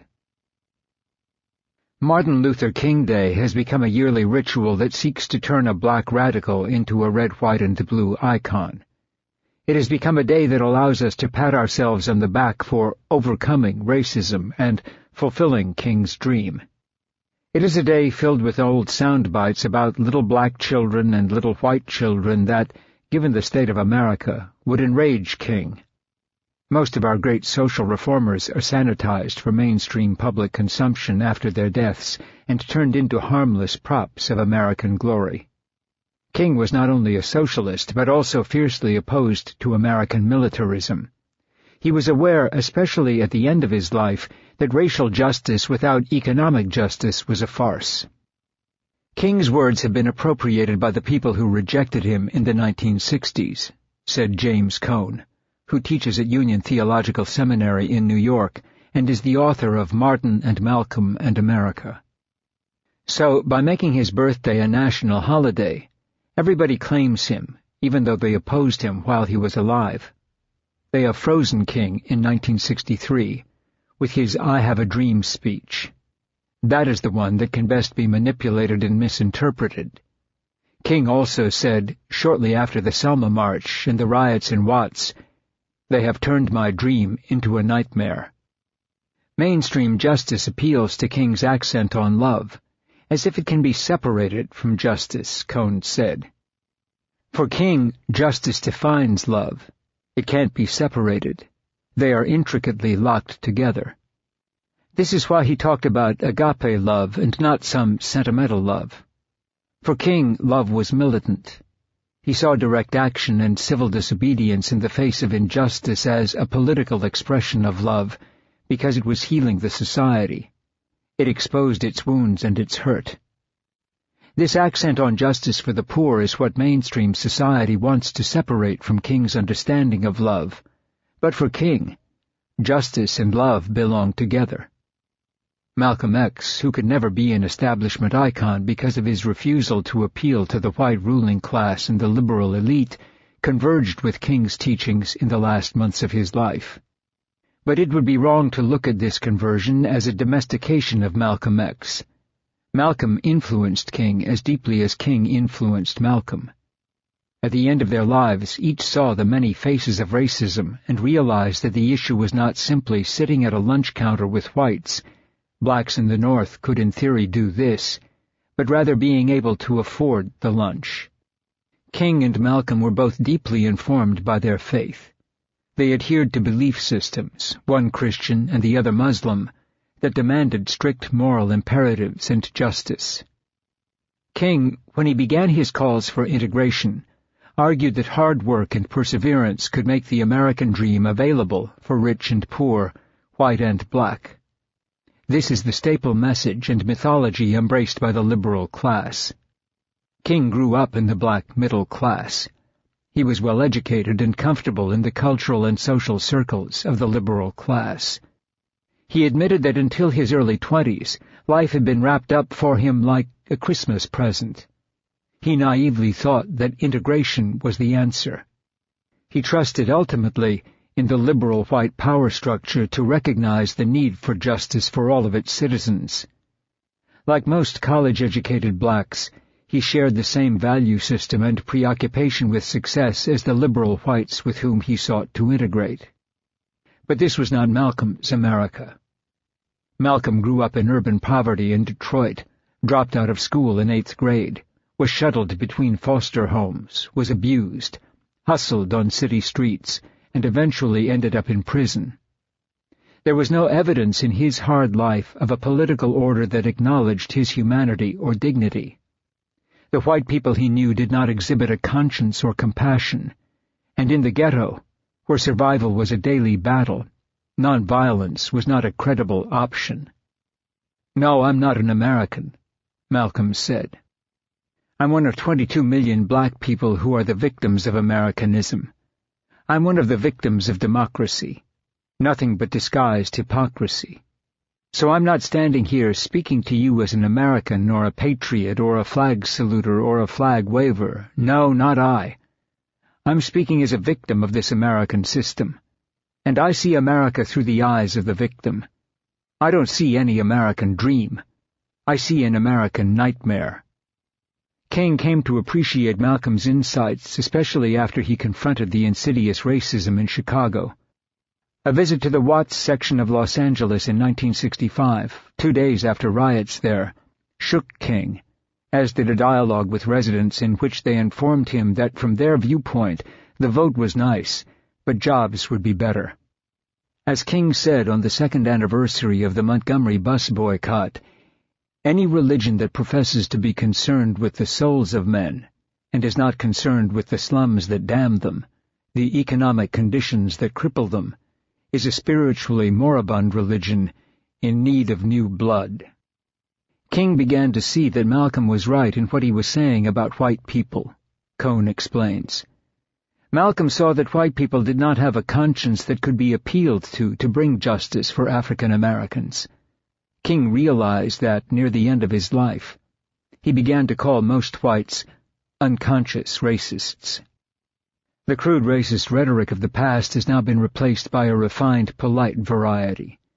We pretend there is equality and equal opportunity while ignoring the institutional and economic racism that infects our inner cities and fills our prisons, where a staggering 1 in 9 black men between the ages of 20 and 34 is incarcerated. There are more African American men behind bars than in college. The cell block, the poet Yusef Kuminyaka told me, has replaced the auction block. The fact that prisons and urban ghettos are populated primarily with people of color is not an accident. It is a calculated decision by those who wield economic and political control. For the bottom third of African Americans, many of whom live in segregated enclaves in cities such as Detroit or Baltimore, little has changed over the past few decades. Life, in fact, has often gotten worse. But this is not a narrative acceptable to the liberal white class, which speaks of a post-racial America. The liberal class continues to insist that hard work is the route to a better life. In the last months of his life, King began to adopt Malcolm's language, reminding listeners that the ghetto was a system of internal colonialism. The purpose of the slum, King said in a speech at the Chicago Freedom Festival, is to confine those who have no power and perpetuate their powerlessness. The slum is little more than a domestic colony which leaves its inhabitants dominated politically, exploited economically, segregated and humiliated at every turn. Coming close to a teaching Malcolm had long espoused, King concluded that the chief problem is economic, and the solution is to restructure the whole society. Life, liberty, and the pursuit of happiness was, as King and Malcolm knew, a meaningless slogan if there was no possibility of a decent education, a safe neighborhood, a job, or a living wage. King and Malcolm were also acutely aware that the permanent war economy was directly linked to the perpetuation of racism and poverty at home and abroad.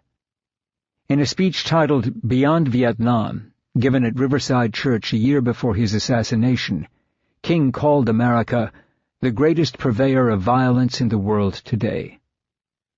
That quote doesn't make it into many Martin Luther King Day celebrations.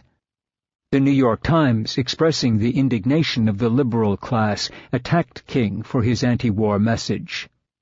King's stance on the Vietnam War and demands for economic justice at the end of his life caused many in the liberal class, including members of his own staff and allies within the white political power structure, to turn against him.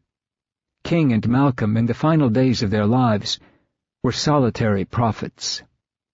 There are many ways in which Malcolm's message is more relevant today, said Cohn, who also wrote A Black Theology of Liberation.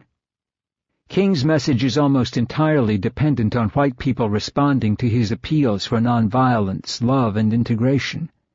He depends on a positive response. Malcolm spoke to black people empowering themselves. He said to black people, "You may not be responsible for getting yourself into the situation you are in, but if you want to get out, you will have to get yourself out. The people who put you in there are not going to get you out." King was appealing to whites to help black people, but King gradually began to realize that African Americans could not depend on whites as much as he had thought. King did not speak to black self-hate, and Malcolm did, Cohn explained. King was a political revolutionary. He transformed the social and political life of America. You would not have Barack Obama today if it had not been for King. Malcolm was a cultural revolutionary. He did not change the social or political structures, But he changed how black people thought about themselves. He transformed black thinking. He made blacks love themselves at a time when they hated themselves. The movement from being Negro and colored to being black, that's Malcolm.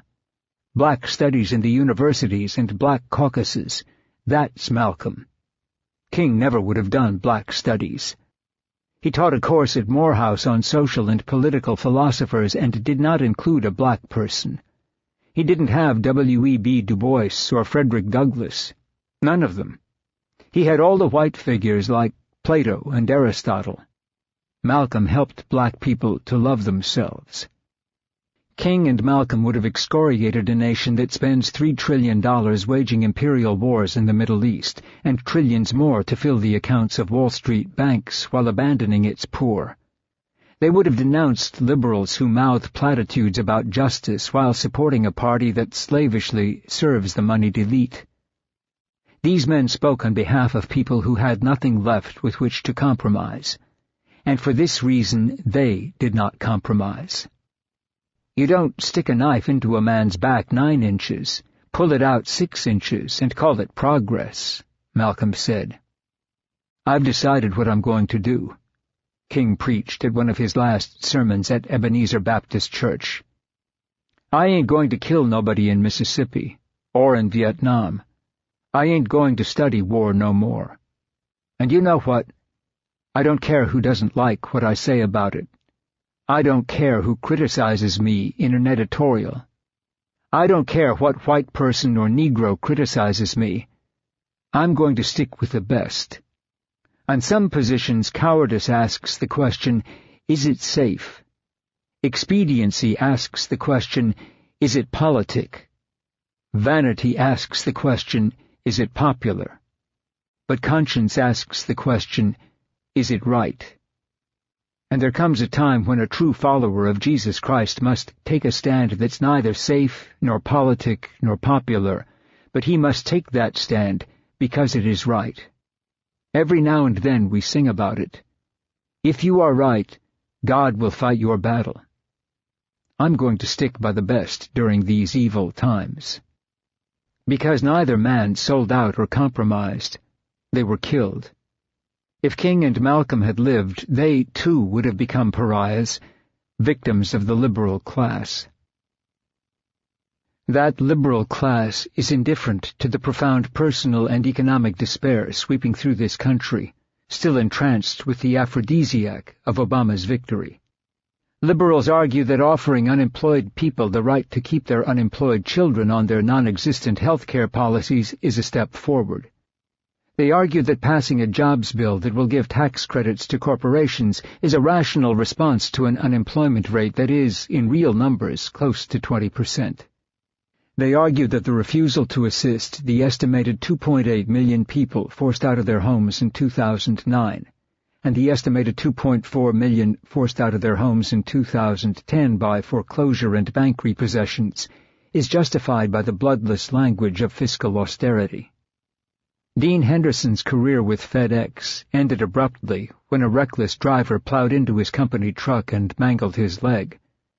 No longer able to drive, stripped of value in our commodity culture, he was tossed aside by the company.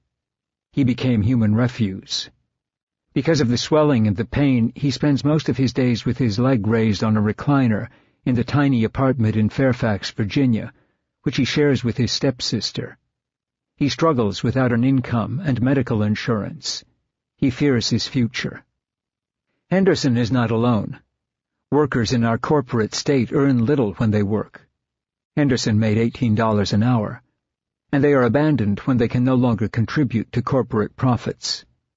It is the ethic of the free market. It is the cost of unfettered capitalism. This happened while I was wearing their uniform and driving one of their company vehicles. Henderson, a 40-year-old military veteran, told me. My foot is destroyed. I have a fused ankle. I have over a dozen surgeries.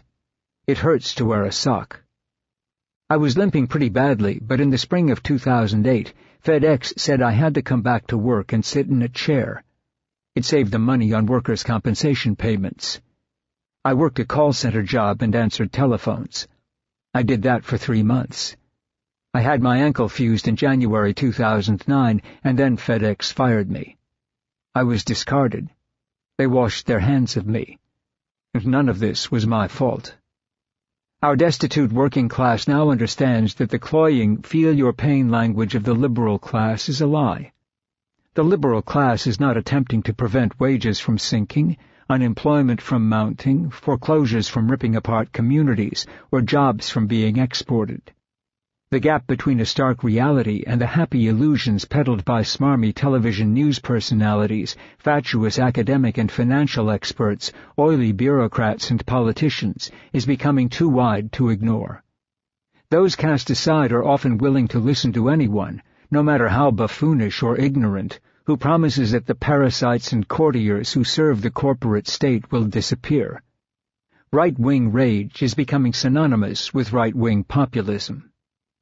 Obama, seduced by power and prestige, is more interested in courting the corporate rich than in saving the disenfranchised. Asked to name a business executive he admires, the president cited Frederick Smith of FedEx, although Smith is a union-busting Republican. Smith, who was a member of Yale's secret Skull and Bones Society along with George W. Bush and John Kerry, served as Senator John McCain's finance chair during McCain's failed run for the presidency. Smith founded FedEx in 1971, and the company had more than $35 billion in revenue in the fiscal year that ended in May 2009. Smith is rich and powerful, but there is no ethical system, religious or secular, that would hold him up as a man worthy of emulation. Such men build fortunes and little monuments to themselves off the pain and suffering of people like Henderson. He's an example of somebody who is thinking long-term, the president said of Smith in an interview with Bloomsburg Businessweek, adding that he really enjoyed talking with him at a February 4, 2009 White House luncheon. Smith does think in the long term. His company lavished money on many members of Congress in 1996 so they would vote for an ad hoc change in the law banning the Teamsters Union from organizing workers at FedEx. A few stalwarts in the Senate, including Edward Kennedy, in a speech reprinted in the Congressional Record on October 1, 1996, and his then-colleague Paul Simon, denounced the obvious political bribery. The company had bought its legislative exemption. Most members of Congress then as now had become corporate employees. I think we have to honestly ask ourselves, why is Federal Express being given preferential treatment in this body now? Senator Simon said at the time. I think the honest answer is Federal Express has been very generous in their campaign contributions. Following the Senate vote, a company spokesman was quoted as saying, "We played political hardball, and we won." What has happened to our historical memory? How did we forget that those who built our democracy and furthered the rights of American workers were not men like Smith, who used power and money to perpetuate the parochial and selfish interests of the elite, but the legions of embattled strikers in the coal fields, on factory floors, and in steel mills, who gave us unions, decent wages, and the 40-hour work week? How was it possible to pass the Taft-Hartley Act, which, in one deft move, emasculated the labor movement? How is it possible that it remains in force? Union workers, who at times paid with their lives, halted the country's enslavement to the rich and the greedy. But now that unions have been broken, rapacious corporations like FedEx and toadies in Congress and the White House are transforming our working class into serfs. UPS, by contrast with its competitor FedEx, is unionized. It is the largest employer of Teamsters members. Labor costs, because of the union, account for almost 2/3 of its operating expenses. But Smith of FedEx spends only 1/3 of his costs on labor. There is something very wrong with a country that leaves a worker like Henderson in a tiny apartment, in excruciating pain, and fighting off depression, while his former billionaire boss is feted as a man of vision and invited to lunch at the White House. A country that stops taking care of its own, that loses the capacity for empathy and compassion, that crumples up human beings and throws them away when it is done with them, breeds dark ideological monsters that will inevitably rise to devour the body politic. FedEx has lavished $17 million on Congress, double its 2008 total, to fight off an effort by UPS and the Teamsters to revoke Smith's tailor-made ban on unions. Smith, again thinking long-term, plans to continue to hire thousands of full-time employees and list them as independent contractors. If his workers are listed as independent contractors, he does not have to pay Social Security, Medicare, and unemployment insurance taxes. And when they get sick or injured or old, he can push them onto the street. Henderson says FedEx treats its equipment as shabbily as its employees. There is no difference between trucks and people to corporations that view everything as a commodity. Corporations exploit human beings and equipment, as well as natural resources, until exhaustion or collapse. The trucks are a liability, Henderson said. They are junk. The tires are bald, the engines cut out. There are a lot of mechanical problems. The roofs leak. They wobble and pull to one side or the other. The heating does not work. And the company pushes its employees in the same way. The first Christmas I was there, I worked 13 hours without a break, and without anything to eat. 6. Rebellion. One of the only coherent philosophical positions is revolt. It is a constant confrontation between man and his obscurity. It is not aspiration, for it is devoid of hope. That revolt is the certainty of a crushing fate without the resignation that ought to accompany it. Albert Camus, An Absurd Reasoning. Alexander Herzen, speaking a century ago to a group of anarchists about how to overthrow the Tsar, reminded his listeners that it was not their job to save a dying system, but to replace it. We think we are the doctors. We are the disease. All resistance must recognize that the corporate coup d'etat is complete. We must not waste our energy trying to reform or appeal to systems of power. This does not mean the end of resistance, but it does mean very different forms of resistance. The economic devastation of global capitalism will soon be matched by ecological devastation. The liberal class's decision to abet the destruction of the global economy was matched by its tacit decision to abet the corporate destruction of the ecosystem on which human life depends. The valiant efforts of a few liberal activists, such as Bill McKibben, to organize worldwide demonstrations to pressure industrial and political leaders from the polluting nations to act swiftly at the Copenhagen Conference in December 2009, and thereby to thwart catastrophic environmental disaster, failed. The voices of the people did not register. The liberal class continued to bind itself to systems that, in theological terms, have become systems of death. Our environment is being dramatically transformed in ways that soon will make it difficult for the human species to survive. We must direct our energies toward building sustainable local communities to weather the coming crisis, since we will be unable to survive and resist without a cooperative effort. The liberal class, which clings to the decaying ideologies used to justify globalism and imperialism, which has refused to defy the exploitation or galvanize behind militants to halt the destruction of the ecosystem, has become a useless appendage.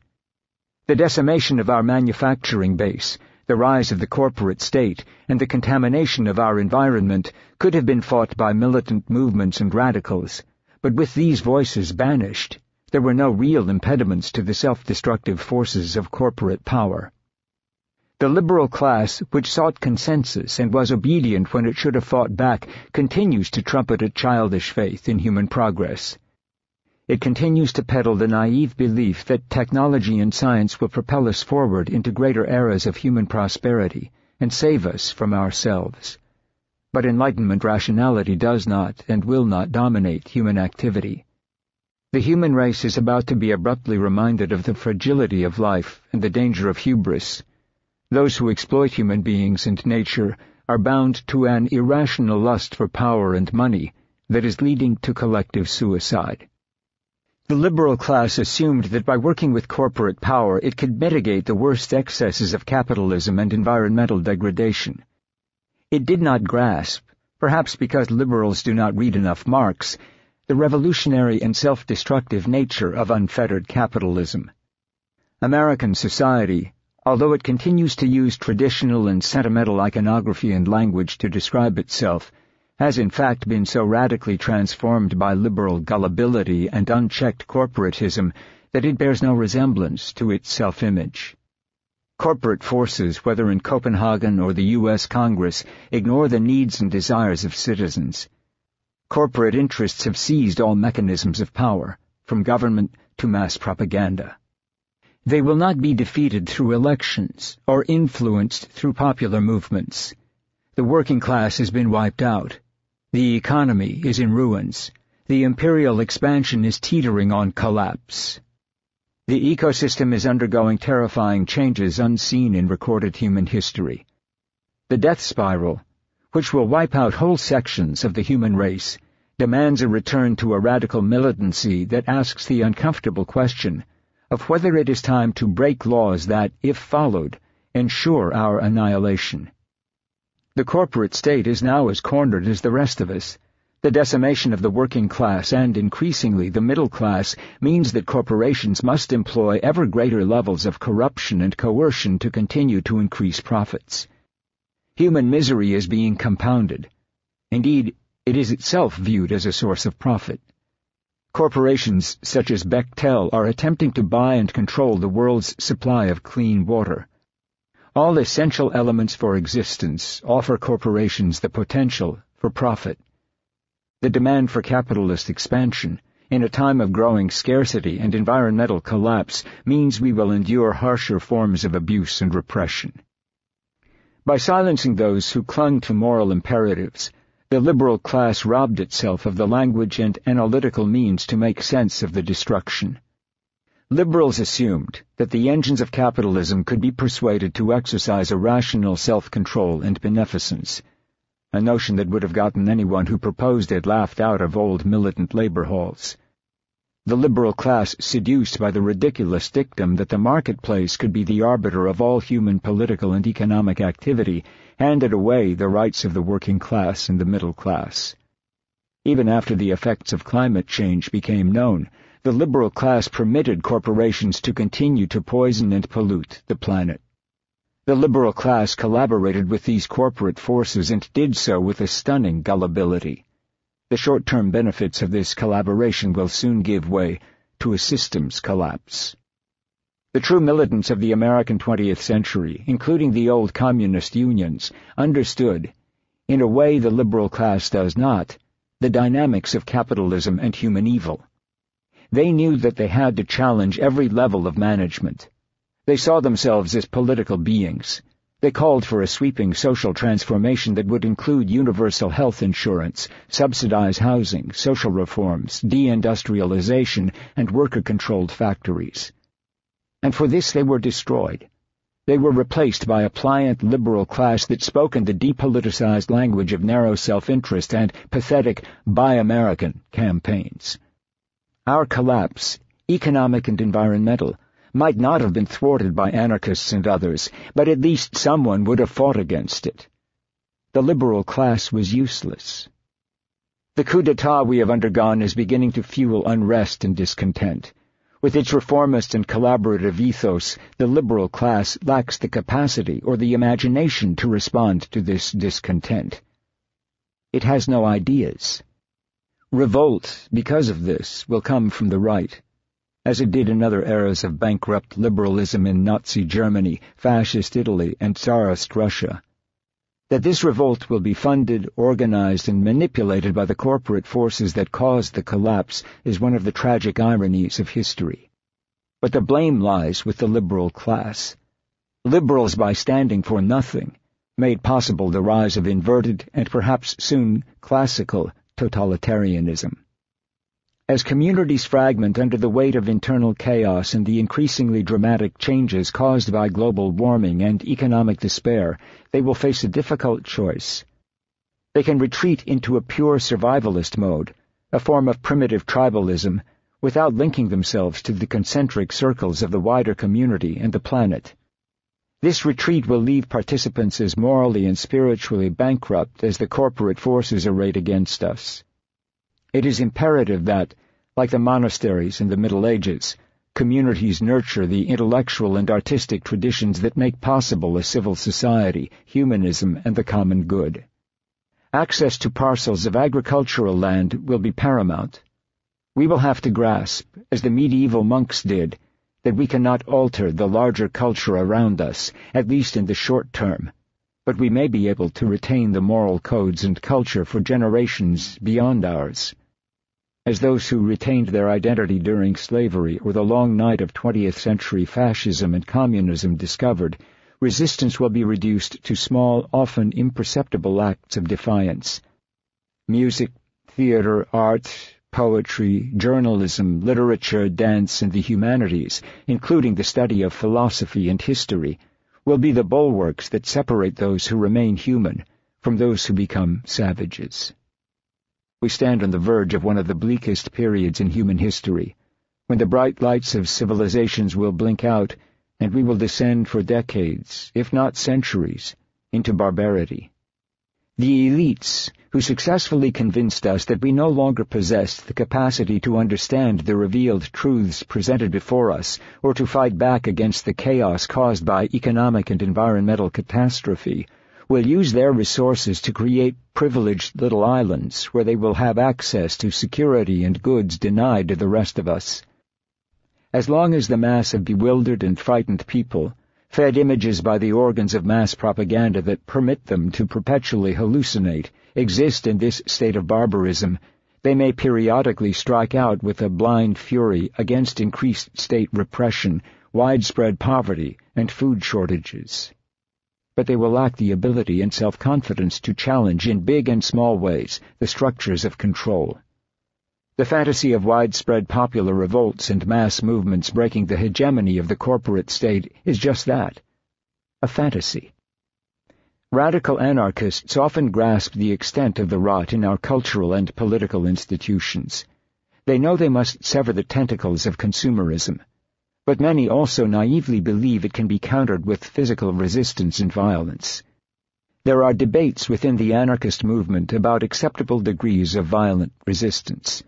Some argue, for example, that we should limit ourselves to the destruction of property. But that is a dead end.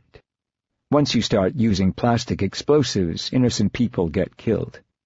The moment anarchic violence begins to disrupt the mechanisms of governance, the power elite will use these acts, however minor, as an excuse to employ disproportionate and ruthless force against real and suspected agitators, only fueling the fear and rage of the dispossessed. There are times, and this moment in human history may turn out to be one of them, when human beings are forced to respond to repression with violence. I was in Sarajevo during the war in Bosnia. We knew what the Serbian forces ringing the capital would do to us if they broke through the defenses and trench system around the besieged city. We had the examples of the Drina Valley or the city of Vukovar, where about a third of the Muslim inhabitants had been killed and the rest herded into refugee or displacement camps. The only choice, if one wanted to defend your family and community, was to pick up a weapon. But violence has inherent problems. Those who proved most adept at defending Sarajevo came from the criminal class. When they were not shooting at Bosnian Serb forces, they were looting the apartments of ethnic Serbs in Sarajevo and often executing them, as well as terrorizing their fellow Muslims. When you ingest the poison of violence, even in a just cause, it corrupts, deforms, and perverts you. Violence is also a drug. The most addicted to violence are those who have access to weapons and a penchant for force. And killers rise to the surface of all armed movements, even those that could be defined as just, and contaminate them with the intoxicating and seductive power that comes with the capacity to kill and destroy. I have seen it in war after war. When you go down that road, you end up pitting your monsters against their monsters. And the sensitive, the humane, and the gentle, those with a propensity to nurture and protect life, are pushed aside and often murdered. The romantic vision of war and violence is as prevalent among many on the radical left as it is in the mainstream culture. Those who resist with force cannot hope to defeat the corporate state. They will not sustain the cultural values that must be sustained if we are to have a future worth living. Armed resistance movements are always mutations of the violence that spawned them. I am not naive enough to think I could have avoided these armed movements had I been a landless Salvadoran or Guatemalan peasant, a Palestinian in Gaza, or a Muslim in Sarajevo. Threatened on all sides with violence and destruction, I probably would have taken up a gun. But violent response to repression, whether it achieves its goals or not, is counterproductive. It always results in the brutal sacrifice of innocence and the destruction of the culture and traditions that make us human. Violence must be avoided, although finally, not at the expense of our own survival. Non-violent acts of disobedience and the breaking of laws to disrupt the corporate assault on human life and the ecosystem will keep us whole. Once we use violence against violence, we enter a moral void. Democracy, a system designed to challenge the status quo, has been corrupted to serve the status quo. The abject failure of activists and the liberal class to push corporate, industrialized states toward serious environmental reform, to thwart imperial adventurism, or to build a humane policy toward the world's poor stems from an inability to face these new configurations of power. Our passivity is due, in part, to our inability to confront the awful fact of extinction, either our own inevitable mortality or that of the human species. The emotional cost of confronting death is painful. We prefer illusion. In the wars I covered, highly educated and intelligent people, whether in the cafes in Sarajevo or later in Pristina in Kosovo, insisted that war would not break out. They, like us, failed to grasp that the paradigm of power had irrevocably altered and that the paradigm of resistance had to change as well. They, too, failed to envision the death of their society and their own mortal danger, although the edifice was also physically collapsing around them. It is a common human frailty that severs those within dying civilizations from their terminal condition. The election of Obama was one more triumph of illusion over substance. It was a skillful manipulation and betrayal of the public by a corporate power elite. We mistook style and ethnicity, an advertising tactic pioneered by Calvin Klein and Benetton, for progressive politics and genuine change. The goal of a branded Obama, as with all brands, was to make passive consumers mistake a brand for an experience. And this is why Obama was named Advertising Age's Marketer of the Year for 2008, beating out Apple and Zappos. Obama had almost no experience besides 2 years in the Senate, where his voting record was a dismal capitulation to corporate power. But, once again, the electronic hallucinations that assaulted us rendered most voters incapable of thought and response. The superficial, the trivial, and the sensational mask our deep cultural, economic, political, and environmental disintegration, as well as the newest political diversion approved by the corporate state. We remain hypnotized by flickering images we mistake for reality. Celebrity culture is a culture of faux ecstasy, since the passions it generates derive from staged authenticity rather than genuine forms of recognition and belonging, Chris Rojek writes.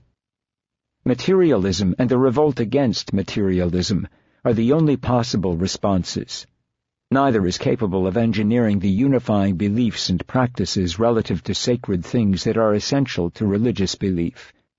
The cult of distraction, then, is both a means of concealing the meaninglessness of modern life and of reinforcing the power of commodity culture. Celebrity culture provides monumental images of elevation and magic. The psychological consequence of this is to enjoin us to adjust to our material circumstances and forget that life has no meaning.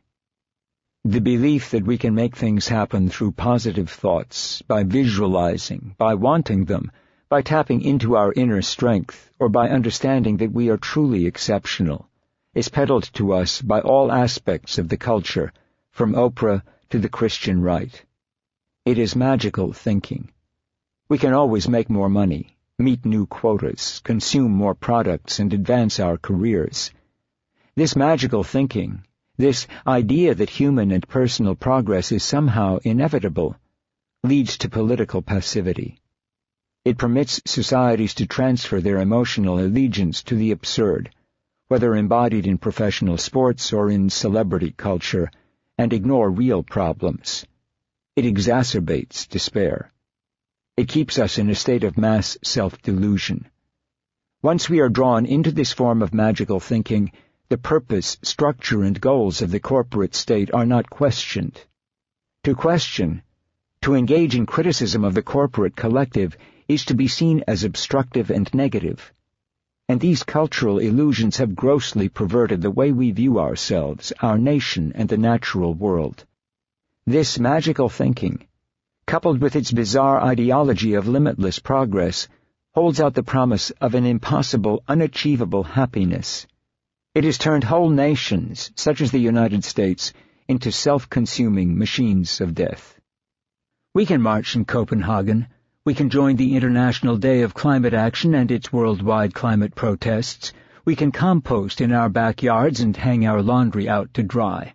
We can write letters to our elected officials. We can vote for Obama and chant, "Yes, we can." But the corporate power elite is no longer concerned with our aspirations. Appealing to their better nature or seeking to influence the internal levers of power will no longer work. The rod of imperialism, which is always incompatible with democracy, militarizes domestic politics. This militarization, as Sheldon Wolin writes, combines with the cultural fantasies of hero worship and tales of individual prowess, eternal youthfulness, beauty through surgery, action measured in nanoseconds, and a dream-laden culture of ever-expanding control and possibility to sever huge segments of the population from reality. Those who control the images control us. And while we have been entranced by the celluloid shadows in the walls of Plato's cave, these corporate forces have effectively dismantled social security, unions, welfare, public health services, and public housing, the institutions of social democracy. They have been permitted to pollute the planet long after we knew the deadly consequences of global warming. We are living through one of civilization's seismic reversals.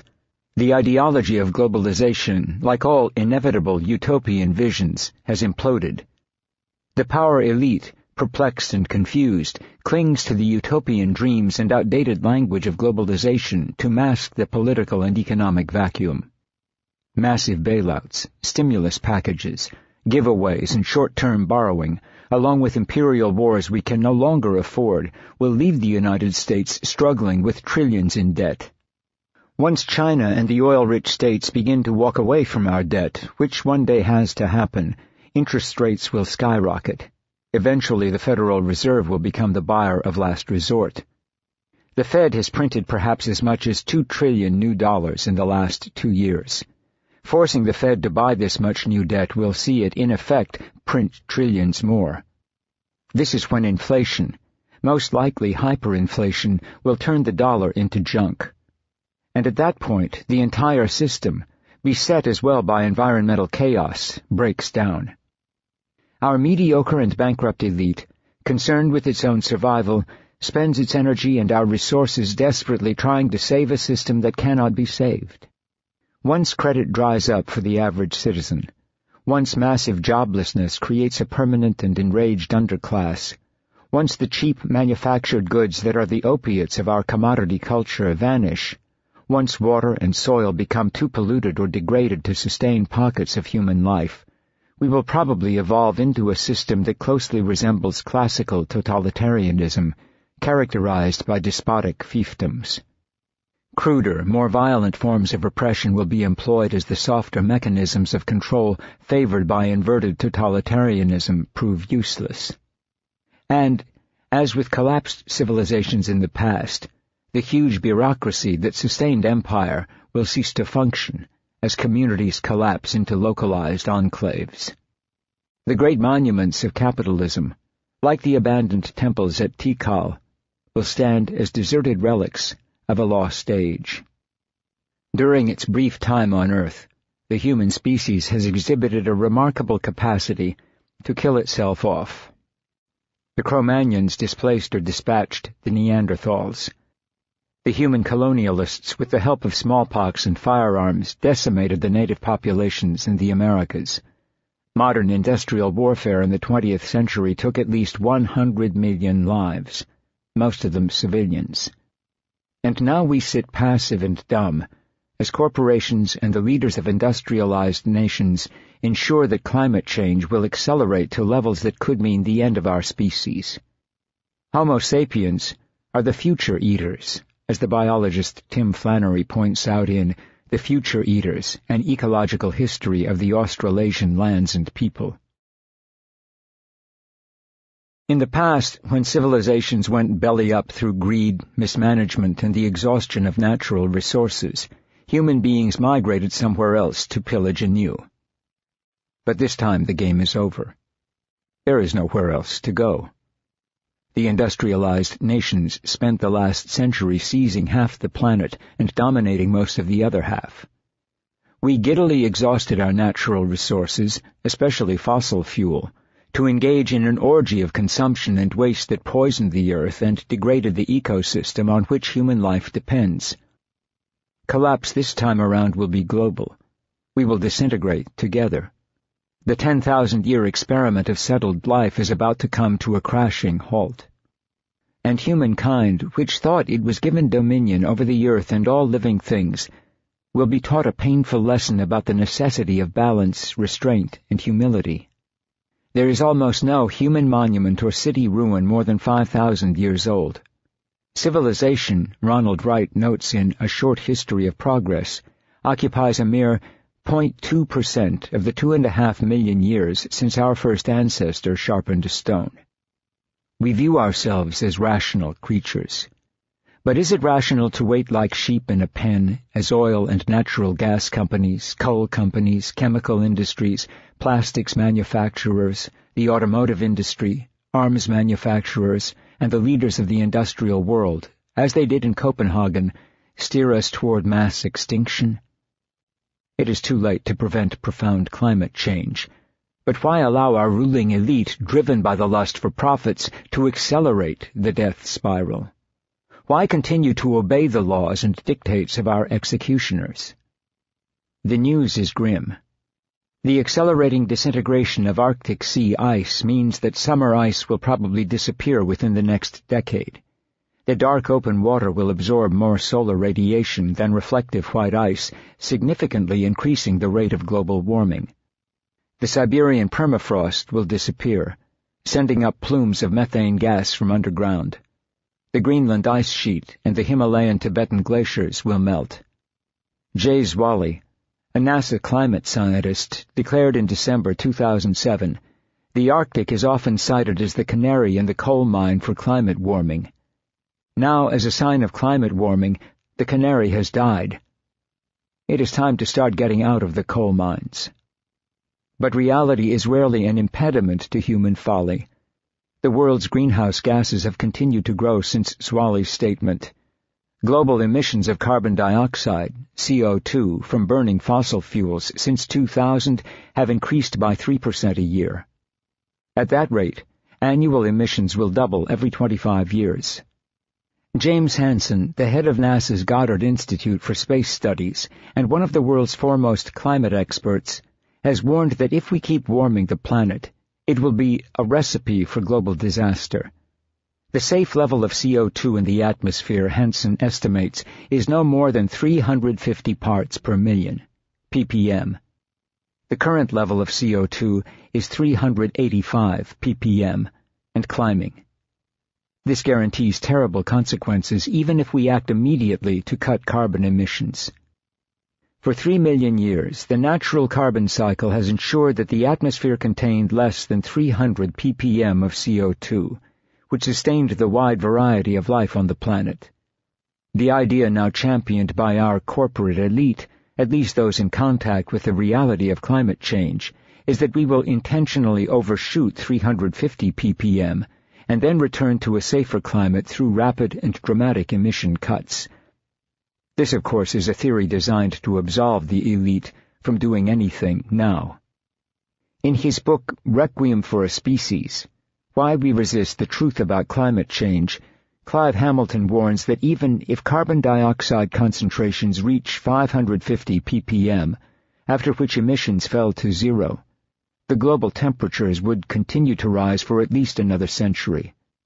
Moreover, once we reach 550 ppm, a number of tipping points will have been crossed, and all efforts humans then make to cut their greenhouse gas emissions may be overwhelmed by natural sources of greenhouse gases. In that case, rather than stabilizing at 550 ppm, 550 will be just another level we pass through 1 year, on a trajectory to who knows where. 1,000 ppm, perhaps. Copenhagen was perhaps the last chance to save ourselves. Barack Obama and the other leaders of the industrialized nations blew it. Radical climate change is certain. If annual emissions stop immediately, the past carbon emissions that remain in the atmosphere will still be enough to elevate global temperatures for centuries. It is only a question now of how bad it will become. The engines of climate change, climate scientists have warned, will soon create a domino effect that could thrust the Earth into a chaotic state for thousands of years before it regains equilibrium. Whether human beings would still be a force on the planet or even survive is a moot point, Hamilton writes. One thing is certain, there will be far fewer of us. We have fallen prey to the illusion that we can modify and control our environment, that human ingenuity ensures the inevitability of human progress, and that our secular God of science will save us.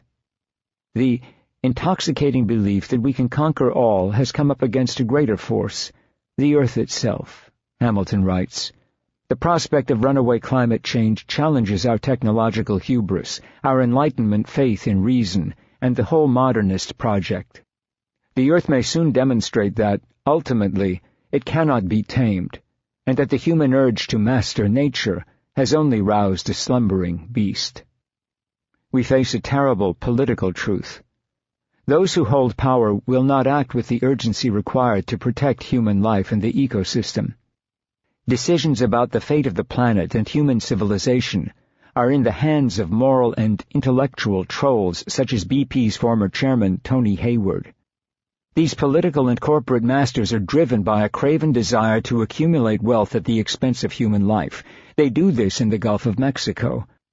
They do this in the factories in the southern Chinese province of Guangdong. The leaders of these corporations now determine our fate.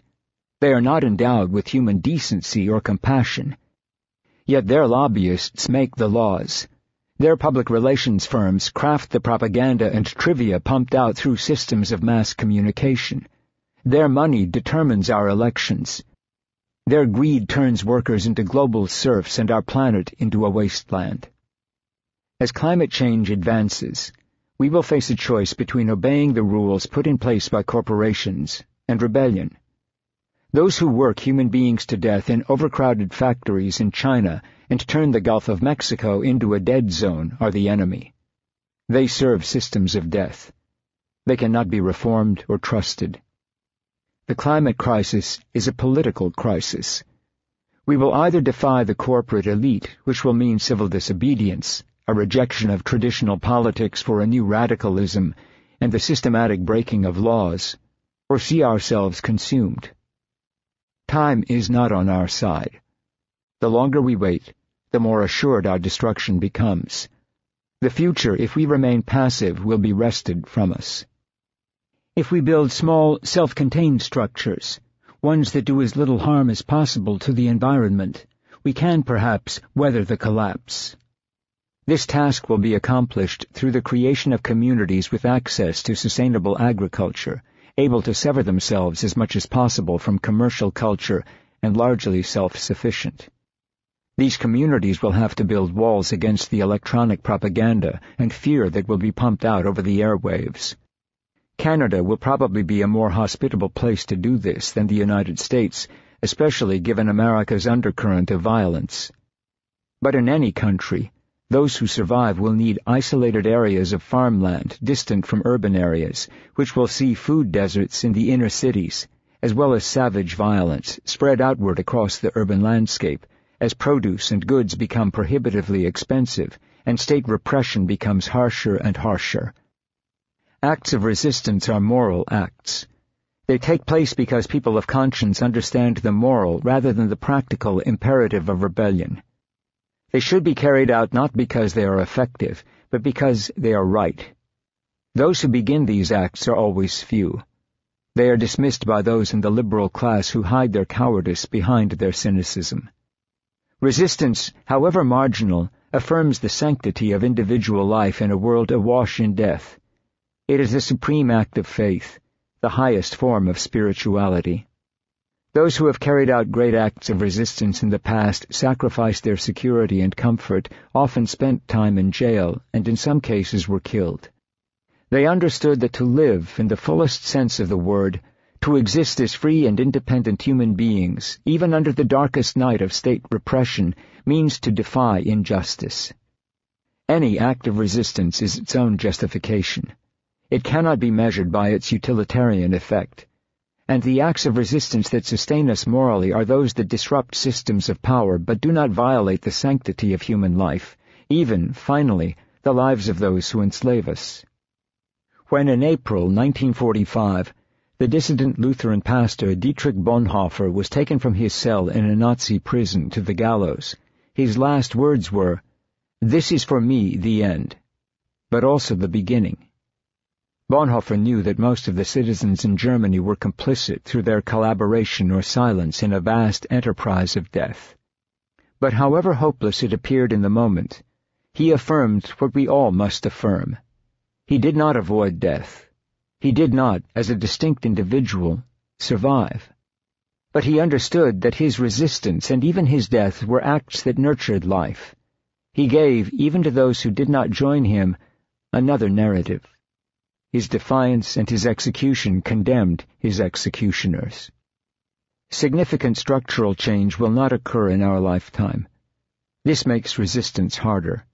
It shifts resistance from the tangible, the immediate, and the practical to the amorphous and the indeterminate.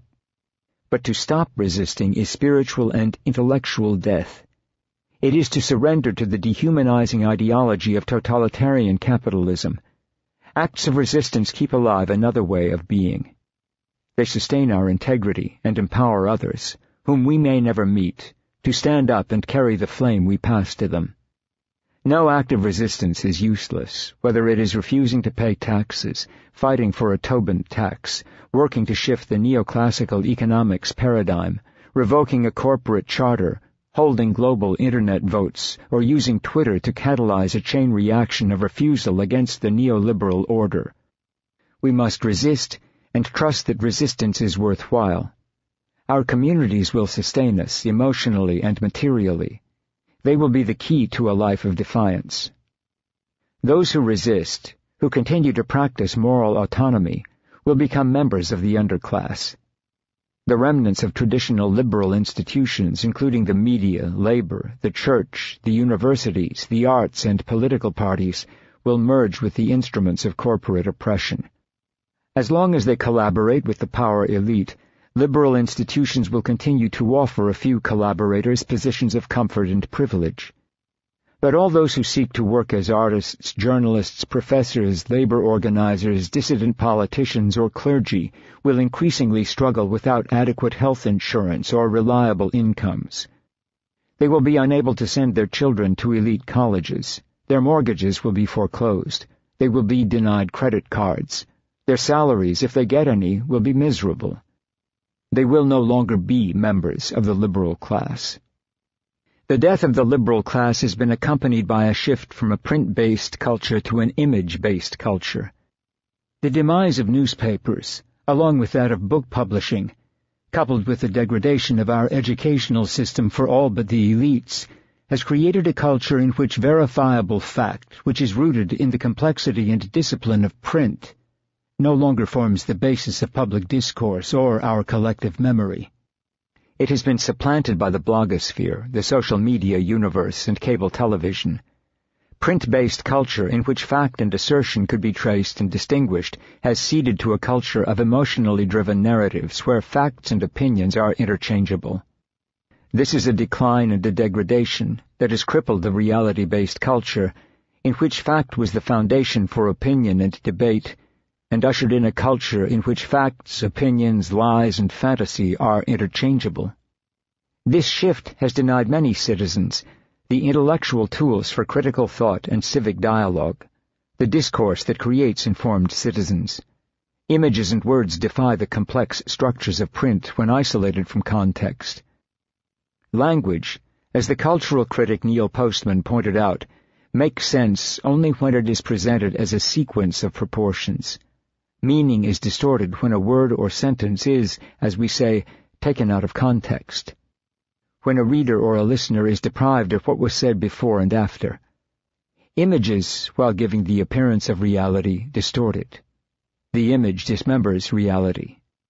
It recreates the world in a series of idiosyncratic events, and it will be difficult to communicate with those within a culture that are fed hefty doses of emotionally charged images and words taken out of context. Reality, once it is disconnected from print, is no longer placed in context. This will leave dissidents speaking in a language that will often be unintelligible to the wider society. A populace entranced by these fragments, images, and spectacles, a populace that can no longer find the words to articulate what is happening to it, is cut off from rational discourse. It expresses reality through the use of selected and isolated facts, half-truths or lies that do not make sense. Illusion becomes true. Artifacts from the print-based culture, such as newspapers, books, or classical drama, artifacts rooted in the complexity of print, attempt to present, examine, and explain reality as something intimately related to the past. These print-based artifacts are based on the assumption that we cannot understand the present if we do not understand the past. Images and facts used to fuel a frenzy of chatter and melodrama speak in a different form. This visual language engenders confusion. It offers an endless whirlwind of emotion and cant. It fosters historical amnesia. As the culture has shifted from print to image, the old artifacts grounded in print have become as obtuse and unintelligible as hieroglyphics. Those who resist will be able to do so only as long as they wall off the new forms of communication and remain wedded to the complexity of print. But this will also result in rebels becoming foreigners in their own land. The Internet, held out by many as a new panacea, is accelerating this cultural decline, as Matthew Hindman illustrates in his book, The Myth of Digital Democracy. Internet traffic is dominated by a few principal corporate sites, Yahoo, Bing, and Google, which aggregate and reproduce existing journalism and creative work. The goal, of course, is profit. The web efficiently disseminates content, but it does not protect intellectual property rights. And this means financial ruin for journalists, academics, musicians, and artists. Creative work is released for free to web providers who use it as bait for corporate advertising, and those who create reap little or nothing. The great promise of the Internet, to open up dialogue, break down cultural barriers, promote democracy, and unleash innovation and creativity, is yet another utopian dream. The Internet is only accelerating our division into antagonistic clans, where we are sucked into virtual tribal groups that chant the same slogans and hate the same enemies. The web, like the cable news outlets, forms anonymous crowds to vent collective rage, intolerance, and bigotry. These virtual slums do not seek communication or dialogue. They speak in the new absurdist language. They do not enrich our culture. They create a herd mentality in which those who express empathy for some perceived enemy, whether left or right, are denounced by their fellow travelers for their impurity. And the liberal class has become as corrupted by the web as the right wing. Racism toward Muslims is as evil as anti-Semitism. But try to express this simple truth on a partisan Palestinian or Israeli website. These kinds of truths, that acknowledge human complexity, are what the liberal class once sought to protect. Social scientists have a name for this retreat into ideologically pure and intolerant ghettos: cyber-balkanization. I spoke with Jaron Lanier, the father of virtual reality technology. He warns of this frightening new collectivism in You Are Not a Gadget.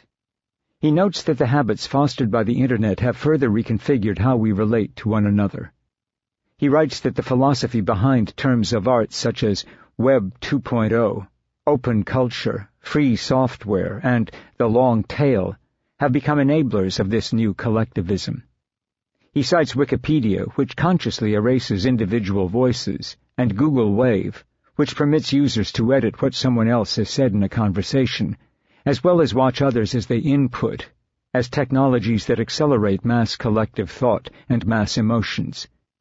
Privacy, honesty, and self-reflection are obliterated in favor of image. On the Internet, as in the wider society, the value and status of tastes and information are determined by the crowd, in what Lanier calls the hive mentality. Music, books, journalism, commercials, bits of television shows and movies, along with inane YouTube videos, are thrust onto our screens and into the national consciousness based on their level of Internet traffic. Lanier says that one of the biggest mistakes he and other early computer scientists made while developing the Internet was allowing those whose works are displayed on the Internet to go unpaid. He says this decision has made it more difficult for those who create intellectual or artistic works to make a living or receive credit for their work. It has furthered the cultural rout against individual expression. 20 music tracks are downloaded illegally for every one bought online. It is a similar story for films and photographs. Pirated versions of newly released movies are available along with last week's New York Times bestsellers. Journalists, once able to sell articles to publications overseas, now see their work flash around the globe without hope of compensation. We are starving our professional critics and artists.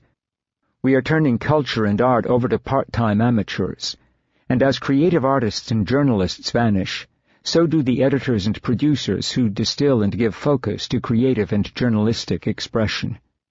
The only journalism and art that will endure will be that which draws advertising. Cultural and artistic expression will be replaced by the tawdry, banal, and often idiotic distractions that draw huge numbers of YouTube hits or public relations-created propaganda. And any work that cannot gain corporate sponsorship or attract advertising dollars will be ignored. While disregard of intellectual property rights denies those who create the capacity to make a living from their work, aggregators such as Google make profits by collecting and distributing content to lure advertisers. Original work on the Internet, as Lanier points out, is almost always cut and mutilated. It is copied, mashed up, anonymized, analyzed, and turned into bricks in someone else's fortress to support an advertising scheme. Lanier warns that if this trend is not halted, it will create a formula that leaves no way for our nation to earn a living in the long term. The Internet has begun the final and perhaps the deadliest assault on the arts and intellectual inquiry. All of a sudden, people have lost sight of the fact that people need to be paid for the work, Mark Kurlansky, who is the author of Cod, Salt, and 1968, told me. I was doing a book signing in Boston for my book, The Food of a Younger Land, based on WPA food writing. I told the audience that this was the best of it, and I had discarded half of the stuff. This young guy came up to me afterwards and said, "Why didn't you take the stuff you discarded and post it on the Internet?" I was thinking, there are a couple of obvious problems, and why doesn't he see them? First of all, if I discarded it, it was because I didn't think it was any good. And second of all, to be crude, what's in it for me? The public has this attitude that this is above money. It is not a coincidence that the only successful print medium left economically is financial journalism. It is a world that worships money. You pay your money, and you get your story. Digital collectivism, Lanier warns, is destroying the dwindling vestiges of authentic journalism, creativity, and innovation that require time, investment, and self-reflection. The only income left for most of those who create is earned through self-promotion and the orchestration of celebrity. But, as Lanier points out, this turns all culture into a form of advertising. It fosters a social ethic in which the capacity for crowd manipulation, for the art of seduction, is valued more than truth, beauty, or intellect. Writers, musicians, artists, journalists, and filmmakers must transform themselves into celebrities to earn money, or vanish from public consciousness. Funding a civilization through advertising is like trying to get nutrition by connecting a tube from one's anus to one's mouth, Lanier says. The body starts consuming itself. That is what we are doing online. As more and more human activity is aggregated, people huddle around the last remaining oases of revenue. Musicians today might still be able to get paid to make music for video games, for instance, because games are still played in closed consoles and haven't been collectivized as yet. Lanier is not opposed to the Internet. He is opposed to how it has evolved. He fears that if we fall into an economic tailspin, the Internet, like other innovative systems of mass communication, such as television, will be used to exacerbate social enmity. The scenario I can see is America in some economic decline, which we seem determined to enter into because we are unable to make any adjustments, and a lot of unhappy people. Lanier said, "The preponderance of them are located in rural areas and in the red states, the former slave states, and they are all connected and get angrier and angrier. What exactly happens? Do they start converging on abortion clinics? Probably. Do they start converging on legislatures and take them over? I don't know, maybe. I shouldn't speak it. It is almost a curse to imagine these things, but any intelligent person can see the scenario I am afraid to see. There is a potential here for very bad stuff to happen." The utopian promoters of the Internet insist that the hive mind, the vast virtual collective, will propel us toward a brave new world. Lanier dismisses such visions as fantasies that allow many well-intentioned people to be seduced by an evolving nightmare. The crowd phenomenon exists, but the hive does not exist. Lanier explained, "All there is a crowd phenomenon, which can often be dangerous. To a true believer, which I certainly am not, the hive is like the baby at the end of 2001 Space Odyssey. It is a super creature that surpasses humanity. To me, it is the misinterpretation of the old crowd phenomenon with a digital vibe. It has the same dangers. A crowd can turn into a mean mob all too easily, as it has throughout human history. There are some things crowds can do, such as count the jelly beans in the jar or guess the weight of the ox," Lanier said. "I acknowledge this phenomenon is real, but I propose that the line between when crowds can think effectively as a crowd and when they can't is a little different. If you read James Surowiecki's The Wisdom of Crowds, he, as well as other theorists, say that if you want a crowd to be wise, the key is to reduce the communication flow between the members so they do not influence each other, so they are truly independent and have separate sample points. It brings up an interesting paradox.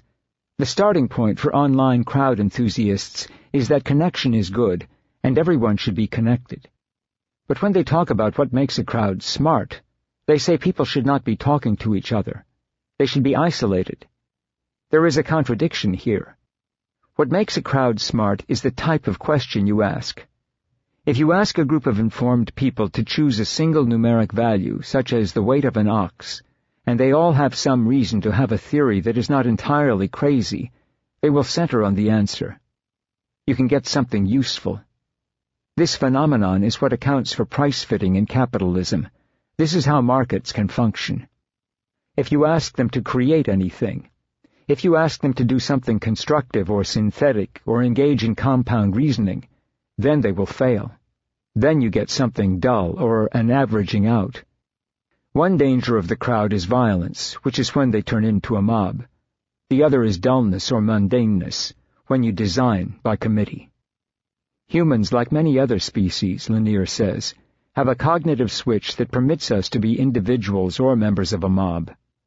Once we enter the confines of what Lanier calls a clan, even a virtual clan, we revert to the basest instincts within us. Technology evolves, but human history remains constant. The 20th century was the bloodiest in human history because human beings married the newly minted tools of efficient state bureaucracies, mass propaganda, and industrial slaughter, with dark impulses that have existed since the dawn of the human species. You become hypersensitive to the pecking order and to your sense of social status, Lanier said of these virtual clans. There is almost always the designated loser in your own group, and the designated external enemy. There is the enemy below, and the enemy afar. There become two classes of disenfranchised people. You enter into a constant obligation to defend your status, which is always being contested. It is time-consuming to become a member of one of these things. I see a lot of designs online that bring this out. There is a recognizable sequence, whether it is pianos, poodles, or jihad. You see people forming into these clans. It is playing with fire. There are plenty of examples of evil in human history that did not involve this effect, such as Jack the Ripper, who worked alone. But most of the really bad examples of human behavior in history involve invoking this clan dynamic. No particular sort of person is immune to it. Geeks are no more immune to it than Germans or Russians or Japanese or Mongolians. It is part of our nature. It can be woken up without any leadership structure or politics. It happens. It is part of us.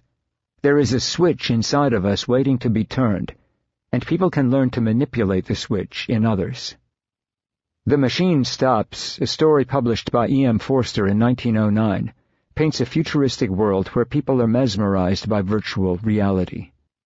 In Forster's dystopia, human beings live in isolated tiny subterranean rooms like hives, where they are captivated by instant messages and cinematophores, machines that project visual images. The subterranean masses cut themselves off from the external world and are absorbed by a bizarre pseudo-reality of voices, sounds, evanescent images, and abstract sensations that can be evoked by pressing a few buttons. The world of the machine, which has replaced the real world with a virtual world, is accessed through an omniscient, impersonal voice. We are, as Forster understood, seduced and then enslaved by technology. From the combustion engine to computers to robotics, human ingenuity is always hijacked by slave masters. They use the newest technologies to keep us impoverished, confused about our identity, and passive. The Internet, designed by defense strategists to communicate after a nuclear attack, has become the latest technological instrument of control. Technology is morally neutral. It serves the interests of those who control it. And those who control it today are destroying journalism, culture, and art, while they herd the population into clans that fuel isolation, self-delusion, intolerance, and hatred. A common rationalization in the fledgling world of digital cultures back then was that we were entering a transitional lull before a creative storm, or were already in the eye of the storm, Lanier writes in his book. But we were not passing through a momentary calm. We had, rather, entered a persistent somnolence, and I have come to believe that we will escape it only when we kill the hive. The media, the arts, scholarship, and political and social movements must become conduits for unvarnished moral outrage and passion. We must defy systems and even laws that permit corporations to strangle our culture and the natural world. But at the same time, all who speak in a moral voice, one tied to facts rather than illusions, will become freaks. It will be difficult to live with a conscience in an age of nihilism.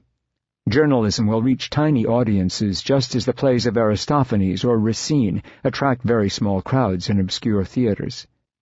Art and journalism will seek wealthy patrons who will come and go according to the dictates of their fortunes and their whims, but will not reach the larger society, which will be deluged with illusions and spectacles. A culture, once it no longer values truth and beauty, condemns its most creative and moral people to poverty and obscurity. And this is our destiny. The French existentialist Albert Camus argued that our lives are meaningless. We cannot influence fate. We will all die, and our individual beings will be obliterated. But we have a choice in how we live. A living man can be enslaved and reduced to the historic condition of an object, Camus wrote. But if he dies in refusing to be enslaved, he reaffirms the existence of another kind of human nature, which refuses to be classified as an object. The rebel, for Camus, stands with the oppressed, the unemployed workers thrust into impoverishment and misery by the corporate state, the Palestinians in Gaza, the civilians in Iraq and Afghanistan, the disappeared who are held in our global black sites, the poor in our inner cities and depressed rural communities, immigrants, and those locked away in our prison system.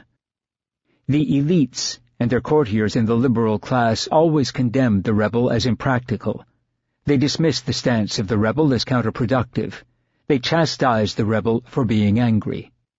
The elites and their apologists call for calm, reason, and patience. They use the hypocritical language of compromise, generosity, and understanding to argue that we must accept and work with the systems of power. The rebel, however, is beholden to a moral commitment that makes it impossible to compromise. The rebel refuses to be bought off with foundation grants, invitations to the White House, television appearances, book contracts, academic appointments, or empty rhetoric. The rebel is not concerned with self-promotion or public opinion. The rebel knows that, as Augustine wrote, hope has two beautiful daughters, anger and courage. Anger at the way things are, and the courage to change them. The rebel knows that virtue is not rewarded. The act of rebellion justifies itself. You do not become a dissident just because you decide one day to take up this most unusual career, Václav Havel said when he battled the communist regime in Czechoslovakia. You are thrown into it by your personal sense of responsibility, combined with a complex set of external circumstances. You are cast out of the existing structures and placed in a position of conflict with them. It begins as an attempt to do your work well, and ends with being branded an enemy of society. The dissident does not operate in the realm of genuine power at all. He is not seeking power.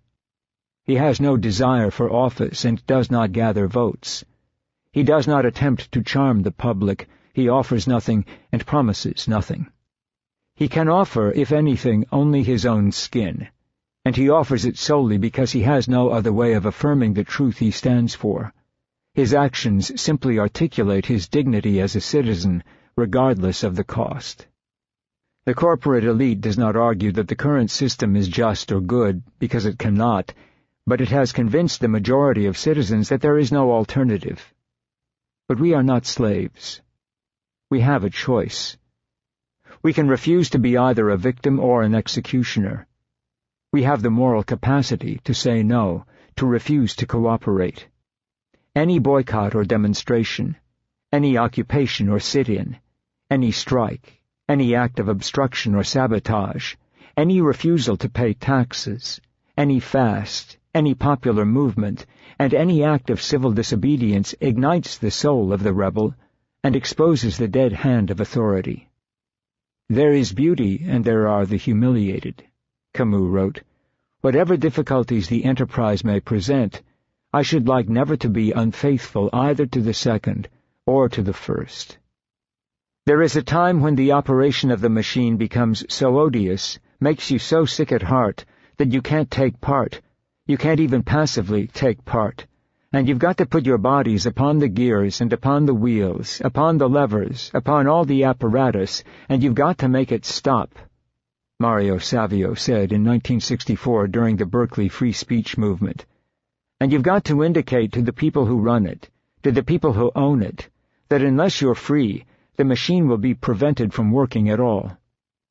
The capacity to refuse to cooperate offers us the only route left to personal freedom and a life with meaning.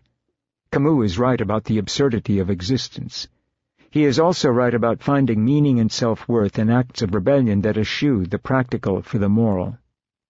O my soul, the ancient Greek poet Pindar wrote, do not aspire to immortal life, but exhaust the limits of the possible. Acts of rebellion permit us to be free and independent human beings. Rebellion chips away, however imperceptibly, at the edifice of the oppressor. Rebellion sustains the capacity for human solidarity. Rebellion, in moments of profound human despair and misery, keeps alive the capacity to be human. Rebellion is not the same as revolution. Revolution works toward the establishment of a new power structure. Rebellion is about perpetual revolt and permanent alienation from power. And it is only in a state of rebellion that we can hold fast to moral imperatives that prevent a descent into tyranny. Empathy must be our primary attribute. Those who retreat into cynicism and despair, like Dostoevsky's underground man, die spiritually and morally. If we are to be extinguished, let it be on our own terms. The dispassionate, objective creed of the liberal class, which made them mere photographers of human reality, is useless to the rebel. It is an ideology that serves those we must defy. The creed occur for reason, logic, and truth, for a fact-based society, for political and social structures designed to protect the common good, will be the flag carried by forlorn and militant remnants of our dying civilization. Cicero did this in ancient Rome, but he was as despised by the crowd as he was by the power elite. When his severed head and hands were mounted on the podium in the Colosseum, and his executioner, Mark Antony, announced that Cicero would speak and write no more, the tens of thousands of spectators roared their approval. Tyranny in an age of chaos is often greeted with palpable relief. There often is no public outcry. The rebel must, for this reason, also expect to become the enemy, even of those he or she is attempting to protect. The indifference to the plight of others, and the cult of the self, is what the corporate state seeks to instill in us. That state appeals to pleasure as well as fear, to crush compassion. We will have to continue to fight the mechanisms of that dominant culture, if for no other reason than to preserve through small, even tiny acts, our common humanity. We will have to resist the temptation to fold in on ourselves, and to ignore the injustice visited on others, especially those we do not know. As distinct and moral beings, we will endure only through these small, sometimes imperceptible acts of defiance. This defiance, this capacity to say no, is what mass culture and mass propaganda seeks to eradicate. As long as we are willing to defy these forces, we have a chance. If not for ourselves, then at least for those who follow. As long as we defy these forces, we remain alive. And for now, this is